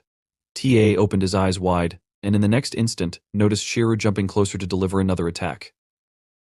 This time, Tia was ready and parried the blow. At first glance, the battle seemed evenly matched, but as it continued, the difference in technique became evident. However, both fighters landed powerful strikes on each other, gradually moving across the battlefield. TA, fully aware of his nature, smiled enthusiastically during the battle. His strength was truly remarkable. The battle was stunning. When TA struck again, the protagonist spat out blood from his mouth. TA used perfect compatibility, and there was quite a lot of blood. Siva realized that he was just lucky. He suddenly remembered talking to someone who had mentioned a preservation gem. They noted that it didn't matter what state the monster's body was in or whether it was the first time he had taken something like that. Although the interlocutor wasn't certain, they remarked that Siu had handled it quite well. This person was determined to hammer the point into Siva's head, warning that there was no need to take the pill a second time. The main character, looking at several bottles of pills standing in front of him on the table, asked in amazement what those words meant. He remembered that he had been able to defeat Yum by eating the pill, though it had cost him a significant amount of money. Swa, who had been talking with Siva all this time, explained that he was simply lucky. She noted that an excessive increase in energy is just as dangerous as exhaustion. She reminded him that this was exactly what had happened during his fight with the Shutter Swallow. The main character had been unable to cope with the overwhelming energy and had lost his mind to the sharp increase in it. Siva listened attentively as Sway explained that if he continued taking pills out of a thirst for power, something terrible could happen. Though she admitted that she didn't know exactly what the next dose might do, she warned that it could turn him into a monster. Siva, having flown a little to the side due to a blow, stopped. TA, looking at him seriously, exclaimed that the main character was truly unusual. He smiled enthusiastically, noting that even with the 3 monsters he had fought last night, it hadn't been possible to exchange blows like this. TA put in so much effort for the first time in his life. Siva, trembling with pain and fatigue, threw a pill into his mouth, intending to eat it. TA suddenly noticed that the main character had something, and asked what this elegant thing was. Siu couldn't answer the question. However, if someone knowledgeable about goblins had been present at the battle, they might have been able to provide an answer. What appeared through the use of Shu's magic was called the Goblin Cap, the third ability possessed by the goblin race. Sometime earlier, someone had been talking with their companions and swore that they had seen a goblin with their own eyes. The man, sitting with 2 others at a table, expressed displeasure that his friend was once again talking about the same old things. He exclaimed that even when looking at a cat, the friend claimed it was a tiger. But another man insisted that this time it had really happened. He recounted how, on the day he was crossing the mountain range, a snake-like creature appeared, claiming to be some kind of supernatural entity. However, a goblin suddenly appeared and saved him. The third man asked if it was possible that after saving him, the goblin had mentioned something about belonging to his race. The man who had seen the goblin pondered aloud, wondering what it had looked like. Looking up as he remembered, he began to describe it. He started with the fact that the goblin was huge, elated, and almost twice as tall as a human. Its shoulders were several times broader than his own. Yet, in other respects, and no matter how strange it seemed, the goblin wasn't much different. A man, recalling the appearance of the goblin, noted that the monster was different only in its slightly dark skin tone. Apart from this, there was nothing unusual about the goblin. Its eyes, nose, and mouth were all in place. One of the men suggested that it might have been a man, arguing that goblins should have horns. However, the man who saw the goblin declared that the monster did not have any horns and exclaimed that he had never heard of a goblin having horns at all. The man who had spoken earlier closed his eyes, took a sip from his cup, and asked if his interlocutor knew about the blacksmith in the neighboring village. He noted that, unlike his interlocutor, the blacksmith was not a cowardly person and therefore someone he trusted more. Suddenly, the third man interjected, stating that he wasn't claiming the blacksmith was lying, but that the goblin he had seen also did not have horns. Both of the other men, distracted from their argument, looked at their comrade in amazement and asked if he, too, had seen the goblin. The man admitted that it was true, explaining that he was very young at the time but had managed to witness a battle between goblins. He remembered peeking out from behind a tree and observing the two monsters. He noted, just as the other man had said, that aside from their fast movements and dark skin, the goblins looked human. No matter what happened, the goblins had simply stared at each other in silence. One man asked if it was true that goblins didn't have horns. However, without waiting for an answer, he decided it wasn't that important and instead asked what had happened. The man admitted that nothing significant occurred. The goblins simply disappeared without a trace. One of the men trembled, overwhelmed with emotion, while the other admitted that it was too dark to see clearly. He couldn't tell whether it was a cap or a helmet, but he recalled that one of the goblins had something sharp protruding from its head, resembling a horn. He assumed that this was what his interlocutors were referring to. In any case, as soon as he noticed this detail, the goblins vanished from sight. Another man suggested that the goblins hadn't disappeared, but were simply invisible to the naked eye. The narrator agreed, speculating that this was likely the case. As the ground beneath his feet began to split, trees were uprooted, and the entire mountain shook. Frightened, he had run away, now assuming that the goblins were fighting each other while remaining invisible. In the end, he admitted he couldn't say for certain what he had seen, since goblin-like creatures defied human understanding. Filling his cup again, he concluded that arguing about such creatures was pointless, as their existence transcended human logic. He proposed they drink another round and took the first sip. Legends, myths, and folklore about monsters were often based on real events, but human interpretation shaped their narratives, meaning the truth could have been entirely different. Now, TA, still smiling, looked at Siva, who stood opposite him. Suddenly, a horn appeared on the main character's head. Though folklore suggested goblins could have horns, they were not an inherent part of their body. The ghostly battle mask, better known as the goblin mask, also appeared on half of Siva's face. This mask was a form of protection created from goblin energy. Activating his magic, Siu prepared to attack. He believed the claim that the goblin mask made goblins invisible was only partially true.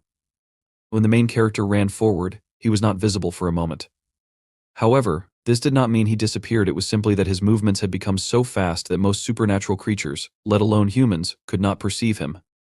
Siva threw a punch, but TA extended his arm forward and blocked it. However, when the attack dissipated, TA smiled, noticing that his fingers were broken. Without hesitation, Siva continued fighting, delivering another blow that caused TA to lean back, spitting blood. TA, undeterred by the blood, was soon ready to fight again. He launched an attack with a smile, while Siva looked at him intently, countering with his own strike. At the same time, Siva intercepted TA and lifted him off the ground. Activating his magic more intensely, Siva frowned in concentration. In the next moment, the street, as well as the nearby buildings, shook slightly as Siva threw TA to the ground. The magic gradually began to dissolve, and TA stopped moving, surrounded by blood dripping onto the floor. Both of his arms had been torn from his body, but he continued to smile, staring at the empty space in front of him. The next moment, Siu appeared nearby and instinctively understood how to use the mask on his face. Unlike others, he greatly lacked practical experience, and this was a tool that pushed his limits. It could be compared to the tales mentioned in folklore, which caused the protagonist to significantly increase the level of power he could harness. Now, he frowned, realizing that this was more than enough. For the first time since becoming a goblin, Siva suddenly felt pain in his muscles. He looked down at his shaking hands, noticing how quickly his energy was being expended 3 times the normal rate. After analyzing his condition for a short time, the main character realized the rate was even greater and mentally noted that he wouldn't last long in this state. Clenching his jaw tighter, Siva looked at TA, who admitted that Siva was indeed unusual. Though trembling, TA's limbs quickly recovered. He admitted that not only last night but all the time since his birth could not compare to just a few minutes of their fight. Now, TA had realized a lot of things and declared that he finally understood how strong, tough, and fast he could be, as well as what he was truly capable of. He thanked Siva again, confident that he was lucky to have met him. TA was now using a unique magic called the Iron Deity. The main character, taking out a club, asked if TA was really thanking him. Frowning, he gritted his teeth and advised TA to go to hell or wherever he had come from. Tia laughed, admitting that while he didn't know much about anything else, he couldn't agree with that sentiment. TA got into a fighting position, exclaiming that life was crazy fun, even if it meant a quick death. He especially understood this now and charged forward, intending to strike. Siva didn't have time to block the blow and was sent flying to the side. Opening his eyes wide in surprise, Siva quickly recovered and was ready to fight again. He managed to reflect all the subsequent blows that TA sent at him. Pressing his feet into the ground with such force that cracks appeared, Siva matched TA's strength and speed. At that moment, their power levels were nearly the same. However, pushing past one's limits and quickly reaching one's own ceiling often resulted in going beyond what was permitted. Now, TA, grinning, suddenly activated a new magical attack. He struck Siva with it, throwing him far to the side. When the explosion dissipated, TA saw the main character's body embedded in the wall. It became clear that not only goblins could evolve during battle. Looking at the new attack he had learned, T asked in amazement if he could really even do that. It was the unique magic of the mystical wind of past winters. Siva quickly recovered from the damage he had received. Leaning forward slightly, he dodged TA's next attack and ran forward, simultaneously taking out his goblin club and cutting through TA's strike. He frowned, watching carefully, and suddenly noticed that TA was approaching again, ready to attack. It was a battle of indomitable monsters.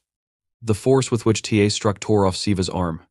The main character, gritting his teeth, continued to fight with one hand, realizing that to defeat an opponent like TA, he would need a level of power head and shoulders above his enemies. Siva and TA continued their fierce battle, both understanding the stakes. TA grinned while Siva frowned, and TA began creating weapons using the Iron Deity and the mystical barrier of past winters. His hands began to gradually form the Spear of the Windlord, and at that moment, the main character started changing the shape of his goblin club, endowing it with his magical energy. Ta struck, and a powerful stream of attack flew towards Siva. However, when it dissipated, TA, spitting out blood, noted that this was all very unfortunate, but at the same time, predictable. He admitted that the main character's weapon was much better and gradually began to lean to the side, having suffered serious damage. Siva stood for a while, breathing heavily, and looked at the weapon he had created. But suddenly he heard someone say that it was all amazing. Turning around, Siva noticed someone approaching him, who commented that Siva was using a ghostly battle mask, as well as goblin wrestling. It was Bayun, who admitted that even for an ordinary goblin, all of this was very impressive. Smiling, Bayun noted that in any case, he was glad to meet the main character and introduced himself, extending his hand forward. Finally, Bayun announced that he and Siva were the same and activated his magic, causing his eyes to glow dimly. The main character stood a few meters away from Bayun. Bayun, looking at him carefully, told him that he shouldn't strain himself too much. He then explained that he didn't plan to interfere in their fight with TA. The main character, regaining his breath, looked carefully at Bayun, his eyes wide open. He asked himself, did he say that they were the same? Then, in surprise, he asked himself if he really meant it. Bayun interrupted his thoughts by throwing an object in his direction. Siva opened his eyes wide in surprise when he heard the sound of a falling object. He turned around to where the object had fallen and saw Bayun, standing with his back to him, looking at the defeated TA. Bayun told him that T looked happy. TA was lying in a pool of blood, his clothes and body smeared with thick drops of blood. His body had been cut into two parts by a straight line across the upper part of his body. On his bloody face was a happy smile, from which thick streams of dark burgundy blood were oozing. Looking at this, Bayun said it even disappointed him a little. He noted that if he had more time to get used to his magic, the outcome could have been completely different. Then Bayun added that there was nothing wrong with it, and that next time, he would definitely succeed. The main character, jumping up behind him and preparing to attack, said that there would be no next time. Bayun opened his eyes wide in surprise, and after that, the powerful blow Siva made provoked a strong explosion, emanating streams of magical energy. The main character, with a concentrated expression on his face, looked menacingly in front of him, frowning his eyebrows. Bayun reacted in surprise and, standing on the cracked concrete, told him that even with a perfect block from behind, the horn, he still felt the blow. Bayun held a large weapon with his bloody hand, and turning to Siva, told him that he had a rather sharp horn. His hand was shaking from the tension it felt after blocking the blow with the horn. Then Bayun noticed that he could have lost his sight if he had made a mistake. The main character looked up in sincere bewilderment, his eyes wide open, mouth slightly open, with a drop of sweat running down his face. What he now felt so clearly was the same thing his opponents felt when they hit him. Blocking a blow inflicted with full force was only a matter of pure strength. The completed form of the technique that Siva had awakened not so long ago was called dispersing a blow using the ground. Bayun, looking at the main character with a smile on his face, and continuing to hold the sharp horn with his bloody hand, through which drops of blood were flowing, told him that he thought there was no need for additional evidence. However, he was glad that Siva understood everything. After that, with a slight movement of his fingers, Bayun threw away the horn with which Siva had just attacked him. The main character was thrown several meters into the distance from such a strong push. Bayun continued to say that he understood this might shock Siva a little. Then he told him that they said he was the only remaining goblin in the whole world, and now someone like him appears. Siva looked at him from under his brows, heavily recovering his breath. After this, the main character confidently said that he was not surprised. Then he added that, besides, he didn't care if he was a goblin or someone else. After that, his destroyed arm began to grow from his shoulder. He moved forward, saying that he was just curious, and that was all. Then he asked him a question: did he really bring all? These monsters from other countries came to this one, so that they would hunt people. Bayun, with a wide smile and a friendly expression on his face, shouted, confirming this. He then loudly said that this was how it was. He explained that from their recruitment to all these murders, as well as various hiding places and providing information, he shouted loudly, saying that all of this was created by him.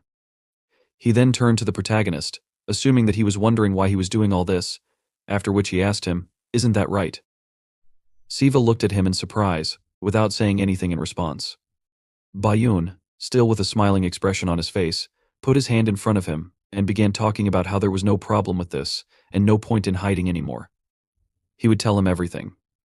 After that, Bayun began to tell him that they were the same species and everything like that. He said that's why he thought it would be very interesting to talk with him. He then looked piercingly at the protagonist with his glowing eyes. Siva tried to make a sharp lunge, striking the place where Bayun had just recently been. His eye glowed with a bright red light from the rage that overwhelmed him. Bayun, with a calm expression on his face, slowly stepped to the side, dodging the blow. Then he chuckled, and heading toward the main character, said that his first advice to him, as a fellow man, was. Then, using an uppercut, he struck Siva in the torso. From such a strong blow, the main character spat out a cloud of blood from his mouth. Siva's eyes widened from the pain he experienced. Bayun told him that they were facing an opponent much stronger than him. He should make sure that at least one of his feet was on the ground. After that, standing right in front of Siva, he told him that even though their horn was small, it was an absurdly unbalanced magic. The main character, with a tense and angry expression on his face, looked at Bayun, who was preparing his new blow. Along with this, he told him that unless he dealt with the magic of poisons or curses, as long as he stood firmly on his feet, he wasn't at all afraid of most attacks. Then Bayun, raising his hand back, added that even the blows were from the other side. Immediately after that, he made a direct blow with his fist to Siva's face. Many rays of bright magical energy poured out from his fist toward the main hero. The main hero's face was thrown back as Bayun hit him with many blows, moving from one place to another with huge speed. He struck him again and again. Bayun held a smoking fist in front of his face with a smile on his face and said that he was still amazed at how Siva could withstand a blow at full power, even without using supernatural powers. Then he said that it was amazing. At that moment, Siva was lying on the ground, his clothes dirty and torn, his whole body covered in abrasions and bruises, blood flowing down his face. His whole body was shaking from the blows he had endured. The main character looked at the ground with a lost look in front of him. This time, he talked about how, without any training, he had mastered almost all the basic abilities of goblins. Then he asked him if they could return to their conversation. He addressed Siva by name and asked him if he liked dogs. The main character looked at him with wide-open eyes and bewilderment. Bayun continued, saying that dogs were beautiful and in many aspects even superior to people. However, he noticed that sometimes these could be annoying. For example, in his opinion, dogs that are raised by a weak owner bare their teeth without even realizing the whole situation. After which, he noticed that they sometimes even bite people. He asked Siva if this. It was true. The main character was on his knees shaking. There were many bruises on his body, and his clothes were stained with his blood. Bayun, standing in front of him, said that of course, in such cases the fault most likely lies with the owner. However, sometimes these pathetic creatures became incredibly repulsive. He said that creatures that exist solely to satisfy the needs of the superior race are able to live only by receiving care and attention. He told him that the fact that these creatures wagged their tails without understanding all the dangers was obvious in itself. With his eyes glowing with magical energy, he said that as soon as this realization comes, these creatures cease to be cute puppies. He continued, thinking aloud, telling Siva that they were disgusting and useless creatures that lived in ignorance. The main character, looking at him from under his brows, called him a crazy bastard. Then he said that he would release monsters and kill people for such a stupid reason. Bayon suggested that it seemed to him there was a misunderstanding, after which he answered in the affirmative, saying that he did not like people. However, he added that he despised not only those who didn't understand anything. With a smile on his face, he exhaled the air from his lungs and said how long ago it was. He explained to him that the king of monsters did not yet exist. Then he added that there was no need for him. He squatted down opposite the surprised main character and told him that there were no laws among monsters since force ruled everything. He told him that the only thing that mattered was the food chain of the strong and the weak, or his position was determined precisely by strength. He said that if the strength of people and monsters was not enough, then they were nothing more than prey, destined to die. Then, with a wide smile on his face, he noticed that if you think about it like that, it even sounds interesting. After that, he asked the main character, sitting opposite him, "Is this true?" Without waiting for an answer, he said that countless monsters were looking forward to the end of these 6 months so they could finally freely catch and devour people again. However, he noticed that if you delve a little deeper into this topic, there's nothing more fun than this. Bayan continued to think out loud, saying that most likely, the vast majority of these creatures were initially not much different from people. He said that only the prey had been protected for much longer. Siva looked at him in bewilderment, his eyes wide open, listening carefully to his words. Meanwhile, Bayon talked about how such people could only bark at the weaker, as if they themselves were predators. However, at the same time, they lived in safety, much more than people. Bayon gave an example, saying that creatures of the same species with them were unpleasant even to look at. He suggested that with people, everything was exactly the same. After that, he turned to the main character, suggesting that he had probably seen a lot of these in his life. He then asked him if this was true. Bayon said that parasites who receive much more than their worth, under the protection of laws, common sense, and various organizations, without any shame, make purchases for which they are not able to take responsibility, as if it's their inalienable right.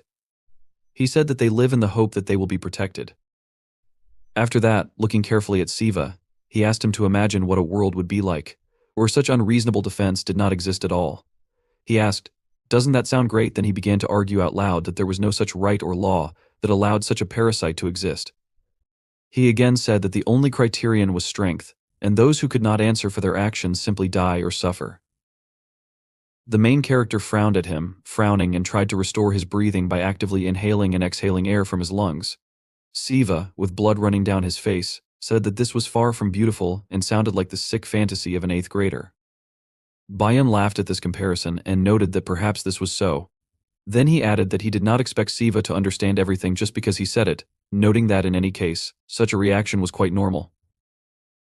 After that, standing straight, he informed him that despite the fact that they belonged to the same species, their age, experience, and values were different. Looking down at the main character, Bayan said that that's why he decided to make them look alike. Siva looked at him with a questioning, surprised look. Bayan explained that since he had defeated TA, he had an interest that went beyond the usual kinship. Bayan stood next to him, hands in his pockets, smiling, and invited the main character to join him. Then, with his eyes wide open and lighting up with interest, he said that he would tell him everything that he was capable of as a goblin and what he needed to know in advance. Then he added, saying that he would explain to him what kind of creatures they were and what debt the main character seriously looked up at him and told him that he didn't want to. Then he said that if Bayon asked him to stop talking nonsense, he should. Bayon closed his eyes with a condescending smile on his face and said that everything was fine. He explained that this wasn't a case where he had the right to choose, so he shouldn't worry. Suddenly, like energy lines began to appear around Siva. Looking intently in front of him with a serious expression on his face, Bayon said that although this was disappointing, Siva should have already realized that resistance was useless. Suddenly, Bayon's eyes widened in surprise. A few meters behind him, from behind a pile of construction debris, Yuzuru flew up, holding an artifact in front of her. Bayon turned to look at her in surprise. Yuzuru, holding the artifact in her hands, used the Nocto Thought Power spell. It was a lightning trap spell. After she cast it, many powerful, dazzling lightning bolts simultaneously hit Bayon's body. Such a strong attack made him tense up, his entire body rising into the air. This was an attack aimed not at causing damage, but at pinning the enemy.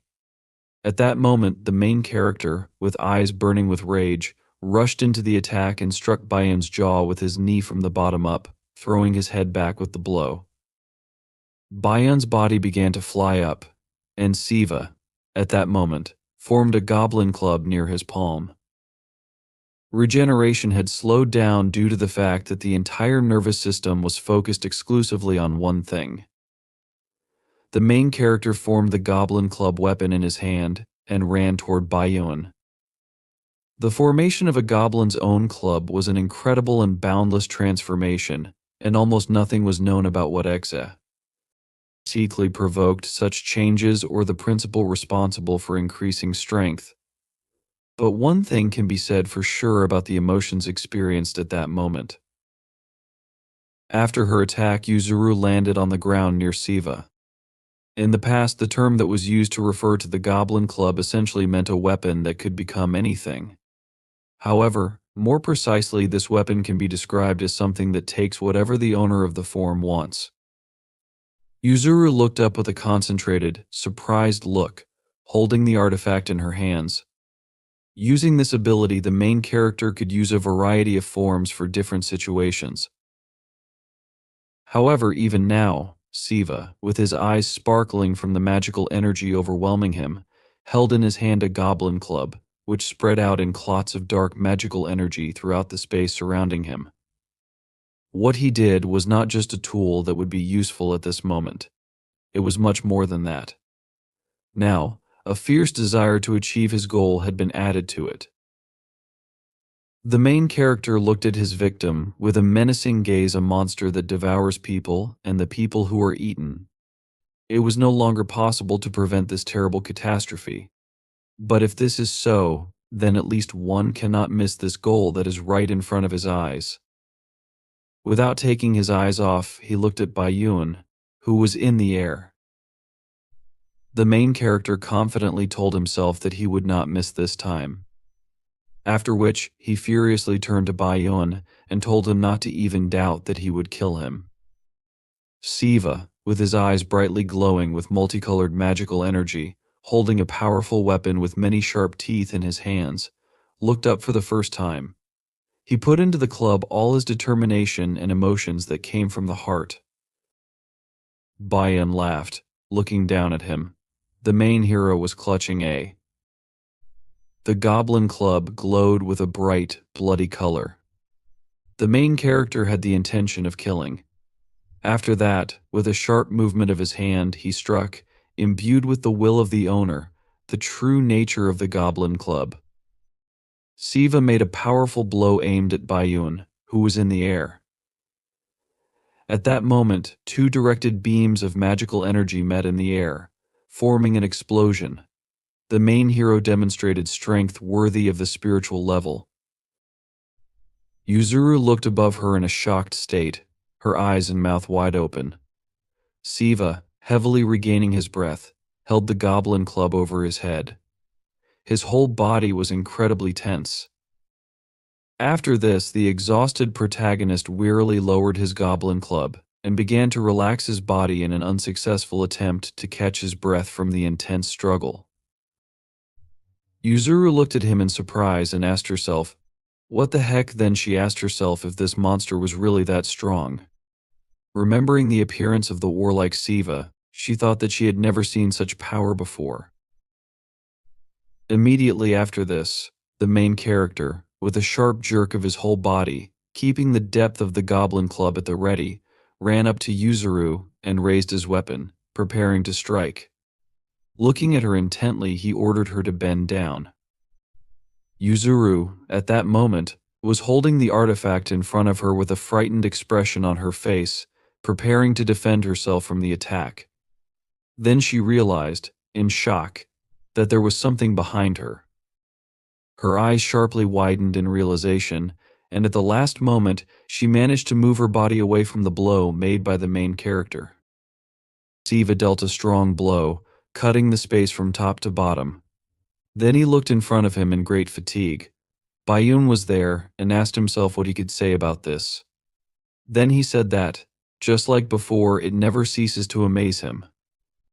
Bayun stood opposite him with a calm expression, a large and red glowing horn growing from his forehead.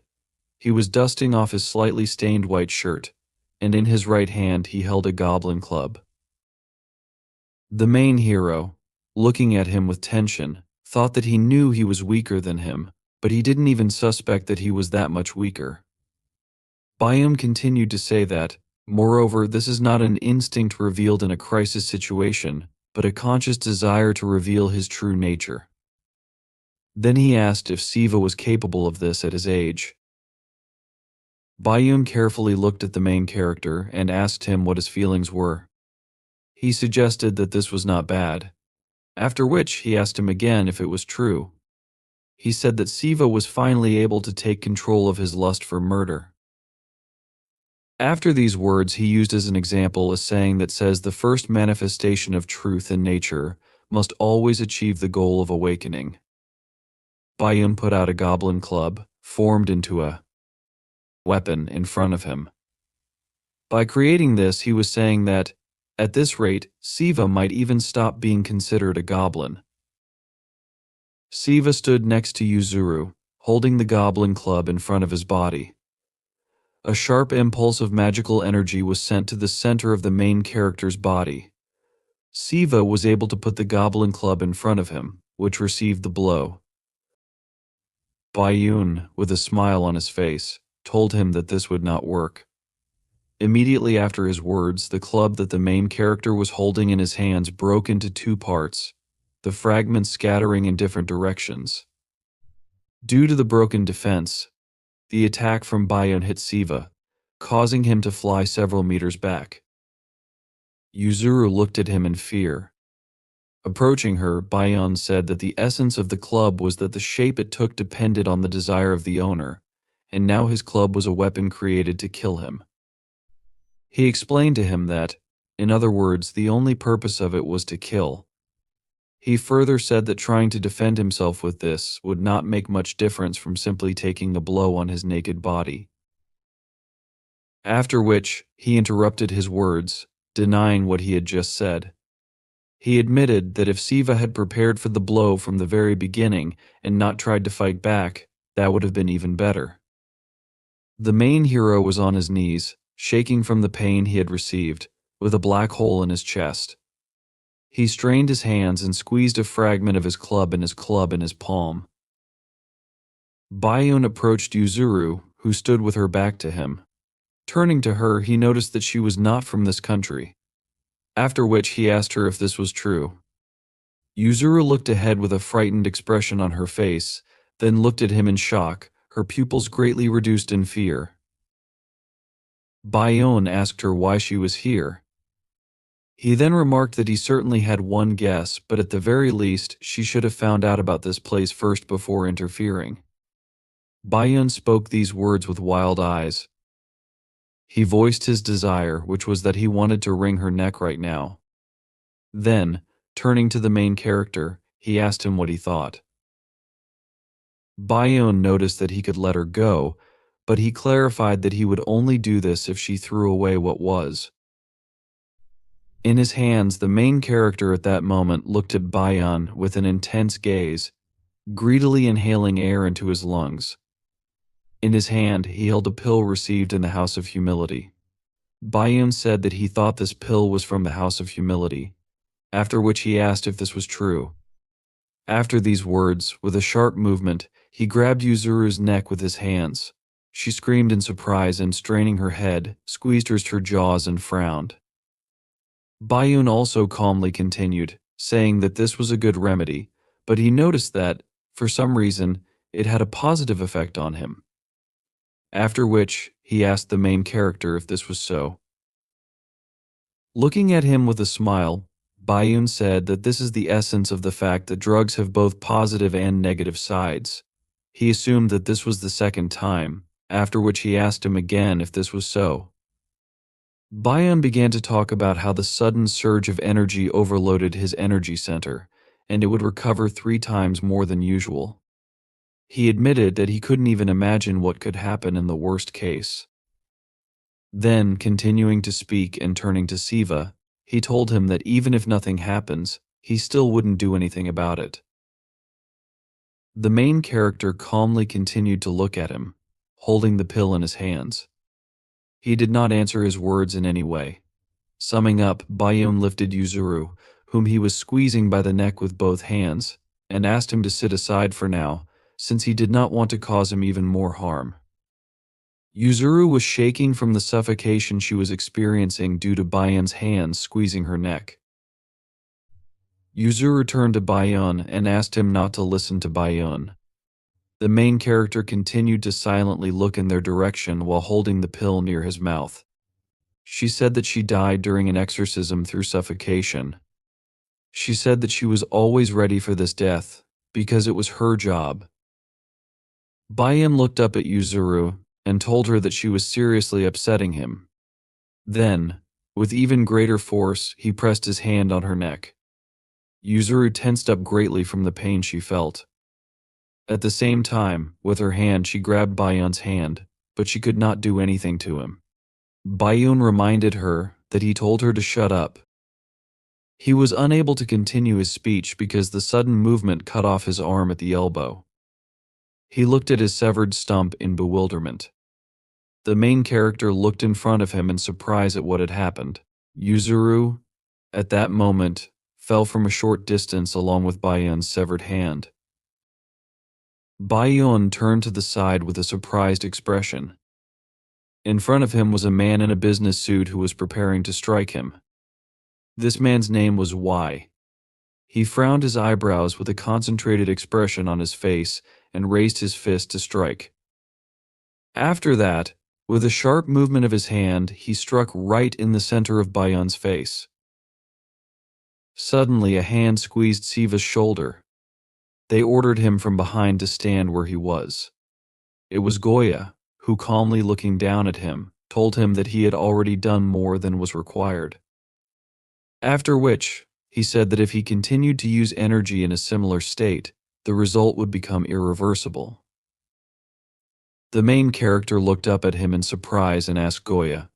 Then he asked him how he was here. He didn't have time to finish his question because Goya, looking at the battle in front of him, asked him, answering the question with a question, "Doesn't it seem to you that it's too late to ask?" Something like that. He explained that although there were no people there, the destruction was too serious. Su, looking at the devastation surrounding them, many destroyed buildings, houses, smoking fragments, and construction debris, exhaled heavily from his lungs. After that, he turned his attention to Yuzuru, who had landed on the ground. He looked in front of him with a smile. Goya, with an emotionless expression on his face, looked carefully in front of him and said that, however, it wouldn't stop there. At that moment, Young, quickly moving around, tried to strike Bayun. He stretched out his arms in an attempt to reach Bayun, but he dodged these attacks. Due to the fact that he had missed one blow to his face, he now had a cut on his lip and chin, with blood flowing from it. Bayun, with a concentrated expression on his face, jumped up and hit Young with his knee from the bottom up. While doing this, he told him that it was too bad. He explained that, despite his outstanding skills and speed, his lack of strength was too noticeable. Young's head was thrown back by Bayun's blow. At that moment, Bayun, with a smile on his face, was holding a goblin club in his hand, saying that in this way, no matter how hard he hit, there would be no effect. Suddenly, thin streams of blood began flowing from Bayun's eyes. He looked ahead in shock, with his eyes wide open. Young summed up by saying that nothing could be done about it, since they were not born with bodies blessed by the gods like theirs. Young said this with a straight face, blood flowing from his nose and mouth. His body began to glow with bright magical energy as he cast the pure autumn water magic spell. Copious streams of blood began to flow from Bayan's ears, nose, eyes, and mouth. He looked ahead in bewilderment while many streams of blood concentrated on his chin and flowed down. The spell he used was called the Blood of the Maiden, adjusting his glasses on his face. Young said that when fighting such an opponent he had no choice but to use this method. Yu Yang was a representative of the main sanctuary of the Seti clan. With a shocked look, Bayon tried to say something, but all that came out of his mouth were clots of blood that he spat out. The unique magic of the Seti clan is associated with changing the shape and nature of the surrounding water. The closer it is, the more effective the magic is, which is especially noticeable in the example of pure water. So, most methods of application involve attacks using groundwater and steam. A smile appeared on Bayan's bloody face. He understood that hand-to-hand combat would not work here. Then, he asked himself if he had applied this to his body. He suggested that it was heating the blood. He realized that, even if this was just a theory, given the entire history of the Seti clan, it was safe to say that not many people could repeat this. Young, at this time, with a confident expression on his face, concentrated magical energy of bright pink color around himself. He then extended his outstretched palm in front of him. Bayum looked at it carefully, with his eyes wide open and a slight smile on his face. After that, a projectile was sent from Young that flew towards Bayan. He managed to dodge, and a blinding and deafening explosion occurred a few meters behind him. With a smile on his face, Bayan asked him what he had just shot. Was it a drop of water? He then noticed that, given the material, the efficiency was not so high. He asked him again, "Is this so?" Young, carefully observing what was happening, said that regardless of race, everyone has their own advantages, after which he asked Bayan if he agreed with this. When Young asked him about this, several drops of water appeared near his body and levitated around him. Immediately after this, several projectiles created from droplets were sent towards Bayun. Many powerful explosions sounded synchronously near the houses. Goya said that he had already encountered something similar. At that moment he turned to the main character, telling him that this is the magic of Seti, and he himself had experienced it the day before. Su, looking at him in surprise, asked again, Seti. Then he realized that now, after hearing this name, everything fell into place.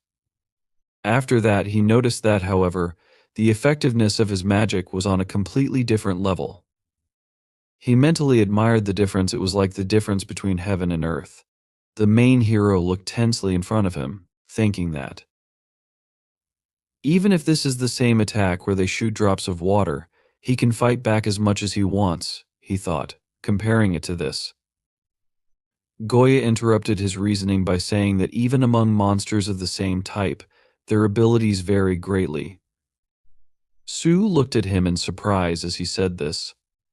Goya continued to talk about the innate talent and efforts that everyone offers to hone it, as well as the instructions that guide them. He told him that, in all aspects, this guy is the best in the Shai clan. When he talked about this, his gaze was focused on Young, who, with a calm expression on his face, stood in a fighting stance, concentrated magical energy around himself. The space behind Bayan was blazing and smoking. Young, looking at him carefully, thought that even under the influence of magic, Bayan was able to move as if it had almost no effect. He understood that this was exceptional regeneration and adaptability that surpassed common sense. Bayun, with a bloody pattern on his face, asked with a smile, "Is that all?" He noticed that he had just begun to warm up. Young unemotionally pronounced Goya's name and told him that he would have to give it his all. After that, he asked him to take care of these two and any possible consequences. The main character and Yuzuru reacted in surprise to the sounds they heard. They did not understand what it was, but they heard something powerful approaching in their direction. Tensing, clenching his fists, Young raised them up. As soon as he performed this action, an incredibly huge and wide stream of water burst out of the ground, crushing many centimeters of concrete and asphalt into small pieces. Bayun, looking at this admiringly with a smile on his face, said that he had just noticed that it had become dry. He then asked Young if he had really collected all the water that was here. An ominous and huge creature, similar to a water dragon of incredible size, looked menacingly at Bayun, opening its mouth wide. Young referred to this creature as Isami. After that, he ordered Isami to take it. When he gave this order, his small, brightly glowing pupils looked carefully in front of him. With a hand gesture, he pointed down with his index finger. Isami stretched out, becoming taller, and Yuzuru opened her eyes wide in amazement. She even opened her mouth, but could not say anything. CVU was also shocked and noted that Isami was very big. Unlike them, he did not show such a reaction and simply looked straight ahead with an indifferent expression. CVU suddenly realized that this was the same magic that he had seen last time. However, remembering the battle with Yes, he recalled that back then, a similar attack was barely 2 meters high. But even so, this attack was capable of wiping out a house or several buildings at once. Isami, in contrast, was much larger and more powerful. By controlling this, Young, pointing his hand forward, ordered Isami to attack. Isami, immediately following the order, leaned forward, opening his mouth slightly, and aimed his blow at Bayun, who was standing a little to the side. Bayun, seeing Isami approaching him, smiled and exclaimed enthusiastically that this was simply magnificent. He, without resisting, simply looked at Isami and pressed his feet more firmly into the ground, realizing that everything would happen now. The next moment, Isami, who was very close, struck, and from this, a powerful explosion appeared, scattering streams of magical energy to the sides. Yuzuru, to protect herself from this, put her hands in front of her, closing her eyes. However, not feeling the shock wave, she opened her eyes slightly, noticing that the main character was standing in front of her, covering her with himself. She was embarrassed and shocked by this, and CVU, not paying attention to this, looked behind him, as he was also amazed that he did not feel the blow. They managed to avoid the consequences of the explosion due to the fact that, standing in front of them, the main character activated his own magic, building a protective dome around them. He was focused and silent, calmly holding the magic. When the explosion finally dissipated, he did not immediately remove the protection but first looked at the destruction left after Ashimi's strike. A deep hole had appeared in the ground, and the buildings closest to it had turned into heaps of broken building materials. From the center of the resulting hole, small clouds of dust rose into the air. Everyone suddenly thought of the Yan, who were supernatural beings whose essences lay in the water. However, the synergy when they were nearby did not bring anything good, since they were 2 spells, each of which manipulates water in completely different ways. Goya, frowning, mentally noted that now was not the best time for such a combination, since the synergy effect was not very successful. Looking at Young, he thought about a formidable opponent who could show his full power in the middle of the day and realized that if this were possible, then cooperation would be the best outcome. Young stood on the edge of the cliff, breathing heavily, clenching his hands into fists. Goya was amazed that of all the people, it was he and Young who were nearby. Finally breaking down his defenses, Goya turned to Young and asked how he was feeling. Young, although he continued to breathe heavily, said that he was fine, explaining that he just needed to catch his breath a little, as it was difficult to release all his power after so long. Frowning, he looked into the depths of the resulting hole and admitted that he did not know whether his use of magic had produced a significant result or not. For some time, no one said anything, looking at the destruction around. Siu, unable to contain his shock, trembled slightly. opening his eyes wider. Someone suddenly announced that there were only two possible options. It was Young who, turning sharply, began to move away from the edge of the cliff, and said either he could have overestimated the skill of his opponent or Bayonne had no intention of continuing the fight. Closing his eyes, he admitted that the latter was most likely and assumed that he had not even caused any critical damage to Bin.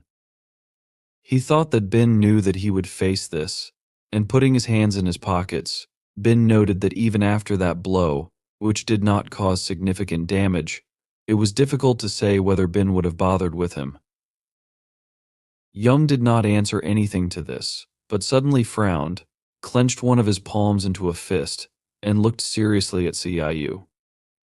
The main character was amazed to notice such attention to himself, and Yuzuru, who also noticed this, looked at him in fear. Young suddenly extended his hand forward, launching a magical attack towards CVU, and he did not have time to react to block it.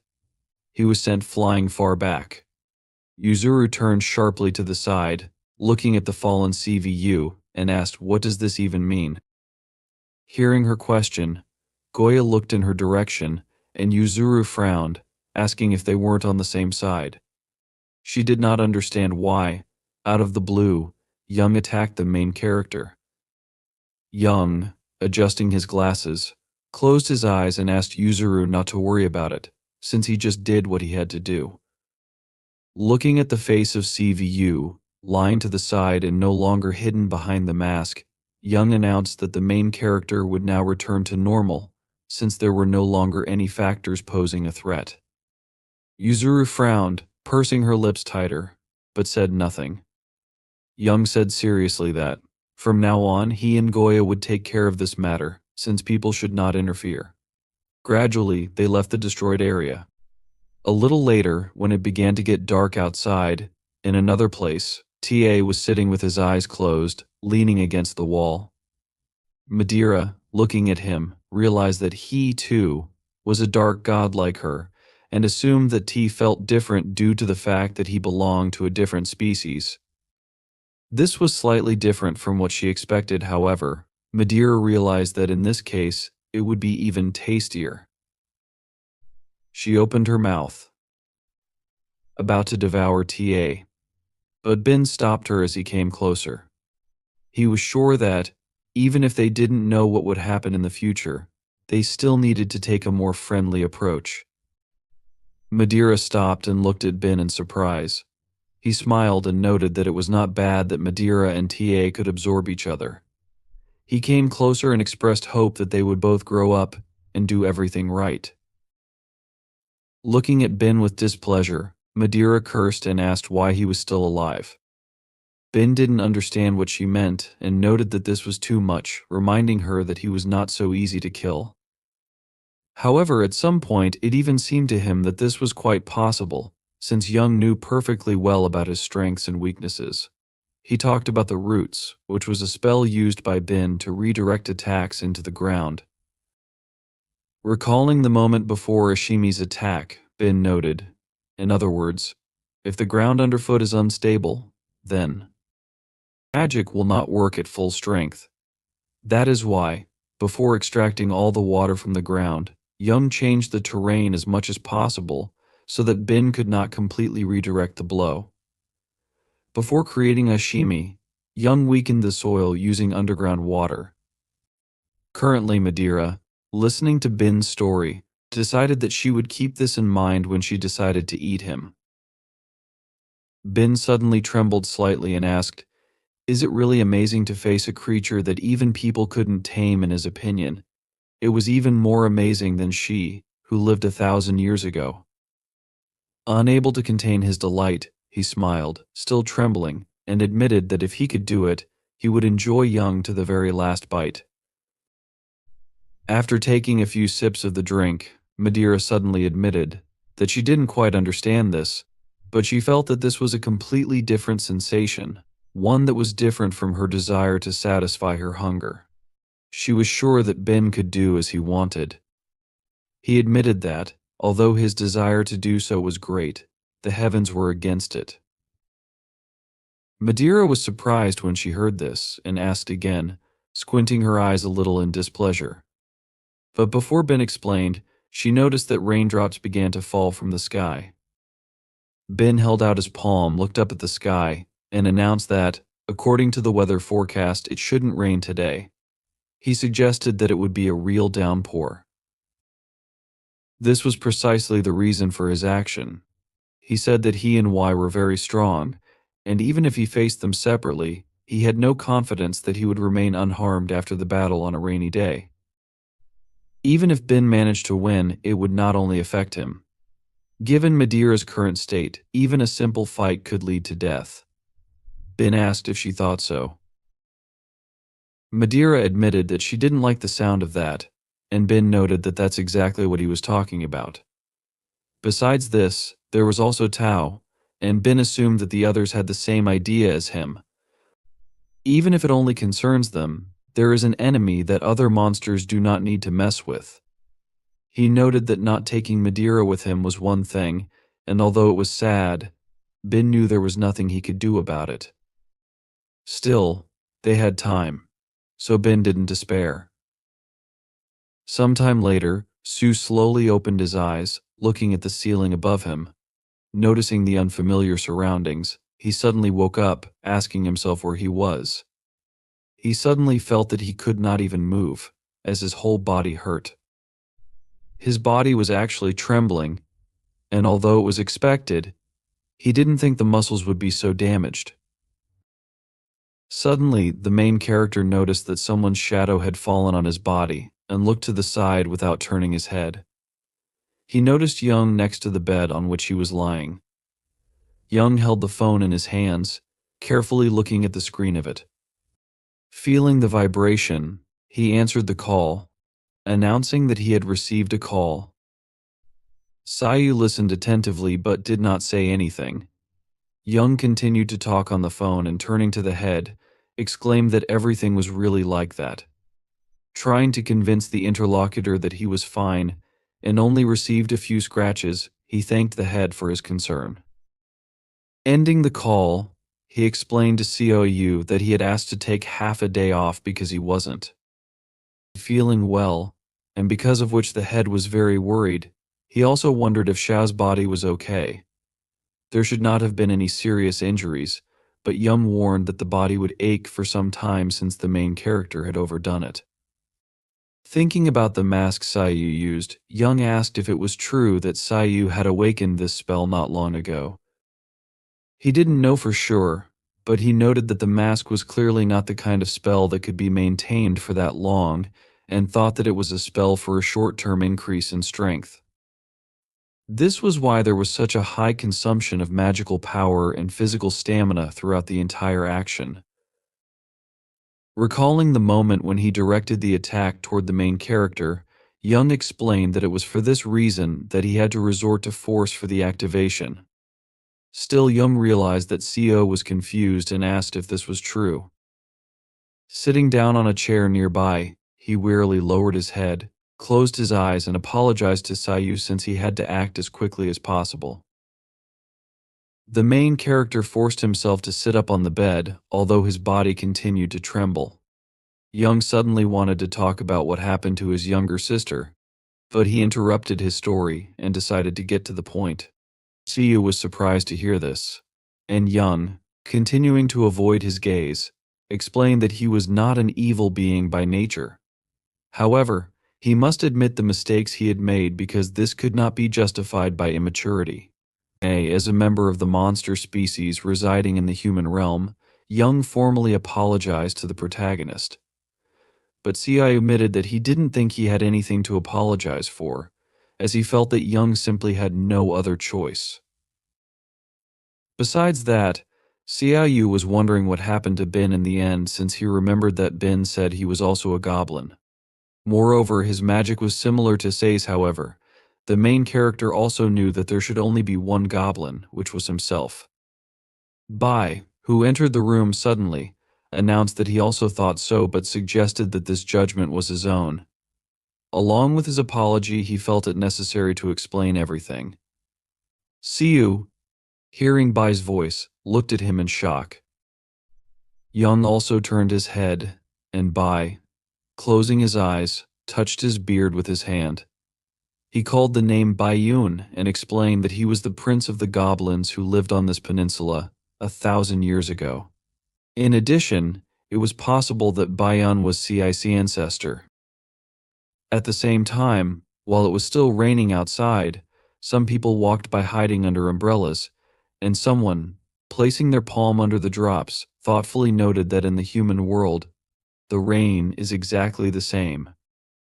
It was Siwa who was amazed that people were surprisingly resilient, since she thought that in such weather, everyone would sit at home without going anywhere. Solmi smiled and asked who Siwa even thinks people are. In any case, she diverted from this topic by declaring that yesterday she was able to survive only thanks to Sa. Yesterday, while communicating with the department store staff and with all the witnesses, Solmi kept thinking that she could not cope with this alone. Recalling the moment when Siwa helped enchant the right people, Solmi noted that if she had not helped, the situation could have gotten out of control. Siwa advised Solmi to save her gratitude for the main character, since it was not at all difficult for her to do this, and she decided to help Solmi instead of communicating with the guy. Closing her eyes, Solmi suddenly admitted that she was very ashamed since she said that she would help Sa, but she herself was only causing trouble. They soon came to a small cafe that had a sign on the door saying it was open. Around the same time, two girls came out of the cafe, one of whom looked very upset. The other girl, putting her hand on her shoulder, smiled and noted that they didn't even talk normally, and the person they were talking about didn't even recognize their number but immediately offered to. Sitting in an empty seat, which was a little strange in their opinion, this person really didn't understand the hints, especially considering how many people were already likely asking him about such things. Sui frowned upon hearing this and so suddenly became embarrassed. Looking after the girls as they left, she asked, "What does this mean?" Soi, opening the door to the cafe, explained that most of the visitors are actually people who come to see Goya, but what is most ironic is that he did not even understand this. Walking inside the cafe, Somi and Siwa folded their umbrellas as they were walking under.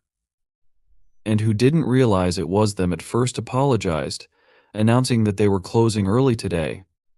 However, he soon realized that it was Subui and Solmi, smiling, explained that Goya was ahead of her, and asked why he decided to close the cafe. Although it was not yet evening, Sad didn't react to this, and Goya explained that they weren't originally supposed to work today since they only needed to serve a few customers, including Soulmane herself and Soa. He asked if they wanted something. Soulmane exclaimed that she wanted a drink, as usual, and Siwa, without answering the question, looked to the side, concentrating, closed his eyes and said, even if Soulmane said that, he still has no idea what she's talking about and advised her to order what's on the menu. Soulmane was offended when she heard this and asked him to stop since she had already gotten iced coffee here several times. Besides them, in this cafe, there was Wang Yi, who, sitting on the side, was eating ice cream, not paying attention to the argument between Goya and Solmi, but was distracted when he noticed that someone had come closer. Soulmane, also distracted, called out to Siwa and asked what would she do. She noted that there was tea here, but one wanted to recommend some kind of drink if Siwa was not against it, but fell silent when she noticed that Siwa was looking at Wangu without looking away. Wang Yi, displeased, asked why she was looking at him. He assumed that Siwa wanted to die, and the next moment, someone suddenly screamed, asking Siwa to calm down. It was Solmi, who, running closer, asked if Siwa could see that Wangu was just a child. She didn't make excuses for him, of course, and Siwa said she knew that, adding that they weren't in the monster world, and Wang Yi, whoever he was, shouldn't act so arrogantly. So I asked if Siwa and Wang Yi knew each other. Suddenly, someone said that in a place where there is no tiger, the raccoon thinks of itself as the main thing. Wangu, frowning, remembered that someone told him that where the tiger disappeared, ruthless creatures had appeared, and one fox was especially disturbing. He stood up from his seat, and Solmi, hearing these words, looked at him in amazement. Saul was outraged, thinking that even among monsters, there was a concept of natural enemies. This mainly concerned those who came from the animal kingdom, and the confrontation between the original individuals still had an impact on the monsters even after transformation. However, after becoming monsters, the balance of power between the species could not coincide at all, and yet the entity did not disappear anywhere, and this influenced the descendants in whom the same blood flowed. That's why Siwa and Wang Yi stopped next to each other and looked seriously into each other's eyes. Solmi, looking carefully at Wangu, thought about the reason why such an atmosphere of fear could arise from their instincts. She guessed who Wangu might be, but was distracted as Siwa told her not to worry because even if Wangu made the first move, she was not going to pounce on the first person she met like a weak-willed animal. Not paying attention to all this, Goya calmly wiped the table in front of him with a rag, and Swaji, looking threateningly at Wangu, asked if they needed to call bye-bye. She was already ready for battle since she came to the human world. She had not really had normal food. Wangu didn't mind this, although he wasn't very interested in fox meat, and he assumed it wouldn't take much time. However, before anything could start, someone suddenly stopped Wangu, realizing that they couldn't leave him alone even for a minute. Elsa's voice called out, and Somi turned around, noticing William approaching closer. He reminded her that Bai had given Wangu a rare opportunity to enter the human world, and if he got into a fight on the first day, it would affect his reputation. Looking at her with disappointment, Wangu exclaimed that Soa was the first to provoke him. He reminded her that Bai had said other monsters could also call him, asking if, even then, they shouldn't fight. Yan, remaining calm, reminded him that in the business world, mere adherence to protocol is not enough. Since Soa, with whom Wangu was arguing, is currently the most powerful member of her time on the Korean peninsula, Wangu himself, who is not even a member of the tribe, is in no position to argue. Moving closer to Wangu, she leaned against him from behind, warning that in this case, it didn't matter at all who was really to blame. Wangu did not argue further, and Yan added that, ultimately the responsibility would fall on Wangu.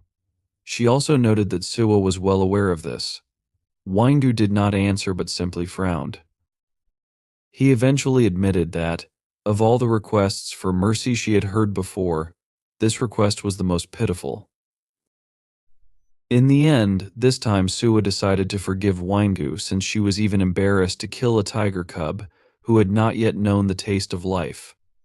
Soulmane realized that, fortunately, this was more of a provocation than a real threat.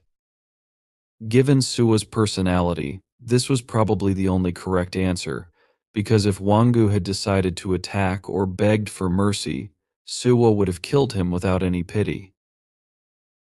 Meanwhile, Squaw noted that all of this was quite old-fashioned since there wasn't only a possible Sukran, but also a Changi who had raised a young tiger for many centuries. She imagined a girl hugging a small animal, and added that if Yan and Juan didn't want this to continue, they had better get a grip on themselves. Juan, smiling, asked Wangu to listen to Soa. Soa admitted that she didn't know why Juan cared about Wangu but noted that, for someone like him, it was simply ridiculous. In the end, distracted by this, she frowned and asked why anyone even needed to call her.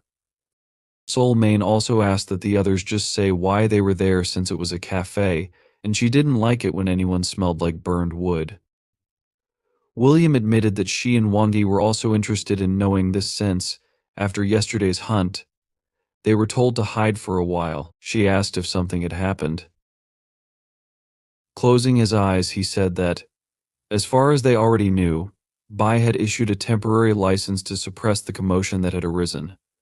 This meant that even monsters without qualifications who came to the human world could take part in expelling uninvited guests if they had enough strength. However, the situation had changed. Wanggu and Wulangu were warned that all temporary license holders, except them, were ordered to return to the monster world due to a lack of skills. Everyone was amazed to hear this and wanted to know more about the details. However, interrupting his words, Suwa and Soul Mane simultaneously asked about Suwa's situation. Honestly, he said that he did not know what was happening but noted that, with the main character, everything was different. Juan, not understanding what they were talking about, watched the others in amazement. Solmi, horrified, asked if it was true that the others hadn't sent Suwa to the monster world alone. She exclaimed that otherwise, this would go beyond all reason. Suwa agreed, saying that, although Suwa was not so weak that she could be beaten by the first person she met, it was still dangerous. She asked if it was true that Goya understood that strength is not everything. Considering the pure power of the monster, the main character was still not ready. The point was that a human, no matter how skilled in battle, is just prey. If Suwa were left alone in the monster world, it would be perilous. He would only live a few days before being hunted down and eaten. Closing her eyes, she turned around, heading towards the exit. She said she was leaving and would inform Bai that she was returning to the world of monsters. She planned to train the main character for a month, as promised, and then appear in court. She was confident that everything would be fine because Siwoo was persistent. Goya, sighing, warned them that, no matter what Sawa and the others decided, it all depended on them. However, he asked that they first listen to him to the end. He added that Seo was still here, and that the decision to send him to the world of monsters, or to leave him here, had not yet been finalized. Sawa stopped and turned around in amazement. Goya added that, in addition, all of this was closely connected to their new goal, as Sawa and the others had to protect Suyu from humans. At this moment, the main character, slightly coping with the shock, asked if Bai was really saying that Bahan was his ancestor. He realized that, at first glance, Bahan was almost no different from him, but wondered what it meant if Bahan was indeed his ancestor. He asked aloud how old Bahin really was. Bai, closing his eyes, announced that if this goblin was truly Bahin, then he was about 1,500 years old. Sawa was very surprised and then remarked that Bahin had told him that was his name. Thinking about the number of years Bai had mentioned, the main character asked with interest how long Bahin had lived. Young noted that the story was slightly different in this case. While it was true that monsters had a longer lifespan than humans, their average lifespan was about 500 years. What allowed monsters to live beyond this period was the strength of the monster itself. When a monster accumulated a certain amount of energy, it could increase its life expectancy and preserve its youth for up to 1,000 years. Siwa, shocked, asked if Young was really saying it was possible to increase a lifespan to 1,000 years. He remembered that Bahan had lived to be 1,500 years old and still looked young. Bai confirmed this, stating that at the age of 1,500, Bahan looked as though he wouldn't even live to be 100 years old. However, it wasn't just his appearance. Even as an experienced fighter, using all his power, Young was unable to inflict significant damage on Bahin, allowing Bahin to leave the scene successfully. Young knew that, no matter how unskilled he appeared, this pathetic pretense had to stop right away. Bai was surprised that there was a monster capable of matching Young in skill and realized that, among the local youth, Sawa and Goya were the best they had. Even if Bahin claimed to be a goblin, he could not have met Young with a decrepit and old body. In that case, he would only be an ancient myth to be told to Siwa if they had the time. The last time goblins completely hid their traces of resistance was 666 years ago, right after the Great War. Bai explained that over 1,000 years ago, the goblins split into two opposing sides. The Goblin King of that time and his faction were defeated, forcing them to hide from the world. However, the victors also suffered serious losses, and their numbers dwindled until, 666 years ago, only one goblin remained. This last goblin was Bahan, who lived until the second half of his allotted time but eventually died from wounds received during the Great War. From that moment on, goblins were considered extinct. This was why Bai thought the main character might be a secret descendant of Bahan. When Bahin breathed his last, more than 100 years would have passed since his transformation into a goblin, even though he was the only one left. Even though there was no direct evidence to identify Sawa's ancestors, if Bahin's short lifespan was taken into account, it somewhat aligned with Sawa being a descendant of Bahin, left 666 years ago. The main character listened attentively, and Bai added that one of the infamous family members who died 1,000 years ago was Bahan. The fact that Bahan had now returned, maintaining his appearance and strength, raised many questions. Siu realized that if other goblins existed and Bahan was still alive, then they could indeed be his ancestors. Young and Bai confirmed this, acknowledging that if the goblin Siu encountered was truly Bahan, it no longer mattered how he had avoided aging. More importantly, it raised the question of why a goblin with such power had been hiding for so long. Therefore, it did not matter at all whose blood flowed through the veins of the main character. Frowning, Bowie asked why they were only learning about Siu and his family's pedigree now. He asked the protagonist to answer his questions as honestly as possible and inquired whether his parents, especially his mother, were truly ordinary people. At the same time, the front door opened, and Siu's mother entered the apartment. She asked if the main character had been there long before.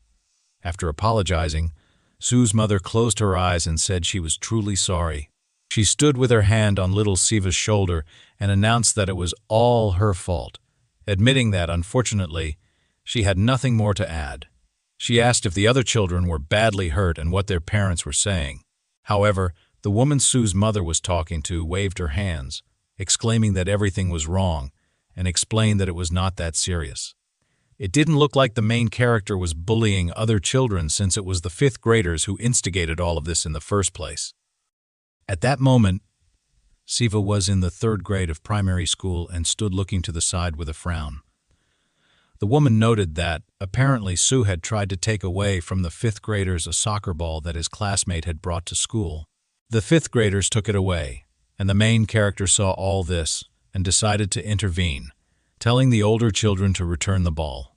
This led to a quarrel. Fortunately, those children were not harmed in any way except for a few small wounds from a slight push. Since it was those older children who had offended the third grader, even their parents could not object. The woman promised that she would inform Siva's mother if any other problems arose. She then bowed and thanked Siu's mother. Soon after, Siu's mother and Siva went outside.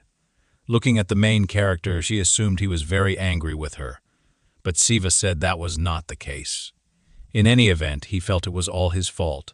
His mother, however, did not think he had done anything wrong since hurting others is wrong. Yet, she acknowledged that sometimes there was simply no other choice. She still wanted to tell Siva something and squatted down in front of him. She admitted that she sincerely hoped the main character would never find himself in a situation where he would have to hurt someone. Looking back, Siva realized that even then, he had a vague premonition. What his mother told him was very strange. Stretching out her little finger, she asked the main character to promise her this. This was not an educational conversation about the dangers of violence, which parents usually conduct. Siva promised what his mother asked, realizing it was very important to her, even though he didn't know why. After this incident, he never resorted to violence, until he became a monster in the end. Now, the main character explained that his father was a professional athlete who met his mother at the age of 24. They got married, and almost immediately after, Siu was born. His father died of an incurable disease shortly after his birth. Judging by how successful his father was in sports, Siu thought he had inherited goblin blood from him. Having gotten dressed, Siu continued to talk about his mother, noting that she works as an appraiser of ancient art objects, such as ceramics, paintings, and much more. Sometimes, she is even offered roles as a mediator in transactions. She was an ordinary person who had absolutely nothing to do with the world of monsters. Siu assured that otherwise he would have found out much earlier that he was a monster and not just a few days ago. However, Bai noted that she might have avoided speaking of it on purpose. He also pointed out that, for the main character, this might sound strange, especially given the suddenness of what was happening. Still, comparing the current Siu to the person he was just a few days ago, one could say his life had completely transformed. Like day and night, even when Siu and Bai first met the protagonist. Siu was much closer to a human than a monster. Bai had only told the soul goblin about the need to participate in the festival, and he had absolutely no expectations for Siu's development. However, the main character now realized that he was not as useless as Bai had imagined. He asked if it was true, finding it ironic. He frowned slightly, straightening his hair, and Bai admitted that everything was exactly as Siva had said. The speed of his development, which Bowie had observed in recent days, was simply phenomenal. Young stood all this time, just listening carefully to their conversation. Bai added that, even taking into account the talent of goblins who specialize in battles, Siva's growth was clearly beyond the norm. That was why Bai began to suspect Siu's mother and asked if the main character was really an ordinary half-monster. He assumed that Siu was originally an instrument created to give Bahan the opportunity to participate in the festival. Frowning, Siva confidently shouted that this was nonsense and that the likelihood of such a thing was extremely low, even if Bahan was still related to the main character. At least Bai knew that Siu was not guilty of any of this. The main character did not understand why all this was happening. In this case, Young announced that the problem was that only they thought this way. More precisely, people who knew about the existence of monsters thought this way. The shaman people, on the other hand, saw Siu as a threat and as someone associated with Bahan. Just today, there had been several cases of mass disappearances across the country. Siu was surprised to hear this. Young and Bai explained that, around noon, the police confirmed that most of the residents in high-rise residential complexes in central Seoul were missing. Last night, there were reports from people that some residents had not returned home, which many reported to the police. Two similar incidents occurred in another area of Seoul, as well as in Incheon and Busan. Since this incident was covered in the news, public opinion was currently on the verge of panic. Having said this, Young handed the main character a phone and opened the desired application. He also noted that, regarding the kidnapping last night, this was something they had been preparing for over 2 weeks. Together with the shamans, they coordinated and provided work in areas where the other party was involved. They also collaborated with members of another organization. The shamans had asked the country's leaders to facilitate their operation. If they simply agreed to turn a blind eye to the night of unrest and cooperate with the monsters in the latest operations, they promised to make every effort to destroy most of the monsters in the city. However, in one day, which had not even passed completely, certain problems arose. Siva carefully read what Young showed him on the phone screen and frowned. Young explained that not only last night, but over the past month, interest in mass disappearances had begun to grow like wildfire. Bai announced that this caused them some difficulties.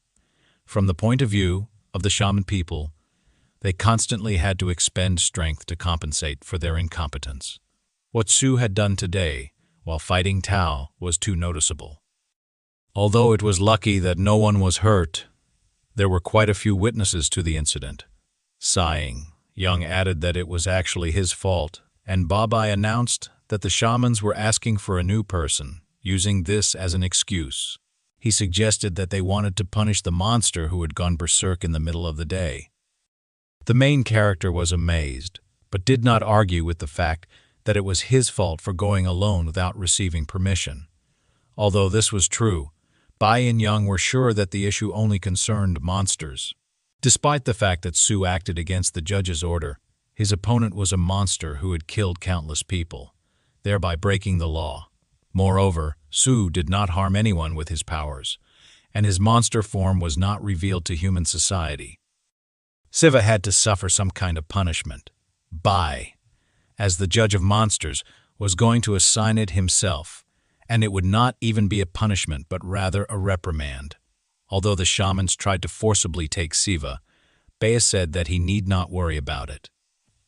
Siva, sighing, closed his eyes and lowered his head. Bai added that Siva and his mother would be under his personal protection. The main character opened his eyes when he heard this and asked again in bewilderment. Bai confirmed that this was indeed the case, suggesting that the shamans knew about their existence and suspected that he and Siu might be somehow connected. If indeed Su's mother raised him, the shamans had already pronounced a sentence on her. The main character was horrified when he heard this. Bai frowned, and Young became wary. The next moment, Siva suddenly ran forward, heading toward the window. However, he froze as Babai, stretching his hand forward, activated his magic. Babai admitted that he understood Su's feelings, but could not allow him to go to his mother on his own. Siva found himself tied up with a piece of cloth, and Babai warned that this was exactly what the shamans wanted. Babai added that he had already sent someone to protect Siva's mother, so he asked him not to worry, saying it would be best if he stayed under their protection. Young noted that the main character needed to listen to Bai's words, as given his physical condition, encountering the shamans would have unpredictable consequences. Young wanted to continue speaking, but Siva interrupted him. Struggling to get up after falling, he admitted, trembling, that it was all his fault. He had forgotten to get permission and went on his own without notifying anyone. He realized he had created problems for himself and others. Siva admitted that he was too foolish to think things through and had not imagined that anyone else, especially his mother, could suffer from his actions. Bai and Young frowned as they heard this. The main character suddenly admitted that he was sorry, acknowledging that he was causing trouble but couldn't help it. If something happened to his mother, he would never forgive himself. Tears began to flow down Siva's cheeks, and he activated his power, tearing apart the fabric that bound him. Freed, he clenched his jaw. Babai, astonished, wondered if Siva had really torn the magic apart with sheer physical force. The main character promised that he would immediately return after ensuring his mother's safety, allowing Bowie and Young to do whatever they wanted with him afterward. He added that he was genuinely sorry before jumping out of the window. Bowie and Young were silent for a time, watching him go. Finally, Babai asked why Young had just stood there and watched. He asked Young not to tell him that he was so pathetic he couldn't even say a word. Young explained awkwardly that there was no water nearby for him to use, and blowing up a fire hydrant would have drawn unnecessary attention. Bowie frowned and asked about the rain outside the window. Young did not know how to respond. Bai sighed, calling him simple-minded, and noted that this was why everyone said Young was behind even his sister, although she lacked talent. However, Bai admitted that this was likely just the nature of Young's clan. The softer they were, the more human-like they became. Young suddenly asked if Bowie himself hadn't been too harsh on Siu. While Young acknowledged Su's exceptional potential, he also noted that the magic cloth's power did not dissipate just because it was torn. Both Bai and Young glanced at the scraps of fabric. In the end, they decided it did not matter what the main character did, as their relationship with the shamans would not change. They watched Siu as he ran quickly through the city. Bowie remarked that the reason Siu had ended up in such a situation was largely their fault, as they had not handled things properly. They were not so callous as to ignore a child's desire to protect his own mother. Siva ran, frowning and clenching his jaw. At that moment, in her apartment, his mother stared at the screen of her phone, noting worriedly that the main character was not responding to her messages. She did not understand where he had gone. Suddenly, She heard a sound and looked sharply in its direction. Realizing the sound came from the door, she asked who was there. She did not understand why someone was knocking on her apartment door. Suddenly Sue appeared behind her and ordered her not to move. Sue's mother froze, obeying the order. Sue's mother froze, obeying the order. Sue realized that Som was right and assumed that she had underestimated people too much. She did not expect them to be so annoying that she would want to kill them. Frowning, Sue stepped forward. At that moment, the door opened and Yashin walked inside. Surprised to see Sue's mother and Som, he announced that it didn't matter how many monsters had come. He would get rid of each one as soon as he saw them. He advised Sue to leave if she didn't want to die. Before he finished speaking, Sue ordered him to bow down. Yashin frowned, clenching his teeth. The command Sue gave sounded like an invocation. Using the small violet string technique, she infused her voice with chai, causing disorientation and clouding Yashin's consciousness. Sue pointed her finger downward, resting her other hand on her hip, and looked at Yashin imperiously. Enchanted Yashin, who exuded magical energy, stood frozen in place, struggling to draw his sword. Sue carefully observed him, wondering why he hadn't attacked immediately. She speculated that he might be worried about harming the main character's mother. Exhaling, Sue turned to Solme and told her to leave, assuring her that everything was under control. Solme, emerging from behind the wall, asked if this was the main character's mother. Rejoicing that they had arrived in time, Som commented that even if they had been late, nothing would have changed, given his level. Yashin knelt, tense, his fists clenched. Sue placed her hand on Sue's mother's shoulder and lightly confirmed Som's words. She noted that, in the end, no one was hurt, and they had been able to protect her.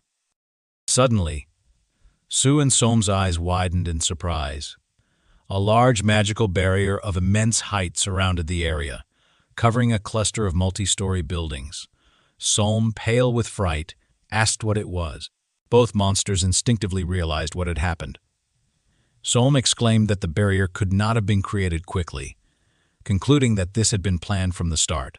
She stared in shock, asking why someone had been sent forward at this time. Meanwhile, Yashin stood at the doorway, thick, bright blue magical energy pouring from his body and eyes. Sue turned to him.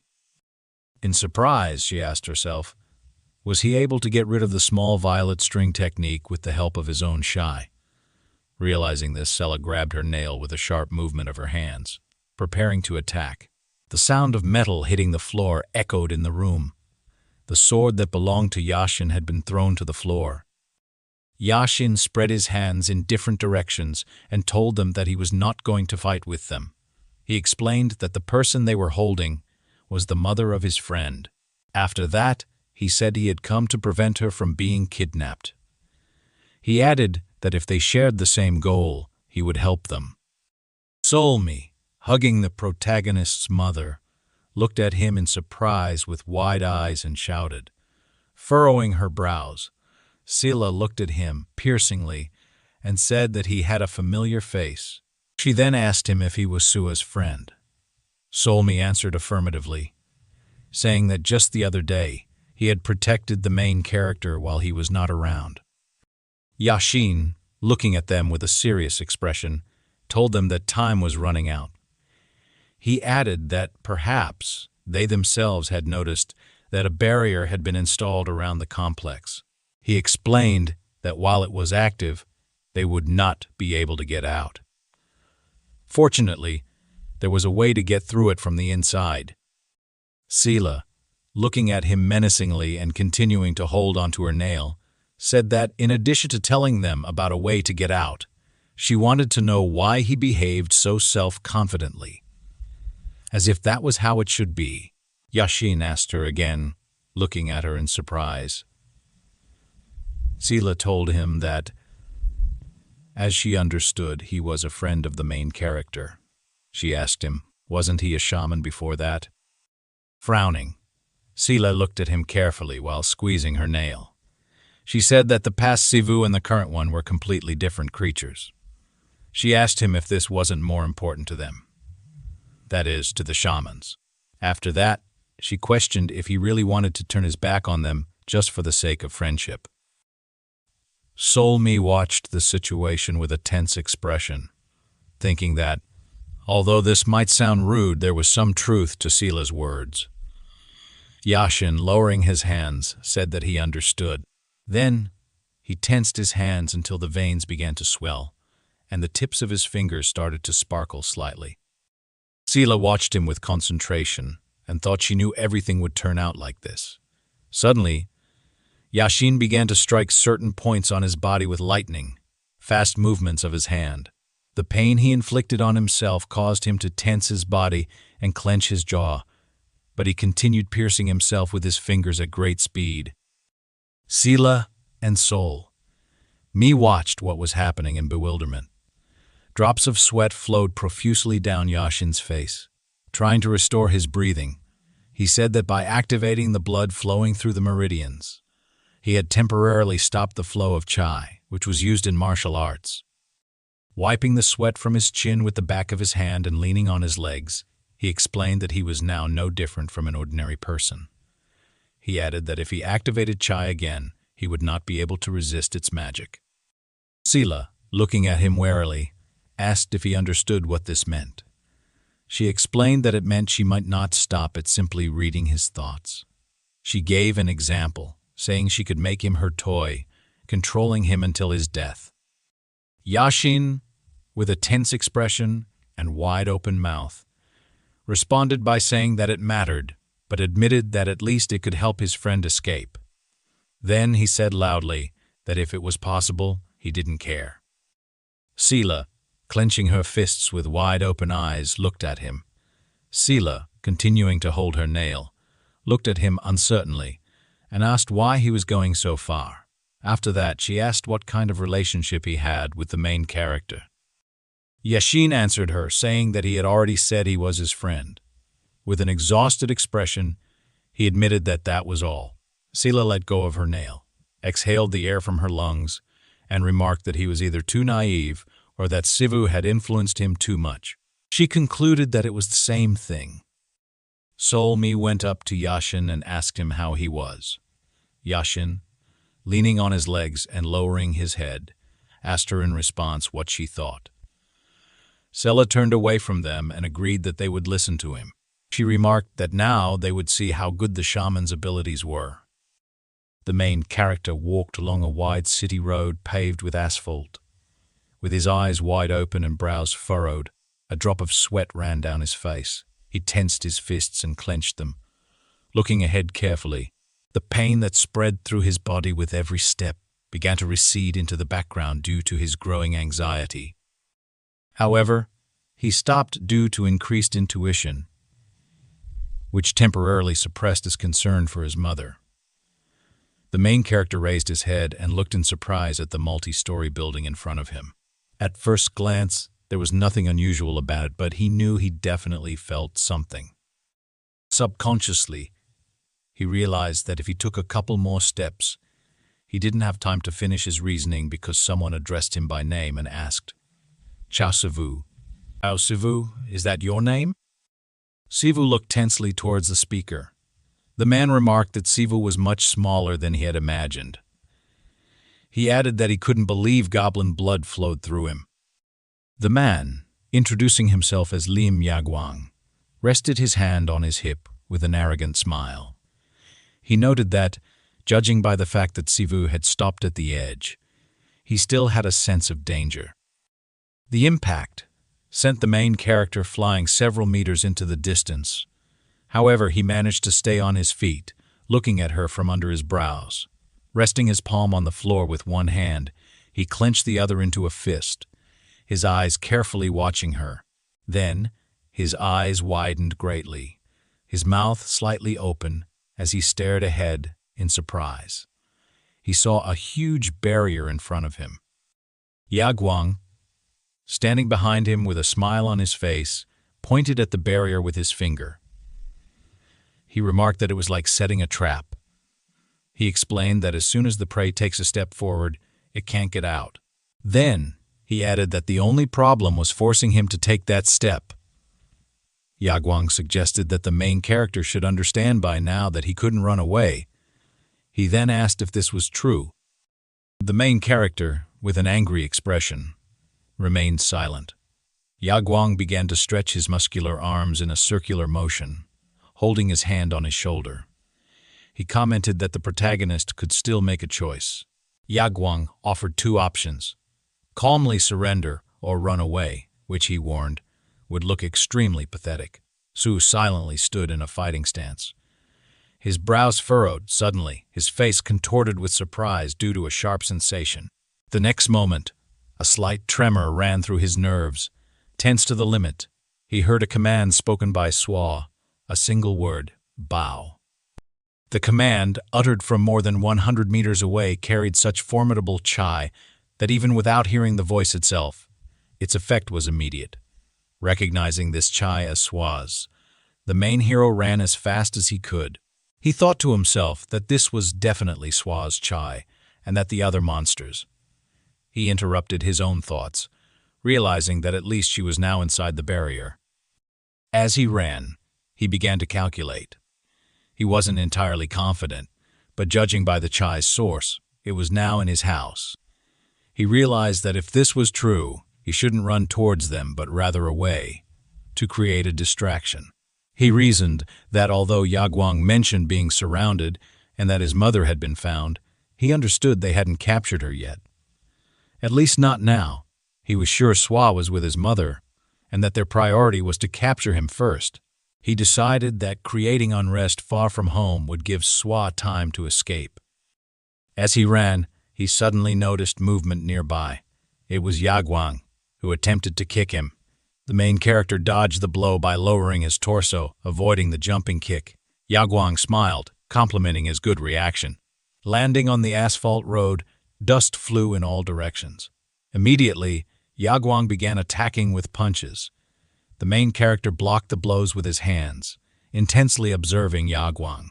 He thought about how fast and strong Yaguang was, and how he surpassed Yashin in every aspect.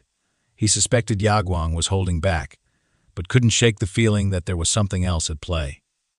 A strong, direct blow to his block sent the protagonist flying several meters back. Su kept his arms crossed near his face, his hands bruised.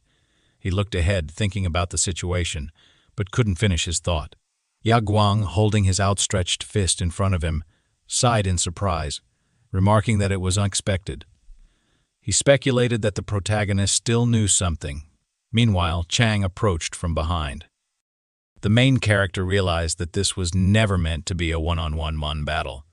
Although he was seeing them for the first time, he could feel their abundant magical energy and synergy. Standing in a fighting stance, he told them that he didn't want to fight here. He explained that they were in the middle of a residential area and didn't want innocent people to get hurt. Yaguang irritably dismissed this as nonsense. He raised his hands high and mocked him, saying, "Do you really think we erected this barrier just to catch you?" Yaguang explained that ordinary people couldn't see what was happening inside the barrier. If they entered, they'd be stunned, only waking up once the barrier was removed. He mocked the protagonist for his excuse, calling it funny. Then, Yaguang struck with his fist, aiming for the protagonist's face.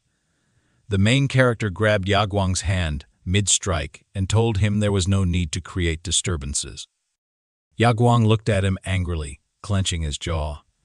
The protagonist's eyes began to glow with bright magical light as magical energy poured out of him. He cast the goblin Siam spell, launching a powerful punch. A loud explosion followed as he also cast a lightning strike spell. Chang, emotionless, watched from a distance without taking action. The protagonist, now glowing with magical energy, warned Yaguang and Chang that he would hold back as much as possible, but might lose control during the heat of battle. Yaguang, furious, lunged at him with a sharp leap. The main character stood calmly, his feet pressed firmly into the ground to absorb the impact. When Yaguang's attack landed, the main character remained motionless. Yaguang, drenched in sweat, tried striking again and again, but to no avail. the main character finally struck back with a powerful blow, sending Yaguang flying and causing an explosion upon impact. The protagonist turned his attention to Chang, readying himself for her attack. However, he noticed she remained motionless, her intentions unclear. Not moving a millimeter, he asked himself whether she shouldn't fight in close combat. After that, he thought. If this was not the case, he looked piercingly at her and said that the danger came from her. With a serious expression on his face, he stated that he did not want to fight unless necessary. However, he said that if he had to, he would do it without hesitation. Cheyenne clenched her palms into fists. Jag Wang shouted at her angrily, asking her what she was doing. He was kneeling on the broken asphalt trying to get up. His whole body was trembling. Irritably, he reminded her that he had already said he would take care of it himself. Then he began to berate her, saying that she was just a pathetic concubine. He asked her if she really thought she could bring at least some benefit. Chang stared back at him silently. Yag Wang continued shouting, saying she just needed to cover him from the back. Blood flowed profusely from Yag Wang's mouth. A purple bruise had formed where his eye should have been. His eyebrows were furrowed, his only open eye was bloodshot, and his pupil was tightly compressed. Veins were swollen all over his face. He screamed at her in incredible rage, asking if her pathetic brain was even capable of remembering simple instructions. After that, he asked if she had decided to ignore him just to infuriate him even more. Then, he rudely shouted at her, calling her a non-entity. He yelled that she should obey him and do as he said. The main character watched this verbal skirmish in surprise. The opponents had suddenly begun to quarrel, though the reason was unknown to him. He knew exactly what needed to be done first. Su ran towards Chang. He understood that she was the one who remained unharmed and had a much more powerful aura. At that moment, Chang took out 3 gold-colored papers and raised them near her face. The main character raised his fist to strike. He understood that he didn't know what she was going to do, but he needed to get rid of her as quickly as possible without getting hurt. Chang said, at that moment, 100 ghosts, the embodiment of evil, a restless beast. The 3 golden-colored papers she held in her hands began to glow with a bright blue magical energy. They started burning from the top. When papers turn to ashes, she said, the archer god. After these words, abundant magical energy began to emanate from her. Her eyes glowed blue. Su stopped a meter away from her as he was chained by magical chains that restrained his body. 100 ghosts is the summoning and strengthening of 100 different types of spirits. The main hero looked up in bewilderment as a powerful beam of magical energy hit him from above. The embodiment of evil is the expulsion of evil beings. These attacks did not harm the main character. He tried to attack her with his fist. Chang only chuckled.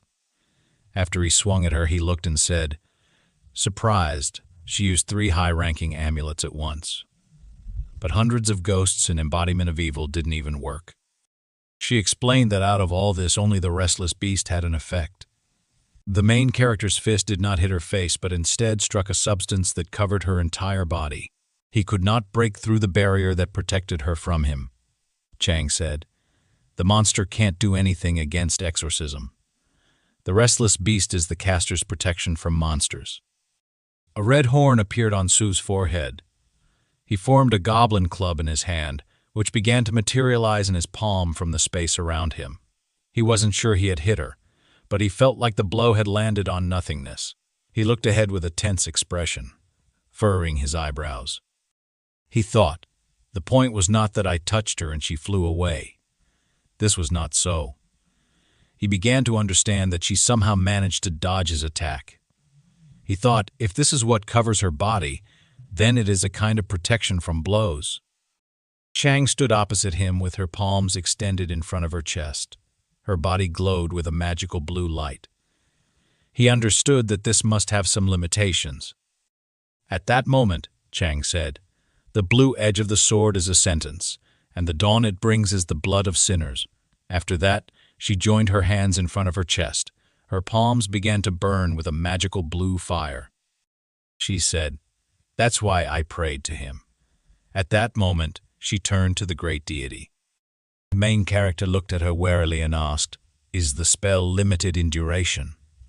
After that, he asked himself, "Or is it about the number of strikes it can block?" Then he made another assumption, asking himself, "Does this only resist certain types of attacks?" Chang uttered a command, ordering him to come down. A blue flame appeared behind him. Su looked ahead in surprise, his eyes wide open and his mouth slightly agape. Yashin said, "5 shamans, including me, were sent here." With a gesture of his hand, he held up 3 fingers and said, "3 of them are real professionals. The rest are of an average level." Yashin said this with furrowed eyebrows. Then he explained that they all formed a 4-sided barrier that surrounded the residential complex. He said that initially, the boundaries of the barrier were drawn by installing columns or amulets on the outside. However, in their case, the shamans themselves acted as the supports. Su crossed her arms on her chest, looking at him, and asked, "Why is everything so complicated?" After that, she suggested, "We just need to get rid of them, so the barrier disappears. Isn't that right?" She then proposed, "Half of them would be enough. Barriers would collapse if a significant part was removed." Yashin answered her, "It's not so simple." He admitted they had enough strength. Somi listened to their conversation while holding the main character's mother. They sat on the sofa opposite them. Leaning his hands on his hips, Yashin said, "However, it doesn't matter how powerful they are."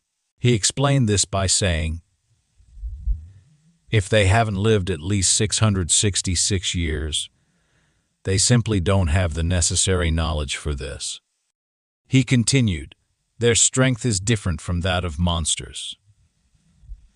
With a serious expression, he explained, "Most of the martial arts and crafts they practice were created specifically to catch monsters."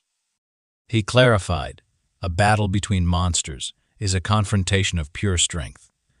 However, a battle with a shaman is like stepping into a trap that was created specifically for them." He added, "It's not a matter of strength or superiority, but of incompatibility." Then, he reminded them, 3 capital shamans are heading here right now. He told them that only the most worthy could attain this position. He explained, "They are the only ones who can fight on equal terms with a deity-level monster." After this, Yashin put his hands in front of him and said, "Nevertheless, a fight is inevitable. I would advise dealing with only one." He reminded them, "As we said, we need to get rid of only 2 to overcome the barrier." He said he would take on one, and they would need to attack the second simultaneously. He explained they had to get out of the barrier before the other shamans could help. Then, he noted, "Fortunately, I know the roles and capabilities of each of them." Su reacted, saying, "That's good." She then asked him, "But can you use your power now?" After that, she noticed, "It seems I saw you seal your channels with your own hands." Yashin's face contorted as he suddenly realized what had happened. At that moment, Somi, who approached Sua from behind, put her hand in front of her and said, "I understand that. Nothing could be done about this," but she noticed that it would be quite difficult to defeat 2 shamans at once. After that, she observed that even though all ordinary people were now unconscious, they would need to ensure they didn't get hurt. Selfa exhaled and said she didn't care, explaining that they weren't the only ones who should be concerned. She emphasized that people should first try to protect civilians themselves. Yashin, at that moment, leaned against the wall with a gloomy expression, pressing himself against it. Sva commented that they too were unable to fight at full strength because of this. Yashin, without moving, replied that this wasn't the case. Looking down in confusion, he pressed his palm to his face and admitted that they were far more obsessed with the main character than they thought. After hearing this, Sva looked at him in surprise, her eyes wide open. She asked what he meant, then followed up with another question, asking what the point was of doing all this just to catch Shiva. Yashin told her it wasn't because of him. He explained it was because of the pride and strength they would gain in 6 months. Turning toward them with an exhausted expression, he stated that for the last 666 years, not only had they been waiting for monsters to come at night, but so had the shamans. Somi, with a confident expression, told him she didn't understand. She suggested that the last few hundred years were the best time for humanity and asked if that was true. She pointed out that humans had been able to protect themselves from monsters. Yashin confirmed this, but noted that, thanks to living without the fear of monsters, human civilization had developed more in the past few thousand years than ever before. He described it as the literal peak of human development. However, he lowered his gaze and explained that while this was the peak for most of humanity, things were different for the shamans. He revealed that, after the nights became safe, ordinary people used the peaceful time for their development. In contrast, the shamans, living in secret, had been reduced from the role of guardians of peace to mere superstition.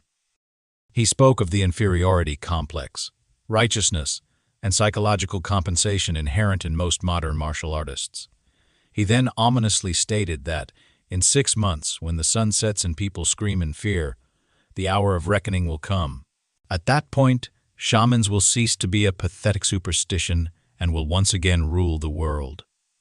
Yashin smiled faintly, leaning back against the wall. He admitted that what happened today didn't matter, as it was merely a step toward that end. He remarked that he told the board everything would be fine, but he was mistaken and had lost face. Now, he was just trying to catch the main culprit, who would eventually pay for everything. Somi, under great tension, looked sadly at her palms, stretched out before her face.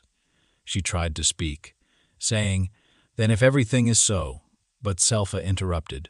With an emotionless expression, she asked if it turned out that they didn't care at all about the fact that ordinary people might suffer. Then, in surprise, she remarked, "So that's how it is." Suddenly, an abundant flash of blue magical energy appeared behind the high-rise buildings. The flash was so powerful that it exceeded the height of the residential towers. Sva turned around in surprise and asked what it was. Yashin, also shocked, looked in the direction of the explosion. Wide-eyed, he exclaimed, "Yagang." At that moment he thought it was energy but quickly dismissed the idea. He asked himself if the White House could really be involved. Then pondered in genuine confusion, but how can this be? At that moment, Cheyenne landed on the asphalt, using her palm to steady herself as clouds of dust scattered in all directions. She held her other hand clenched into a fist behind her back. There are 2 main types of abilities that martial artists on the Korean peninsula use. The first is reading, which involves memorizing sacred scriptures containing divine power that can be released by speaking the words. This allows the user to instantly enhance energy and utilize various techniques designed for specific situations. Most martial artists hone this particular ability. The second type is the descent of the gods. It is believed that among martial arts, the sensitivity of white blood varies, and those born with it can use white blood as a channel and their body as a vessel for creatures from another world. They can allow a god to inhabit their body. At that moment, the main hero stood opposite a powerful creature of bright blue energy, holding 2 curved daggers in its hands. This creature had been summoned using the coming of the sword master. Siva, holding a goblin club, stood before the creature with a confused expression. However, something inside him responded to the energy. One of his fingers began to glow with blue magical energy. Confronting an entity that transcends normal reality, especially for the first time, is an incredible shock. Panic is understandable.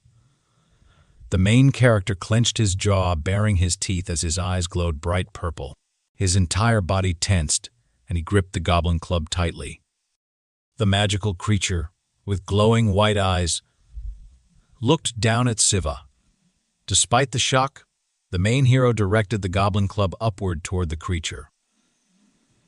The club, composed of condensed dark matter, spread outward as it ascended. Siva did not flee but chose to go on the offensive. However, the goblin club passed right through the creature. The main character, bewildered, asked himself, "Is this not material?" Yagang, standing opposite the creature, widened his stance and tensed his arms as magical energy began swirling around him. His eyes started glowing bright blue, his body illuminated by a radiant light. Two magical daggers, similar to those held by the creature, appeared in his hands as the merging process completed. Yagang's muscles swelled, with veins bulging visibly from the transformation. He executed a sharp cross-cut with his daggers, creating a magical shockwave directed at the main hero. Siva, with a tense expression, tried to defend himself by raising the goblin club. However, the force was overwhelming, and he was pushed back under the onslaught. Yagang stood confidently, holding the magical blades. The main character, wide-eyed and stunned, faced the barrage of bright rays rushing toward him. Desperately, he waved the goblin club, trying to fend off the magical projectiles. Despite his best efforts, there were simply too many. With a tense expression, he, clenching his jaw, Sawa tried to defend himself, but the attacks began to cut his skin and flesh. While he fought off the relentless barrage, Xiang, who was observing, asked herself in surprise, "How is that possible?" She realized that, given his speed and agility, he could have easily dodged all the strikes. Instead, he voluntarily went on the defensive, repelling attacks as though intentionally displaying his weakness. She wondered aloud, could it really be? At that moment, the main hero, while heavily deflecting another attack, looked ahead in surprise. He noticed that Yagwang was no longer in the spot he had been moments ago. Suddenly, Yagwang appeared beside him and attacked. Their magical energies collided, red against blue. The clash generated powerful impulses that split the earth, sending large chunks of asphalt tumbling down. The surrounding area for miles began to crack and collapse. Yagwang, his eyes glowing with rage, slashed at the goblin club with his swords. He cut it in half and then stepped back, delivering a sharp, decisive blow with his blades. In an instant, he severed Sawa's hand.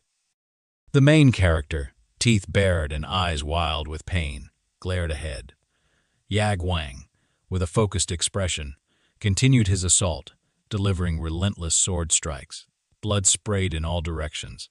After some time, the main hero lay motionless in a pool of blood on the shattered ground. Yagwang stood over him, magical swords in hand. Turning to Chang, he asked, "Is this Yagwang's body?" Chang respectfully folded her hands and answered affirmatively, addressing him as General.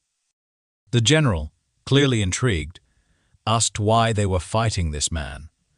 Standing over the protagonist's bloodied and battered body, he noted the severed hand lying nearby, still clenched into a fist. Chang explained that the hero was half monster, with demonic blood coursing through his veins, and that his hands were stained with the blood of countless people. She admitted they summoned him without proper protocol. The general turned to her menacingly, warning her to watch her tongue. He then asked if the hero was truly guilty or if her claims were distorted. His glowing eyes narrowed as he accused her of misjudging the situation. Despite having the chance to avoid conflict, he said, he chose to engage. Even with his life at stake, he prioritized the safety of others.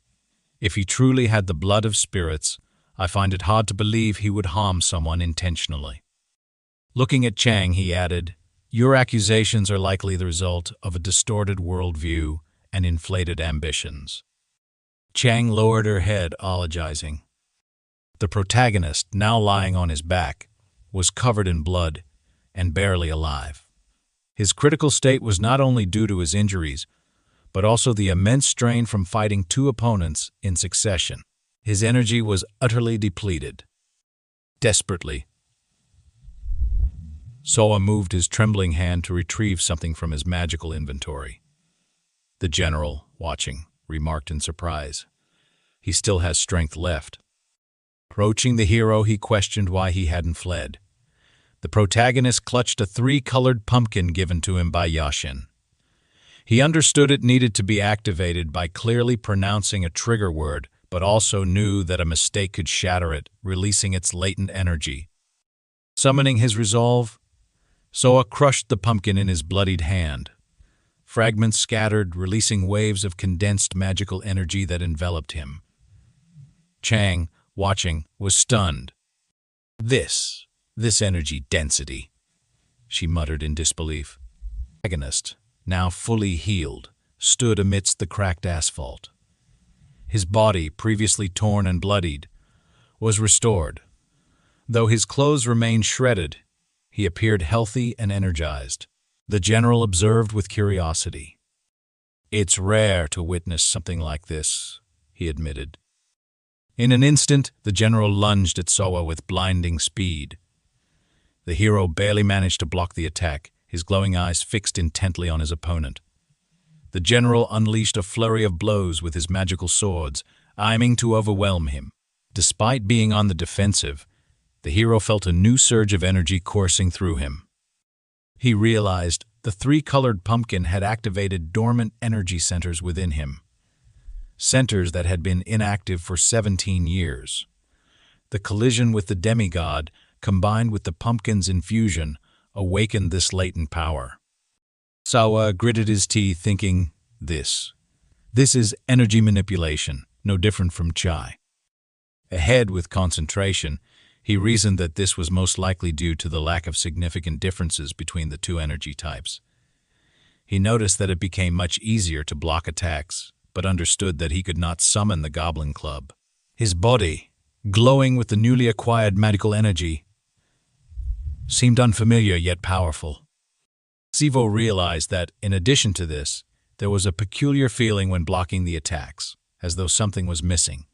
He reasoned that, depending on the type of energy, there must be different techniques for utilizing it, and the goblin club could only be summoned using chai. At that moment, the general, rushing forward, attempted to tear him to pieces with relentless attacks. The main character realized that his current energy was clearly unsuitable for summoning the club. He asked himself, "What should I do now?" He understood that if he continued this way, the same thing would happen again. With a tense expression, he put up a defense against the many attacks coming from all sides. He reasoned that this opponent was not someone he could defeat with brute force alone. Determined, he thought confidently that if he couldn't use this energy, he would have to find another way. Clenching his palm into a fist, he thrust his hand forward. A powerful lightning bolt burst from his fist, striking directly in front of him. The main character stared at his hand, now clenched into a fist in shock. Nearby, Shagan and a small, animal-like creature looked on in astonishment. The creature, only a few centimeters from his fist, turned to him and made a questioning sound. Around the same time, at a nearby hotel, Yoshihiro, trying to attract Yura's attention, recalled that at the airport, he had only managed to eat a sandwich before they boarded the plane. Yura, lying indifferently nearby, looked at the ceiling and asked, "So what?" She pointed out that Yoshihiro could order food to his room, or go out to eat somewhere. Sighing tiredly, Yoshihiro asked in disappointment whether he had really gone through such difficulty getting there just to eat hotel food. Additionally, he argued that it would be too arrogant to leave Yura alone. He asked if she realized it was because of her that he couldn't eat in peace. The issue was that Yura was being watched due to her actions earlier in the day. Although Yoshihiro was grateful they hadn't been placed under house arrest, they were still only allowed to go out together.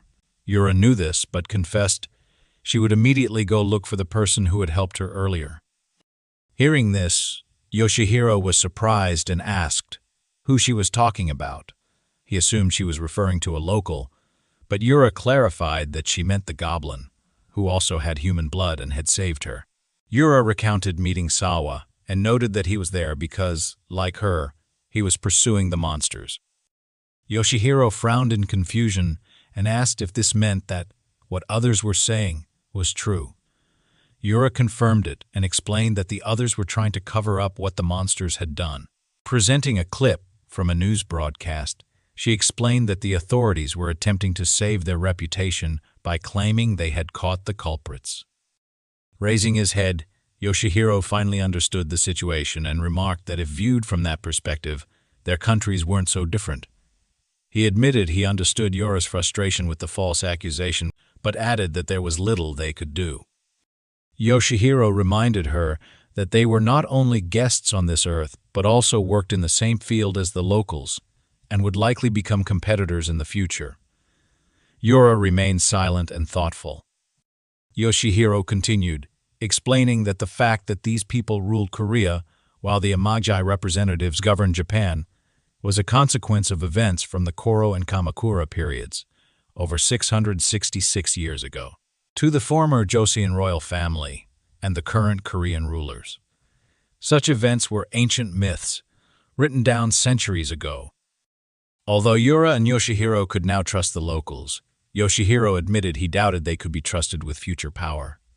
Frowning, he added, "If these people prove powerless, the government of this country will surely turn to shamans from other nations, including us." This concern extended to shamans across the world, but interference would be inappropriate. Rising from the bed, Yura acknowledged that this would be seen as meddling in matters beyond their jurisdiction. She sighed in irritation and admitted she now understood what her master had meant when he said it was better not to interfere. It was very difficult when the world changed before lunch. Yuzuru thought she was in bad shape. However, after using her powers, she realized something.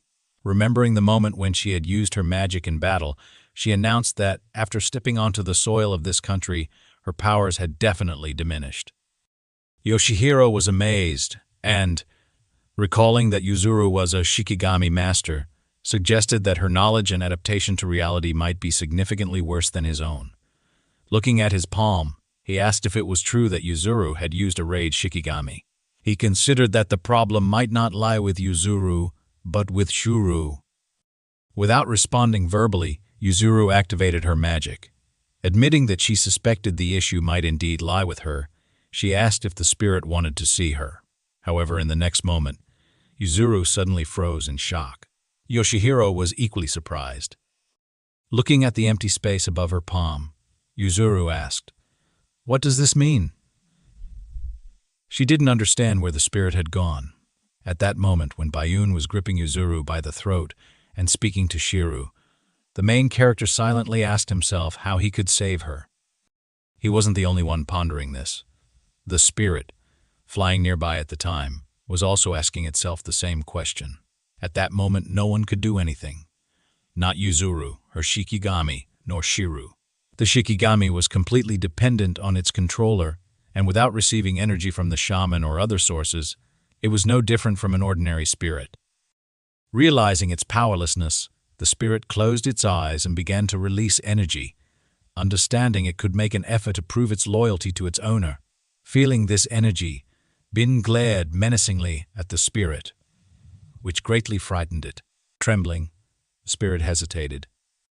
Soon, Bin's hand was severed due to an attack, and Yuru fell to the ground, while Bayun and Jung began to fight. Ensuring Yuru's safety, the spirit needed to return to her immediately. However, Bin's terrifying aura caused the spirit to panic momentarily, freezing it in place. The spirit was quickly distracted when Asami appeared.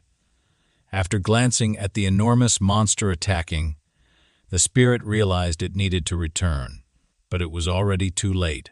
Powerful streams of magical energy spread in all directions from the attack, and Yuzuru closed her eyes, trying to shield herself from the force. Normally, the rage Shikigami would return to its master, but at that moment, a new variable emerged. The spirit widened its eyes in shock as it noticed Shiru suddenly appear right in front of Yuzuru, trying to shield her with his human body imbued with shamanic abilities. Shiru blocked the path to Yuzuru, but was ultimately absorbed by the spirit. Now trapped in Shiru's body, which contained only chi energy, the spirit found itself imprisoned, Confused and unsure of what was happening, the spirit looked around in bewilderment. Freed from its constraints, the spirit stared at the equally surprised Shiru. This situation had never occurred before, but there was little time to dwell on it. At that moment, the general, having adjusted his weapon for a more comfortable grip, prepared for another attack. The general threw the weapon toward Sivo. Understanding the trajectory of the attack, the main character grabbed the spirit, bending down with it so that the weapon thrown by the general wouldn't cause harm to anyone. This situation was something neither the spirit nor Sivo could fully comprehend. However, when they looked at each other, both instinctively had the same thought. They could die if neither of them acted. At that same moment, the general suddenly continued the battle, sharply approaching Sivo. The main character, at the last moment, put his hand in front of him to block the attack. He was briefly distracted by the vessel he was clutching in his hand, but soon turned his attention back to the general, as it was necessary to continue fighting. Noticing another blow coming, he clenched his jaw and frowned. Using the vessel in his hands as a weapon, energy began to be released from it, turning into a kind of blade that Sivo was able to use for a while. He and the general stood with their weapons crossed. The main character realized this was a bit different from the battle with Bun, but decided it was enough for him to simply know that he could deal with the general. Now, Sivo was finally sure that he was superior to the general in terms of strength and speed. The only area where the general was better was technique. The general continued to fight, delivering a large number of blows, and Sivo mentally noted that every time he tried to move, the general anticipated his movements and bombarded him with attacks. In this case, Sivo understood that he needed to act differently. Because of this, he missed some attacks, which wounded him severely in various parts of his body. The general did not stop there. Frowning, he struck again, but the main character had already blocked it. He could have blocked the previous attacks, but he didn't even try to defend himself, as Xiang stood to the side, carefully watching everything. The general stopped briefly and admitted that this was interesting. Since Sivo could not seize the initiative, he was only forced to fight back. This didn't just apply to attacks. Sivo had no intention of defending himself until he was on the verge of death. Yet, the general wasn't going to give the main character an opportunity to strike, no matter how long he waited. Sivo didn't answer immediately. He was silent for some time, breathing heavily and clutching the weapon in his hand. But in the end, he admitted that he wasn't sure about this. Honestly, he didn't know whether it would work or not, but he had already found the only way out and made his decision. At this point, Sivo was sure that the conversation was over. The general agreed with this, increasing the concentration of his magical energy. The silhouette of his true form appeared in the air, and the general himself promised that he would perform his sword dance for Sivo as fiercely as he could. He advised the main character to try to endure it if he had enough strength.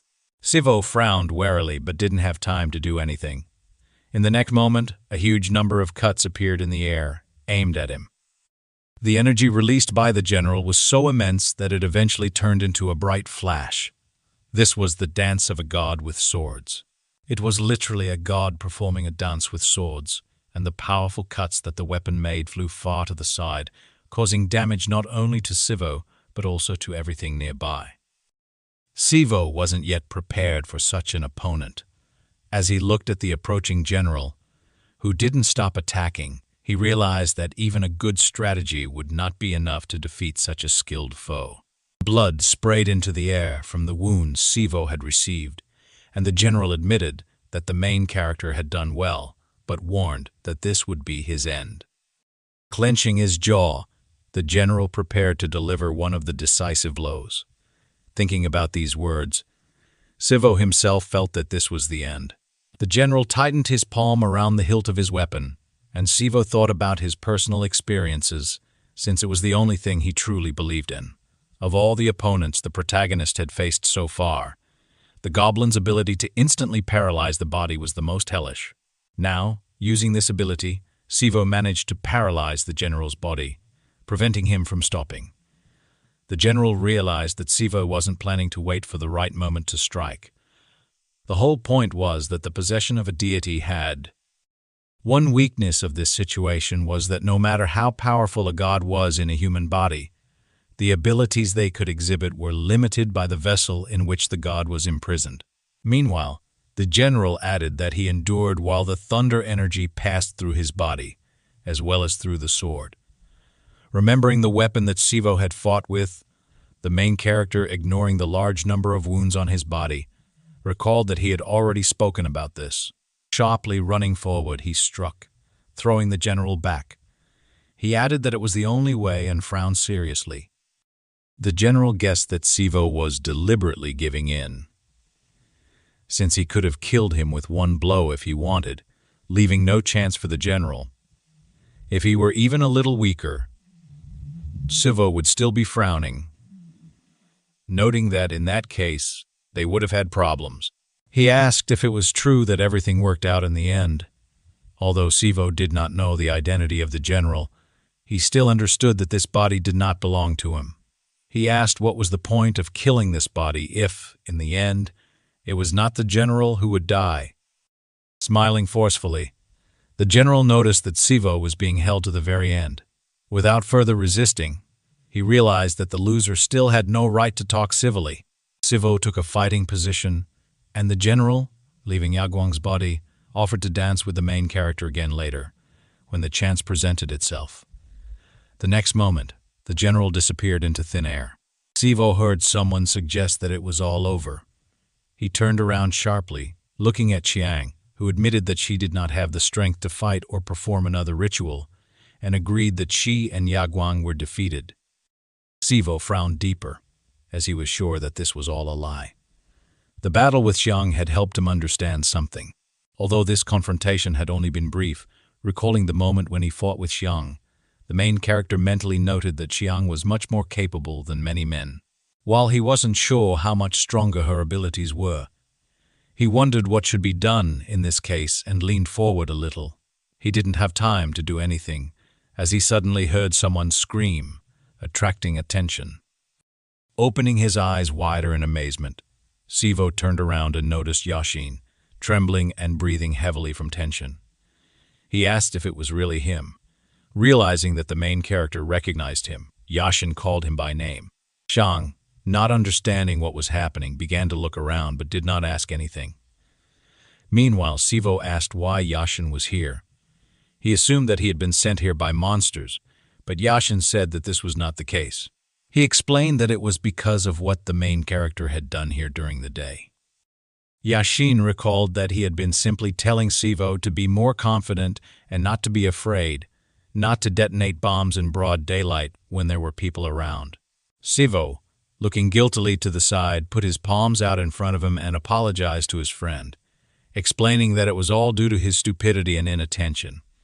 Yashin became angry upon hearing this and noted that Sivo was apologizing again, like a professional, as if he was truly sorry. With a sudden change in his mood, he became more serious and frowned, noting that things would be much easier if the situation could be resolved with a simple apology. He looked around, noticing Yaguang lying to the side, and soon after looked at Xiang, who was still standing there not saying anything. He advised her not to try to understand all this, since the situation was exactly as she saw it. Yashin explained that Sheru had been his. Yashin, who had been the best friend of the main character since middle school, admitted that he had only found out yesterday that the main character was a goblin, and it was a pure coincidence. In addition, he convinced Che-Jiang that someone like Sivo would never harm people. However, Che-Jiang noted that this was not for Yashin to decide, as he and Sivo had a close relationship, and she herself understood this. She wanted to say what Yashin should do if he really was the heir of the Sansa clan. Yashin said that she should understand that he was not at all an unscrupulous person. Whether Sivo was guilty or not, he knew that his actions, as a member of the Sansa clan, were inappropriate. Sivo frowned in confusion but said nothing, and Yashin continued, noting that even if this excuse seemed absurd, the guard of the Sansa clan could not side with a goblin. That's why, from now on, Yashin was vacating his position as the guard of the Sansa clan. Everyone was very surprised to hear this. Che Jiang, unable to contain her emotions, asked again, exclaiming that Yashin could not resign from the position of successor and guardian. Yashin noted that this had been the case until now. Since everyone had been trying so hard to get a position, they simply had no reason to refuse it. Grinning, he added that there should be no problem, although everyone would be surprised by what he had done. However, Yashin assumed that deep down, everyone else would be thrilled to death that the position they so coveted had become available. He thought that these words were enough to express his position and tightened his grip on the hilt of the sword in his palm, advising Che Jiang not to delay and to sort everything out quickly. He reminded her that he had no intention of killing or seriously injuring Yuzuru, and therefore asked her to humbly remove the barrier. He noted that in that case, he would gratefully accept her submission. He understood that Che Jiang had no choice because it was her duty, but he warned that he would not restrain himself and would do everything possible to defeat her. Drawing his sword from its sheath, he held it forward, frowning confidently. Che Jiang, humbly lowering her head, assumed that she had no choice and took off her mask. Since she could not resist Yashin, Sivo paid special attention to Che Jiang's eyes, which were closed. Meanwhile, she folded her palms together, lowered her head, and cast a spell, removing her part of the barrier. She was going to do as Yashin ordered, because if even part of the barrier from any of the 3 shamans present here was removed, the entire barrier would disappear. Sivo did not yet understand what was happening here, but although this was so, he still thanked Che Jiang. Yashin added that she was acting wisely and advised her to now take her younger brother and leave, because, if she were caught obediently removing the barrier without even fighting Yashin, wouldn't do her any good. Having bowed, Che Jiang did not argue with this, and, picking up Yagwang from the ground, began to leave with him. Sivo looked thoughtfully at Yashin and wanted to say something, but Yashin, interrupting his words, frowned and clenched his jaw, announcing that he had not come here because of Sivo, but was simply sleeping and was suddenly dragged out on a mission by other shamans. He said that the other 5 shamans were assigned to set up barriers and wait for Sivo, not knowing whether he would come. Yashin himself, according to the order, had to fight the monsters who were the first to arrive inside the barrier and bring out the main character's mother. However, during the process, Yashin encountered monsters who came to save the main character's mother. After that, they decided to cooperate with each other. Sivo listened attentively and wanted to say something, but Yashin interrupted, announcing that Sivo did not need to worry about him and asked him to listen carefully, since the current situation was quite complicated. Suddenly, everything around seemed to shake, and Sivo frowned wearily. Yashin, looking behind himself, assumed that Sivo had already guessed everything. If Che Jiang listened carefully, now, not counting Yashin himself, there were only 3 guards left here, and these 3 shamans were stronger than the 2 that Sivo had just fought. Sivo asked if he understood correctly that Yashin assumed Che Jiang participated in the battle. Yashin confirmed that this was indeed the case and explained that everyone who was sent here, excluding these siblings, were guardians, just like Yashin himself. However, when Che Jiang and Yagwang join forces, they are given abilities comparable in level to a guardian, and that is why they were urgently called at that moment. Yagwang, who was being dragged by Chang, woke up and interrupted, saying that all of this was due to her mediocrity. Chang did not answer, and Yashin continued the story, adding that only if Chang and Yagwang joined forces would they become powerful. But in reality, Yagwang completely relied on the abilities of his older sister. Yashin assumed that Sivo had noticed something was wrong with him, but was glad that he had managed to deceive the main character. Sivo asked excitedly if Yashin really got hurt somewhere. Yashin simply admitted that it annoyed him, and asked not to ask further questions, noting that there were only 3 of the monsters he was talking about. In order to get out of there, they would need to defeat one of them. He then asked how many of the pumpkins that Yashin had given to Sivo were left. The main character, calling on the scroll, announced that there were 2 of the pumpkins left and asked if he needed to give Yashin all of them. Yashin said that he would only need 1. Sivo, taking it out, handed the gourd to Yashin. Clenching it in his fist, Yashin cast a spell, and energy began to flow into his body. This caused a slight wind to rise, and Sivo, covering his face with his hand, protected himself from it. Finally, having finished with the magic, Yashin asked Sivo to listen carefully and noted that one of the guards would most likely fight one of the monsters that had come to protect Agnes' mother. Throwing the pieces of the pumpkin onto the ground, Yashin continued speaking and added that the roar heard just now proved that the fight between the 2 people had already begun. As for Sivo's mother, the other monster, which was Solmi, should have already taken her and escaped. At that moment, indeed, Solmi and Sivo's mother were climbing the stairs. Yashin added that the main character's task was to find them and join them, promising that he would take on one of the guards. They needed to find a way to hide from the other guard when Yashin or Sivo won and destroyed the barriers. Sivo and the others had to leave immediately. The main character froze because he wanted to argue that he could not leave Yashin and the others, but these words remained in his head. The reason he never said this was because Sivo realized how irresponsible and presumptuous it would be. Yashin recalled what he had said during their training on the court and remarked that the abilities they had shown there were not more than half of their real strength. He asked how Sivo felt looking at this right now. He assumed that the protagonist thought he was lying and released energy from himself, ready to fight. Yashin was ready to sacrifice everything and give everything for Sivo. Sighing, Sivo closed his eyes, noting that he did not think Yashin was deceiving him. Then he asked himself how he could not worry about such a friend. Before the main character could say anything else, Yashin suddenly frowned, pulled out his sword, and ran forward, greatly surprising Sivo. Swinging his sword, he deflected someone else's blow. Sivo screamed in shock, looking at how Kim Shagan, jumping to the side, said that the elder would be shocked if he found out about this. Holding his chin in his hand thoughtfully, he added that considering the elder had been very sensitive these days, it would be a very unexpected reaction when he found out that his only son was having fun with a monster. However, Shagan wanted to watch the elder faint and announced it out loud, drawing Yashin's attention to him. He asked if it was true that Yashin wouldn't change his mind. Continuing to frown, Yashin advised Shagan to forget about it. Shagan, while admitting that this was Yashin's life, still added that he liked him very much. Since he had abilities and was very different from his family members, he was sure that this was not necessary, and asked why Yashin should not kill the one standing next to him.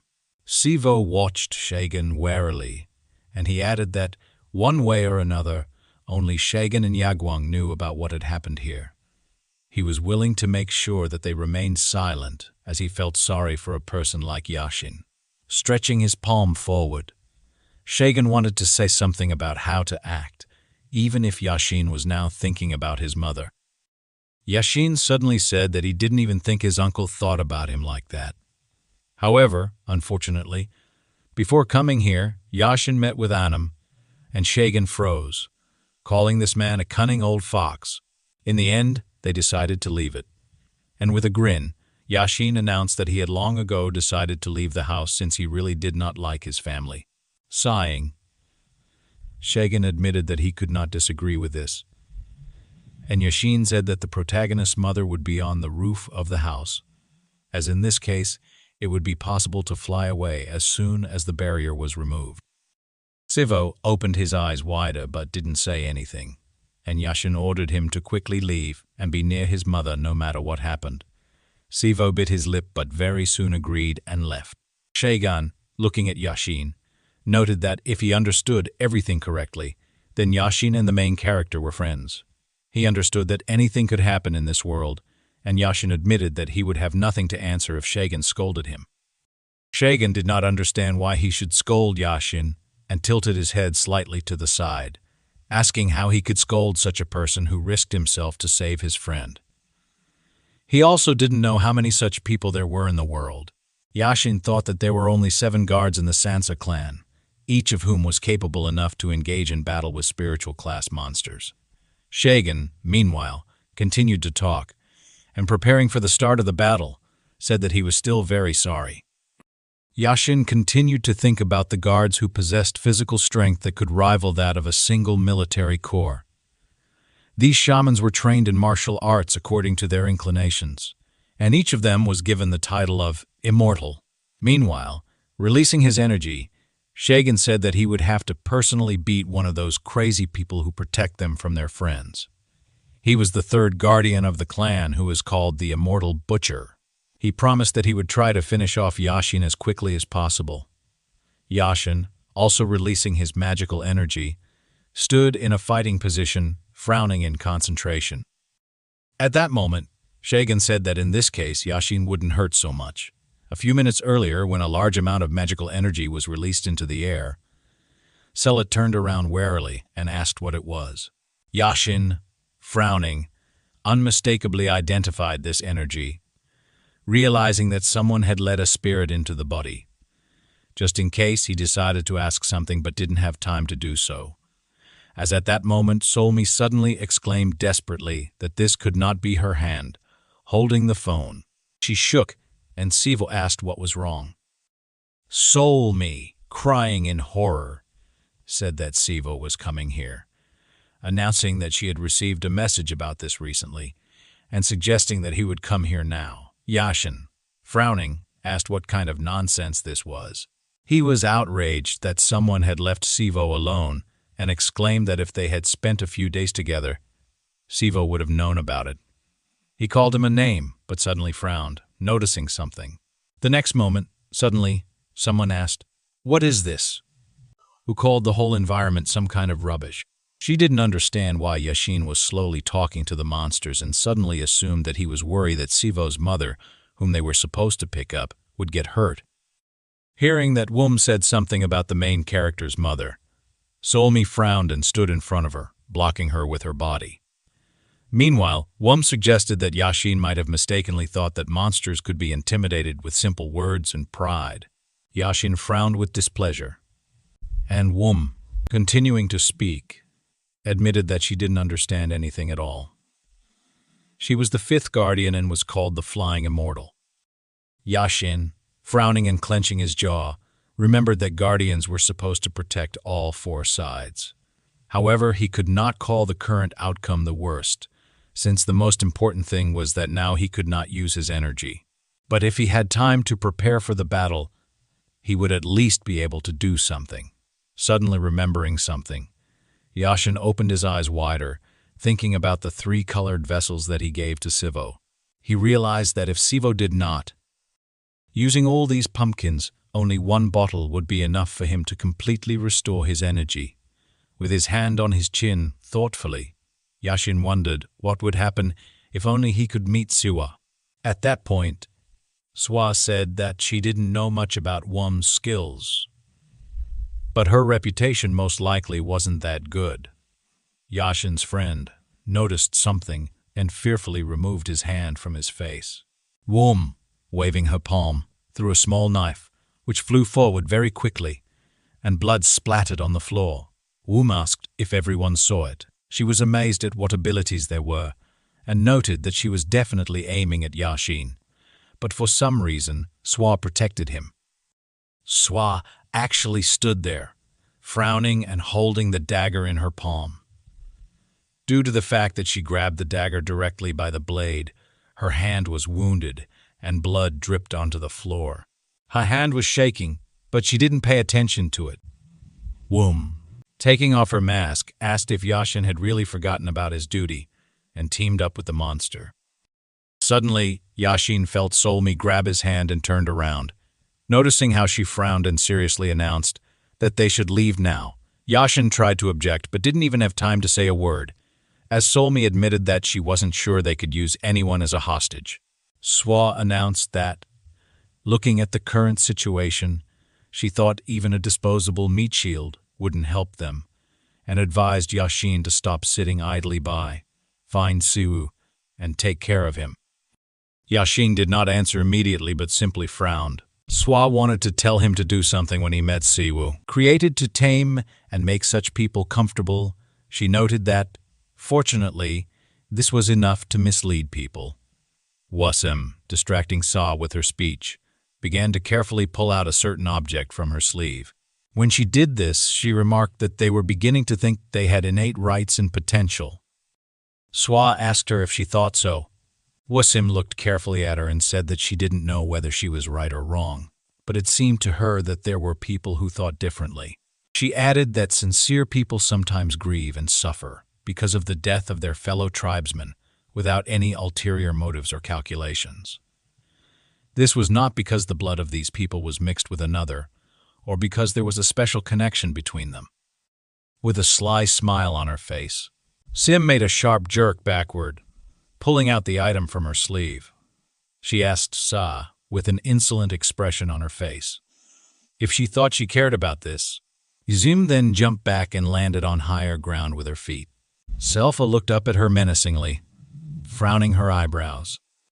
Wum guessed that she must be infinitely stupid if she allowed herself to be distracted while standing in front of her opponent. After that, she rose up using her magical energy, thinking that this would be enough for her. She understood that the distance had increased, and now the blades would not reach her. With a wide smile on her face, Wum began to open the vessel she had recently pulled out from her sleeve. Swa, continuing to stand on the ground, chuckled and watched as Wum flew into the distance. Wum looked down at Swa and asked if she could intercept her. She then advised her to try to hold out longer. As Wum opened the vessel, thick black magical energy began to emerge from it. She told Swa that the resentment of this spirit was undoubtedly the most terrible weapon she had. Swa looked at her emotionlessly with a bored look and sarcasm, saying that this was incredible. Then, tearing off her nail, she added that she would not say she had promised something to someone. Still, she believed there was an unspoken agreement between them, obliging them not to create unnecessary noise. Then Swa asked, if you look at the situation from the other side, what difference does it make to her if one of the people gets hurt? With a wide smile on her face and a mad look in her eyes, Wum lifted the vessel containing the resentment spirit above her head. Suddenly, her gaze changed, and she looked at Sa seriously. Swa agreed with the situation and said that she did not mind. She mentioned that she had already moved them to an empty space without people in advance. Raising her bleeding finger, from which she had torn off the nail, above her head, Swa let the blood flow. With her blood, she wrote a word in the air. Looking above herself with a smile, she said, 5 tails, maximum power. Wum looked behind her with wide-open eyes in bewilderment as a huge black demon spirit with brightly glowing red eyes appeared in the air above her. This demon gradually acquired clear features, and soon its fully materialized paw with long claws appeared in the air. Swa, looking at this, raised her bloody finger and said, 5 tails in 1 hand. She added that this should be enough. Wum looked in horror at the demon that appeared near her, her pupils contracting, her body shaking and her face turning pale. The incredibly huge paw of the monster, summoned by Swa, was reaching out to her. The monster's paw was the size of a multi-story building, if not larger. Swa looked at this with a smile on her face and said that she thought this would be just enough. Then she moved her hand to control the demon's paw. She prepared her finger for a snap by bending it, and after releasing it, the demon's paw mimicked the movement. With one sharp blow, the enormous finger struck Wum, creating a massive explosion that tore her apart. Sometime later, in a space with many multi-story buildings illuminated in red, the object Wum had flown on lay stained with blood on the cracked asphalt. Swa looked at her shaking hand with a serious expression and exhaled deeply. From behind, someone asked her, "Is there a restrictive spell?" Swa replied that she had never heard of such a thing. Then she assumed that she might not have enough qualifications. Bai, who stood behind her combing his beard, answered negatively, saying that this was not the case. He explained that permission to enter the world of humans might exist, But some creatures are forced to limit their powers.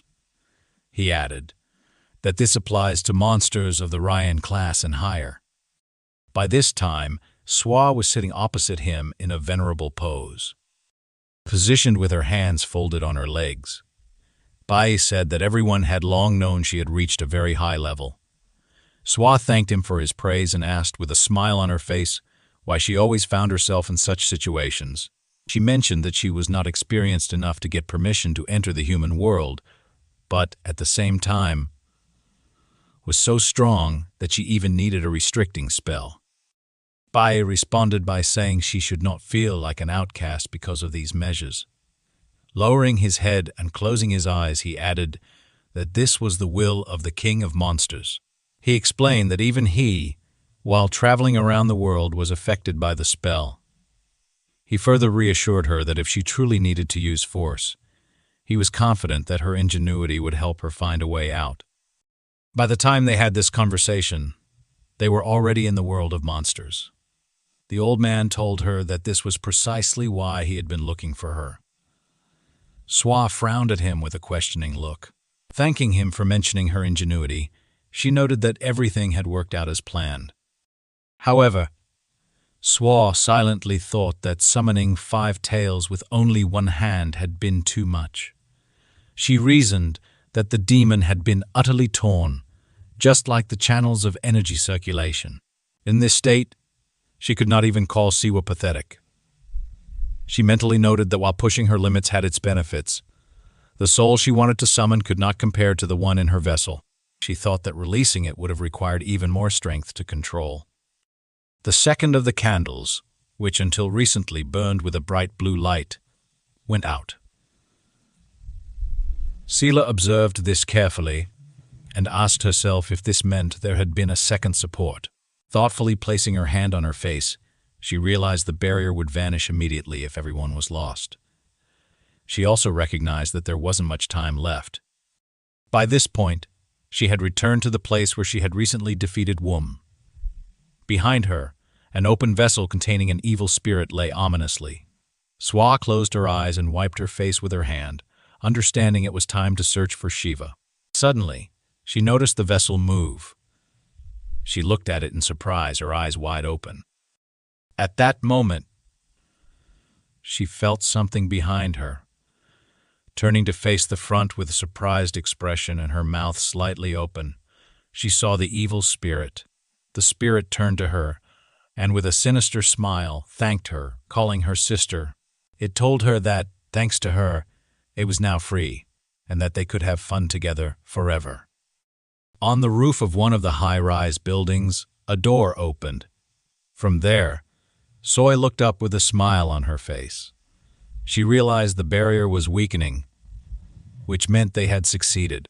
She thought that no one had sustained serious injuries and understood there was no need to worry about Swa. However, she was concerned for Shiva and his friend. Turning behind her with a worried expression, Soy saw Shiva's mother.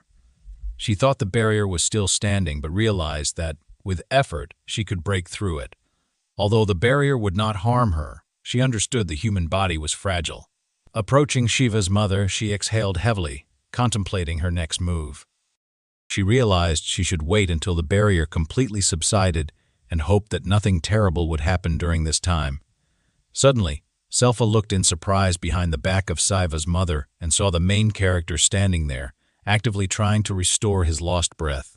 He was leaning his hands on his legs, breathing heavily. His torso was bare, and he was wearing only torn pants.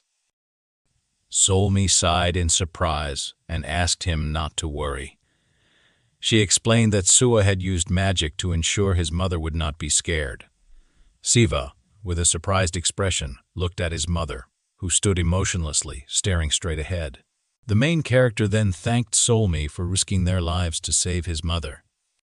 Solmi, with a gentle smile on her face, echoed his words about taking a risk. She told him it was the least they could do. The main character then shared that, on the way there, he felt something strange, as if breathing had become easier. He reasoned that if he understood correctly, the barrier had begun to weaken. Turning to Solmi, he asked if she wanted to fly away from there with his mother. Solmi responded loudly in the affirmative, saying that as soon as the barrier completely subsided, she would take them away. However, she was interrupted by Siva, who with a serious expression told her firmly that she should only take his mother. Solmi looked at him in bewilderment and walked toward him, pressing her clenched palm to her chest. Loudly and worriedly, she asked what he was saying. She told him she could feel the same thing he did. Siva interrupted her again, explaining that his decision was not made thoughtlessly. Looking ahead with a serious expression, he said that, on the way there, he had noticed the shamans behaving strangely. He explained that, once inside the barrier, the shamans could have combined forces to destroy them. However, he observed that after he and Yashin dealt with one pillar of the barrier, the next shaman appeared as if waiting for that moment. Solmi looked at him, her eyes and mouth wide open in surprise. Siva suggested two possible explanations. Either there were restrictions preventing shamans from being near one another, or the shamans simply did not get along. While he admitted the second explanation was unlikely, it couldn't be ruled out. He frowned, saying that regardless of the reason, he believed the shamans had a plan in case the barrier was removed. He noted that the barrier weakening likely meant Sua had won. Looking at his mother, Siva said he didn't know her current state, but without joining forces, they wouldn't be able to defeat the last shaman. Siva then requested that Solmi take his mother away while they handled the situation. He assured her not to worry and confidently stated that it was the right choice. At that moment, a spirit in the form of an animal appeared near him. The main character said that no matter what happened, he and she would get out unharmed. A surprised voice came from behind saying, "Wow." It was Bin, who approached Sawa with a smile and remarked that his determination and thoughts were admirable. The main character stood frozen in shock. Bin continued, jokingly mentioning that even though Sawa was his descendant, he might fall in love with him if this continued. Solmi looked at Bin in incredible surprise, her mouth and eyes wide open. Everyone was horrified by his sudden appearance. With a friendly smile, Bin extended his hand to Sawa and greeted him joyfully, saying they had met again. Instantly, the main character's eyes glowed with bright magical energy. Angrily, he kicked Bin, sending sparks of magical energy flying into the surrounding space. Bin's cheek began to smoke from the damage, but he remained unfazed. He started to explain his reason for coming, but stopped as a magical projectile flew toward his face. The projectile used Solmi's unique wind plumage technique, which swirled currents of wind around feathers, making them as powerful as anti-tank rifle projectiles. Such a feather had enough destructive power to harm monsters of the Su and Gyu classes. However, Bin casually caught the projectile with 2 fingers, stopping it inches from his face. For monsters of the K class and higher, this technique posed little threat. Bin held the projectile in his hand while Solmi pointed 2 outstretched fingers at it. She explained with a concentrated expression that the technique had another feature. Masters of the technique could accumulate wind energy in the feathers.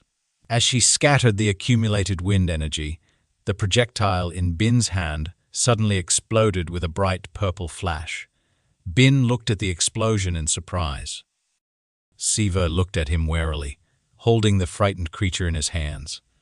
He thought that even if they used all their power to attack him, Bayun would simply brush aside their magic. He understood the consequences of such an attempt. Taking out an artifact that belonged to Yuzuru, the artifact sparkled with blue streams of energy. With a surprised expression, his eyes and mouth opened wide as he stared at it. Siva realized he needed to focus not on the force of the blow, but on its sharpness. Without hesitation, he formed a sharp energy spear and swung it, aiming at Bayun. At that moment, Solmi was quickly approaching them. Immediately after, Solmi jumped on Moi, saving her and taking her out of the attack's radius. Siva, now angry, rushed toward Bayun, his body tense and his jaw clenched. A magical beam of powerful blue light energy struck with incredible force. lasting far longer than expected. Baiyun, unfazed, said it was the right decision. He explained with a smile that this was how one should fight their roots. He mentioned poisons and curses before adding that piercing and fire type attacks were also effective. At that moment, Baiyun grabbed Siva's hand, which held the artifact. With a confident smile, Baiyun commented that all of these techniques could be effective if they struck the enemy. He then easily twisted Siva's arm. Siva clenched his jaw from the pain he felt. Baiyun burned Siva's back with magical energy, while Solmi watched with a worried expression. She hugged Siva's mother, who sat in front of her, tightly around the neck. Baiyun, looking at the main character kneeling at his feet, told him that he controlled the righteous energy exceptionally well. The creature connected to Siva shook with fear as the main character leaned on the floor, struggling to catch his breath. Bim continued, explaining that acquiring righteous energy wasn't so difficult, but managing it was an entirely different matter. Turning to the side with a smile, he remarked that pedigree played a significant role in this as well. At that moment, Siva's body was trembling uncontrollably as he knelt. Solmi looked at Bin intensely, her eyebrows furrowed. She held 2 black feathers in front of her face with a serious expression, understanding that Baiyun was the goblin Sua had fought earlier. Looking menacingly at Baiyun, she ordered him not to come closer. Stretching out 2 feathers glowing with bright purple magical energy, she warned him that he wouldn't be able to block the next charge with one hand. Baiyun, with a wide smile, placed a hand on the back of his head. He admitted she was probably right and remarked that the previous feather was impressive. Grinning, he suggested that even he wouldn't be able to block all her feathers with physical strength alone. However, he observed that her friend's weakened state would prevent her from using her full power. He asked mockingly if that was true. Solmi remained silent, her expression tense. Baiyun, with a confident look, told her that if she attempted to destroy him, she would also blow up everything around them. He noted that, while the main character might survive, Siva's mother would not, given her fragile state. Smiling broadly, Baiyun said they should refrain from taking such a risk. He added that he was glad he had come to help them. Solmi stared at him in bewilderment, her eyes wide. Baiyun, shifting slightly to the side and turning toward Siva with a smile, said everything happened because Siva chose to fight instead of listening to him. He acknowledged he might have looked suspicious, but suggested they could have simply asked why he had come. Baiyun asked if Siva's aggressive actions had weakened his combative nature. The main character glared at him angrily, his body shaking uncontrollably. He could only look at Baiyun with one open eye. Baiyun admitted he hadn't expected to meet them so soon, but explained there was nothing to be done since they had crossed all boundaries. Looking at Siva with a smile, he confessed he knew they would act eventually, which was why he left traces to be found. However, they chose to capture him instead. He assumed this was either out of laziness or an unwillingness to think things through. Baiyun, with a note of regret, said that had he known this would happen, he would have been more secretive. He admitted it was his fault and asked for Siva's forgiveness. The main character glared menacingly at him and noted that he hadn't come to talk. Baiyun, surprised, asked, "Didn't we just talk?" Bin said that he was there to help them. So I continued to look at him intensely, extending 2 magic feathers in front of her. Bin, addressing Siva, said that his assumption turned out to be correct. After that, looking into the distance, he said he did not know how they were able to weaken the barrier. However, he noted that it would still not be easy to get out of there unscathed.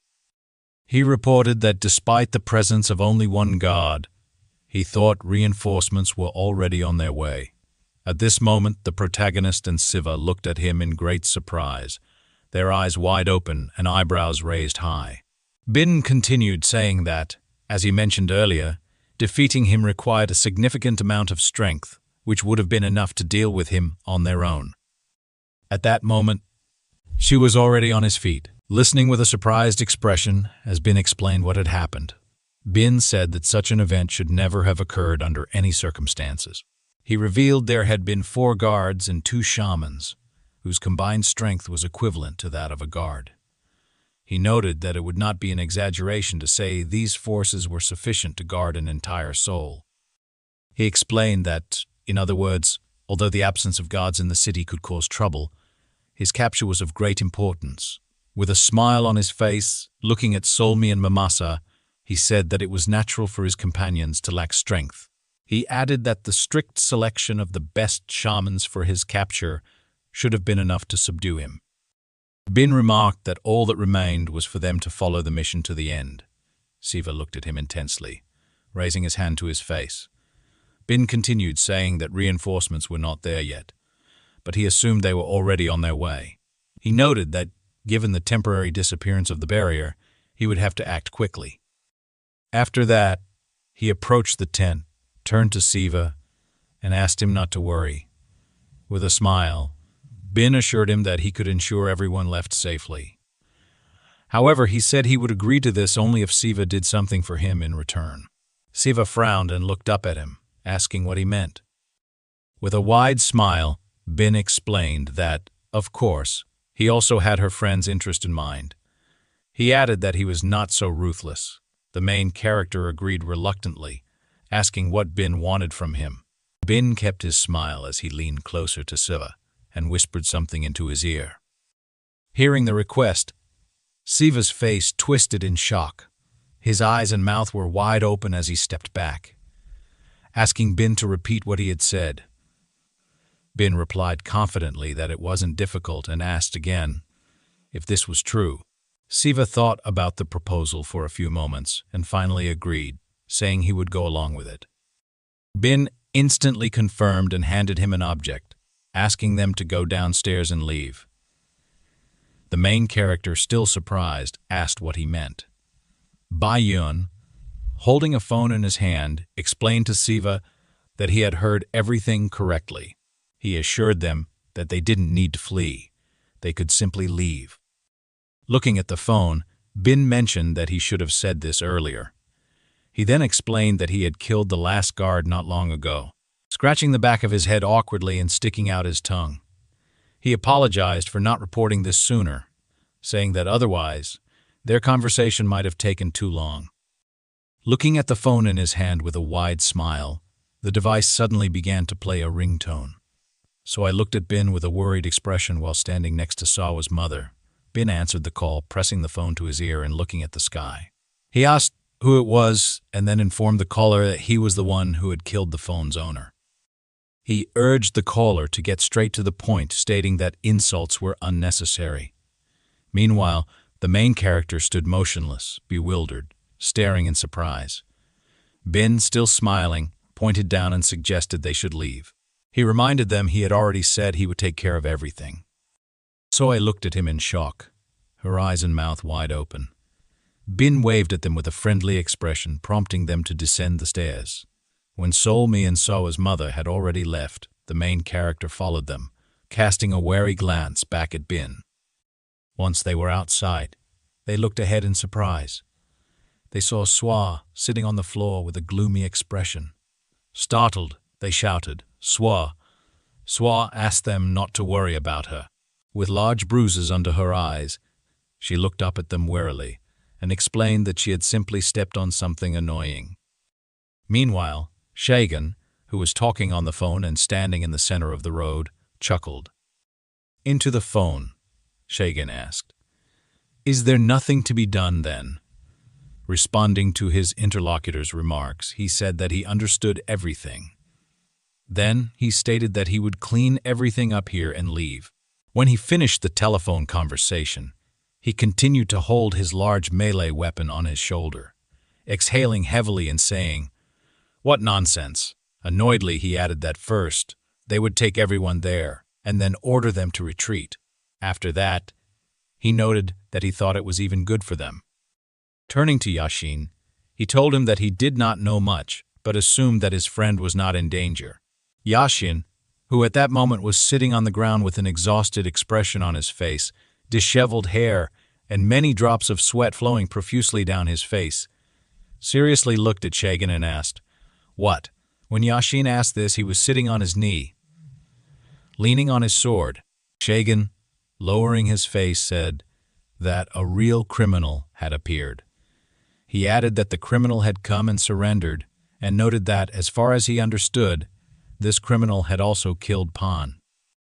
After that, Shagan ordered Yashin to stop looking at him and advised him to go to his friend. Yashin looked at Shagan in sincere bewilderment, his eyes wide open. Shagan said, "Well then." Yashin carefully looked at him without taking his eyes off. Shagan added that they needed to sum up the results of the battle. Immediately after that, with a sharp movement of his huge sword, he emotionlessly chopped off his hand without showing any reaction. Yashin, in a shocked state, asked him what he was doing. Then, in bewilderment, he asked why. Shagan interrupted his screams and told him that there was no need to make noise. He explained that this was all he could do to avoid being accused of letting him go. Looking at his severed hand, Shagan noticed that they would still grumble at him. Then he informed Yashin that it would also be easier for him to return later, if rumors spread that he had defeated Shagan. Yashin looked at Shagan in true confusion, his pupils constricted from the shock. Shagan continued, saying that he understood everything was decided by strength. At that moment, his severed but still pink hand lay on the floor. A puddle of blood spread under it. Shagan noticed that even if the old man gets angry with him, in his heart, he would be glad if he said that Yashin had defeated him. After that, Shagan said that if Yashin wanted to return, this achievement would be an excellent additional argument. Yashin, continuing to look uncertainly at Shagan, turned to him, calling him uncle, and started to say something. However, Shagan once again cut him off and told him that the decision still remained with him. However, he had one request. Turning away from Yashin to walk into the distance, Shagan asked him to live his life so that it would be worth the sacrifice of his hand. Then he walked away, saying, "That's all." Yashin continued to look after him in confusion, holding his sword. A week passed since those events. One could say that the world had not changed at all. Seoul Mi was in a large supermarket. Inside, there were many shelves with various products and boxes. Seoul Mi looked at her phone screen with a worried expression while holding the grocery cart with her hand. Suddenly, she looked to the side in surprise. Near her cart stood a small child who had put his finger in his mouth and was sucking it.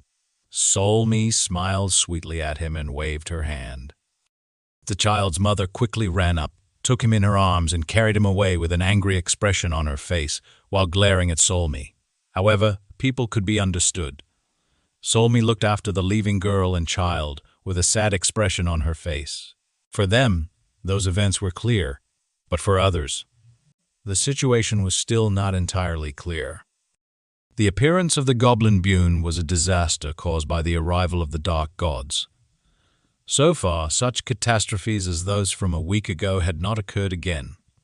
However, despite the calming of the immediate consequences, the actions of these entities remained active. The fear of a threat to their lives from creatures about which neither the media, police, nor government spoke lingered. This created a sense of anxiety that kept people vigilant. The girl holding the child walked into the distance, rolling a cart in front of her through the deserted supermarket. Bai mentioned that there was no work for her as a messenger and that she could rest.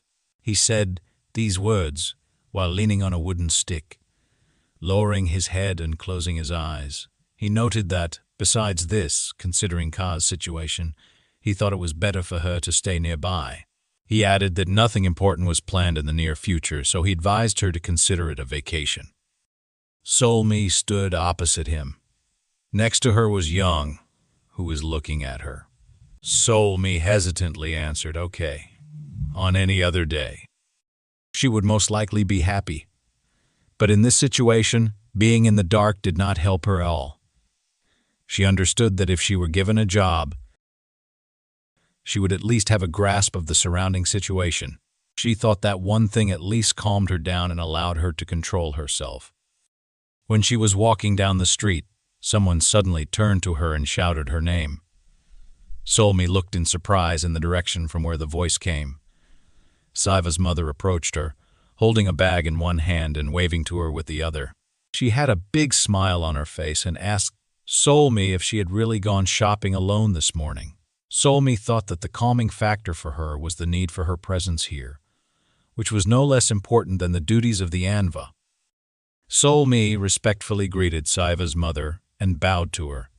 Saiva's mother, with a surprised expression on her face, said that the store was not close at all, after which she invited her to go there together in the evening.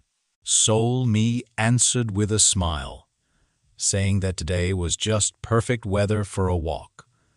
She then asked Saiva's mother where she was going. In response, Saiva's mother, also smiling widely, told her that she would be back soon.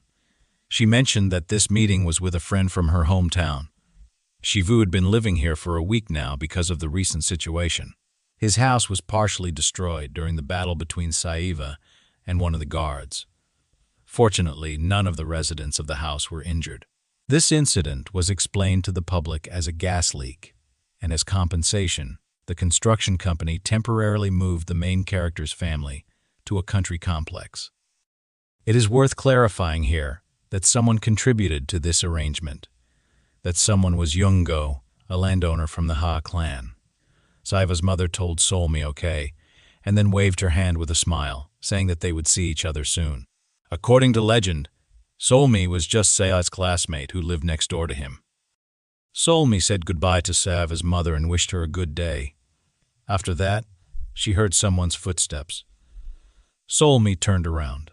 It was Yungu leaving the building. He reacted in surprise when he saw Solmi. Solmi greeted him with a smile and told him that she had gone to meet a friend and would be back soon. Then, she noticed that it was already the weekend, and yet he was still working. She asked him if he had been working all week. Yungu, emotionlessly adjusting his glasses, asked her not to worry about him. He explained that this was his job, and he had to do it. He then mentioned that Go was also helping him with his work. Solmi wished him good luck. Yungu turned away from her and walked to the side, waving his hand without looking at her. Solmi understood that everyone was trying very hard to protect Saiva's mother from any danger, although she recognized that the likelihood of this was now very low. She took the phone in her hands and, turning to Sivu, asked him if he was awake. The main character answered her messages in the affirmative, explaining that he had just done so. Solmi asked him if he would come over to see her. After that, she motivated him by saying that she would cook something delicious. She then sent him a message with a picture of a happy, plump chick. She looked at the screen of her phone with a happy expression, thinking that this was great. Soon after, she was in the kitchen, putting a large pot on the stove. Many different products, recently purchased from the supermarket, were on the table. Solmi turned around and looked at Siwa, who was sitting at the table. The main character, at that moment, was leaning on the table, carefully looking at his phone. Solmi understood that he had been very tired over the past week. He had not left the house, and today they saw him for the first time since that incident. Solmi looked at Siwa with a worried expression as she stood near the kitchen utensils. At that moment, she thought it would be nice to cheer him up somehow. While wielding a knife, she divided the dough into thin strips. Vu came up to her from behind and told her there was no need to cut each layer separately. At this moment, Solmi was looking ahead with a tense expression on her face. She pursed her lips and frowned, then loudly asked him, "Shiva?" He told her it was more convenient to stack the layers together and then cut them. He explained that if the knife was dull, she could use scissors. After that, looking at the food on the table, he asked her if the only seasoning she had was hot sauce. Then he asked another question. Did she have any sugar or soy sauce? He mentioned it would be nice to use soy sauce for dressing. Solmi, with a confused expression on her face, not knowing what to answer, tried to formulate something. But Chuvu turned away from her and said he would bring everything they needed. He then asked her to wait. Sometime later, after putting the pan in the sink and filling it with water, He explained to her that it needed to be soaked before cooking. After that, he told her that the fish pie and vegetables did not need to be cut perfectly. He advised her to just cut them so that they would be convenient to eat. By this time, there were 2 plates with ingredients on the wooden cutting board. The main character, looking at the food, asked her if she liked it spicy. After that, he asked her a few more questions. First, he asked about the broth. Then he asked if she liked it when there was a lot of broth or just a little. Solmi, with a surprised expression on her face, her mouth and eyes wide open, asked him, "What?" She then said, in confusion, that she liked yakboki, but soon admitted she didn't eat it that often. In fact, she was preparing it for the first time. Shu asked her which of the dishes she had eaten before she liked best. Solmi said, not confidently, that it was probably the ones from the wall. The main character asked her, "Are you talking about these?" Then he explained that there was a lot of broth in those. Sometime later, in a large black pan that stood in the center of the table, there was an appetizing dish of thick red and golden color, from which abundant steam emanated. Chavu served the prepared dish onto plates, using a large spoon. Solmi pursed her lips and looked at it. Kuvu, continuing to serve the dish, said he hoped the spices would be just right. He then asked Solmi to tell him whether it would be very spicy or mild. Solmi put a portion of food on her fork and took a bite. Her eyes widened, and she loudly exclaimed in surprise, saying it was incredible. She enthusiastically rated the dish, saying it was very tasty. She shouted that the yakboki tasted even better than it did in the store. The main character, looking at her with a smile on his face, said it was because they had just cooked it. Solmi told him she already knew that, but noted that he was really a good cook. Siwa remembered how, when he was very young, he cut food with a tense expression on his face under the supervision of his mother. He told Solmi that this wasn't entirely true. He explained that he just loved to cook and that his mother had taught him this as a child. A slight smile appeared on his face as he thanked Solmi, saying thank you. He then asked her if she wanted to treat him, and if that was why she went shopping in the morning. He also mentioned that he was fine and that there was no need to worry about him so much. At this time, Solmi, looking at him with a surprised expression on her face and cheeks full of food, holding a fork in her hand, Solmi admitted to herself that, for a moment, she had forgotten about everything. Vu told her that he had been thinking about what happened all week. He then looked at his plate and asked if it was right for him to go alone to save people.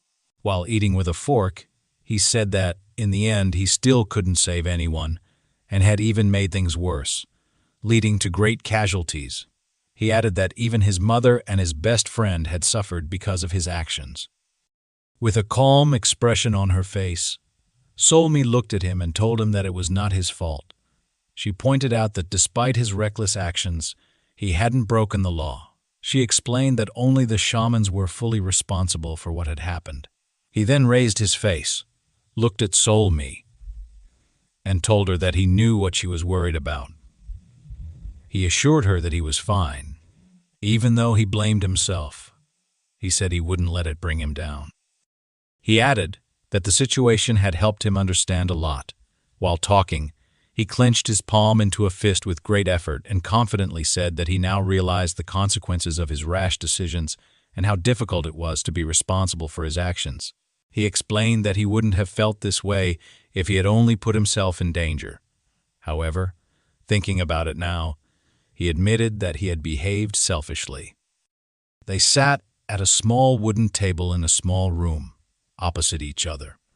The main character, chewing his food, said that he couldn't even guarantee his own safety. Then, he mentioned that Swa should have returned and said he would try to learn everything he could from her.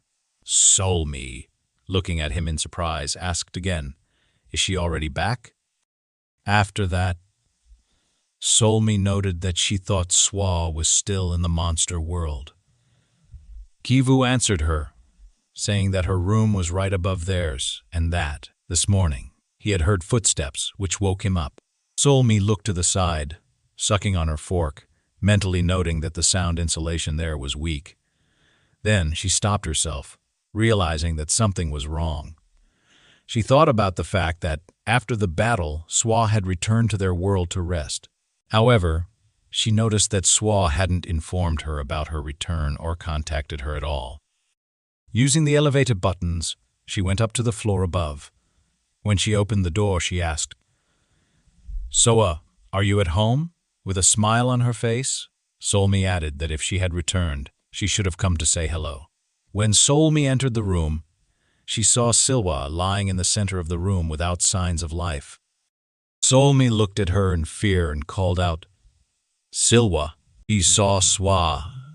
As she approached, she saw Swa lying heavily, inhaling air into her lungs. Drops of sweat ran down her face, and there were large purple bruises under her eyes. Goya, who was at that moment at his workplace in a coffee shop, asked Solmi, who was talking to him on the phone, if she was injured. He then asked when she had last seen Swa healthy. Goya, pressing the phone to his ear, suggested that perhaps Swa had been in this state all week. He told Solmi that she knew how stubborn and proud Swa was. He suggested that Swa had been trying to cope on her own without showing others that she was struggling. Solmi, a tense expression on her face, heavily exhaled and thought that Swa might have pretended to return home, thinking she would recover there. Instead, her condition had worsened. She then sadly asked Goya what they should do now. He answered that if she was talking about healing, Swa needed to be sent back to their world as soon as possible. By this time, Swa was already lying on a sheet and pillow, covered with a thick blanket. Her face looked extremely painful.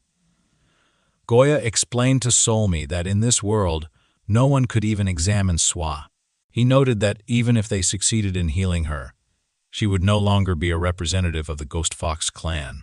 Among other monsters, her clan was distinguished by their view of the world. Blood relatives often squabbled with each other, and deceptive conspiracies were common. In such fights, someone often died, and according to their beliefs, the weak were to blame for their helplessness. Solmi recalled that many people dreamed of taking Swa's place, but she was significantly superior to her competitors. However, if they found out about her condition, rumors would spread instantly, and her relatives might act. Siu, sitting on a chair near the bed with a sad expression on his face, looked at Swa's exhausted face. Goya said that there was only one way, but he noted that there was no guarantee it would work. Solmi, interested, asked if that was true. She then loudly exclaimed that it was great and immediately asked him what needed to be done.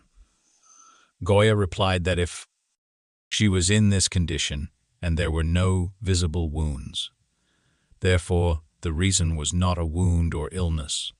The main character was sitting on a wooden chair opposite the bed, on which the sick Swa was lying. Goya assumed that this was divine punishment, and he thought that she knew what he was talking about. Solmi furrowed her eyebrows and pressed the phone screen to her ear. She said that this couldn't be the case. She then asked Goya if he thought that Swa was tormented by an ordinary evil spirit. Goya suggested that perhaps Solmi had thought so at first, but that it only got worse. He said that, one way or another, if the reasons really did lie in an evil spirit, there would be no need to go to the world of monsters. He explained that he knew an expert who lived nearby. Solmi asked again if the expert was nearby. At that moment, Goya was looking at the screen of his phone with wireless headphones in his ears, continuing the conversation with Solmi. Then, looking at the screen, he said that the expert lived next to them and notified her that he had already called them and asked to meet her. Sometime later, a man entered the elevator with a smile on his face. He said that it was interesting.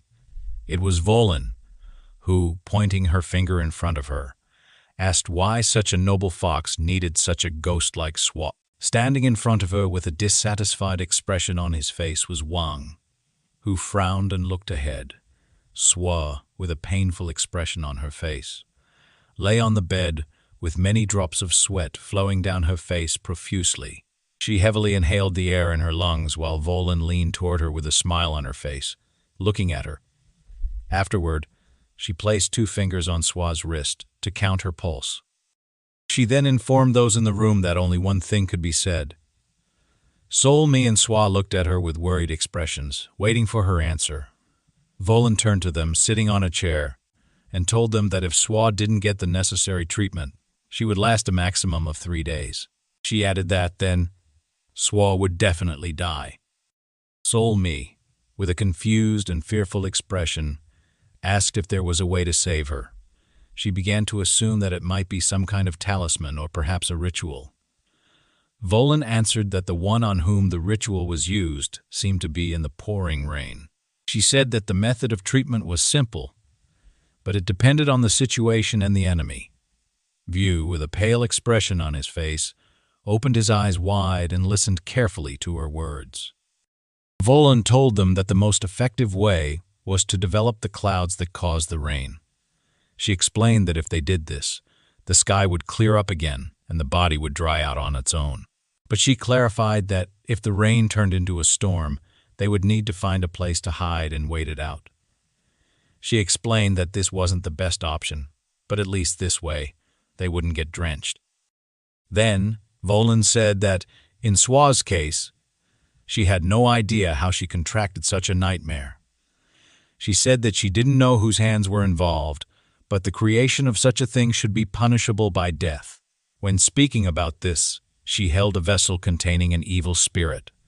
Volin looked at the vessel with an ominous expression on her face and said that, despite being used to working with spirits, such a creature was scary even just to hold in her hand. She then said that she wasn't even talking about releasing this emitted soul into the wild. Afterward, she clarified that, one way or another, she was sorry and closed her eyes, stating that she couldn't help. Sol-mi, in bewilderment, tousled her braid of hair and asked if Volin could at least try. Volin answered that they had misunderstood the situation. She explained that they were now being driven by emotions and asked if that was true. Sol-mi looked at her sadly, with wide-open eyes, pressing her hands to her chest. Volin reminded them that she was not obliged to save Swa. Besides, they wouldn't be able to cope with this spirit. She explained that even a simple attempt to remove it would be dangerous, and if they tried to extract it against the will of the evil spirit, they would make things worse, not just for Swa. Volin told them that the bitterness of this spirit would affect everyone around them, and even if they imagined it roughly, it could affect more than 1,000 people. She said that Swa had been able to hold out for quite a long time, thanks to her strength. Sol-mi, looking ahead with a very upset expression on her face, began to tremble. She then continued, saying that, one way or another, Swa must be returned to her world. She added that trying to help her here was very dangerous. Suddenly, Wang Gu interrupted her, ordering her to stop. Both Volin and Sol-mi looked at him with surprised expressions. Wang Gu said that he was not an expert in perfumes, but he told Volin that she should know some way to banish the spirit. He suggested that perhaps this method would be dangerous and stupid, but it could be used. He clarified that the most important thing was that it did no harm. Wang Gu, leaning on the doorway with his arm crossed on his chest, then said that if they suddenly did something wrong, their consciences would not allow them to destroy Swat. He asked if he was right. The main character looked at him with a surprised expression, saying this. Then he loudly answered him in the affirmative. Volin, looking at him with a confused expression, asked why. Wang Gu didn't let her finish, and, looking away with an emotionless expression on his face, told her that this fox would never become his equal rival. He then added that, at the very least, they should take pity on her. Afterward, he added that, besides, he could look at how they all just stood there, unable to help, while Swa and Sol-mi looked at him in surprise. Volin, with an admiring expression on her face, put her hand to her mouth, her eyes wide. She said, "Wow." After that, she ran up to Wang Gu and hugged him tightly, telling him that he was amazing. She then asked him when he had grown up so much. Sol-mi and Swa silently watched the situation unfold. The main character looked carefully at Wangu and thanked him for agreeing to help. At that time, Wangu looked at him with a piercing gaze. He wanted to tell him something, but he changed his mind and only exhaled air from his lungs. Soul Mi looked at him in bewilderment with her mouth slightly open. Sometime later, the main character was walking along a city street, carefully looking at his phone. He chuckled, looking at it. Sometime before, Wangu had explained to them that they needed to prepare two things. She placed two fingers in front of her face and said that, first, they needed someone to perform the ritual, and secondly, a vessel to seal the spirit. She explained that the exorcist must be a professional, and the vessel must be a professional, and the vessel must be of the highest quality. Soul Mi, looking at her with a surprised expression on her face, asked if the vessel could be destroyed along with the spirit, and not just sealed. Volan answered that this was impossible. She explained that the powers the spirit possesses depend on the negative emotions inherent in it. She said that when the spirit dies, it gains strength depending on the hatred it harbors and also its attachment to those living today.